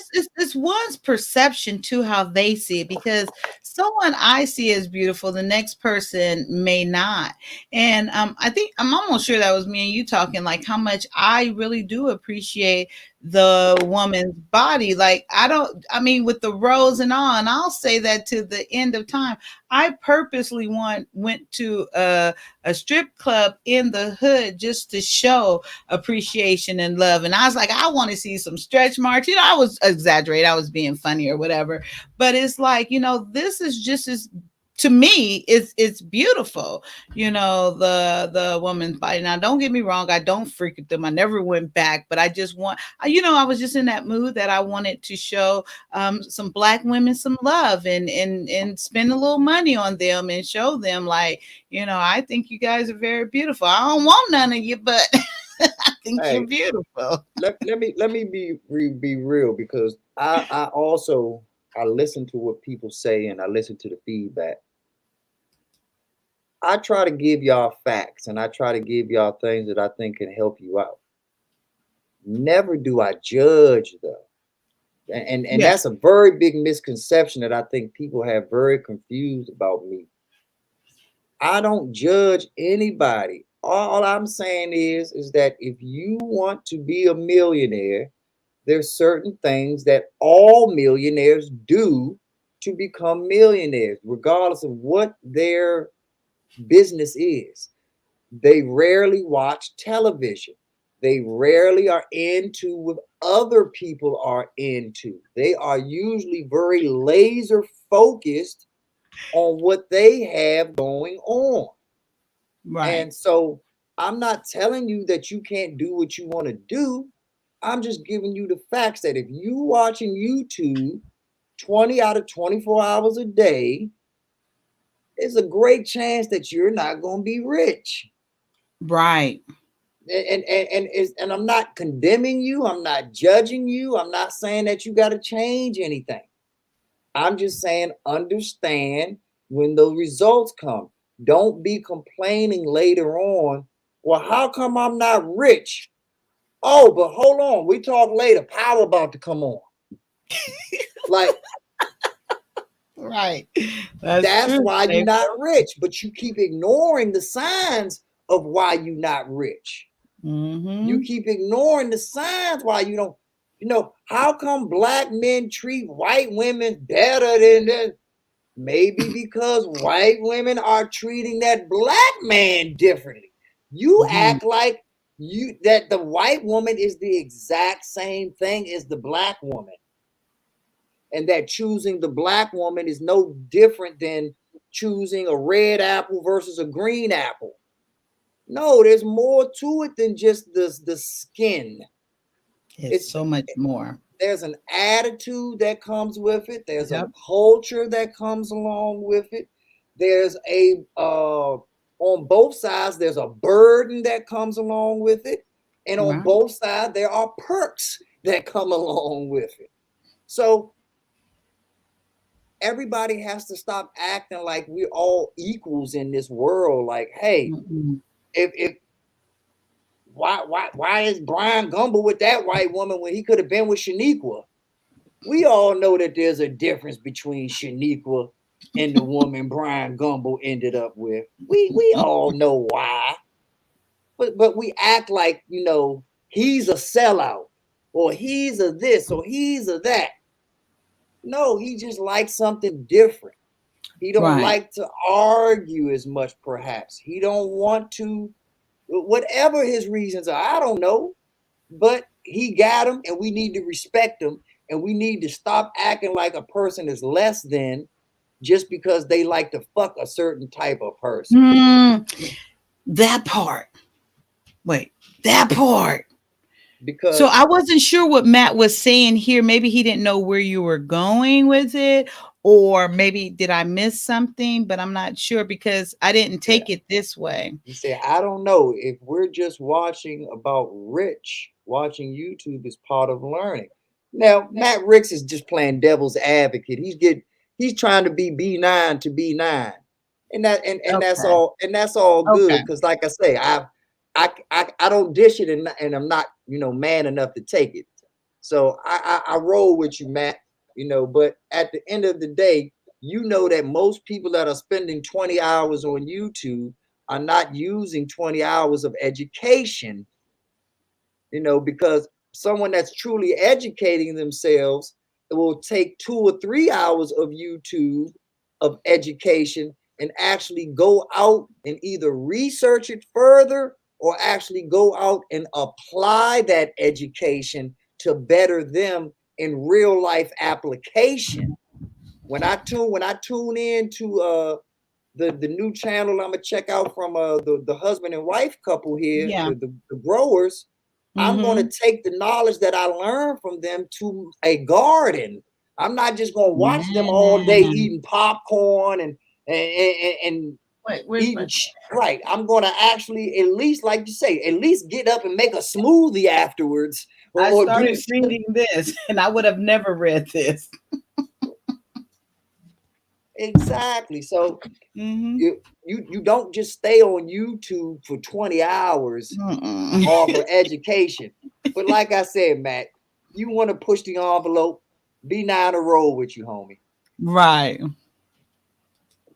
For sure. Funny, but me, one of one. I do hear your point though. I figured he did. I was just making sure because I wanted to make sure I wasn't missing anything, because it did become a point to where it was something I put in the text that I text you that like for trying to put a dictation on me where I'm going to be and what I'm going to do, and then go do yours. No, it's not like I'm not even, I support who I can. And then if you come to me and it's something I'm interested in, yeah, I'll be more than happy to go up on your panel or your platform, but I'm not just there to hang out. And I got a whole family here too, and I got other things, and just and then I don't want to come across selfish or self-centered. I want to support who I can, but this journey, this is my purpose, this is my journey, what I'm going through now and trying to do. But I do take what I learned from here and apply it where I need to. But yeah, there's a couple more things I really want to talk to you offline about, though. But don't take on that burden, no, darling. Right, Don't I can't. And that's the problem is YouTube gives you no more obligation than not being on YouTube. Right. You're here for you. Right. You started your channel for you. Mm-hmm. Anybody that you are subscribed to is for you. Mm-hmm. You are not obligated to do anything for anybody. Right. Now, if you choose to do it out of the kindness of your heart, if you're built that way, by all means, this is the place for you, because there are people that want to network, that want to connect, that want to do all of this stuff. But once again, if it's not in you, do you be true to yourself. Right. At the end of the day. That's why I was saying earlier about me not judging. I can give you the greatest advice in the world, but if you want to mess with, little Chico, knock yourself out. Mm-hmm. Mm-hmm. I'm not, right. Because this shit been going on before B9 was born. This shit been gonna go on when B9 is gone. I know, and I'm intelligent enough to know that I'm not gonna save the world. Only God, only the Creator can truly be the destroyer. So as long as He wants it to go on, it will go on. As long as He wants us to suffer or to win, that's what's going to happen. So I know that He's given me a blueprint where I have control over certain things. And He's also given me the mission and the platform to say, hey, don't be selfish with the shit that I've showed you, B9. Take that stuff that I've shown you and send it out to the people. Whether they use it or not, that's their choice. But they can't say, hey, I wish somebody would have told me about stocks. Oh, I wish somebody would have told me about crypto or this or that. Right. Oh, if you know me, if you've come across me, you can't use that excuse on me. No. That's just like what the Lord said. Now, once I share Jesus with you, you can't go to the Lord and say, I never heard of you. Yes, if you came across Kyia, yes, you had. But I wanted to, but B9, I want to go make me a cup of coffee right quick. But this right here, with the judging righteously, I struggle with that a little bit, but I mean, I don't struggle with it a little bit, or at all, I should say, and I get it, but why? Okay, so the way how I guess I want to express it is, if like me and you are having a conversation, and you have your viewpoint on this, I assume, right, B9? I got a viewpoint on everything. Amen. Let me go make me a cup of coffee then, right quick, please, if you don't mind. No, handle your business. I'll be right back, you guys. Please don't leave. It's more to come. Yeah, handle your business, Kai. Let's see what's going on here in the chat. Fucks with my people real quick. What's up, the Most High? Good morning to you. Matt Ricks, you already know I fucks with you. You've been keeping me up, keeping me laughing all day, dropping some jewels. My folks, Mr. C, always dropping jewels, always showing support. Rock with you. Block Tropical Homestead. I talked about you all earlier. I'll definitely be subscribing to you all's channel later on because I like your vibe. Who else is out here still? If Big Bad Bull is still awake, shout out to the big homie holding us down, moderating. Shout out to my man Vaughn, if you still out there in the world listening. Oh, yep, there you go. There go my man Vaughn. Yeah, she left me too, Vaughn. But I'm all right, though. I'm built for this. I can handle this, Vaughn. So, you know, she done just gave cheese to a mouse. So, you know, we all good with that. Say, my man says, good morning. Been rocking with you since I heard you on the Peef. I appreciate that, my brother. I'm glad that you appreciate my perspective and my opinion, because ultimately the Most High, my perspective and my opinion on Lapeef was all about respect. You know, everybody wants to dance around all these points about my hair or how my bad lighting or my struggle streaming or who am I to talk to Kay or Courtney Michelle like this or that or whatever. It had nothing to do with any of that nonsense. It had to do with respect. It had to do with every time that Kevin Samuels came on that show, everybody shut the fuck up and gave that man respect.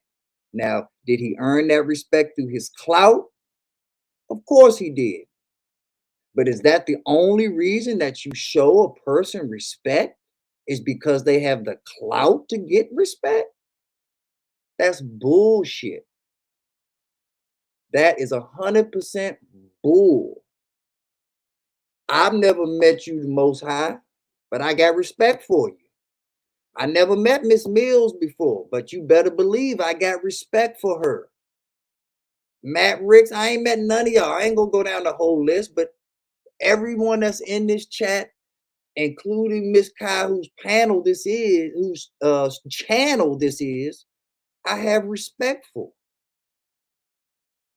If you don't want my respect, then you do what it takes to get disrespected. But you get my respect off bucks. And in most cases, most people keep that respect because they honor that respect by reciprocating that respect. And once we start building off respect, we straight, we good. Once we know the respect is there, we can disagree on whether we like skinny girls or fat girls, whether we like interracial dating or not interracial. We can have that discussion and we can be good at the end of the day because we understand that no matter what we talk about or what we get into, it's going to be done with respect. It's going to be done at a certain level where at the end of the day, our disagreements don't lead to our demise.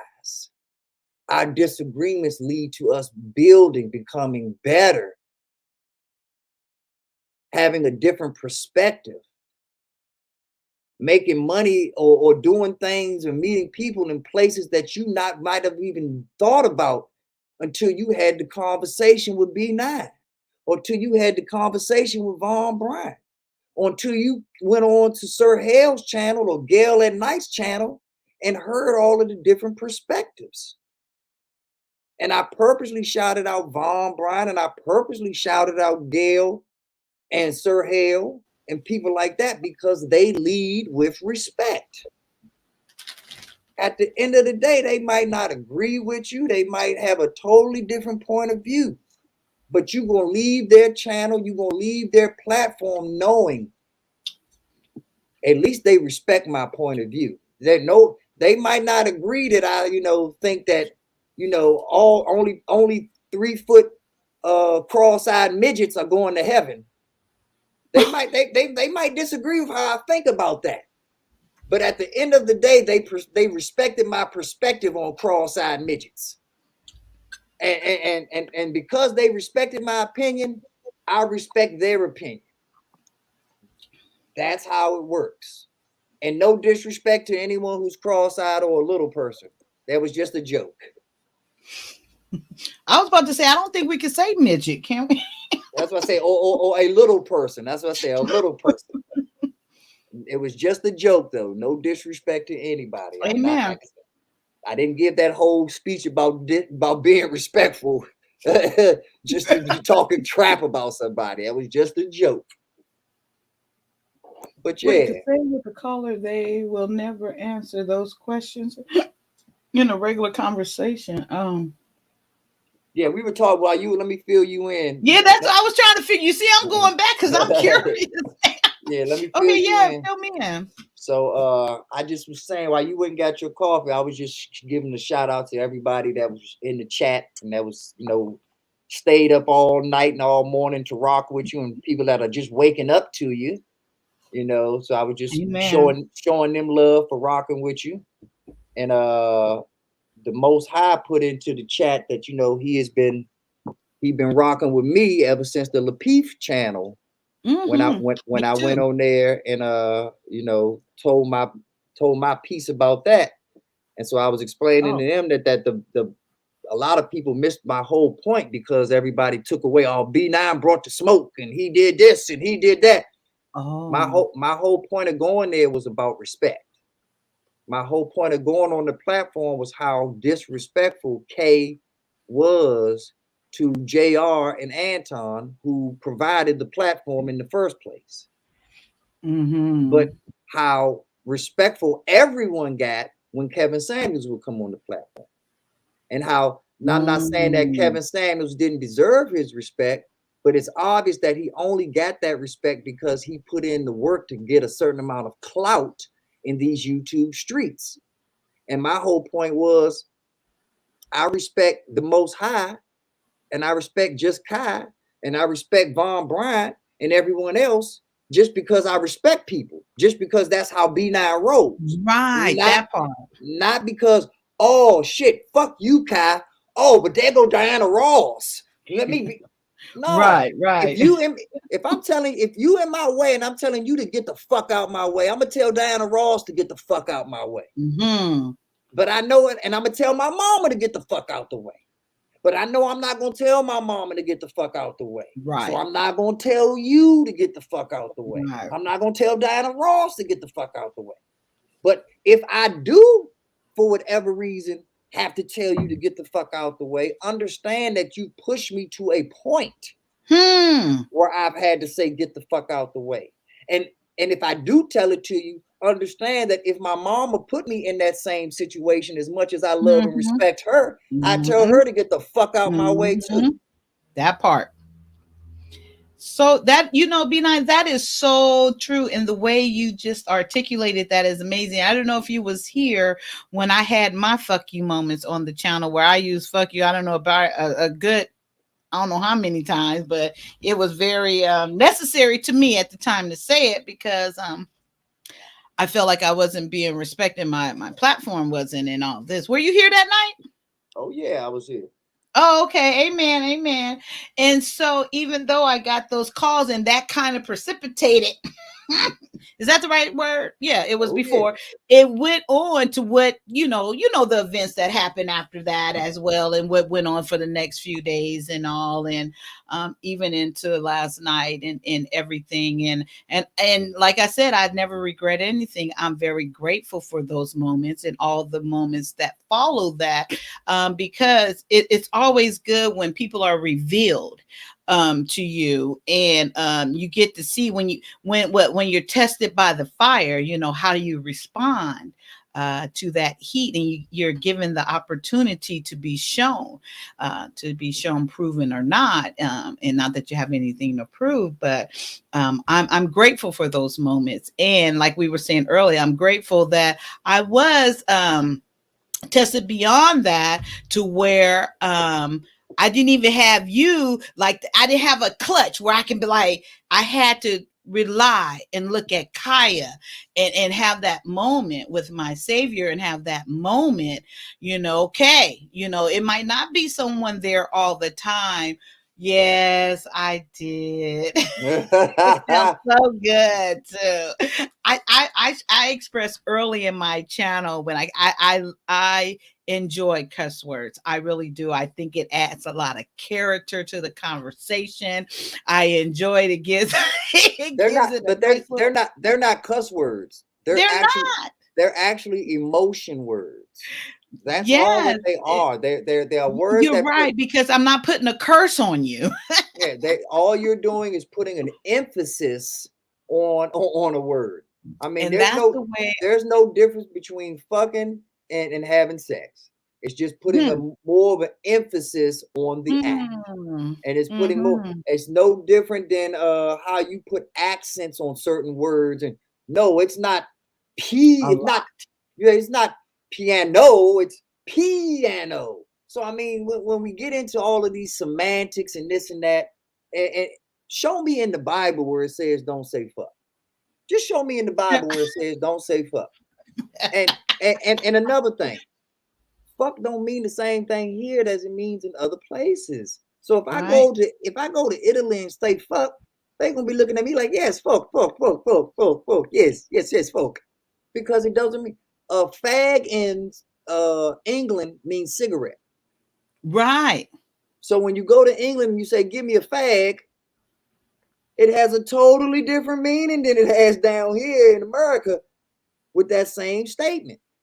So we have to understand that music and math and spirituality are really the only universal languages. So when somebody tells you not to curse, they're telling you something from a demographic standpoint. They're telling you something that means something in their neck of the woods, in their area. Right. It doesn't mean globally. And if it's not globally, it can't be godly or spiritual because God is so much bigger than the globe, so much Hmm. bigger than the world. So if your Hmm. concept don't even cover the whole world, how does it matter to God or the creator or Allah or I anyone can that kind you of pray receive to? that. And people put God in khakis. Hmm. That's where they mess up at. They put God in khakis and got him driving on the 405. And that how you put it, where it's an emotion and it adds character or whatever, because I've always tried to figure out how to describe that. I don't see so-called bad words, cuss words, or whatever in that same light because I was always trying to explain it. You can take any word and use it offensively or as a cuss word, depending on your intent and what you're using it for. That's why I've never given that word or any curse word that much power, because I just don't view it that way. And then that's why I found myself earlier talking to someone. I was like, oh, I can't curse around you. I was like, but I have not asked you to change one thing about you. I have not asked you to change one way that you talk. It gets on my nerves that you don't curse. And I'm not asking you to curse. So I don't think it's fair for you, but not that they said it, but for me not to be comfortable to speak the way I want to speak around you. And if it offends you, I'm sorry, but let's talk about why it offends you if I'm not saying it about you. I'm just using it to express what I'm trying to say right now. But it's So it was bullshit. It's uh-huh. bullshit when they say that it offends them because how Right. many people have you gone around and even quote unquote gangsters have you seen going around like fuck you, well, fuck you, well, fuck you, well, fuck you, and then they say, "Oh, well, you a woman." Then they start fighting. So is woman the curse word? Right. Or you a chicken? Is chicken the curse word? Or you Hmm. a snitch? Is snitch the curse word? Mm-hmm. So they'll go Mm-hmm. back and forth with curse words all day long. But it's a regular word that get that furniture moving. Right. That part. Right. It's so true. But we It's so act true. I can't do the phoniness. I can't be me, but I'm not asking you not to be you. Well, maybe let's just conclude it's not meant for us to be around each other. Maybe let's conclude that it's not meant for whatever and I'm just hypothetically saying that this is not a true analogy or anything, but maybe it's not meant, for us, because I don't feel the need to change myself now. Like how I say, I follow Christ, Now, if he put something on my heart not to do or say a certain thing because of whatever, or not because of no reason, then that's who I follow. So that brings us back to that judging righteously. I think it was something like that. Hey, put up I'm gonna go grab another cigar real quick. Oh, okay. Okay. Put up, but when you come back, I want to focus on the Most High statement. It's like 3 comments up. What is it? The piano? No, that piano is the second one. I understood when you told them you won't call. Okay, that one. I want to address that when I come back. I'll be right back. Okay. So with Matt Ricks, when you made the statement about I think you said, but I will or I do judge righteously. I kind of struggle with that, even though I think I know what you. Oh, I didn't need to take that down. I think I know what you mean. I think this was it. By it. And so what I wanted to say there is, okay, so judging righteously, is that like judging or expressing to another Christian or to another person that believes the same way you believe? So is that a way of you saying like you're holding that person accountable?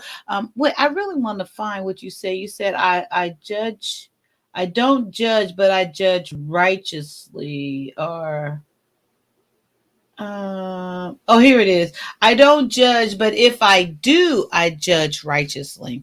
So I'm really trying to understand that. Is that like holding another believer or someone that believes the same way you do, kind of holding them accountable?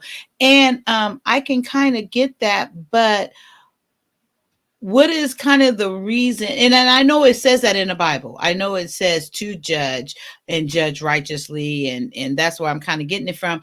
But is it always required? Is it let me see, it says new comment. Maybe you put something down there. Oh, hi Rondell. Welcome back. I hope you got some good rest in.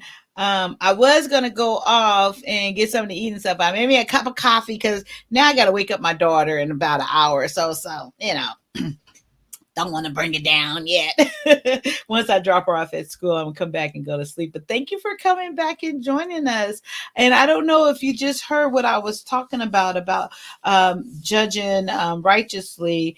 Matt, so he says programming through vocabulary. Yes, that's what we was talking about before with the cuss word. That's scripture, Jesus' word. I understand that. I know it's scripture, but it's like I'm trying to figure out how I want to say it. Not how I want to say it, but what I'm trying to say is what I'm really trying to figure out, because I know the word says that, but is it in your man can't set moral standards, only TMH can. Oh, the Most High. Okay, the Most High. So you mean God by the Most High? I'm assuming. I think that's what people say can. Yes. So that's my point. So what is the reasoning behind judging righteously, or what you're saying in that? Is that to hold someone accountable, kind of bottom line, righteously by my understanding, taking everything into regard? You made it more broad for me instead of bringing it in more for me. You made it even more broad. But and I am a little bit tired, so I'm probably not thinking really clear, that clear. I was on that Final Pro all day. You know what I've noted? Okay, yes, to hold someone accountable. Oh, okay, Rondell said that. But is that what you were saying, Matt? Because that's the way I was taking it, Rondell. And I don't know if you see the comment up here. I don't want to lose B9's what he wants to address when he come back. But up here, up here, Matt Rick said, I don't judge, but if I do, I judge righteously. And that's what I was asking. And then Rondell got right to it, where she said, yes, it's holding someone accountable. But then righteously, Matt said, my understanding, taking everything in regard. I don't understand the broadness of that. But like I said, I am a little tired, so it might be a little bit too deep of a thinking for me right now. But there you go, B9. Oh wait, let me see. It's to hold another Christian accountable. Okay, they should approach in love. Okay.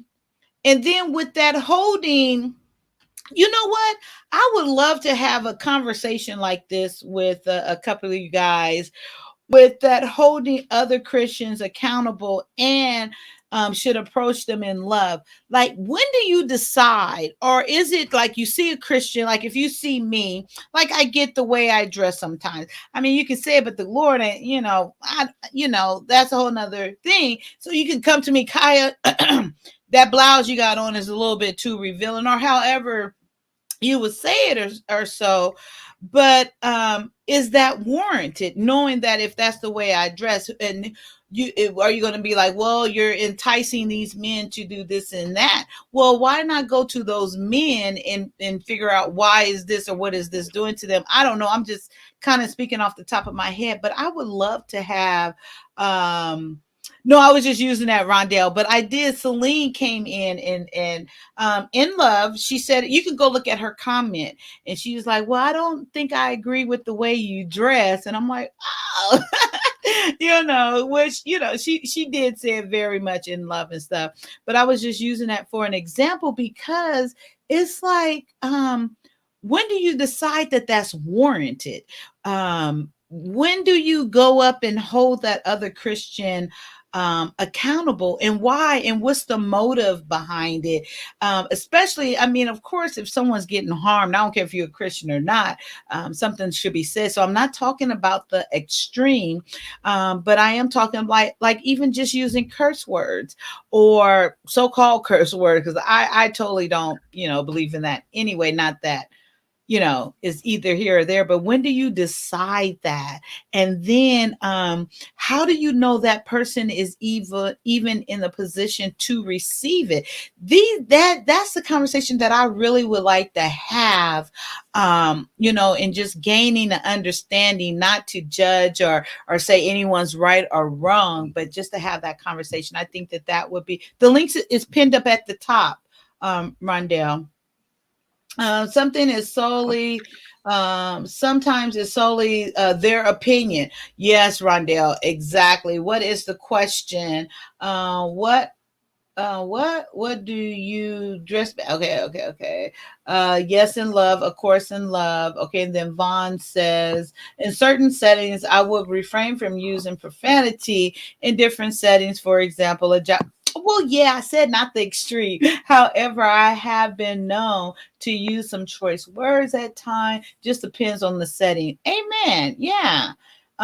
Remember the little, is that white boy that went to court and got off? Oh, okay. That went to court and got off. He was privileged and didn't know better, while there are others who have not and are punished more. Well, yeah, I think, yeah, I'm not talking about the extreme, and I think I know what I know what you're saying there. That's just really a prejudice. Sometimes the men have to make hard decisions. Not everything is nice and dandy. It's part of leadership.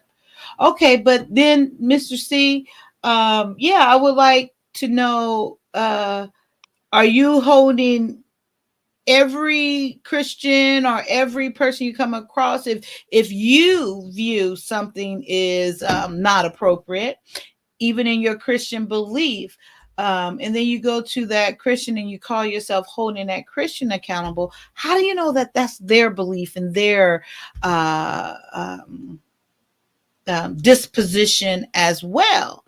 and maybe it's not something for them to be held accountable for. I just think that'd be a great conversation. But let's get back to B9 because I am tired and I'm kind of rambling. And my mind is like it's just going further and further. Like I guess just digging deeper. So we'll have that conversation for another time. I would greatly appreciate it.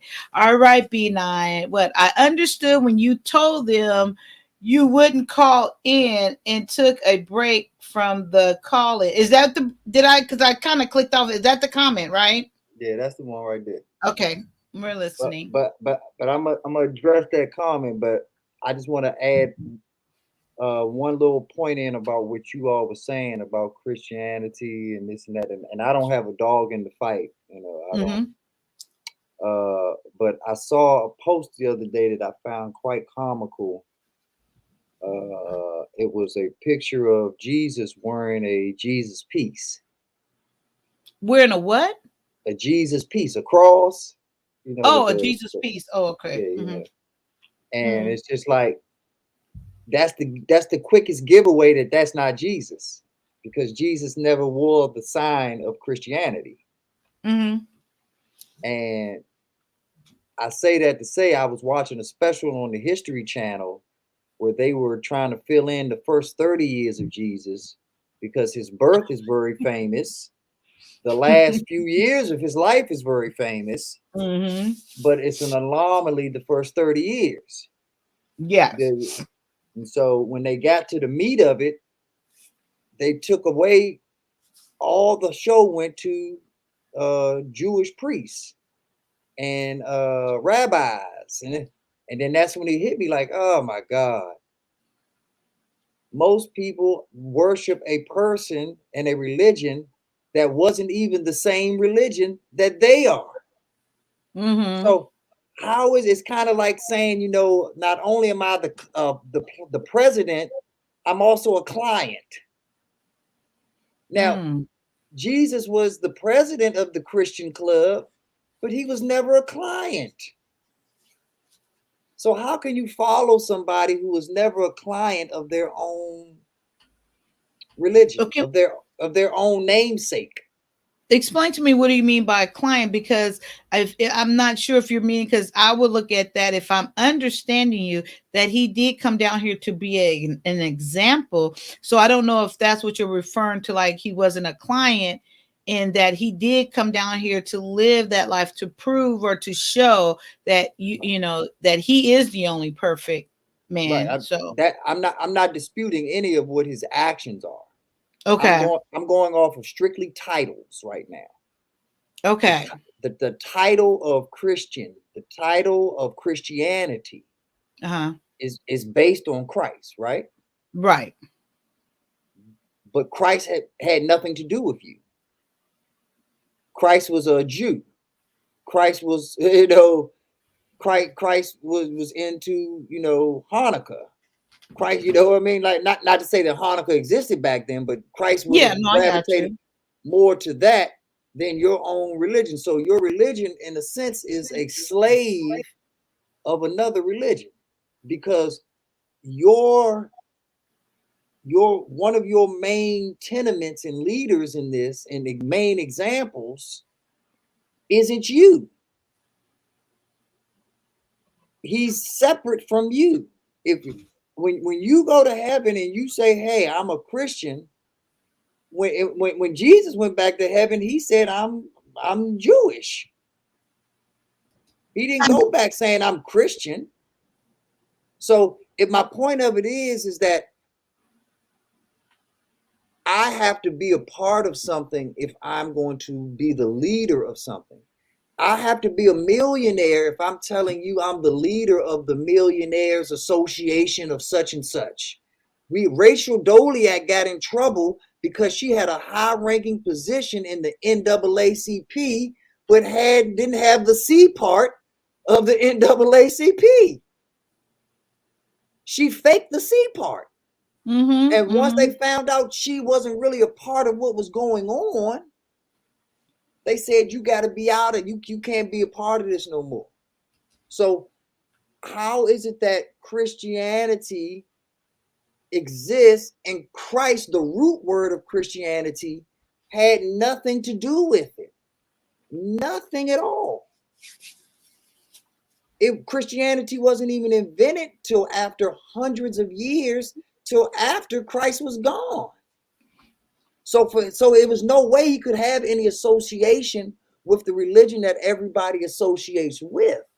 And But I when find I that say, and I find that odd when the root word has nothing to do with the whole concept. but when I say Christian, I'm a Christian. I mean it. I'm a follower of Christ. Right. And what was So, Christ? what do you mean? What was Christ? What was Christ? Was Christ a follower of Christ? I mean, was he a follower of? I mean, I know that he was going against things, but I look at Christ as the one of the Gandhis or the Martin Luther Kings of his time. Oh, no. I mean, Oh, I'm saying no. I don't. I believe in the Trinity. no, I'm just talking about when he became a human. When he came back down to earth in human form, Mm-hmm. he represented the Messiah, and He is and was right. he is, yeah. But Okay. the Messiah, from a Jewish standpoint, is a mythical title. It's more than just being religious based. It has to do with truly having a title. And when Jesus came back and said, "I'm the Messiah," that was blasphemy to the Jews. That's why they wanted him crucified. Yeah. Because he claimed to be the Messiah. And they said, that's blasphemous. You cannot be what you say you are. And that's punishable by death. So yeah. he was the Martin Luther King, the Malcolm X, the Gandhi of his time. He was a rebel saying, hey, all of these Jewish traditions that you have, they're wrong. All of these Israel-like traditions that you have, they're wrong. We're going to change the system. We're not giving all our gold to the high priest. We're not doing this and that. We're going to start giving this money out to the people that need it, to the poor people, to the people to God's people. God's people ain't sitting around getting fed grapes all day long. God's Right. people is right here on the front lines out here doing. So in the same breath, he was the original man of the people. The way I perceive it, anyway. I'm just No, talking yeah. about my perception. I'm not a I got theologist by you. any way, shape, or the imagination. Please don't. But that's just how I see things, is that he was the first rebel, and that he was the first one that really caused a movement. And of course, if he has the power of God on his side and he's the son of God, of course he would have that power that other people don't have. But I'm Right. just talking about what he represented, as far as what other people represent that have shaken the cart up, that have been agents of chaos, but that ultimately that chaos has led to greatness. Because imagine if we still thought the way that they thought before that agent of chaos changed things. Imagine if we thought the way we thought and there was no Gandhi, no Martin Luther King, no Malcolm X, no Martin Luther, anybody that went against the system. Imagine how screwed up we would be if we Right. did not. And that's why a lot of times when people say, always do the smart thing, always do. No, sometimes you gotta let your nuts hang. Sometimes you just got. You got in trouble the last time you said pick up some nuts. No, you got in trouble. I did. I really did. I was the one who got in trouble. Yeah, you got in trouble, ain't see, I'm a real dude. So when the second I hear nuts, I know I'm the provider. But look, I want to ask you a quick question, B9. Look, so right here, I noticed this, and I've noticed this here. And I think, Rondell, you can jump in too. Okay, so right here with Matt, and we're going to get back to what you were talking about too, B9. Okay. Right here. Hi, Rondell, with your fine ass. Hi, boo. See, I'm gonna beat his ass. He keep doing that bullshit, okay? But I'm gonna let it go right now because I'm talking about the Lord. Well, don't know how fine you. Lord, right now. Well, I don't know how fine you think I am, but I could lose some weight. But why my picture? Oh, we had that discussion already. You missed that discussion then. Yeah, I don't know why my picture went back to the way it used to be, but whatever. Yeah, because that was a long time ago. I put up my recent one, the one I was sitting in the car. But anyway, so wait, before you get started, Rondell, I want to throw this out there real quick. So since I've been coming on these YouTube channels and stuff, just JUSS stands for Jesus Unveils Scripture Simply, right? It's very simple to me.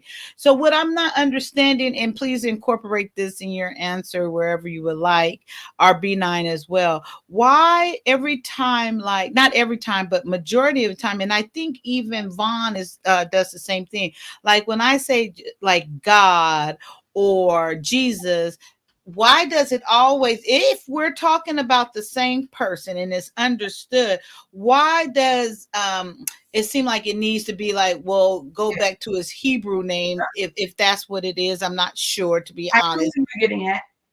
You see where I'm getting at? I knew exactly where you were going to go.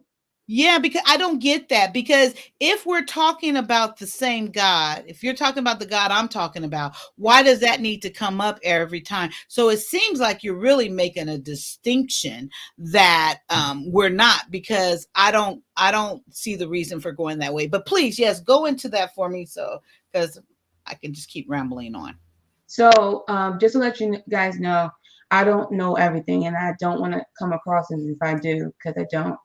I also believe that men should be teaching men, but I think that women can share their knowledge with men. And I hope that that's how we're coming across, that we're just sharing and not trying to teach you, because that's just not our thing to do. And that's why I was saying before, everybody, has this false mentality about me because I go after, certain people, but I love my Black brothers. I do, and I love my men too. And I understand the role that we have as women, but it doesn't mean that we should sit back and just see things and not call it out. I'm just letting you know. So that being said, I wanted to make sure that I said that, because it's been a lot of misunderstanding about, I guess, the way that we think.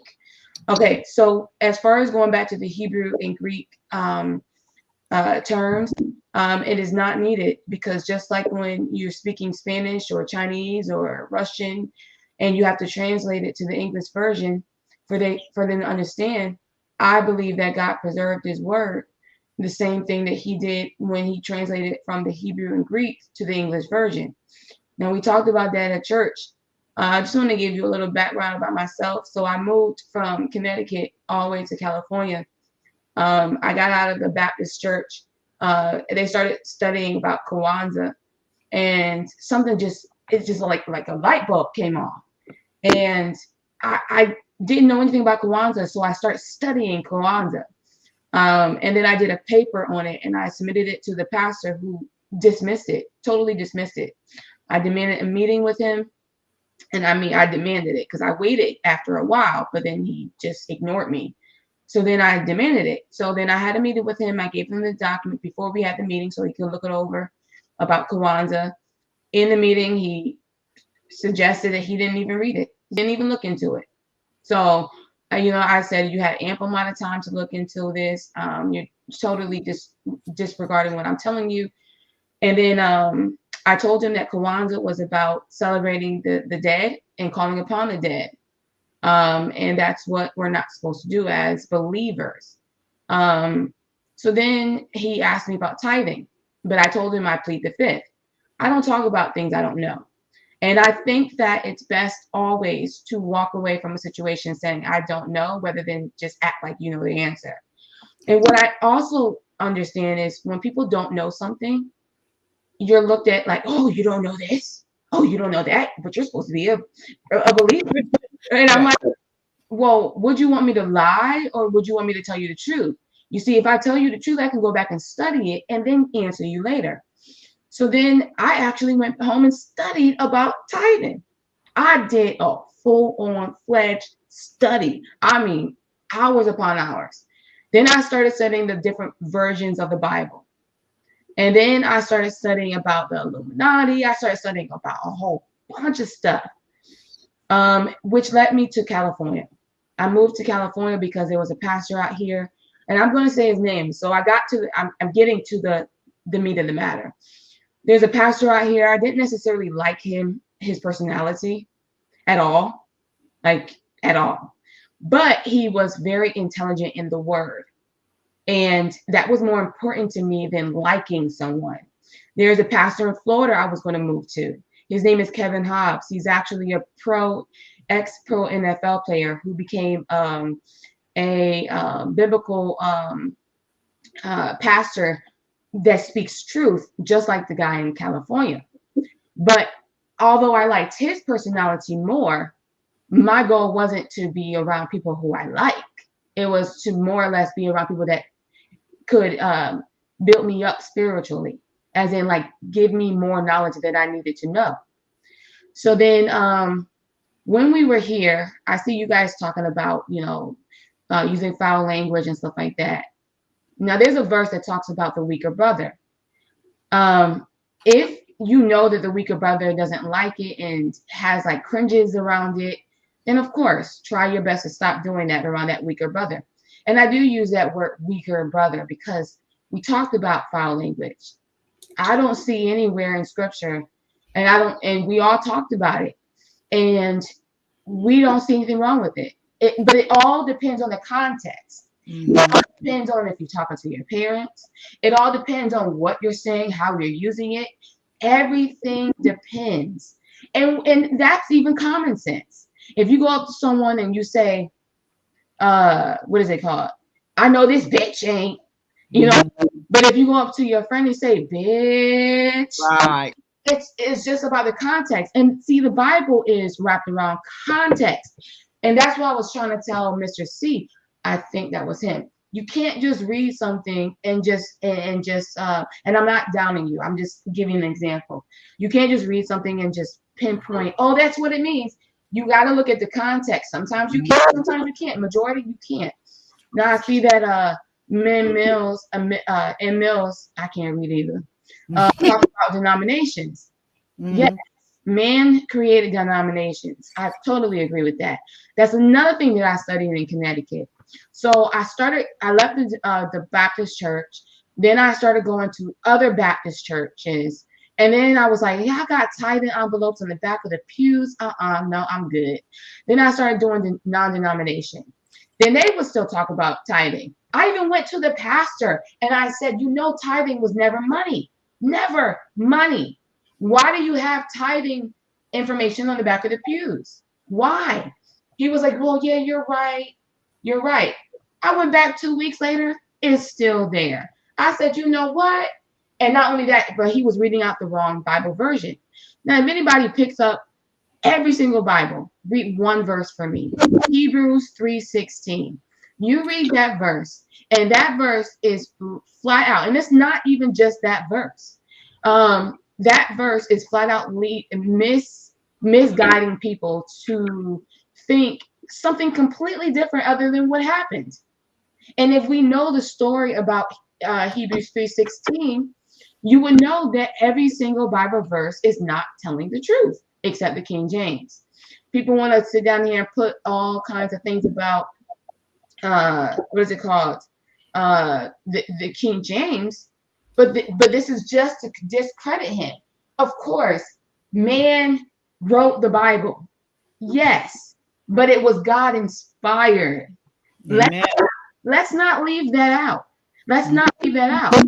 And part of the reason why people don't understand it isn't because of the he's and the these and the theys and the thys and stuff like that. That's very sense. I mean, it makes common sense. It's because in 2 Timothy 2:15, it doesn't just tell you to study to show thyself approved unto God. Yes, but let's not stop there. It says a workman. It talks about being a workman. Why is that word in there? It's because it takes work to do it. It is not easy. Do you know that when I was studying about the different versions of the Bible, it took me, bruh, I don't even know. I don't even know. I was not about to sit down there and take someone's word about it. I had to study it. And it took me hours upon hours upon hours. But I'm sorry, I went on a tangent. What was your question? I thought you was getting there though. Well, the question I was leading up to, like, it seemed like there's distinction when I say God or Jesus. Someone else would say, oh yeah, we're believing the same thing, but they, at that same moment, they have to say the Hebrew name or other names, and then I'm hearing like the Most High a lot nowadays, or not nowadays, here since I've been coming to YouTube, and I'm just wondering, like, they say we're talking about the same God or Jesus, which I do believe in the Trinity, like I said. Why is there always making such a distinction in saying all these various different names? I don't understand that. They say, well, they're saying the Hebrew name because they study Hebrew, which, okay, I can respect that. But it seems like, to me, and I'm just adding a little bit more here, it seems like to me, a lot of things that I'm hearing, a lot of people that are relating and sharing Christianity with me, they're living by the Old Testament, which of course, know your history, learn your history, and get foundation from there. But I truly believe we're in a new age, that I live under what Christ did at the cross. He was that final sacrifice. He came here to be an example and set he's a new way for us to live and believe and go on in sharing. That's the only way I can think of it now. Like I said, I think I'm really tired, but I think I hope I got my point across, what I'm trying to say, even though it wasn't a question, but that is my question. Okay. So I'm sorry. I wanted to explain who I was as a person, and what. Oh, and you never mentioned his name, the pastor name that you came here. I'm sorry. And then I'm gonna answer your questions even more, because I did answer the first one, but I'm gonna elaborate on that, expound on that. So the pastor's name is Ron Knight. He is no longer in California. He moved back home to Tennessee, but I'm gonna spell out his name. His name is spelled RON as in Nancy, and then Knight is the knight, like a shining knight in armor. KNIGHT. Mm-hmm. And then his church is called NorCal Grace, NorCal Grace. Mm-hmm. He is a phenomenal teacher. I'm gonna look him up. I love teaching, so oh my goodness. And then look up Kevin Hobbs in Florida. I've heard of him. Yeah, you did. That's good. Mm-hmm. That's good. So getting back to your question, I believe, and this is just my opinion, I don't believe that everyone that uses Yeshua or different terms, they study the Hebrew. I think that they're doing it because it makes them feel as if they're doing something because they're calling him his original name. But it's, again, when you translate, period, point blank. And I think that God judges everybody with their own heart. And in your heart, if you're doing the English version, I don't think he's going to be like, you are wrong. You know what I mean? I don't think that it's that serious.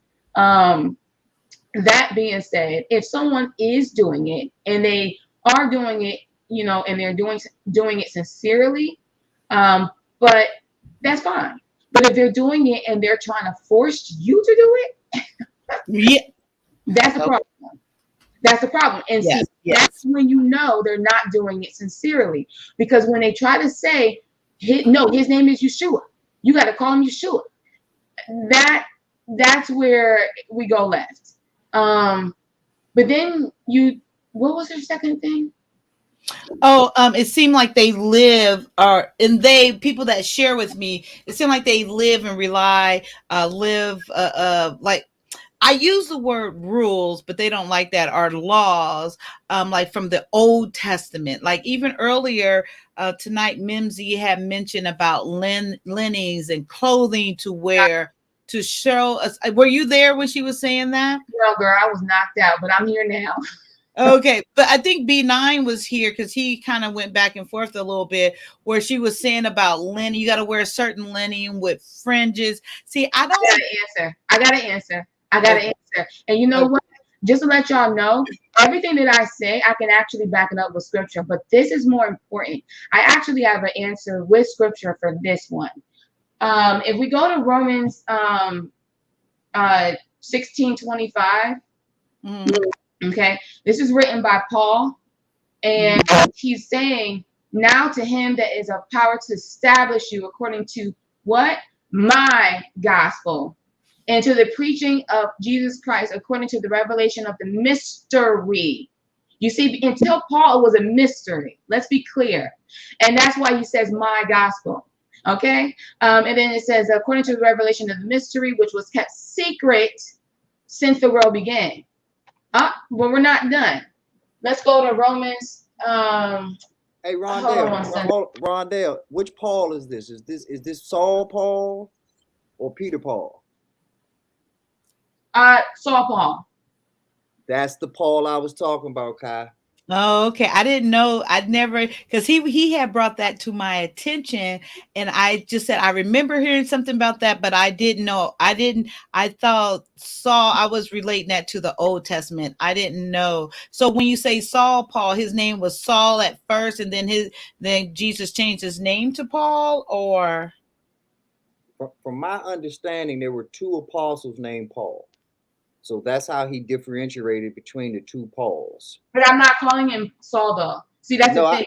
I'm not saying you are. Me and Kai talk about a different conversation from a different day. And I didn't know but he's just making his point that there is he wasn't sure if it was Saul Paul or Peter Paul, because I think Trash Can was in there saying he think is one of those combination. He was just verifying with you, but that was a whole different conversation. Rock out, Rondell. Rock out. Yeah, go for it. Keep going. Right, let's go to one more verse, right? Okay. Because here's the thing. And let's. I just read. Oh, my bad. I was going to the wrong one. So here's the thing. I'm glad I remember most of this by memory. I think it's in Galatians, and it's 2:7. Let's go to another one. Okay, so Galatians 2:7. This is Paul writing, because he writes Romans through Philemon.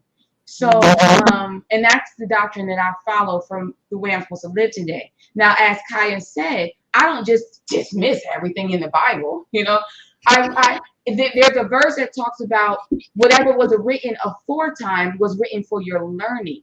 Okay, so but it's not the way we're supposed to live today. We can take some pieces in there and for our learning, but we're not supposed to live by that. And I'll explain to you why. I'll get there. So Galatians 2:7, it says, this is Paul writing, but contrariwise, when they saw that the gospel of the uncircumcision was committed unto me, as the gospel of the circumcision was committed unto Peter. So that means there's two gospels in there. It's not just one. And that's the problem. That's why when you compare that verse with 2 Timothy 2:15, which also tells you to not only to study, it also tells you to rightly divide the word of truth. And that goes along with the verse I just gave you.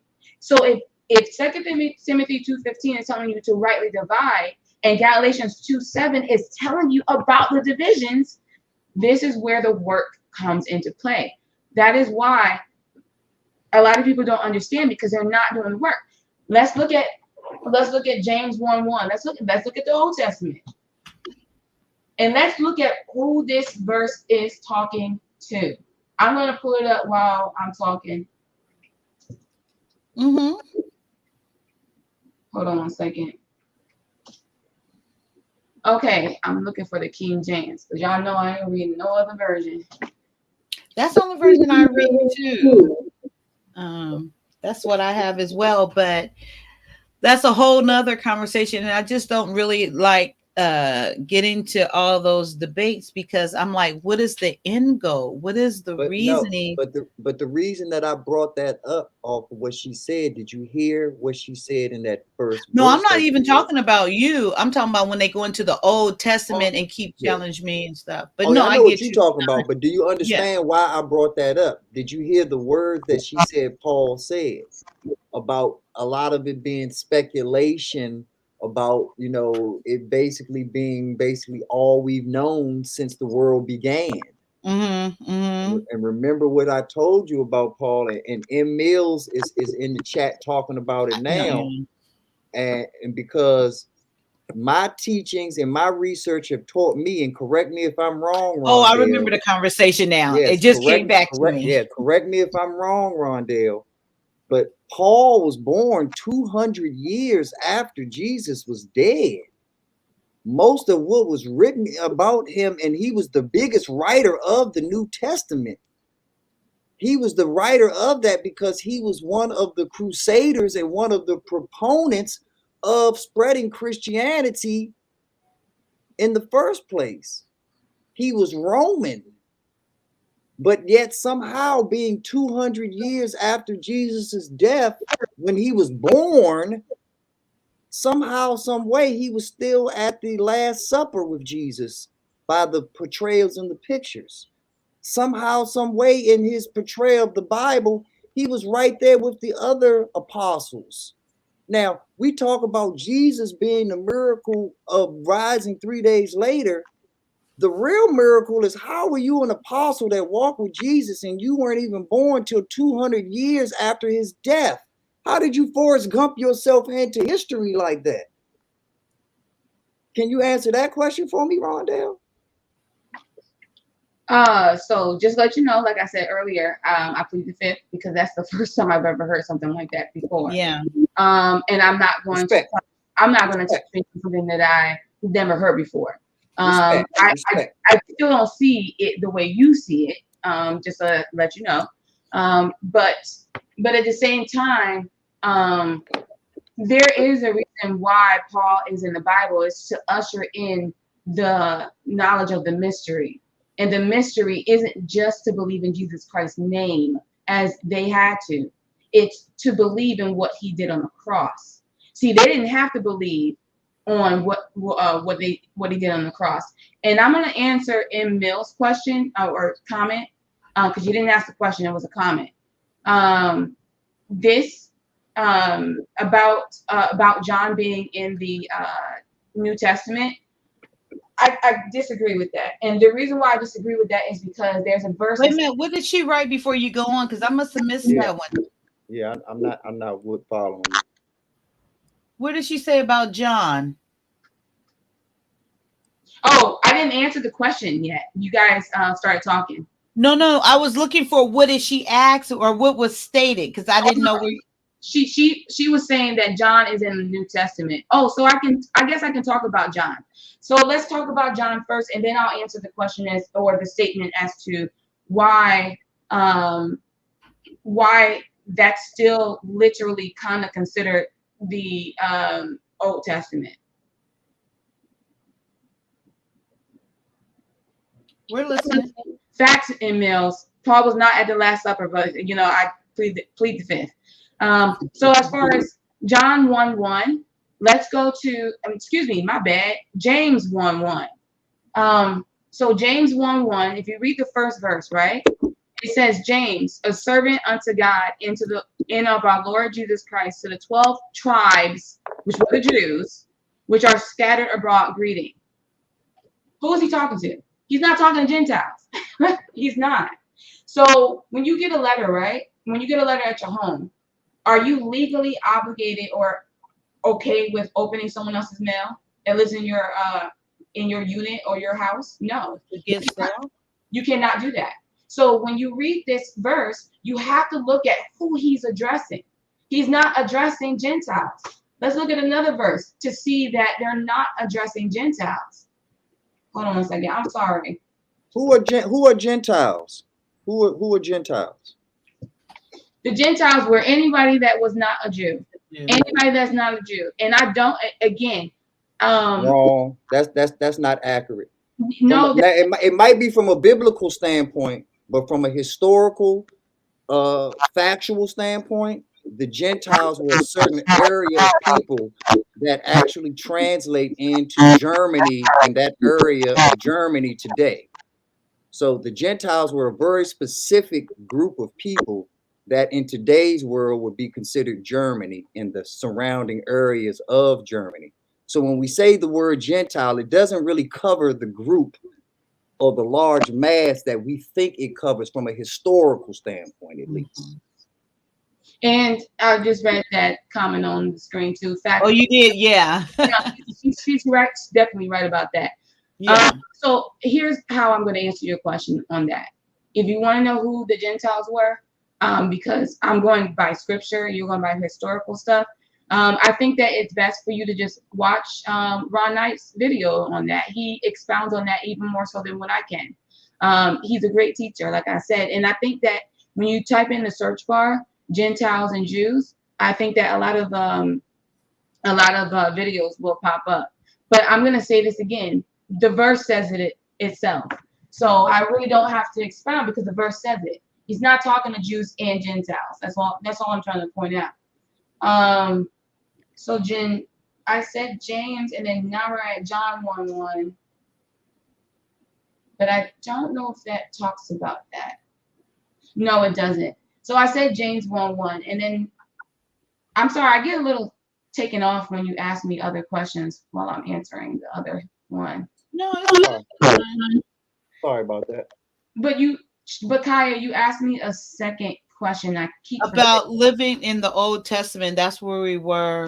Oh, okay. Mm-hmm. Okay, so I told you about what was written aforetime was written for our learning. I forgot what verse that is, but then there's something else I wanted to say, and I totally forgot. Shoot. And I had also I don't know if this helped you. I had also mentioned, even though you said it, I think you did mention about when I say God or Jesus, there was using a different. I think you addressed that though already. Yeah. What is Gentiles equal heathen? Did he say heathens? Not lawful Jew or well? Okay, so what I'm not sure what you're saying here, but I think Rondell touched on this, and so it was in the Bible. As far as me, it's like the Jews and the Gentile. Of course, the Jews were the chosen people, but the Jews resisted. They turned away from Christ. They didn't accept him in his word, like he said. But I don't think it was in the New Testament. It was no longer meant for us Gentiles or non-believers, or was, but he came and died for us all, the Jews and the Gentiles. So it was no longer a separation after he gave his life, and it's up to whoever to accept him as his Lord and Savior and what he did at the cross. That's simply how I understand it. That is not that separation anymore because of what he did at the cross. Okay, I remember now. I'm sorry. Go for it.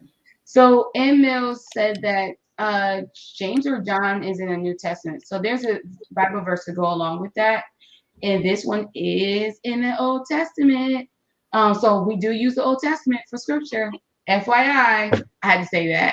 So it is Hebrews 9:16. Hebrews 9:16.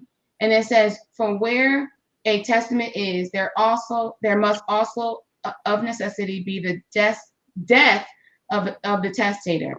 So in James, Mark, John, so and so and so forth, he wasn't dead yet.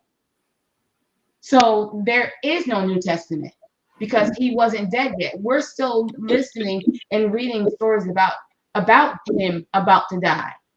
And then when he died, when the last book before Romans was happening, like Acts, around that time, there was a change in Acts. And that's when they ushered in Paul, the New Testament. So one thing I will say is that maybe I don't think the people that put the Bible together got that Old Testament, New Testament area right. But again, it's not a big deal. It's still upon us to study and to do our work. And that's my thing.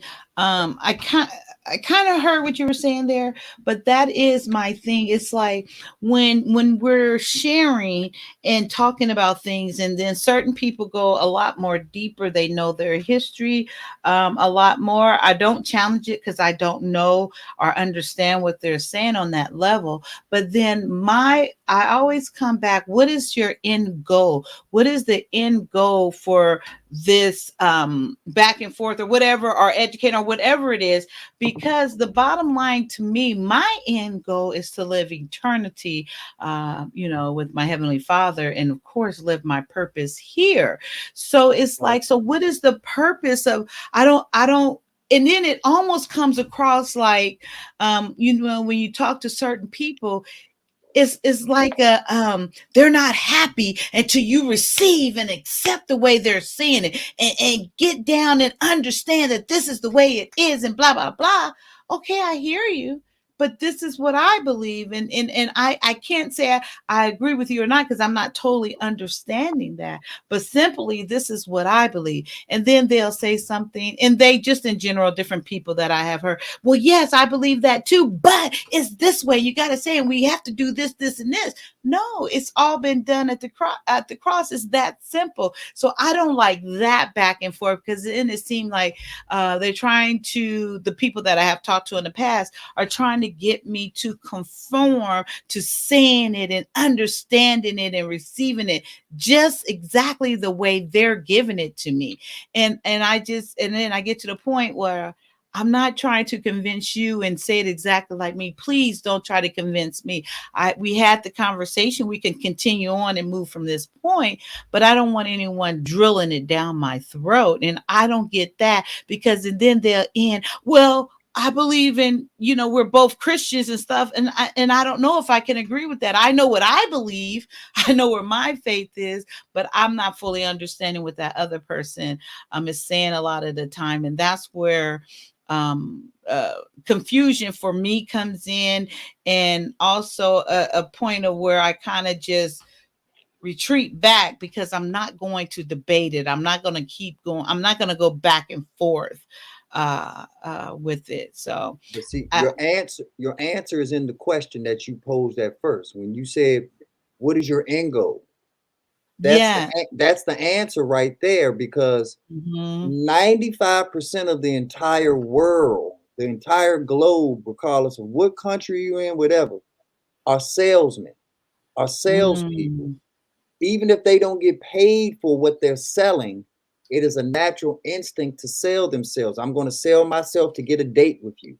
I'm going to sell myself to actually sell you something.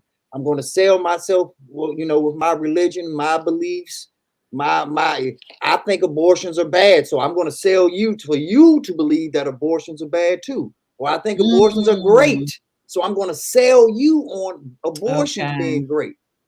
The real end goal, especially when you're talking about religion and you're talking about spirituality and you're talking about everlasting life or reincarnation or whatever your beliefs are, is the truth. That's the end game right there, is the truth. So understanding the Bible is one thing, but when you understand the history of the Bible and you understand that I definitely believe that the Bible is God's word, but I also believe that man has had enough time and control over the Bible to manipulate it in his favor, depending on who was in control of said Bible. And my proof is that where are the women books of the Bible? We all know that women had books and had perspectives on the Bible, but none of them, they've all been admitted to be omitted.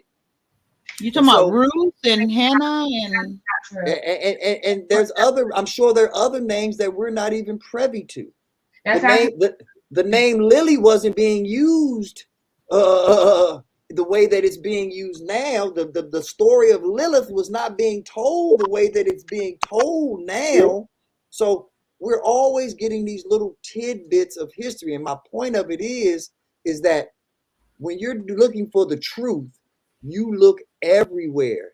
You can have your belief as a Christian, you can have your belief as a Muslim, you can have your belief as an atheist. I don't care what your belief is. That's between you and the Creator. But if you're really looking for the truth, regardless of whether you're a Christian or not, you're studying Islam, you're studying Judaism, you're studying all other religions, you're studying non-religious things that are historically based and fact-based from the past, because that's how you put the truth together. Because one thing I know for certain, the same people that are hiding the information on how to become rich in the stock market and how to have the wealth and the success that we want on this earth are not the same people that are putting a Bible in every hotel and passing out free Bibles trying to get us to heaven. Those are not the same people. So pay attention, because if you have to pay X amount of dollars to get a degree or to go to a certain amount of school, why do these same people want you to go to their heaven and be in their everlasting eternal afterlife for free? Can I ask you a question about Yes. what you just said? You just said something about paying X amount of dollars and going to school. What do you mean by that?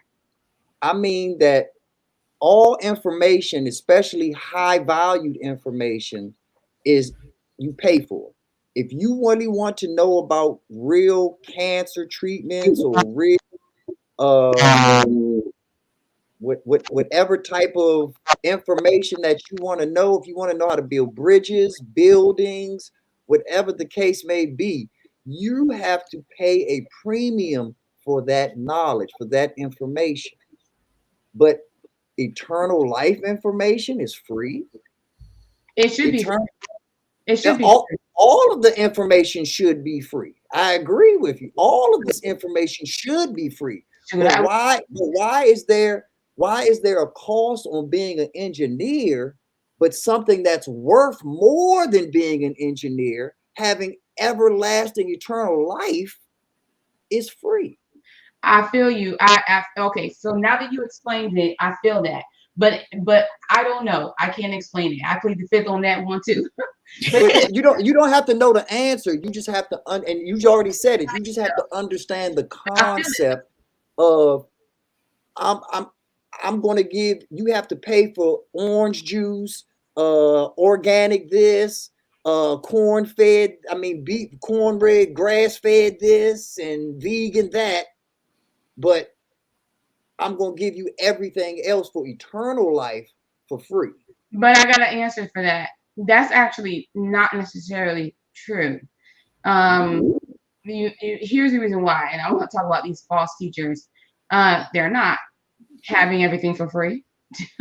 Again, let's go back to the tithing and the prayer cloths and all this other stuff and the televised, stuff like that. And then the reason why, and I'm agree with what Emil says, she's on point. The reason why it's free is because Jesus Christ paid it all. Period. There is no other answer to that. So that means I don't have to give any tithes. If Jesus Christ paid it all, that means I never have to give a tithe in my life, right? You don't. You don't. And I just talked about So that. why did you bring it up? What? You're missing my words. Don't do that. I'm asking you, why did you bring it up? I'm not telling you did something wrong. I'm asking you why. Okay, so as I said earlier, if you were listening, earlier I said that, but you weren't though. But earlier I said that tithing was never about money. Okay, so if you heard that part, then when you asked me why do we give tithes, if I said earlier that tithing was never money, you can't ask me that question. I never said tithes was money either. I just said, why do we have to give tithes if Jesus already paid for our sins? But then I never used, so neither one of us used the word money. So both of us have to listen. me ask you a question. What do you think tithes is? What do you think tithes is if it's not money? If you never said money? I didn't apply a definition because you, like you said, you didn't apply a definition. So regardless of what I think tithes is, I'm just using it in the same realm that you use the word. So your definition of tithes is actually what matters because I'm just being I'm countering you. So your definition of tithes actually sets the tone for this. You're absolutely right. So I'm going to define tithes, and I think I can pull up the verse, but I'm just going to verbalize it. So in the Old Testament, when they had to offer up tithes and offerings, they had to go all the way somewhere to offer their tithes, right? And sometimes they will exchange it for money until they got to the place to exchange it back to the tithing. The tithing was food.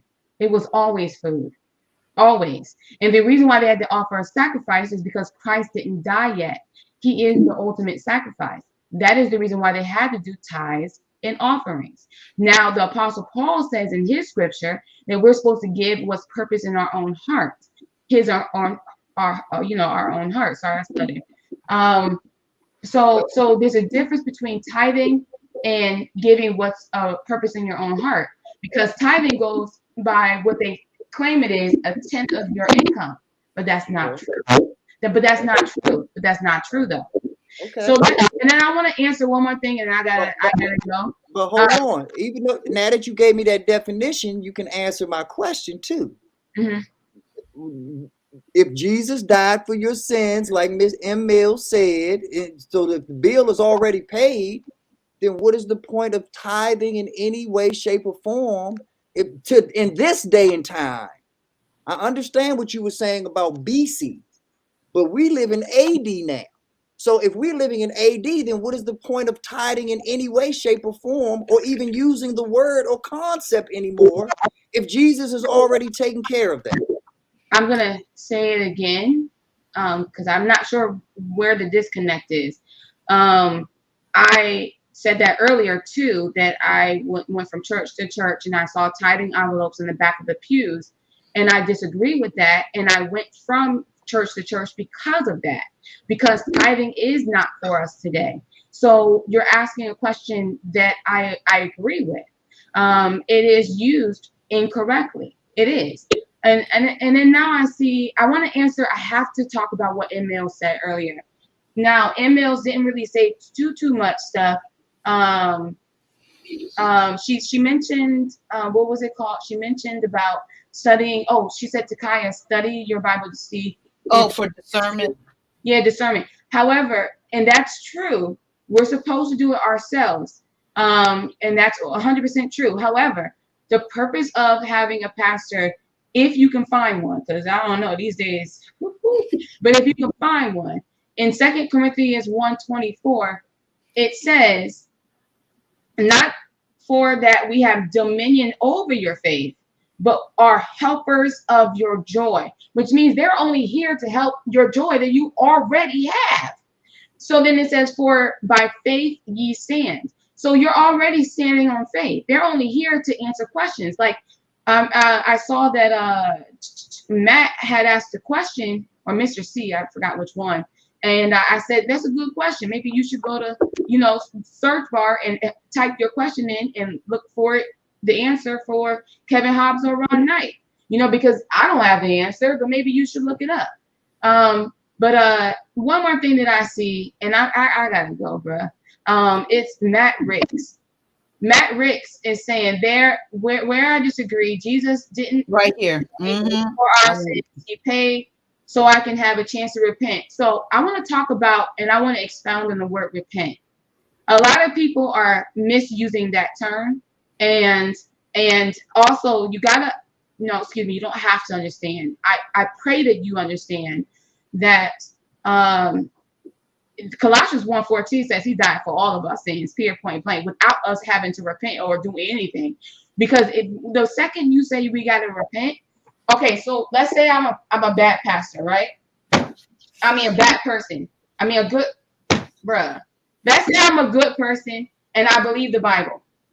And let's say I go out and I do something wrong. but then I die immediately.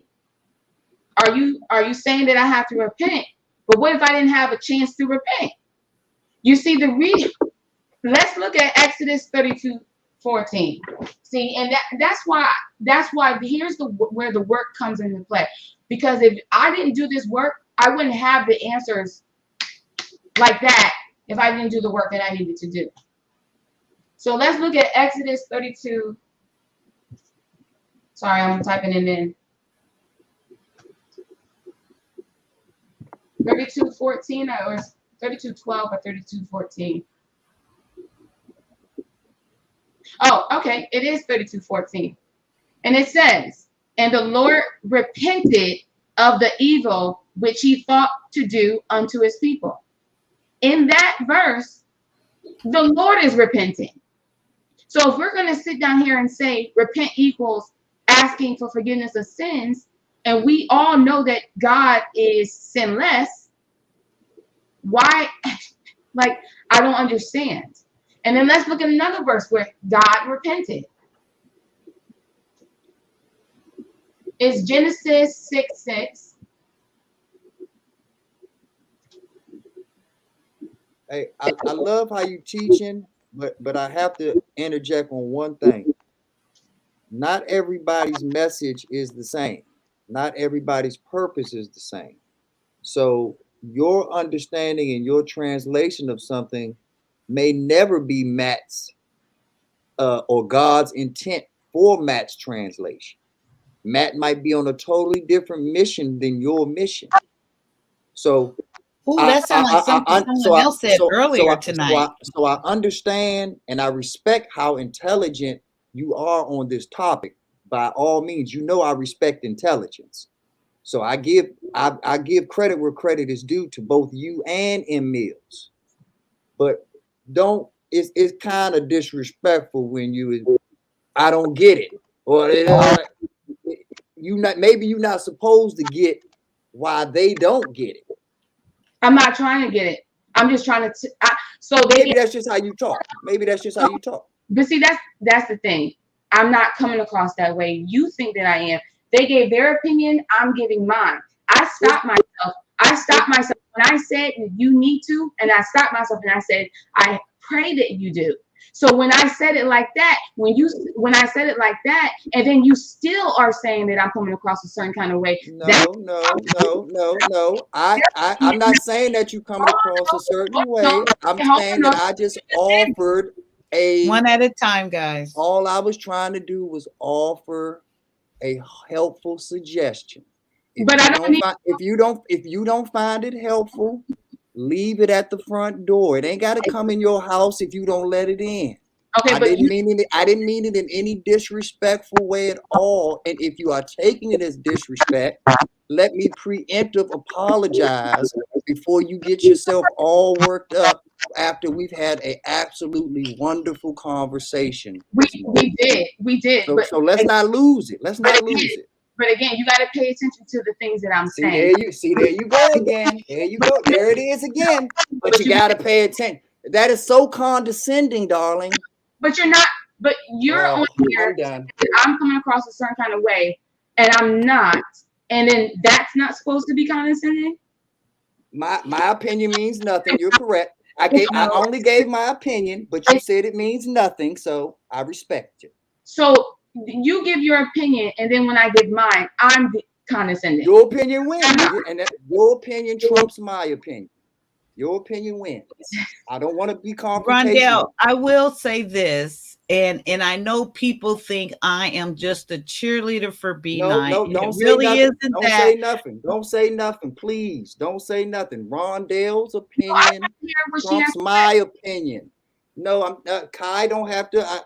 Kai, like for real, put it in the chat for her privately. Then, if you got it, but no. No, I don't want any. We already talked. Anybody speaking on my behalf. I got me. Let me know. I appreciate you, Kai. Let me know when you're done. I'm all done, darling. You got it. So we already talked about this before, and I've already said these verses before, that one man watereth, another man planteth, but it's God that gives the increase. So that's why I'm not using the terms that you should understand. I said I pray that you understand. So that's not me trying to force them to understand it now. They might not come to the light until years from now. And I've already given my story about how I came to the truth about holidays. I didn't come to the truth because someone was ramming down my throat. I came to the truth because someone stopped ramming down my throat and telling me, you're wrong, you should know this, you should know that. But then when they came to me calmer. So again, if you were listening, when I was talking, I stopped myself and then I said, I pray that you understand, instead of saying, you should understand.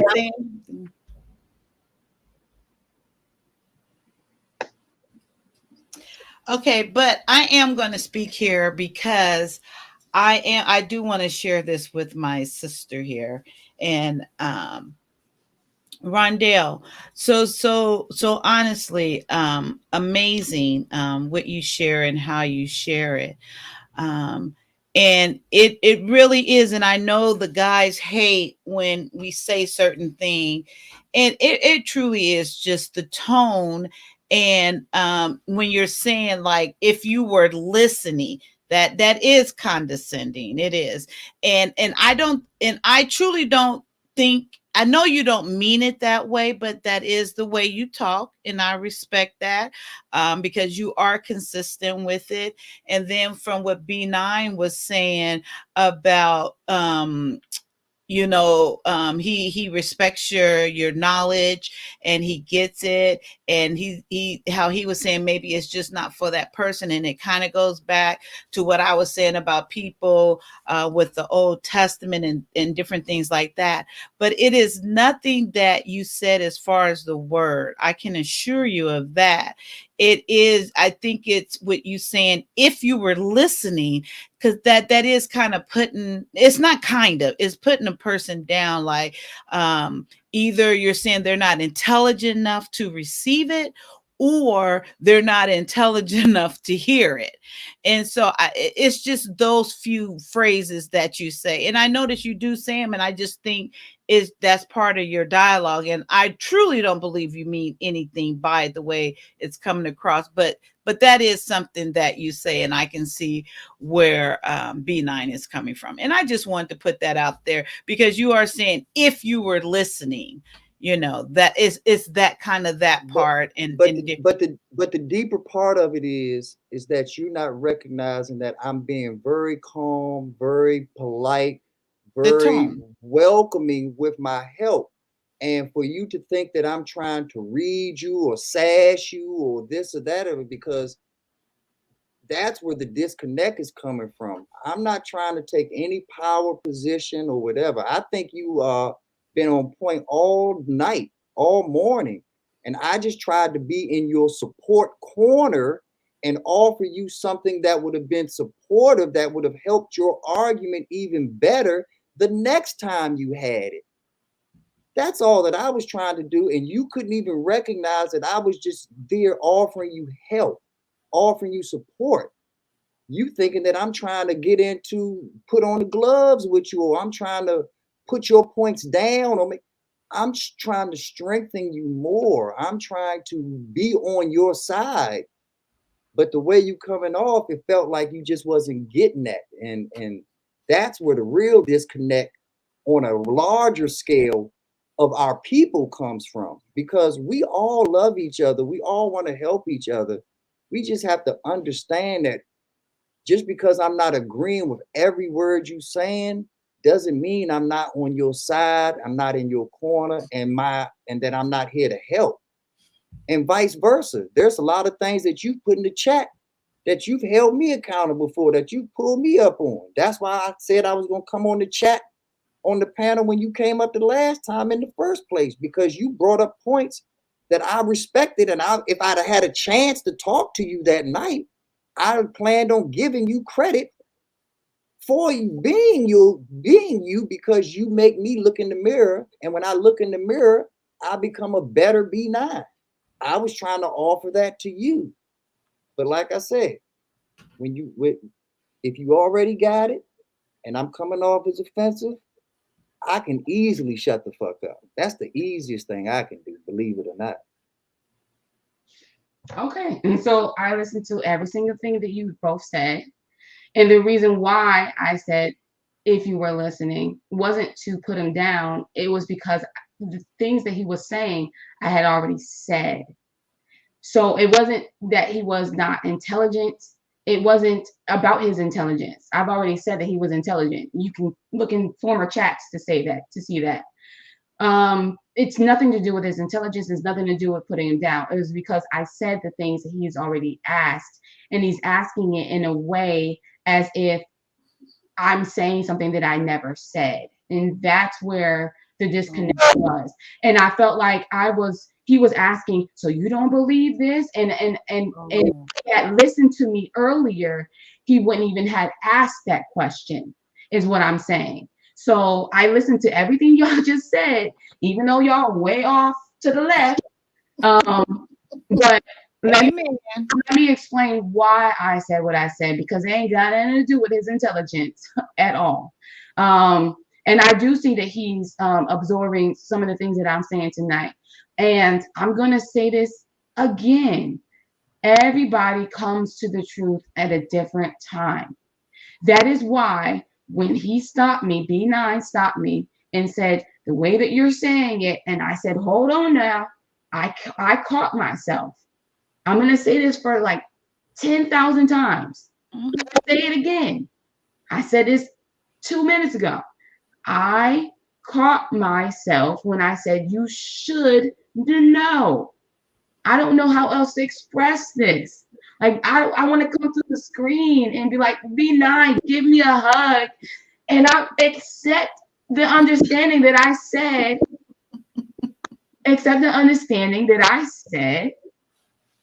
I pray that you understand this. I had to catch myself. It's not that deep.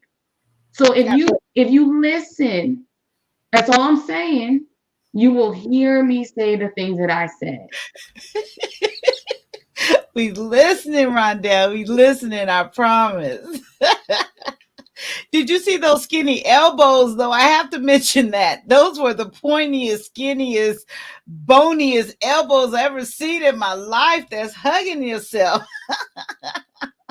Just an FYI, I love a smart man, too. Oh, love it. Don't you? Yes. Love it.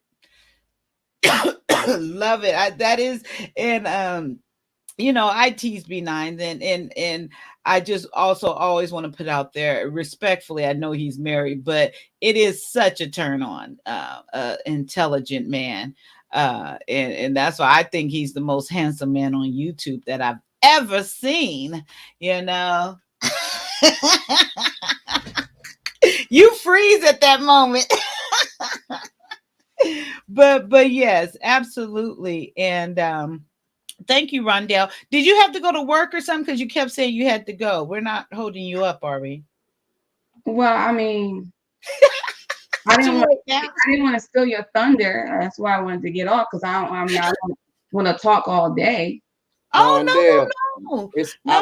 Yeah, we happy to have you up here. Like I said, I came up the last time just to have the conversation with you that was derailed. So, and I love you. I love Sherelle. I love Sugar Bomb. I love, because I love. You see how he purposely not say my name, and he does that because it pisses me off. No, I'm not mentioning your name because you're not the one that's usually challenging me.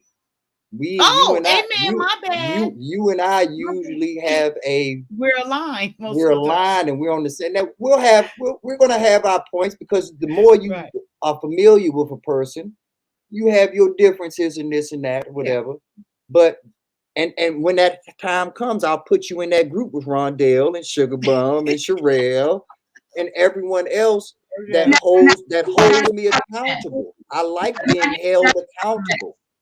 Now you're talking that. Kyia, we have to have like a meetup one day. Everybody, Kaya's gonna have a meetup one day in about a year. I'm gonna work out like crazy. We're gonna have a meetup in about a year, and we're gonna be at the roller skating rink, and then we're gonna get B9. B9, you gotta learn how to roller skate. I don't do all that dancing and stuff. I already know how to roller skate. I'm from too DC. old to roller skate. I'm too scared I'm gonna fall and break a hip. I can't. I've seen what happens. You think a man with hair like this don't know how to roller skate, baby? Oh, I love that hair. Oh my goodness. But yes, we are going to have a meetup. Believe me, Rondell, I've already been thinking about that as well. Absolutely. Well, I don't know if my wife want to have a meetup with all you fine No, women. she's welcome to come. And then you talking about you gonna be getting in shape and doing all this and that. I don't know if my wife want me around all of that sin. Like, I don't know if Jesus died enough times for me to be around all that sin now. You silly. Just tell her I just have to kiss you around your whole face just one time and then I'll stop. I want to kiss the closest I can to the intelligent brain. Look at me. Are you silly? I just want to know if Vaughn's still in the chat. Well, just tell my wife you want to give me some kisses on my head. Vaughn, I think Vaughn had to take his wife to dialysis this morning. I'm not sure what time, but I haven't seen him put anything in the chat recently, but I know he had to take his wife to dialysis this morning. They usually do those appointments as early as possible so they can get home and rest, because I had a family member that went through that stuff. Nope, he's there. Draining. Oh, he is? Yeah, he just, but I'm here. Shout out to my man. Rondell, he's there. Okay, so I asked because Vaughn, just to let you know, I have much respect for you, brother. Like, it's like, I don't even know you. And we may not, as B9 said, bruh, B9, I'm gonna need you to understand this. I'm not gonna agree with everything everyone says. There are certain things that Vaughn says that I don't agree with. However, I like his personality. I like the fact that his approach, and I like everything that he's basically almost everything he said. And even when we were talking about the word repent, he didn't necessarily just flat out, say something negative. He just said we do need to define more in depth that term, and I agree with that. I fully agree with that. Not my definition, and actually he even answered it. Going back to that, he was right, Vaughn. I fully agree with what you said earlier. You said that repent is to change from something or turn from something. To turn away from, yeah. And you're absolutely right. And it doesn't necessarily have to do with sin. It's just a change of mind and to turn away from something. And it could be negative, positive, whatever. But anyway, I just thank you, Vaughn, for all the times that you've been talking in the chat. And I tried to uplift you earlier when you were by yourself. Now you bringing it up, my sister. I did that on purpose. I know. Vaughn is the man, though. Vaughn is definitely the man. No doubt about it. I second that, Rondell Holloway. See, we align on that one, Rondell. And Rondell, I'm glad you brought that up about the repenting, because I seen when Vaughn put that in there, and then I heard you when you were mentioning it about Jesus, and I was thinking, I was like, okay, wait, what am I missing here? What am I missing here? And thank you, Rondell, for going back to that, because you did clear that up in my spirit and in my mind, because repent does mean to turn away from, and I knew that was a definition, but like you said, it doesn't necessarily mean sin or something bad or something good. It just means turn away from, redirect yourself or go and focus on something new or something. Turn away from whatever that is. And thank you. I appreciate you for bringing that up again, because I was thinking about that for a while. And yeah, so I just wanted to thank you for that. And Vaughn, always, you the man. You was my original main man, so you know that. And I enjoy you when you come up, and I actually feel very honored, because I think you come up on my platform the most. I know you have been up on other platforms, and I might have missed a couple of things. And if I have, just let me go on to believe that I am the platform that you come on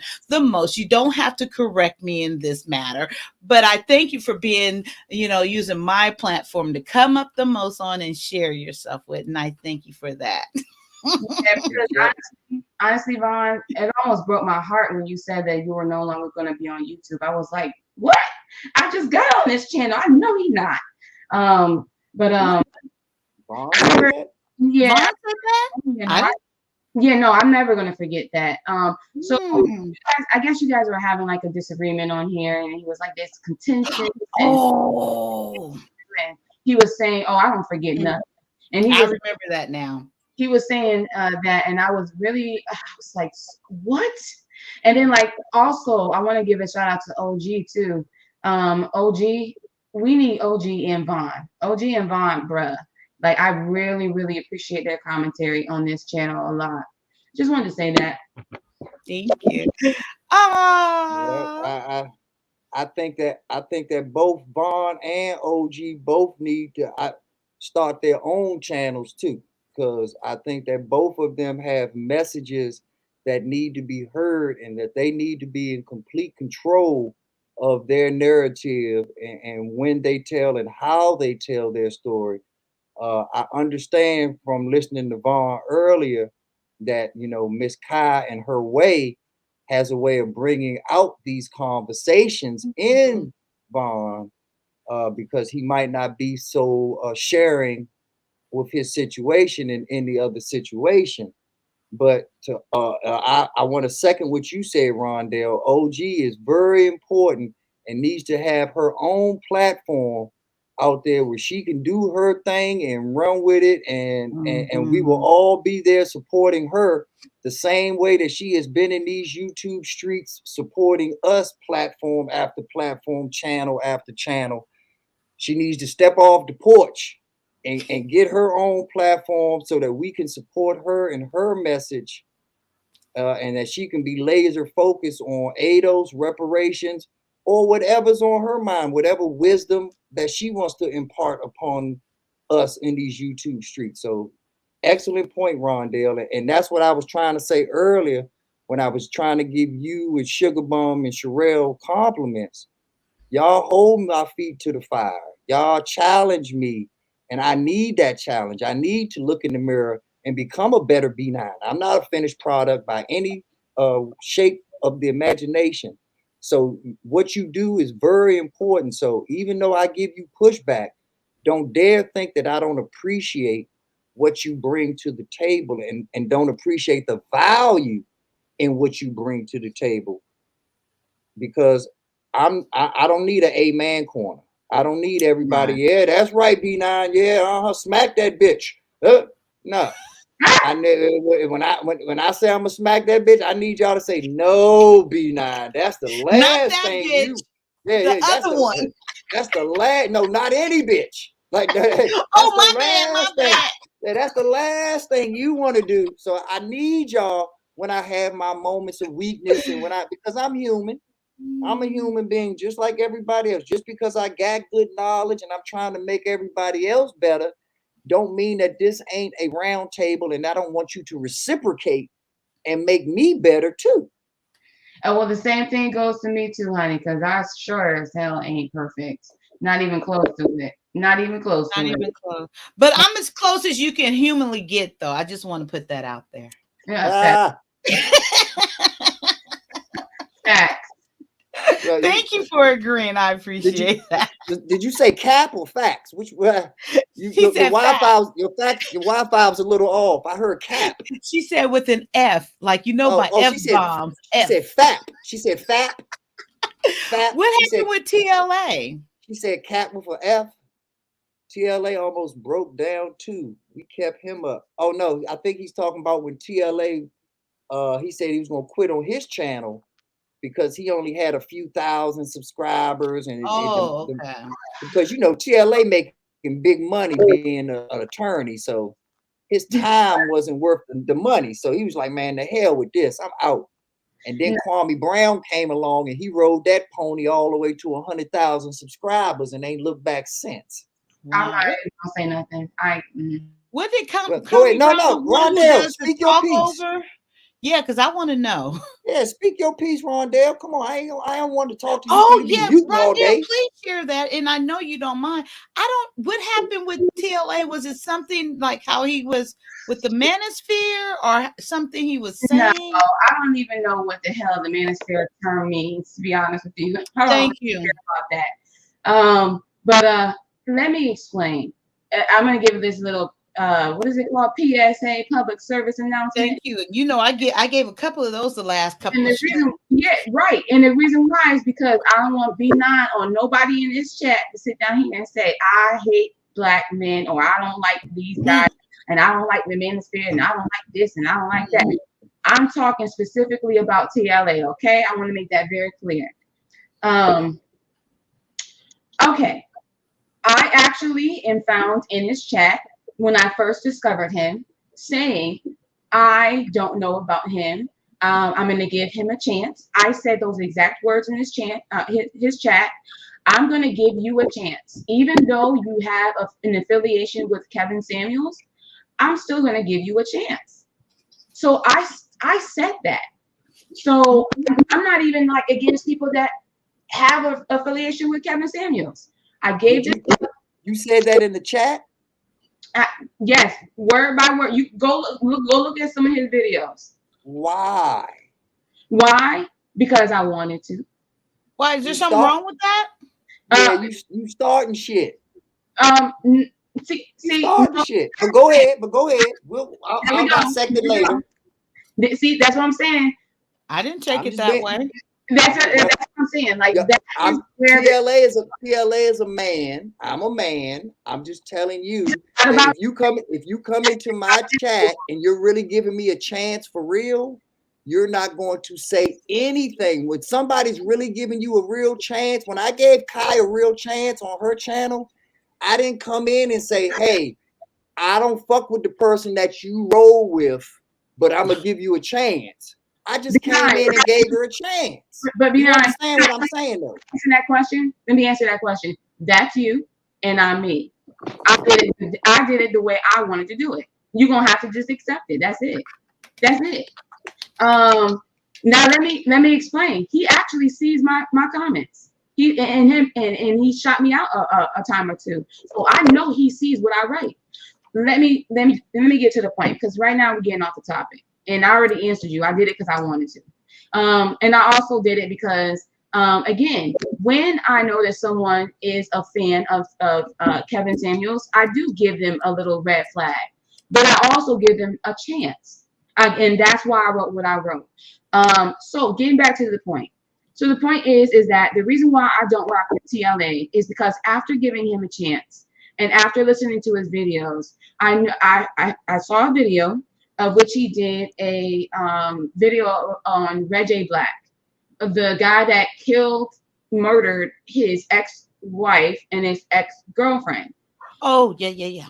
And starting at 44 minutes into the video, and exactly at 52 minutes in the video, he blamed the victim. He blamed the ex-girlfriend for her death because of actions he did not even know even occurred. And that is why I don't rock with him. And I stand for, you said you are a man? Well, I stand for men and women. Men and women are beaten up. Men and women have issues trying to get their children. Men and women have the same issues that these women were having. And if TLA was actually a good attorney, he wouldn't have said all that before he found out that information. So that is why I don't rock with him. Now, I agree with that. That's a very good premise. But you have to understand that when you present yourself as ultimately, I just do what I do and you have to accept it, then you also can't be hypocritical. Even though you're right, he has the right to say, I just do what I do and you got to accept it. Because that's what you said and that was a good enough answer for you. So that's a good enough answer for him, even if he's wrong. I did what I did and you got to accept it. Move on. Now back to what I was saying.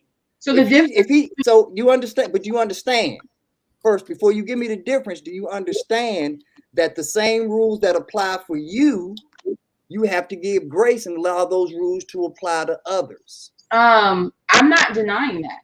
I'm not denying that. As long as you understand. So here's the thing. Let me expound on that. You just said, and I'm gonna restate what you said so I can show you that I understand what you just said. What you're saying is that, and correct me if I'm wrong, that I said what I said and that's my answer, and then I have to accept that he said what he said and that's his answer. But see, now let me expound on the difference. Okay, now that you understand that I fully understand what you just said, the difference is what I said wasn't what he said. It's not even comparable. Bullshit. That's the I difference. gotta go pee on that one, right? That's the difference. You got to come better than that, Rondell. Come on now. The difference is, it's obvious that he said it and you said what you said. That's not a reason. That's Captain Obvious.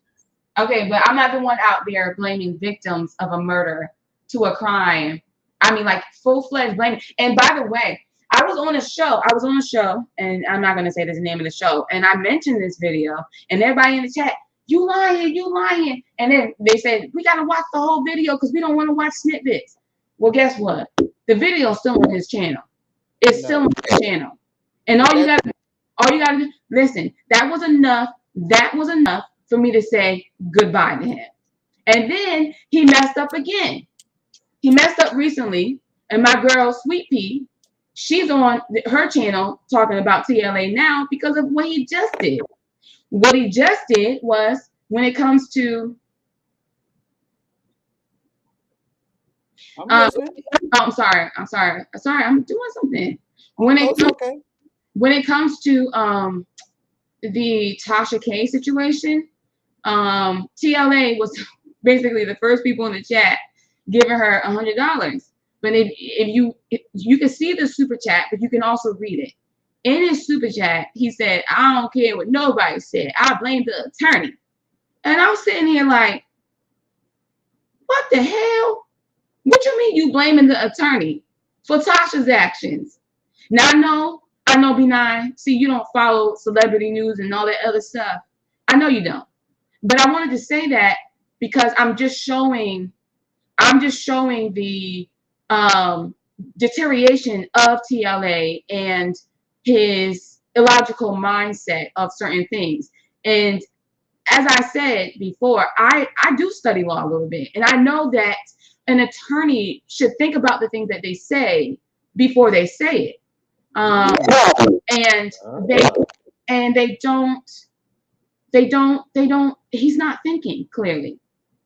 And I understand everything that you're saying. My whole point is that if you are allowed to have a conversation with me and be dismissive and say it just basically it is what it is, then you have to be able to accept, whether right or wrong, whether logical or illogical, that if it is what it is, none of the stuff that you're saying is even going to apply the same way that you disarmed my whole argument by saying, hey, I'm Rondell, and so I'm in charge of me, and I basically do what I do, and you got to live with it. So you have to be able to accept, right or wrong, he's the lead attorney, he do what he do, right or wrong, he get to do him. You have to accept, whether you like it right or wrong, a Klansman is a Klansman, they do what they do, they gonna dismiss you, deal with it. If that's the attitude that you roll into things with, you have to be able to accept that same attitude. You can't be dismissive when it comes to you and then be laser precise precision on dissecting the character and the logic behind the character and why they shouldn't do this and why they shouldn't do that. You said it yourself. You study law too. So that means that you should also be held to that same standard of accountability of being able to logically explain yourself and not just say, I did what I did, so moving on. No, so I agree with that. But the thing about it is, if you're going to dissect me, go ahead and dissect me, but you haven't, though. You asked me You asked me why I said it, and that's my answer. Now, if you want to I dissect didn't say I was dissecting you. You're not listening. I never said that I was dissecting you or that I even wanted to dissect you. I'm okay with people dissecting me because see the But thing. that's not what I said. I'm not. It's okay that you're okay with it. But you're saying. But we're having two different conversations. Okay, so you're saying that I'm dissecting what he is saying, and I have to be open to people dissecting me. You did say that. And so I'm saying that I'm okay with people dissecting what I say. That's what I'm saying. I'm not understanding what you're saying, though. What I'm saying is that your words aren't matching your actions. When I asked you earlier, when I tried to dissect and get into your psyche and understand why you did that, you shut the dissection down and said, I just did what I did. Let's just move on. Because that's now you're coming back saying that I'm open to this. And so you're crazy, B9. I don't know what you're talking about, B9. I just said that. But listen, you're not understanding. You're right. I'm not. That is my answer. I did it because I wanted to. I wanted him to know that I already told you. I wanted him to know that because of his affiliation with Kevin Samuels, despite that, I'm still going to give him a chance because he is his own person. And I did it because I wanted to. That's not a dissection. Saying I did it because I wanted to do it, that's still on the surface. That's still the skin. If I'm dissecting something, we're getting into the organs. We're going deep into this thing. I did it just because I did it is not dissecting it. You're trying to confuse me, but I understand the English language. So I understand what dissect means. You're staying on the surface and then you're trying to sell it as if that is the dissection. I did it because I did it. Really?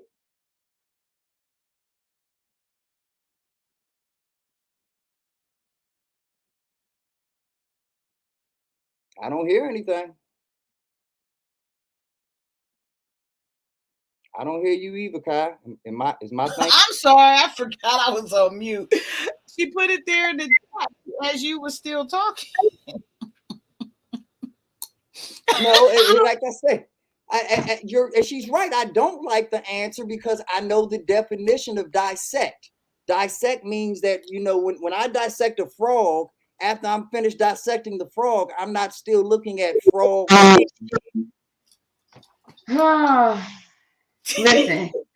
Listen, I don't gotta dissect what this man said because he said it. I gotta dissect nothing.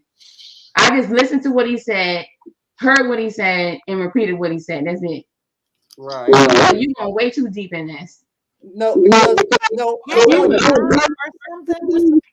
I'm going deep into it because at the end of the day, I don't really care about TLA or Kevin Samuels. I care more about you. That wasn't the point, but that wasn't the point. TLA and Kevin Samuels was not the point. The point was I was expressing why I stopped watching TLA. I know you don't care, but the whole gist of this was for me to provide an answer as to why I stopped watching TLA. And I answered that. Now about something else. And let's see. Yeah, that's right. Oh, I forgot I wasn't on mute anymore. I'm gonna go back on mute.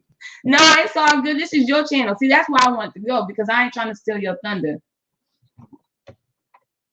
Girl, I thought you knew who I is. Can't nobody steal my thunder. She stole my thunder, tried to come on here and steal my thunder, but she couldn't steal my thunder even though that was her channel name because I still is Juss Kyia. Real Talk Daily. It's our channel. Our channel. I thought you knew. But B9, real quick before I forget, I've been wanting to tell you this. Go look at, I might have just told you this because now it sounds familiar like I told you this. My first reaction video to Kevin Samuel. Go see how this girl can type. Maybe didn't I tell you that? Woo! And then just as quick as I can read it, and I type my one little sentence, she come back with a whole nother. I'm like, how did she type this. Yeah, she be getting She at it. said, I think she had said she's a type and she types for her profession or something. But I was like, oh, and she got and then I said, oh, she a good speller because ain't no way you can type this fast and don't have to look up words because I got to look up because when I do send a text message, I make sure the words are spelled correctly, not how I pronounce them. See, Ron, and that's why I just wanted to make it clear that I rock with Rondell, I rock with you, Juss Kyia, I rock with all of y'all because y'all think just because I agree with a lot of Kevin Samuels' points that I don't fuck with y'all or that I have a bias against you all. Kevin Samuels ain't had as much pussy as I've had. Period. So at the end of the day, I can never listen to somebody who hasn't accomplished do that? as She much. stole my thunder. How did she show up and I just said her name? What the hell? See, I'm gonna tell you something. She stole my thunder is probably Gail. That's Gail's pseudonym. So she stole my thunder. She got a big computer set up like how Gail got all her computers set up.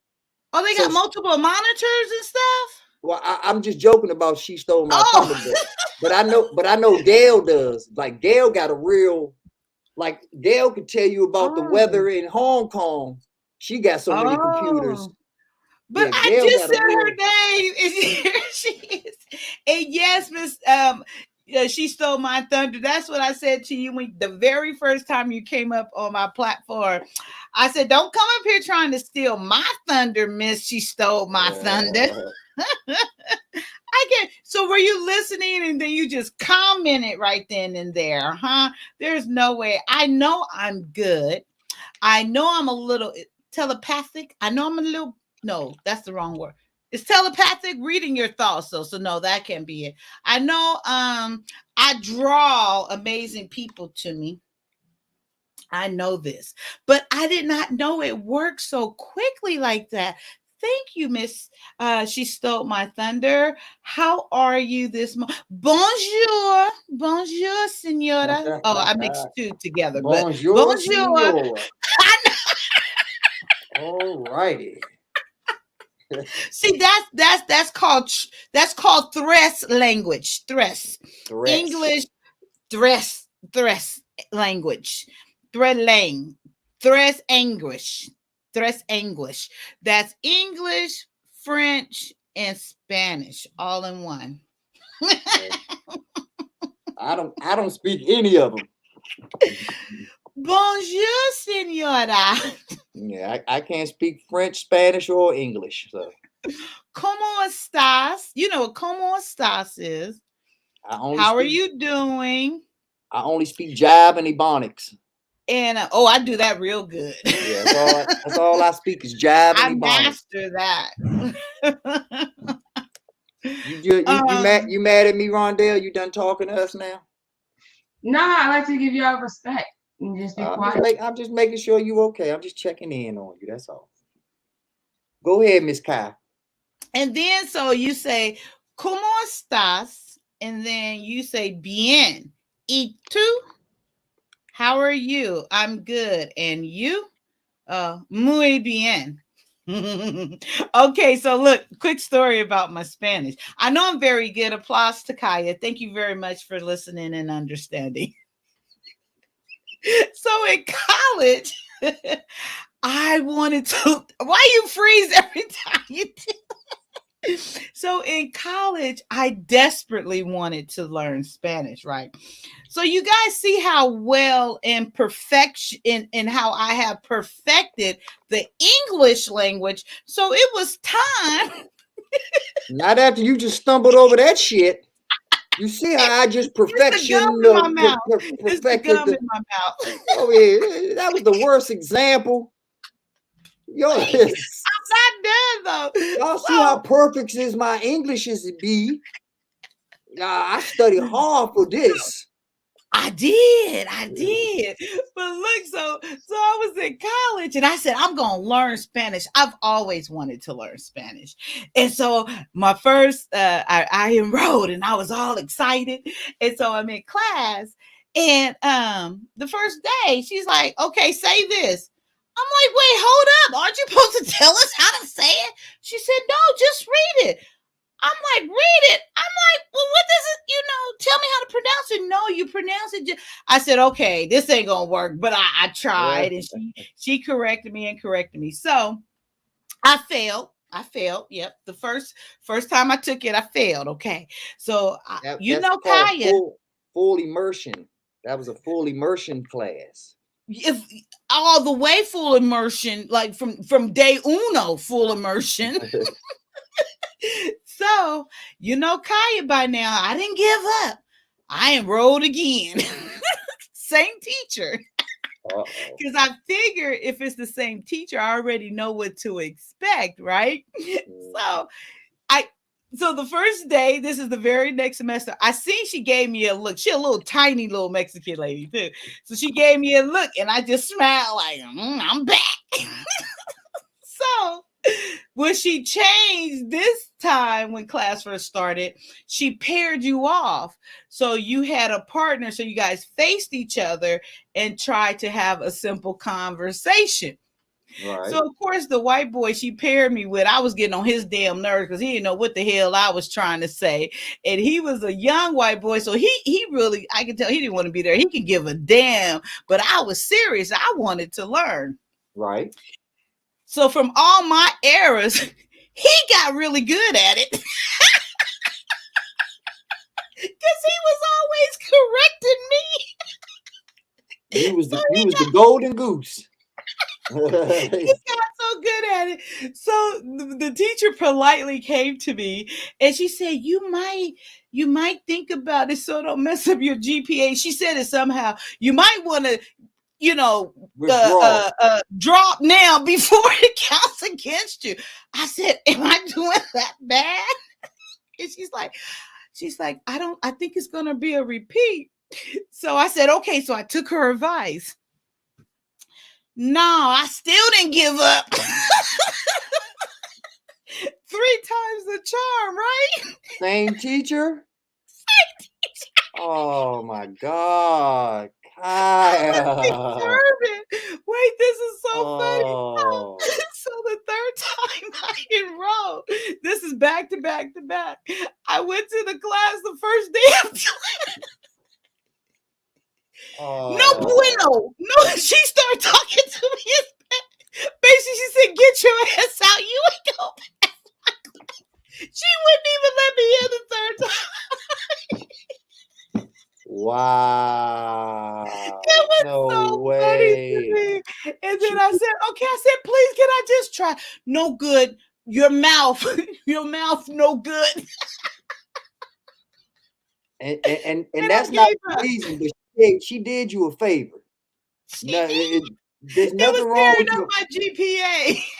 No, there's nothing wrong with your mouth. It's her style. There's so many know that at the time. You're right. There's so many different teaching styles and education philosophies. The full immersion philosophy just wasn't built for you. No, I need a foundation. I need to build. But I needed to build off of English. See, when you're in full immersion, it's like they're treating you like a baby. But the problem with that is that a baby doesn't come out already knowing the language. A baby comes out with no credit. When you're trying to learn a new language, your language acts as bad credit. So if you don't use that language as a tool to help you, it's going to be a speed bump to slow you down. Right. Oh yeah. Yep. So yeah, it was just the style. Though. Oh, I wish I'd have known you back then, because I wish anybody would have known me to tell me to take another teacher, because there was plenty of other teachers. Ooh, look at you changing up the picture. Okay, profile. Who's that? Rondell. You talking about Rondell? Yeah, she changing up the picture. That to you?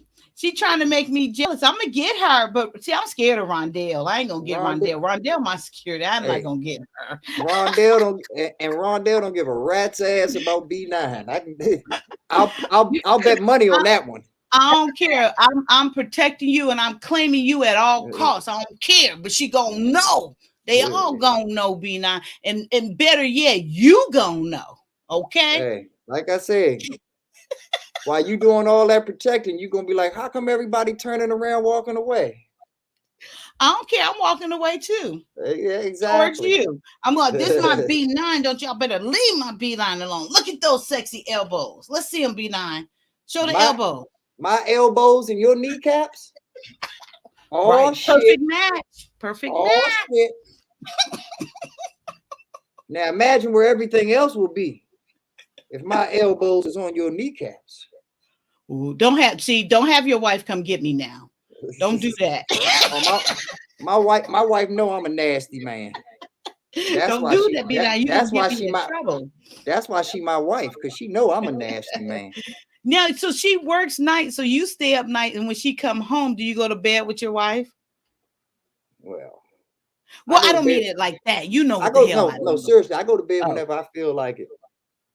But in general, is that kind of your routine? Because she works nights. No, she works. She doesn't have a set schedule. Oh, okay. And I don't have a set schedule. You know, I can do my work in mornings. I can do my work at nights. I can go weeks or months without doing anything. Then I can be busy for the next 2-3 years straight. So, you know, our lives are not orthodox at all. So I would never use our life schedule as an example of what to do. Like I said, it's right. Oh, what time is it? Oh, okay, we're good. Yeah, but it's almost that time for you to get ready. It's almost that time to wake up my daughter. That's wake right. up, little princess. Hi, Jay's in the house. Jay's in the house. Watch your mouth. See, my coffee didn't kick back in. I'm wide awake again. What's up, big homie? What's up? How you guys doing this morning? Good. Wonderful, how are you, Jay? Oh, I just got done cooking. You're cooking? Cool. Oh, no, Me too, man. I had to cook Rondell ass up today. I just had to barbecue her ass. I'm not put on the grill. You getting her started again. I'm going plain broiled her ass right on up. Yeah, see, she gonna take the bait. She gonna take the bait. Actually, I actually been wanting to mean to talk to Rondell for a while, only because I see her a lot in the comments, and I'm curious to see what she sound like and what her mind is like. Mute time. I'm ready. Go ahead, Rondell. Okay. let's see what you sound like. What you talking about? My daughter age. I like older men. No, I got you, sweetheart. Like I said, I'm more of the topic of just trying to know more of my sisters, to be honest, you know, to see what their mind frame is looking like, because I've been with plenty of them. And the thing is, whenever I hear your comments, I'm always curious to where it's coming from, like from experience or, you know, just more so of like study. Experience and studying. You guys, I need to tell y'all, it wasn't easy. When I left the religious church, my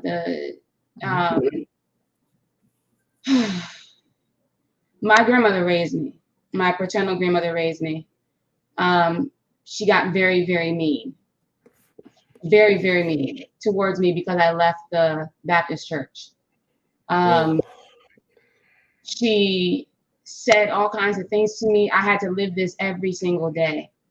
And my faith couldn't stop me from believing something just because I was being mistreated. Every single day I was ridiculed. Everything else was fine before then. My mom was a minister in the Baptist church. And no, Mr. C, I'm not hurt. I actually have a positive thing to say after that. I'm like Kyia. I'm only telling you the beginning. I did not tell you the end, so don't get it twisted. Okay. Okay, Miss Rondo. Talking to Mr. C. So I didn't let anything stop me from finding the truth that I found. And it was a struggle. That's all I'm trying to point out.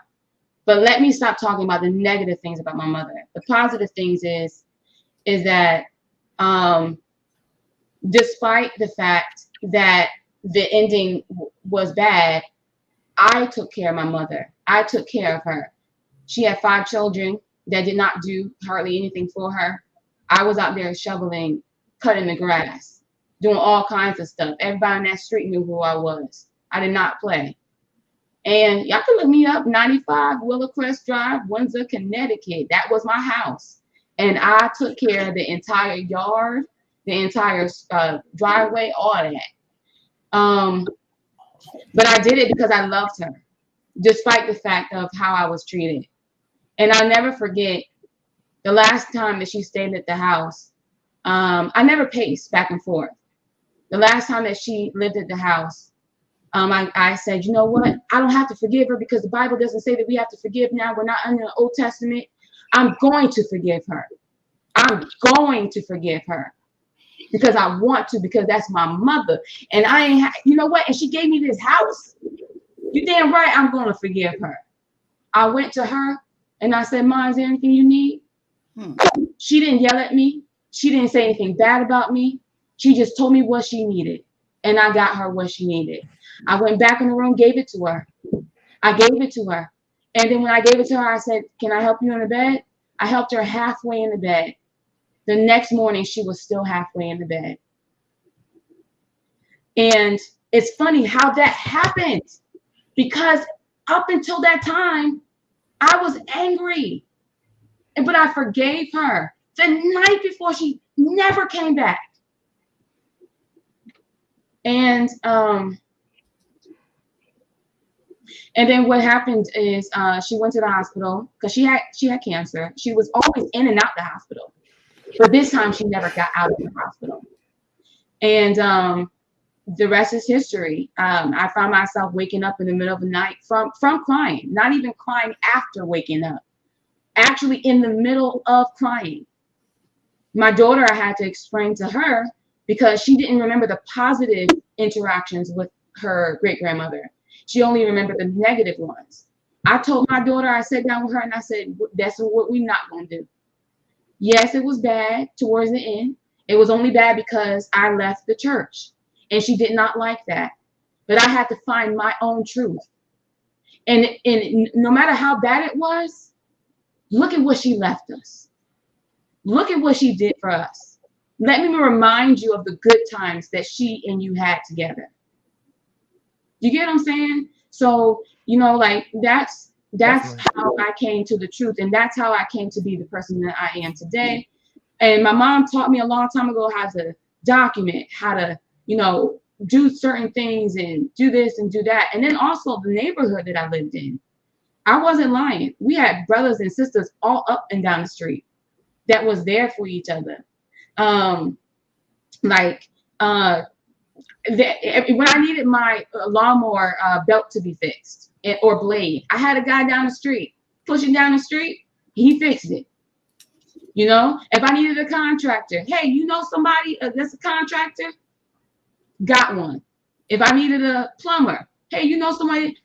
Bruh, I loved where I lived. I loved where I lived. And everybody asked me, do you have any regrets of moving? Some, because I missed the community, but overall, I moved for truth. I had a full-time job in the school district. I had a full-time contract job in the school district. I could not lose my job. My house was paid for. I didn't have a mortgage. So I literally packed up and moved here to be a part of a church because that's what I was fighting for.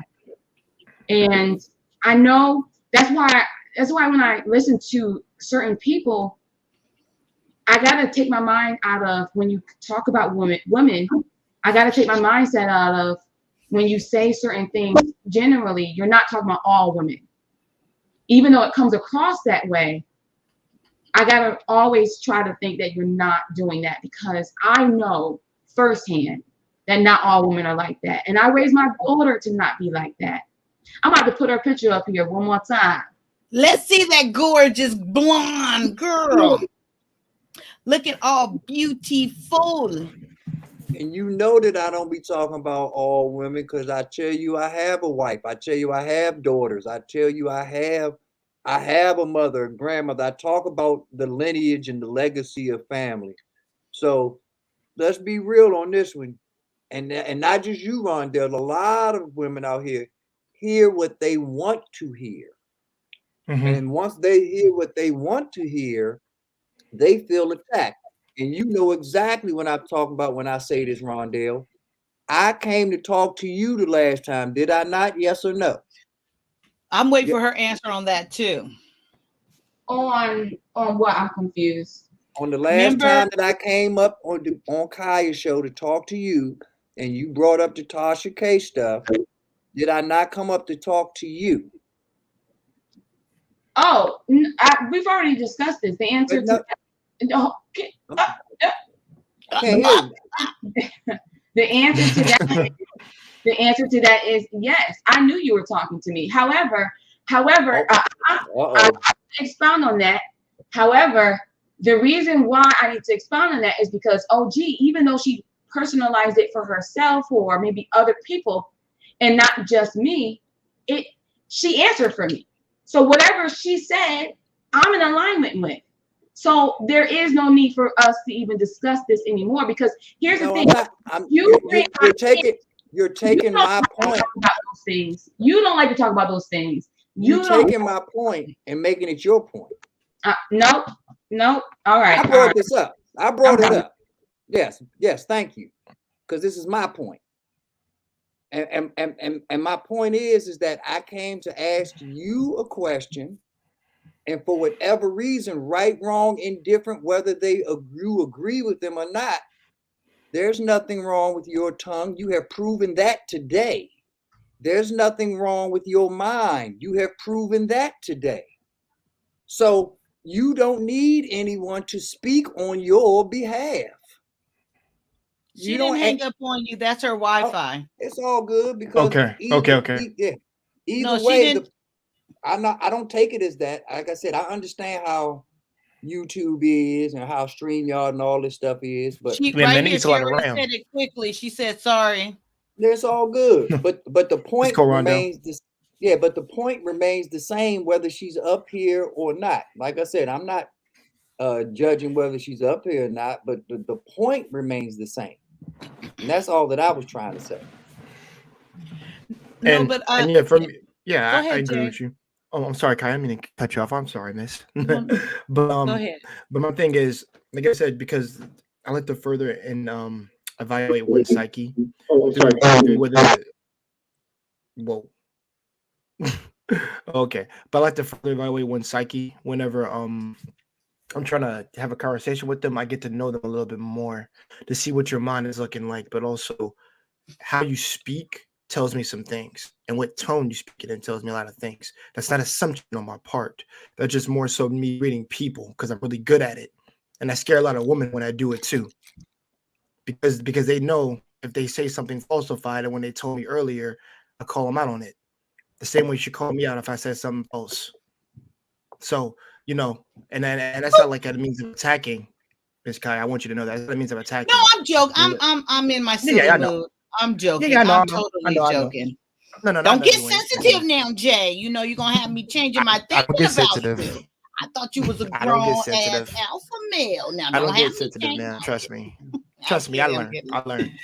Yeah, I'm just I got a lot of. Yeah, I know. Big bad man with your Romeo Miller looking butt. Oh my God, look just like Romeo Miller. Romeo Miller's fine. I don't know what you talking about, little tenderoni. Yo, this is never gonna go away. I know it. you know it's like my sister. When she says, "Yeah, this is you're never gonna let this go."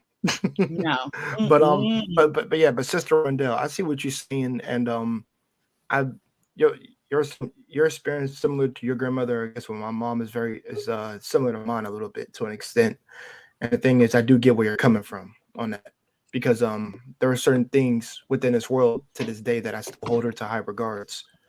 And I love her. I learned a lot from her. She showed me what a woman should act like, what a woman should be like, and also how beneficial it is for a man to have that around his life.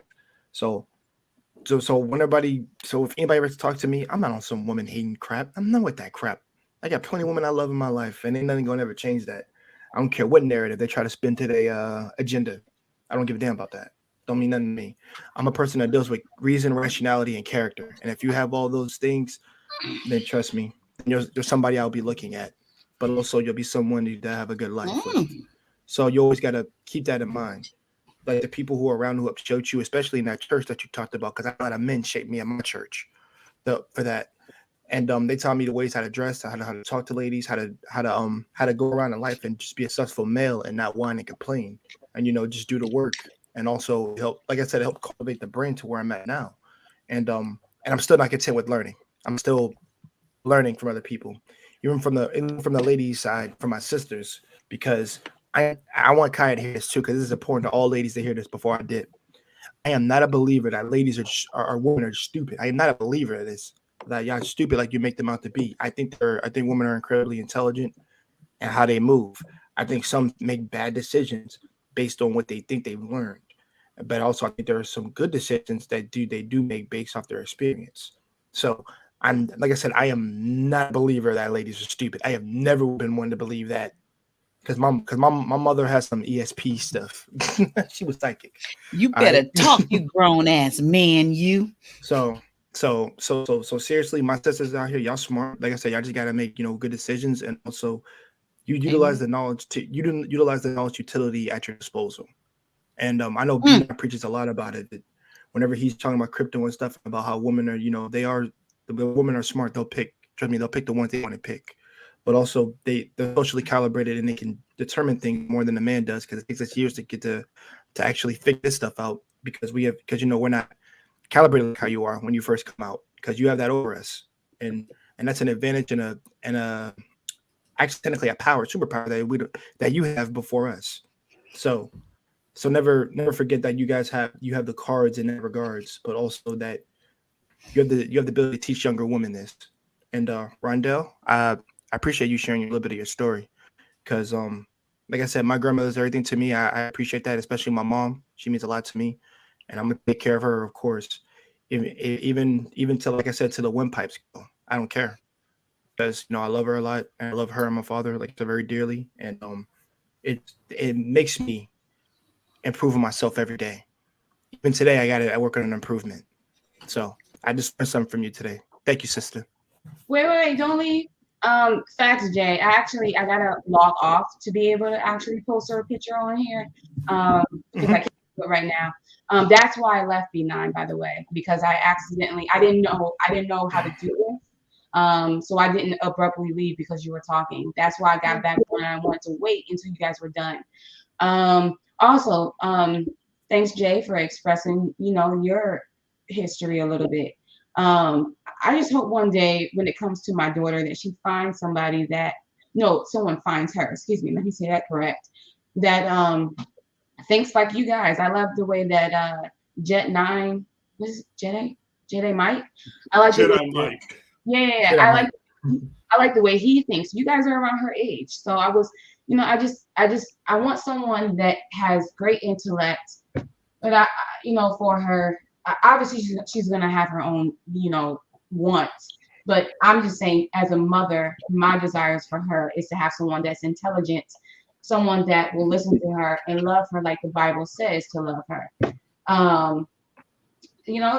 That's pretty much it. And I commend you, Jay, for hearing you sometimes and hearing you speak and how intelligent you seem to be. And like I said, I love my Black brothers. Mm-hmm. I love my sisters. Never forget that. Like I said, my sisters mean everything to me, and especially the ones that are educated. Yeah, and you don't come across any way but passionate, honey. If anybody tells you that you come across strong, I didn't hear anything that you said that was a bad tone. Now I do realize, my tone could be a little. Whew, I do realize. You're kidding? That. What? Not you. Not you, Rondell, I promise. No. However, it's something that I've been working on for a very, very long time. I can't help that. I just who I am. No, I love it. Huh? I feel you on that. Exactly. Exactly, Jay. Exactly. We see eye to eye. Here we go. Here we eye to eye. Mm-hmm. Hey man, everybody check out that song "Eye to Eye," man, by Tevin Campbell. That's my man. Yeah, beast. That brother can sing. So yeah, No, you didn't go definitely. back to Tevin Campbell. Hell yeah, I had to. That man can sing. What you talking Can about, I lady? come for a minute? Girl, I want to Hey, you got know to. your name. I used to think I could sing, but I can't. Lord. I'll do a little bit if y'all want to hear it. Go for it. Yeah, No, guys. I'm just playing because Definitely. now y'all gonna be waiting for me to be able to sing, and I can't sing like that. Well, You know, I ain't got no yeah. shame. See the thing is, like I said, I'm a 91 kid, like literally. So I like all those songs and all those like kind of like experiences those people went through. I never take it with a grain of salt. Sometimes I kind of like to put myself in their shoes if it ever happened to me. And you know, some of these old school cats, especially I sisters from back in the day, I had a lot of respect for them sisters, like because them sisters could sing, and also they were comfortable with being black, but also be able to sing their piece. And the thing is, I do bring up Tevin Campbell on a few occasions because that, like I said, the brother had an astounding voice, but you know his vocals kept him from being bigger than what he was, because you know there were certain things that, like I said, kept him from being big. So also, like, you got to understand, what I took from that there's bumps in the roads that they're going to happen, but doesn't mean that that's the end for you. And when it comes to your daughter specifically, Rondell, I'm gonna put myself in your shoes. How I'm gonna raise my kids, because I'm not married or I don't have any kids right now, but how I'm gonna raise my kids ain't no dude think he gonna just take my daughter and think I ain't gonna vet that motherfucker, because I just ain't gonna happen. Because to get to my girl, you gotta go through me. My little baby girl is gonna be my little, my pride and my joy.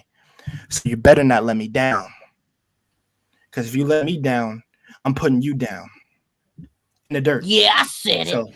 I'm not gonna lie, because that's facts, and I am gonna say this, and I do mean what I said. I'm about to say. I'm a little crazy about her. I told someone if something happens to her, I'm gonna kill him, and I meant exactly that. And I believe her. but we ain't gotta worry about it because ain't nothing happened to her, so we ain't gotta worry about that. Hello. She stole my thunder. How are you, my love? Bonjour. Bonjour. Bonjour. Apparently, you needed somebody to steal your thunder. Here I am. Good morning. Never. Come I'm on. gonna get Rondell on you. Come on. You know you want to give me your thunder. Come on, share. Sharing is caring. Come on. Just a little bit? No? Okay, a little bit. Poquito. Okay. Muy poquito. Okay, muy piquito. Más Muy bien, poquito. Good morning, What the Funk. Good morning, B9. Good morning, Rondell. Good morning, Jay. I hope all of you guys are doing very well this morning. And I hope you're doing well as also. She stole my thunder. I hope you having a blessed day as well. If you are here, B9, I'm doing fantastic. See, here we go again, B9. Here we go again. Listen. You got to raise your standards. She stole my thunder. You got to raise your standards a lot higher than that now. Come on, no. A little bit of flattery goes a long way. Don't knock yourself down like that. Come on. Only I can do that. I'm the only one that's allowed to knock myself down. You can't do that to yourself. No. Yeah, just wanted to say good morning. Just wanted to say hi, making sure everybody's thunder was good. No, absolutely. All my thunder is intact and it cannot be shot down. What shot down thunder? Lightning? Oh, no, lightning come first and then thunder? Or thunder come first?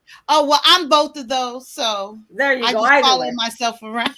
Jay, don't be doing all of that. Like a dog chasing its tail, right?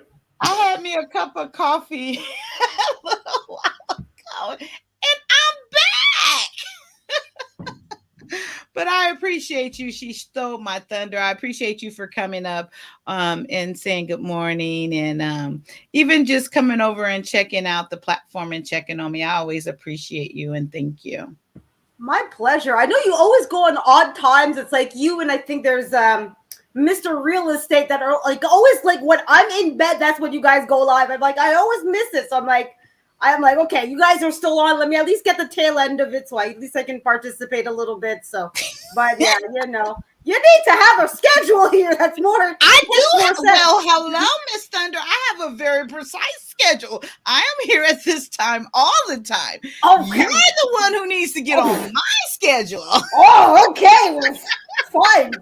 Put me in my place then. I'm here at this time all the time. No. I get you. No, I know. Yeah. Really, I'm gonna tell you a little secret, and I've shared this before.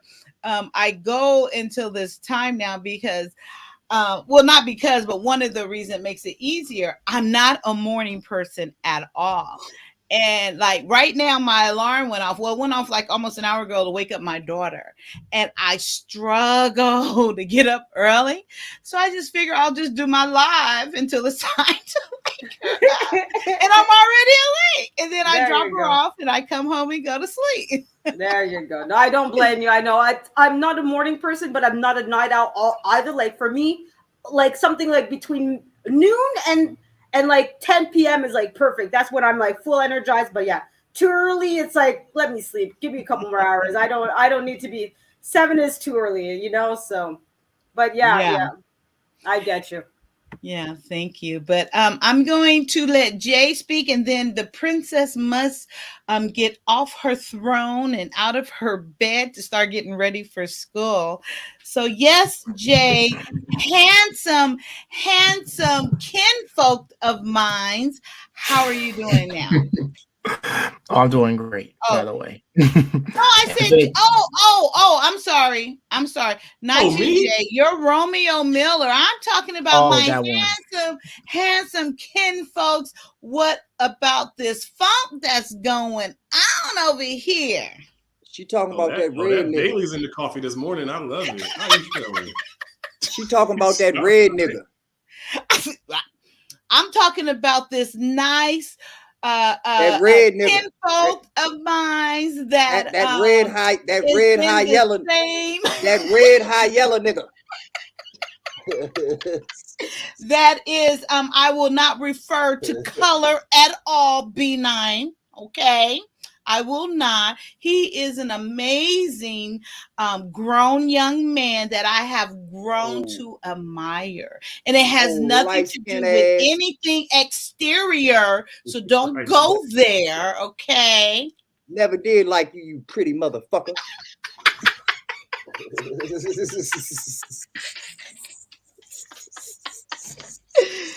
How did I do?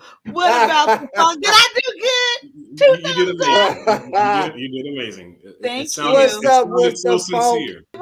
It really was purposeful, sincerely. Oh, just sincere. I meant every word. Give me them mispronunciations. I know you mean it when them words come out. I love it. All right. And I said it right, didn't I? It felt right. So that's all that matters. Hey, see, that's all that matters. That's all that matters. So how are you? Good. I did my stairs. My butt hurts now from doing my rocky stairs. Them shits suck. I hate the world. But I feel better. Amen. Hey, running stairs will make you hate everything, but it's worth it. But I wanted to kind of jump on because I definitely want to see if we could start a conversation before you end up leaving about what Jay was speaking about. And I think, I'm not sure exactly your age. I think you're 26, 27, correct? Jay is 30. Okay, so he's right at 30. Yes. Yeah. All right. You speak about mentorship, and I think this is something that's truly important for us as Black men to start focusing on. Whereas the mentors we had growing up were usually sports type dudes and the dudes who were not, teaching the right way. And what we have to do, I feel, is we have to start giving platforms to men like yourself and men who are outside the box to end up being mentors to these new wave of young Black kids. Because let's keep it 100, especially the way that we're taught to value women. Comes from a lot of locker room talk. It comes from a lot of older men who want to vicariously live through us and tell us to like don't make the mistakes they made, but they tell us to kind of hoe out. I had a whole bunch of hoe ass uncles who tried to tell me the wrong way, but thank God I listened to my papa.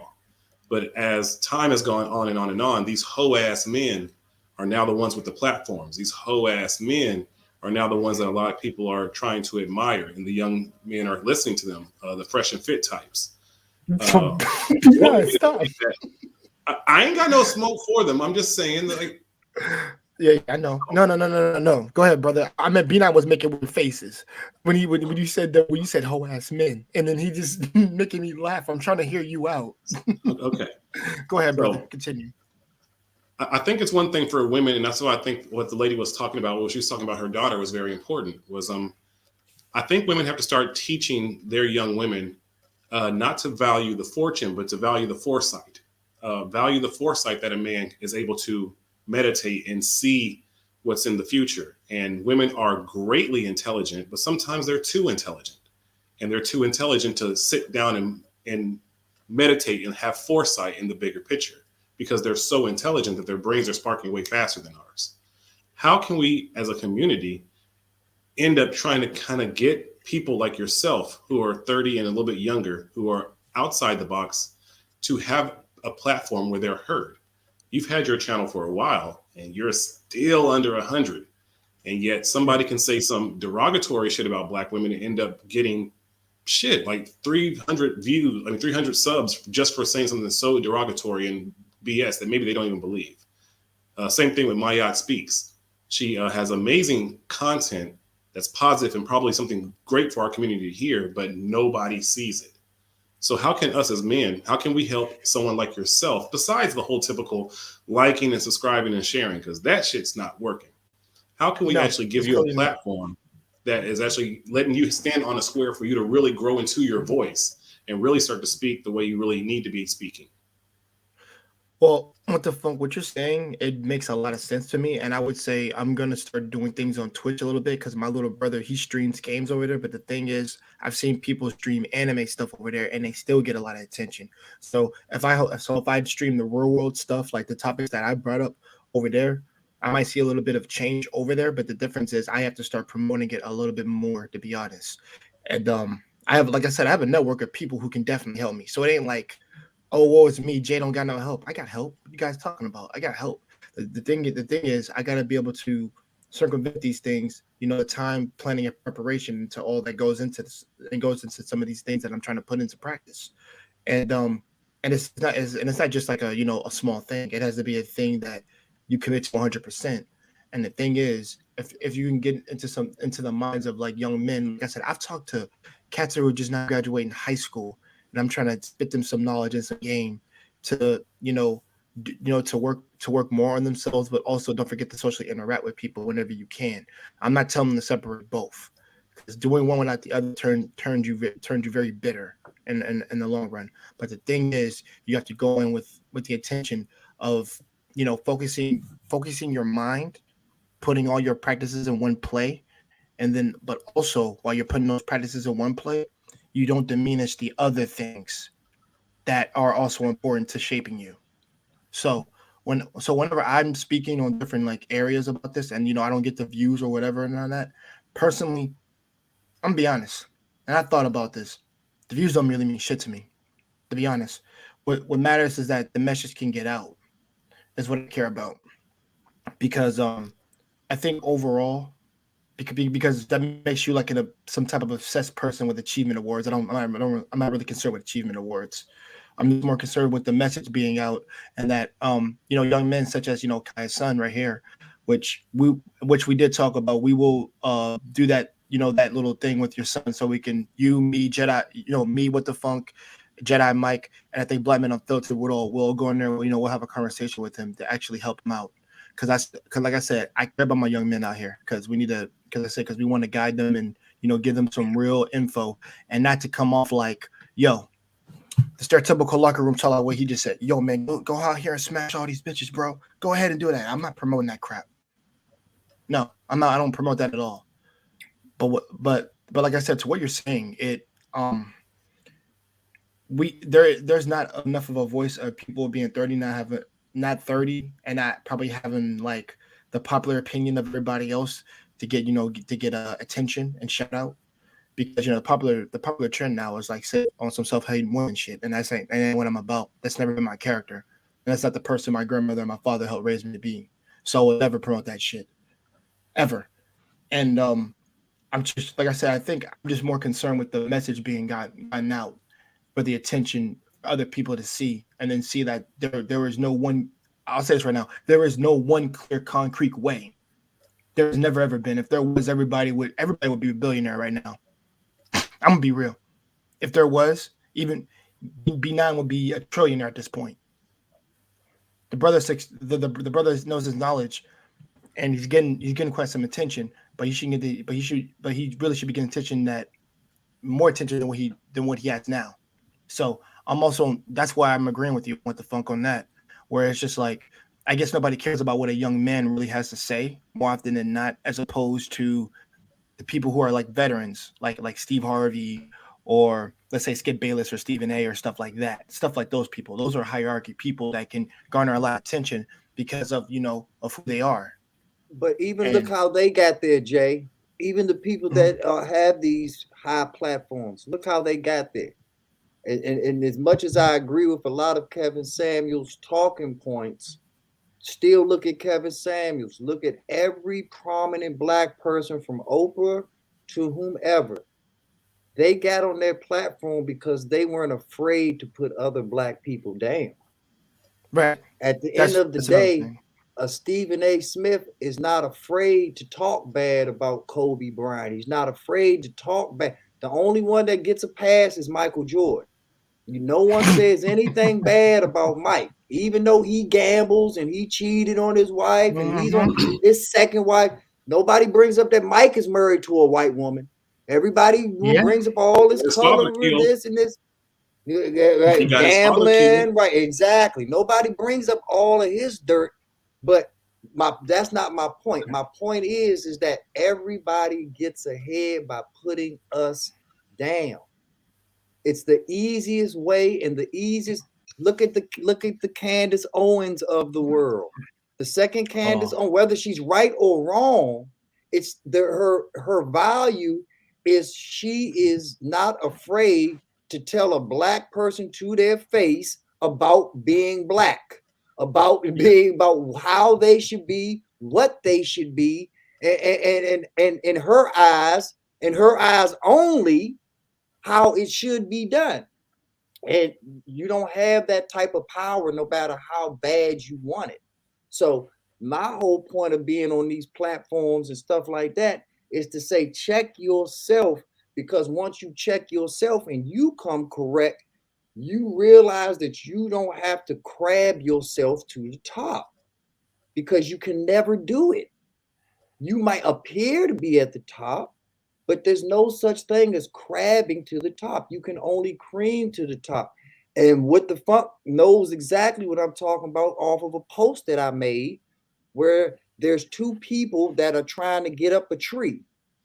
And one group of people is pushing the other person up the tree, but then there's another group of people that is pulling that person, holding them back from reaching the top of the tree. Right. When we get the same goal in mind that we have to push that person up the tree, but we get caught up on, I should be the one on that tree. I should be the one that's on top, and you should be the one pushing me up. I shouldn't be down here pushing you up. So because there's this internal cat fight, which is what the manosphere is all about, whether you agree with it or not, but it's all about let's work together and get up the tree versus the infighting and the cat fighting. And we still are right there on the ground ultimately, and the other person's way up in the tree grabbing all the fruit, looking through the horizon, seeing all the best views, figuring out where the next plan of attack is. We still on the ground. Yeah. So my absolute favorite quote of all times is, there's no limit to what you can accomplish in this world if you're willing to give somebody else the credit. Like, yes. You don't need credit, but we fight. So I want to do something for B9, but I want to make sure that I'm acknowledged that I did it. That means I'm approaching this the wrong way. If you have something, if you have a gift, if you have a message, if you have a way to help somebody, then help them and leave it at that. But so many times that I think, especially in our community, we only help if we can get the credit. We only help if we get the know-how. We only help if we somehow can benefit in a short circuit mentality. Whereas if we really just help for the sake of helping, it always comes back. I'm a firm believer in alchemy, in that whatever you do, if I do something for Juss Kyia out of the kindness of my heart and she doesn't receive it, that's fine, because I've already done it and I'm gonna get it back from someone else. It's not about me having to get it back from Juss Kyia. It means that I'm putting it into the universe and I'm putting it into the atmosphere. And I firmly believe that even if she takes it the wrong way and my good deed is completely played, it doesn't matter. I did my good deed out the kindness of my heart, and eventually it comes back to me. I think many times in our community, we want to work together, but we always say, well, I tried to help that business or I tried to help that person and they played me. They did me wrong. It's not about you going to help that person. It's about you using your resources to help the atmosphere. And maybe that person didn't receive it, but somebody who worked with them heard about you doing it and it comes back to you. I call it the tip guides if you work in a restaurant. If you work and you get a shitty tip from somebody, it doesn't matter, because once you average it out for the entire week, you've gotten way more money than you deserve. So why let that one bad tip piss you off? When I served that person's tables and I did all this stuff and they gave me a $5 tip. And they complain and now their whole mood is ruined. I'm like, how much did you make tonight? Oh, about $110. So you made more than $12 an hour. That's more than most people make in other countries. So why are you crying? Yes. Why are you bitching? Yeah. The tip guides always average out. And I think that's one of the ways that we kind of need to start looking at how we want to help each other in our community. Just help for the sake of helping. I have a question. Yeah. I've been meaning to ask this forever. What is crabs in a barrel or a bucket, or what does that mean? I don't get. I've been hearing that. Like, what does that mean? It's an. Oh. It's.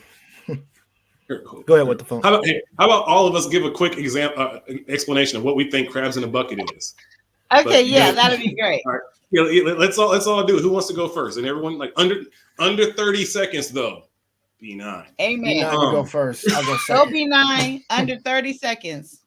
Crabs in the bucket is just the mentality of when you see somebody getting up and trying to get out of the bucket to achieve greatness and achieve freedom, you hold them down because you wish that it was you at the top of that bucket getting freedom. And because it's not you, you say, if it's not going to be me, it ain't going to be any of us. Next. Oh, wow. I wasn't even closely thinking that. Okay, Jay. Thank you, B9. No, all right, here's mine. Oh, wait, Rondell? Oh, Rondell's here. Oh, Rondell? Okay. Oh, yeah, go ahead. Rondell, he was here. Kyia was showing her dog, so I showed my dog too. But yes, nice. Keep showing them fine-ass pictures of you, girl. No, that was her daughter. That was my daughter.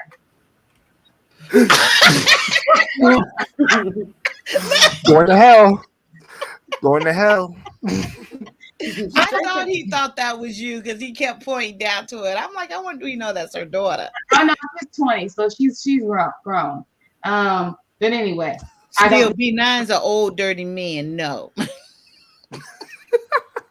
You signed your Bob alone. I'm sorry, Rondell. I apologize. It's okay. I thought that was you. I apologize. I only mess with you like that. I only tease you. No, she's the skinny one. I need to get like what the funk. I need to start working out more. I know.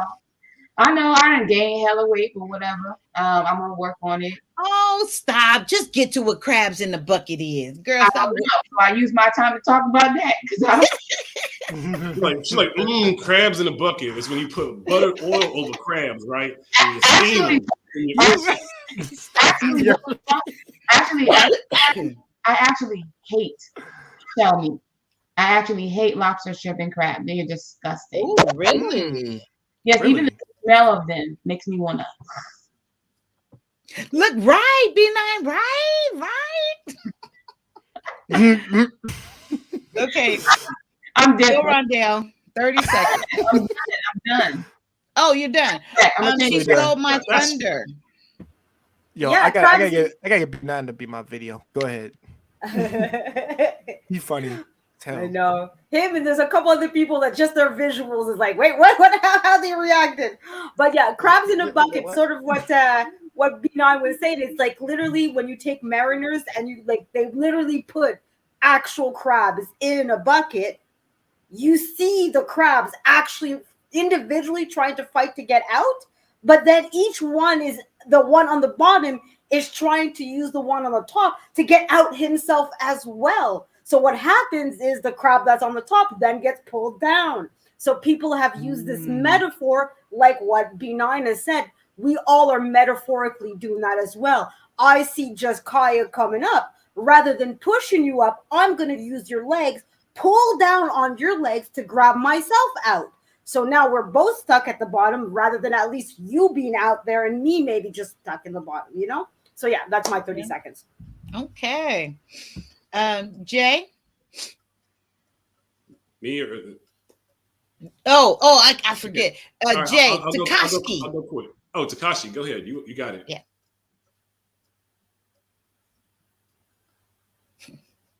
You're on mute, love. You're on mute. Sorry about that. No, so basically, the crabs, crab in a barrel. Technically, I got this from Jordan Peterson. Shout out to him, by the way.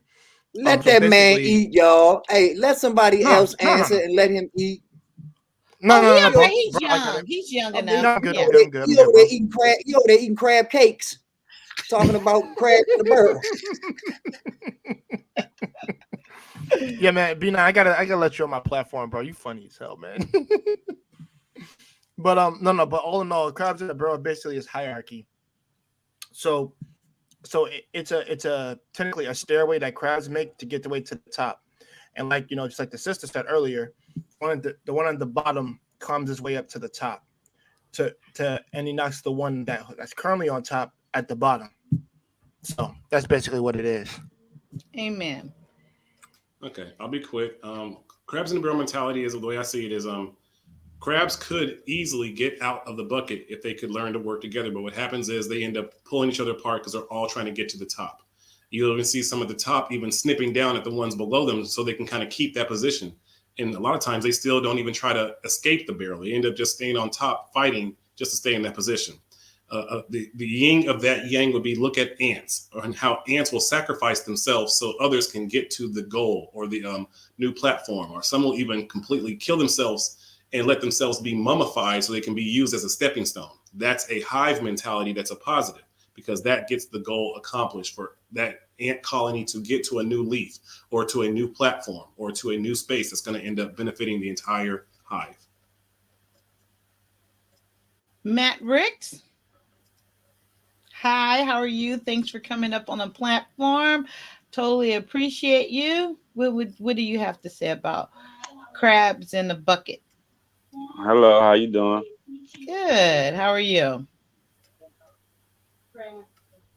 Oh, well, the crabs in the bucket. Hey, what's up, y'all? Yeah, I really wanted. I came on more or What's less up, to Big answer Mac? What's Rondale's up? questions, but as far as the crabs in the bucket, to me, it's really like I live in Maryland. Let me turn my. Hold on, I'm sorry. Now you got 30 seconds, Playboy. All right, so I live in Maryland. And I cook crabs all the time. You watch crabs literally try to grab the other crab and hold them down so they can't get out, right? That's the analogy.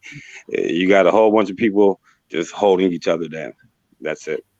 Oh, thank you for inputting that. And yes, I know you came up and you may discuss whatever you like. If you guys, and I'm gonna let Big Foe in, and if you guys don't mind, I'm gonna just make sure my daughter is heading in the right direction and she's progressing forward. But please just continue to talk, and I'm just gonna Look at Daredevil. Look at High Yellow Daredevil. What is you doing, Playboy? Came back as Big No, you Fool. can't use that term here. We got the other J. Big Fool. No, okay, bye. My man, Big Fool. What is going on, fool? No, you look like Daredevil, fam. That's what you look You really like. do look like Daredevil. Nah, fool. A Mexican daredevil. You what? You Mexican daredevil. Yes, say Daredevil, really? I'm dead fool. Hey, let them fool know, big fool. Yeah, you little fool. Y'all represent for big fool. That's Better be right. careful Morning ain't with getting fool. enough sleep, bro. Soul Family. I don't know if he's still in the chat, but he legitimately still looks like Luke Cage. He's But he one of them does. people you gotta step on his toe and run away if he get mad at you. He a big black man. I would never let Wait, him so he grab look. me in a fight ever. Oh wait, Soul so Family. he look like Mark Coulter. That's He what look like I. Mark Coulter. I don't know. He's buffer. He's more swole though. It's one of them dudes that you Oh, can't okay. take no haymaker from, or your whole soul will just leave your body if he connects. Oh yeah, one of them cats. Oh yeah. Yes, one I of them can see cats that. that swing from the hips. You know, when I seen it, I was like, I ain't never fighting you, ever. I will poke you in the eye and run away. Don't play with me. Ain't no That's one abs over scary eyelids. fool. You know I'm that. cheap shotting that. I'm cheap shotting that nigga. Ain't no abs That's over what I like to do. eyelids. I always aim for the eyes. What you talking about? I aim for the eyes all the time. Listen, I told my friend, listen, I'm winning, man. I'll punch you in the dick. I poke your eyes out. I don't give a fuck. If we're in a sandbox, I'm gonna throw sand in your face. Yeah, there is no more fight code because once you Yeah, fall no, there is down, none of that. that black people will completely mollywop stomp you once you fall. So Mhm. do not fall. You cannot lose a fight because black folks when you get down, it used to be back in the day. Once you fail, it used to be like Tekken. Like you get back up and you keep fighting. Not no more. Once you fall, it's stomping time. I tell anyone Fools fight fighting, dirty, fool. you have to, because if you get taken to the ground and they can start kicking you, it's over. Punching you, yeah, it's done. Yeah, fight dirty, fight quick, and run away. Mm-hmm. There ain't no honor. There ain't no honor in the black community. We're fighting right. And when you win the fight, don't stand around talking about you won the fight. That's where you're gonna get shot. Win the fight and run away. Yeah, teach these fools. Yeah, our martial arts is sucker punching. When a black man's like, "Hey man, let me holler at you real quick. Let me talk to you." That's his setup. That's the no. We can talk from a distance. You keep getting closer. I'm taking steps backwards. Like, are we gonna fight or not? Because you don't need to whisper in my ear your disagreement. What is this? Ain't no love song. Like, we don't need no to get secret, fool. We don't need to how that shit work in your hood, big fool? Hey, big fool, we gotta be respectful around here. All the little fools, we gotta respect each other. You know what I mean? I agree. I'm glad to But ain't no dirty fighting. You know what I mean? We gotta have some honor. You know what I mean? Didn't you shank somebody last week, big fool? Hey, we not talking about that, man. We're not talking about that, man. You know what I mean? Keep that on the low, fool. So we don't need no honor. You shanked with honor. My fault. Nah, you fools gotta have honor. Big fool move like he won't. No, hold on. I will say this. If it's like one of your homies and y'all have a dispute in y'all box, that's different. If it's some cat that you don't know, then that's different. Then you go full of dirt on them. What the fuck? I'm on that mindset. We done that all the time. Heck yeah. Gotta do. Y'all faking. You go full on. What does full on dirt mean? What do you do? Pull out your thing and bang? No, it means you grab a thing of dirt. From what are you talking? Grab A-Town stomp that find fool. grass, find dirt, You throw it in the stomp 'em. eye. You A-Town stomp that fool. Hey. Yeah, A-Town stomp them. Where y'all from? Hey, right, huh? I'm from Oklahoma. Oh, they A-Town stomping in Oklahoma? No, from the bodega, huh? In the residence they actually fought. When I went to New York and they had them Timberlands, I saw them Timberlands as weapons. They are walking. In Oklahoma, you fake like you A-Town stomp, but then when you go to New York, you see what they really doing, and then you don't mess with it. Yeah, I know. I was in Harlem in early 2000s, and they told my country ass, you can't be fighting people. Because I had a fight where this dude sucker punched me on the block, and I went to the barbershop and was like, "Yo, man, like, I'm probably gonna lose this fight." But so hold on, he sucker punch you, fool. You got punched, you fool, and then you ran off. No, I didn't. No, I got sucker punched and knocked out. Oh, you got knocked out. Then damn, so you got knocked out. You got how put you on know the what you did after you was knocked out? The next day, how do you know what you did after company. you was knocked out, though, bro? Damn. On 129th Street, I was smoking a blunt. Legs crossed home. How long was you knocked out for? Because he hit me in the back of the head. I wasn't No, expecting. how long were you knocked I out don't for? know.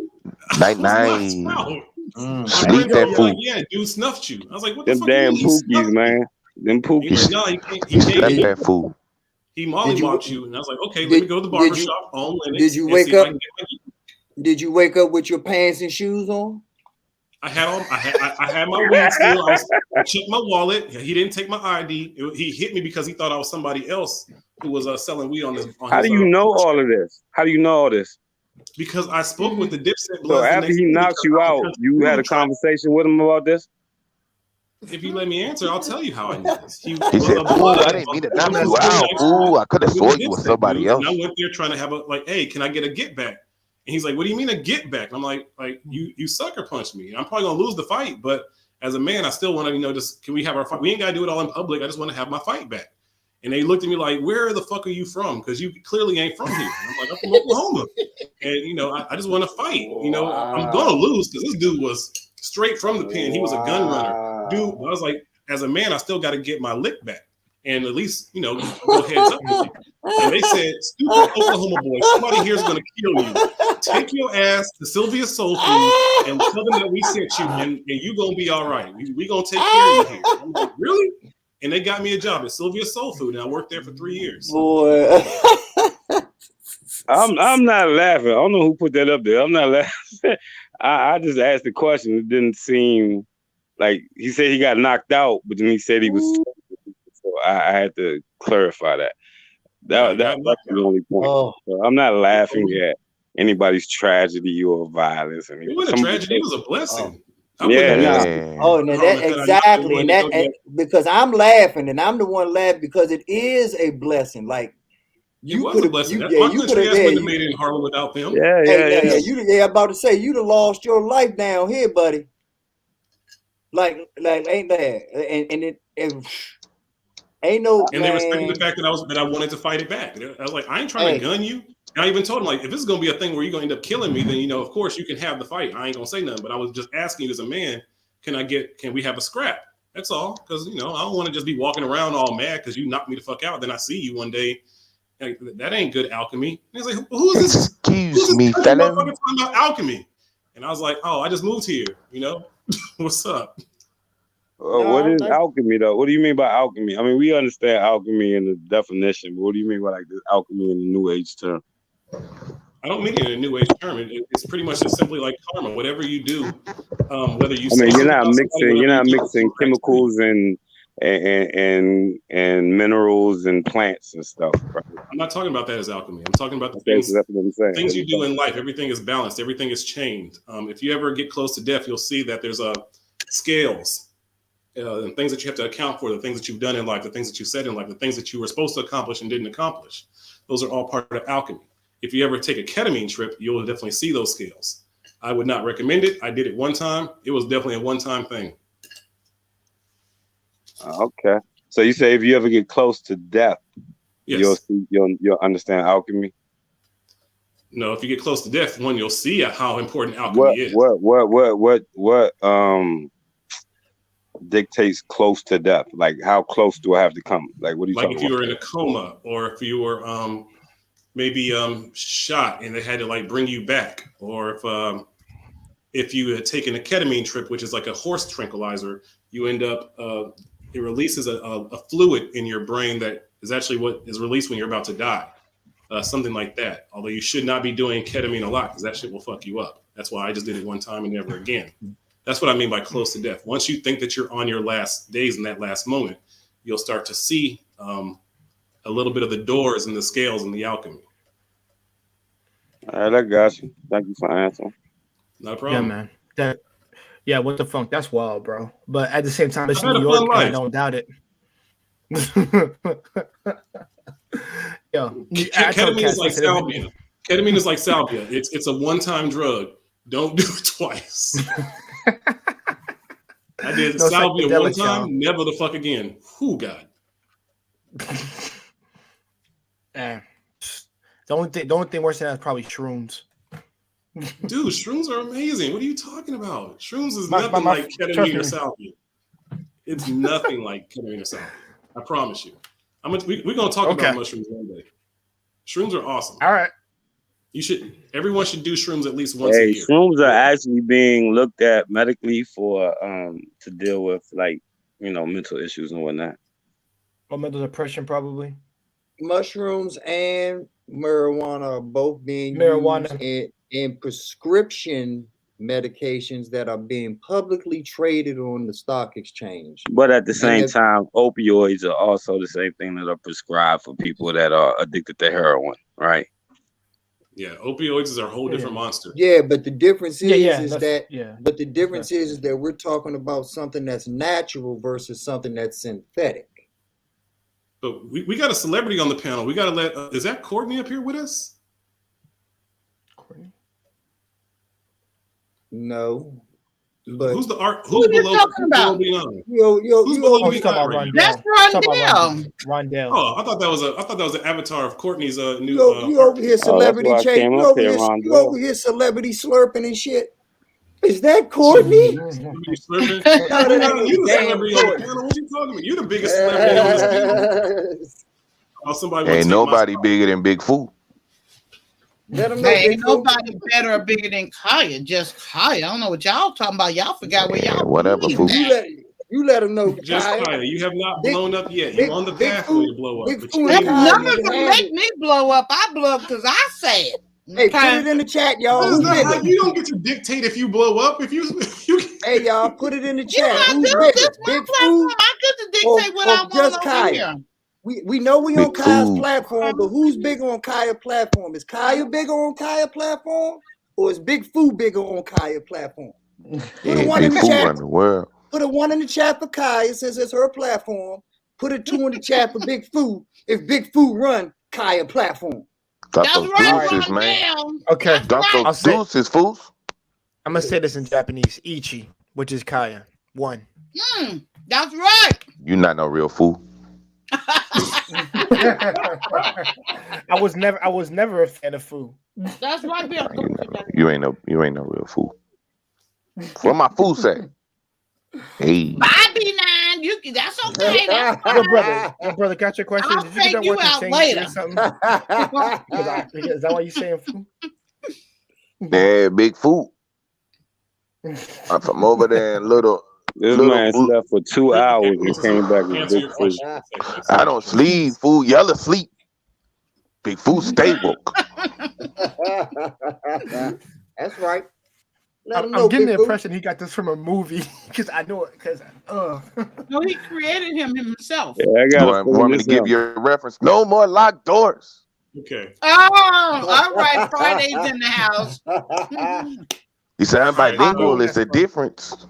Tú no hables español, Holmes. Hey, no, speak the real Spanish, man. I speak food Spanish, yo. You know no vato ese. Hey, you don't know.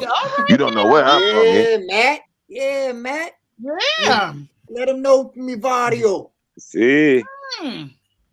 Limo, SS, yo hablo español. You can't come out food, mira, Big Food. Chris Rock, what was dude named Chris Tucker? El Moro Groto, when he was locked in the pitching coop. Oh, wow. Okay, who is it, Big Foo or Matt? Matt Ricks? Matt Ricks. Can't be more food than Big Food. You damn right about that. I can't be no more Big Food than you. He surrendered to you. He felt sorry for you, Big Foo. Exactly. They know what it is.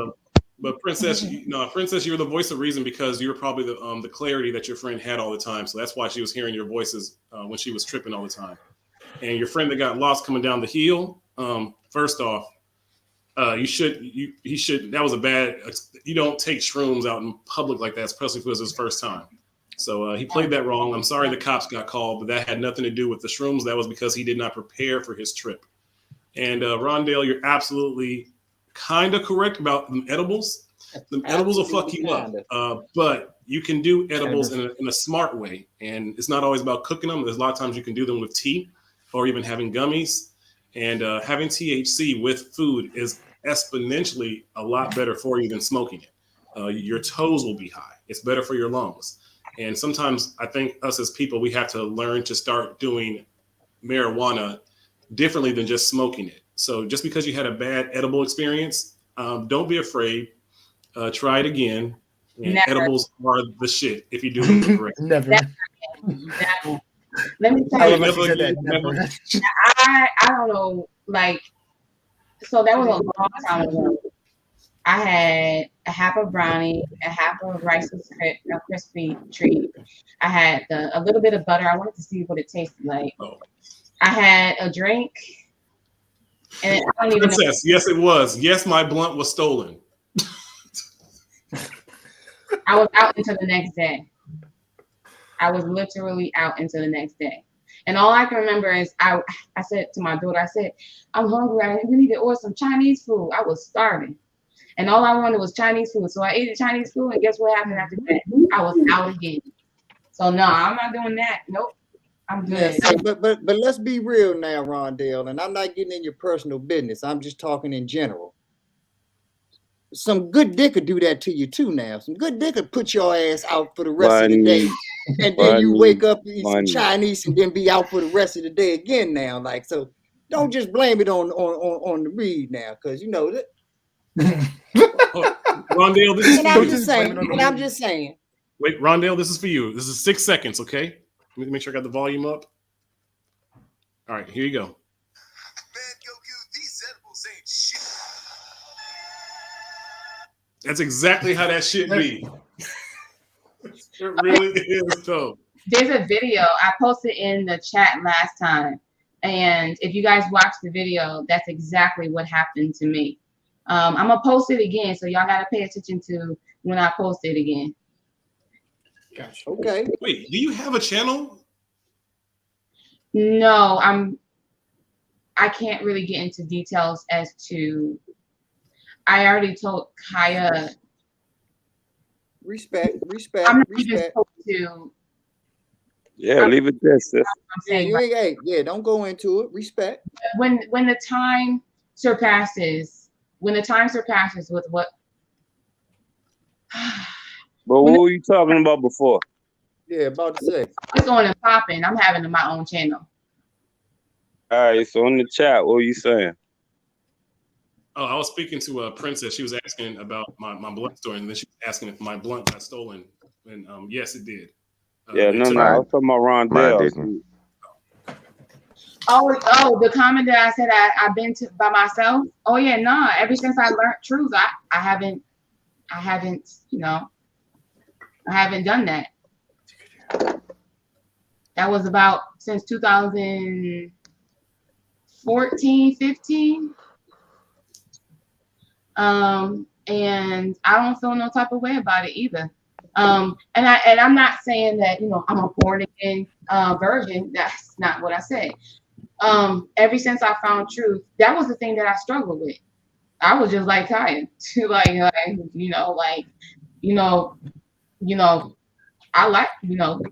what I did. But when I started to get to know truth, it was like, I'm worth more. And I want to be treated as such. You know what I mean? Is Truth a dude or? Yeah, it's a man named Jesus. Yeah. Oh no, I thought it was like some dude named Truth was like. Once I got to know Truth, woo, I ain't need nothing else. But I will say this: it's not like I didn't have. It's not like I didn't have opportunities. It's just, huh? I said there must be some good shrooms. But go ahead. I won't do that. But anyway, it's not like I wasn't talking about you. Oh, okay. It's not like I didn't have opportunity. It's just I also tried to live my life the way I want my daughter to. I wanted to be an example for her and not have men in and out and just not do the things that I am raising her to not do.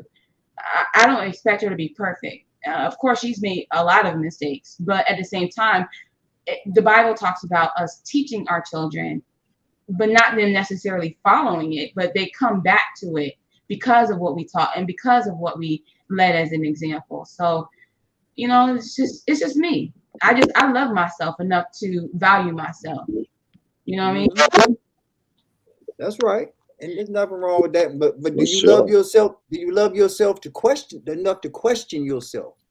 Do you love yourself to hold yourself accountable and hold your feet to the fire and accept improvement? Because and I'm not saying just you, Rondell, I'm just saying just in general, we know how everybody gets that gym membership in January. But by April, it's a wrap. And it's funny why it's a wrap by April, because you closer to summer and you got it back in January so you could have a summer body. So why would you quit the closer you get to your goal when you claim that you bought your goal? And like I said, not talking about you personally, just saying in general, using that as an example. I'm not offended. I know I'm beautiful and I know I need to lose some weight. So let's talk about me. You guys, do you guys mind? I need to stop the live and I can restart it right back up. But at 12 hours, they're going to. So if you guys don't mind, I'll just shut it down and bring it right back up, and I'm gonna go drop off my daughter. You guys want to do that to continue the conversation? No problem. No problem. Okay. I'm gonna put it down and just come right back up. Okay. All right. Everybody go off. Okay.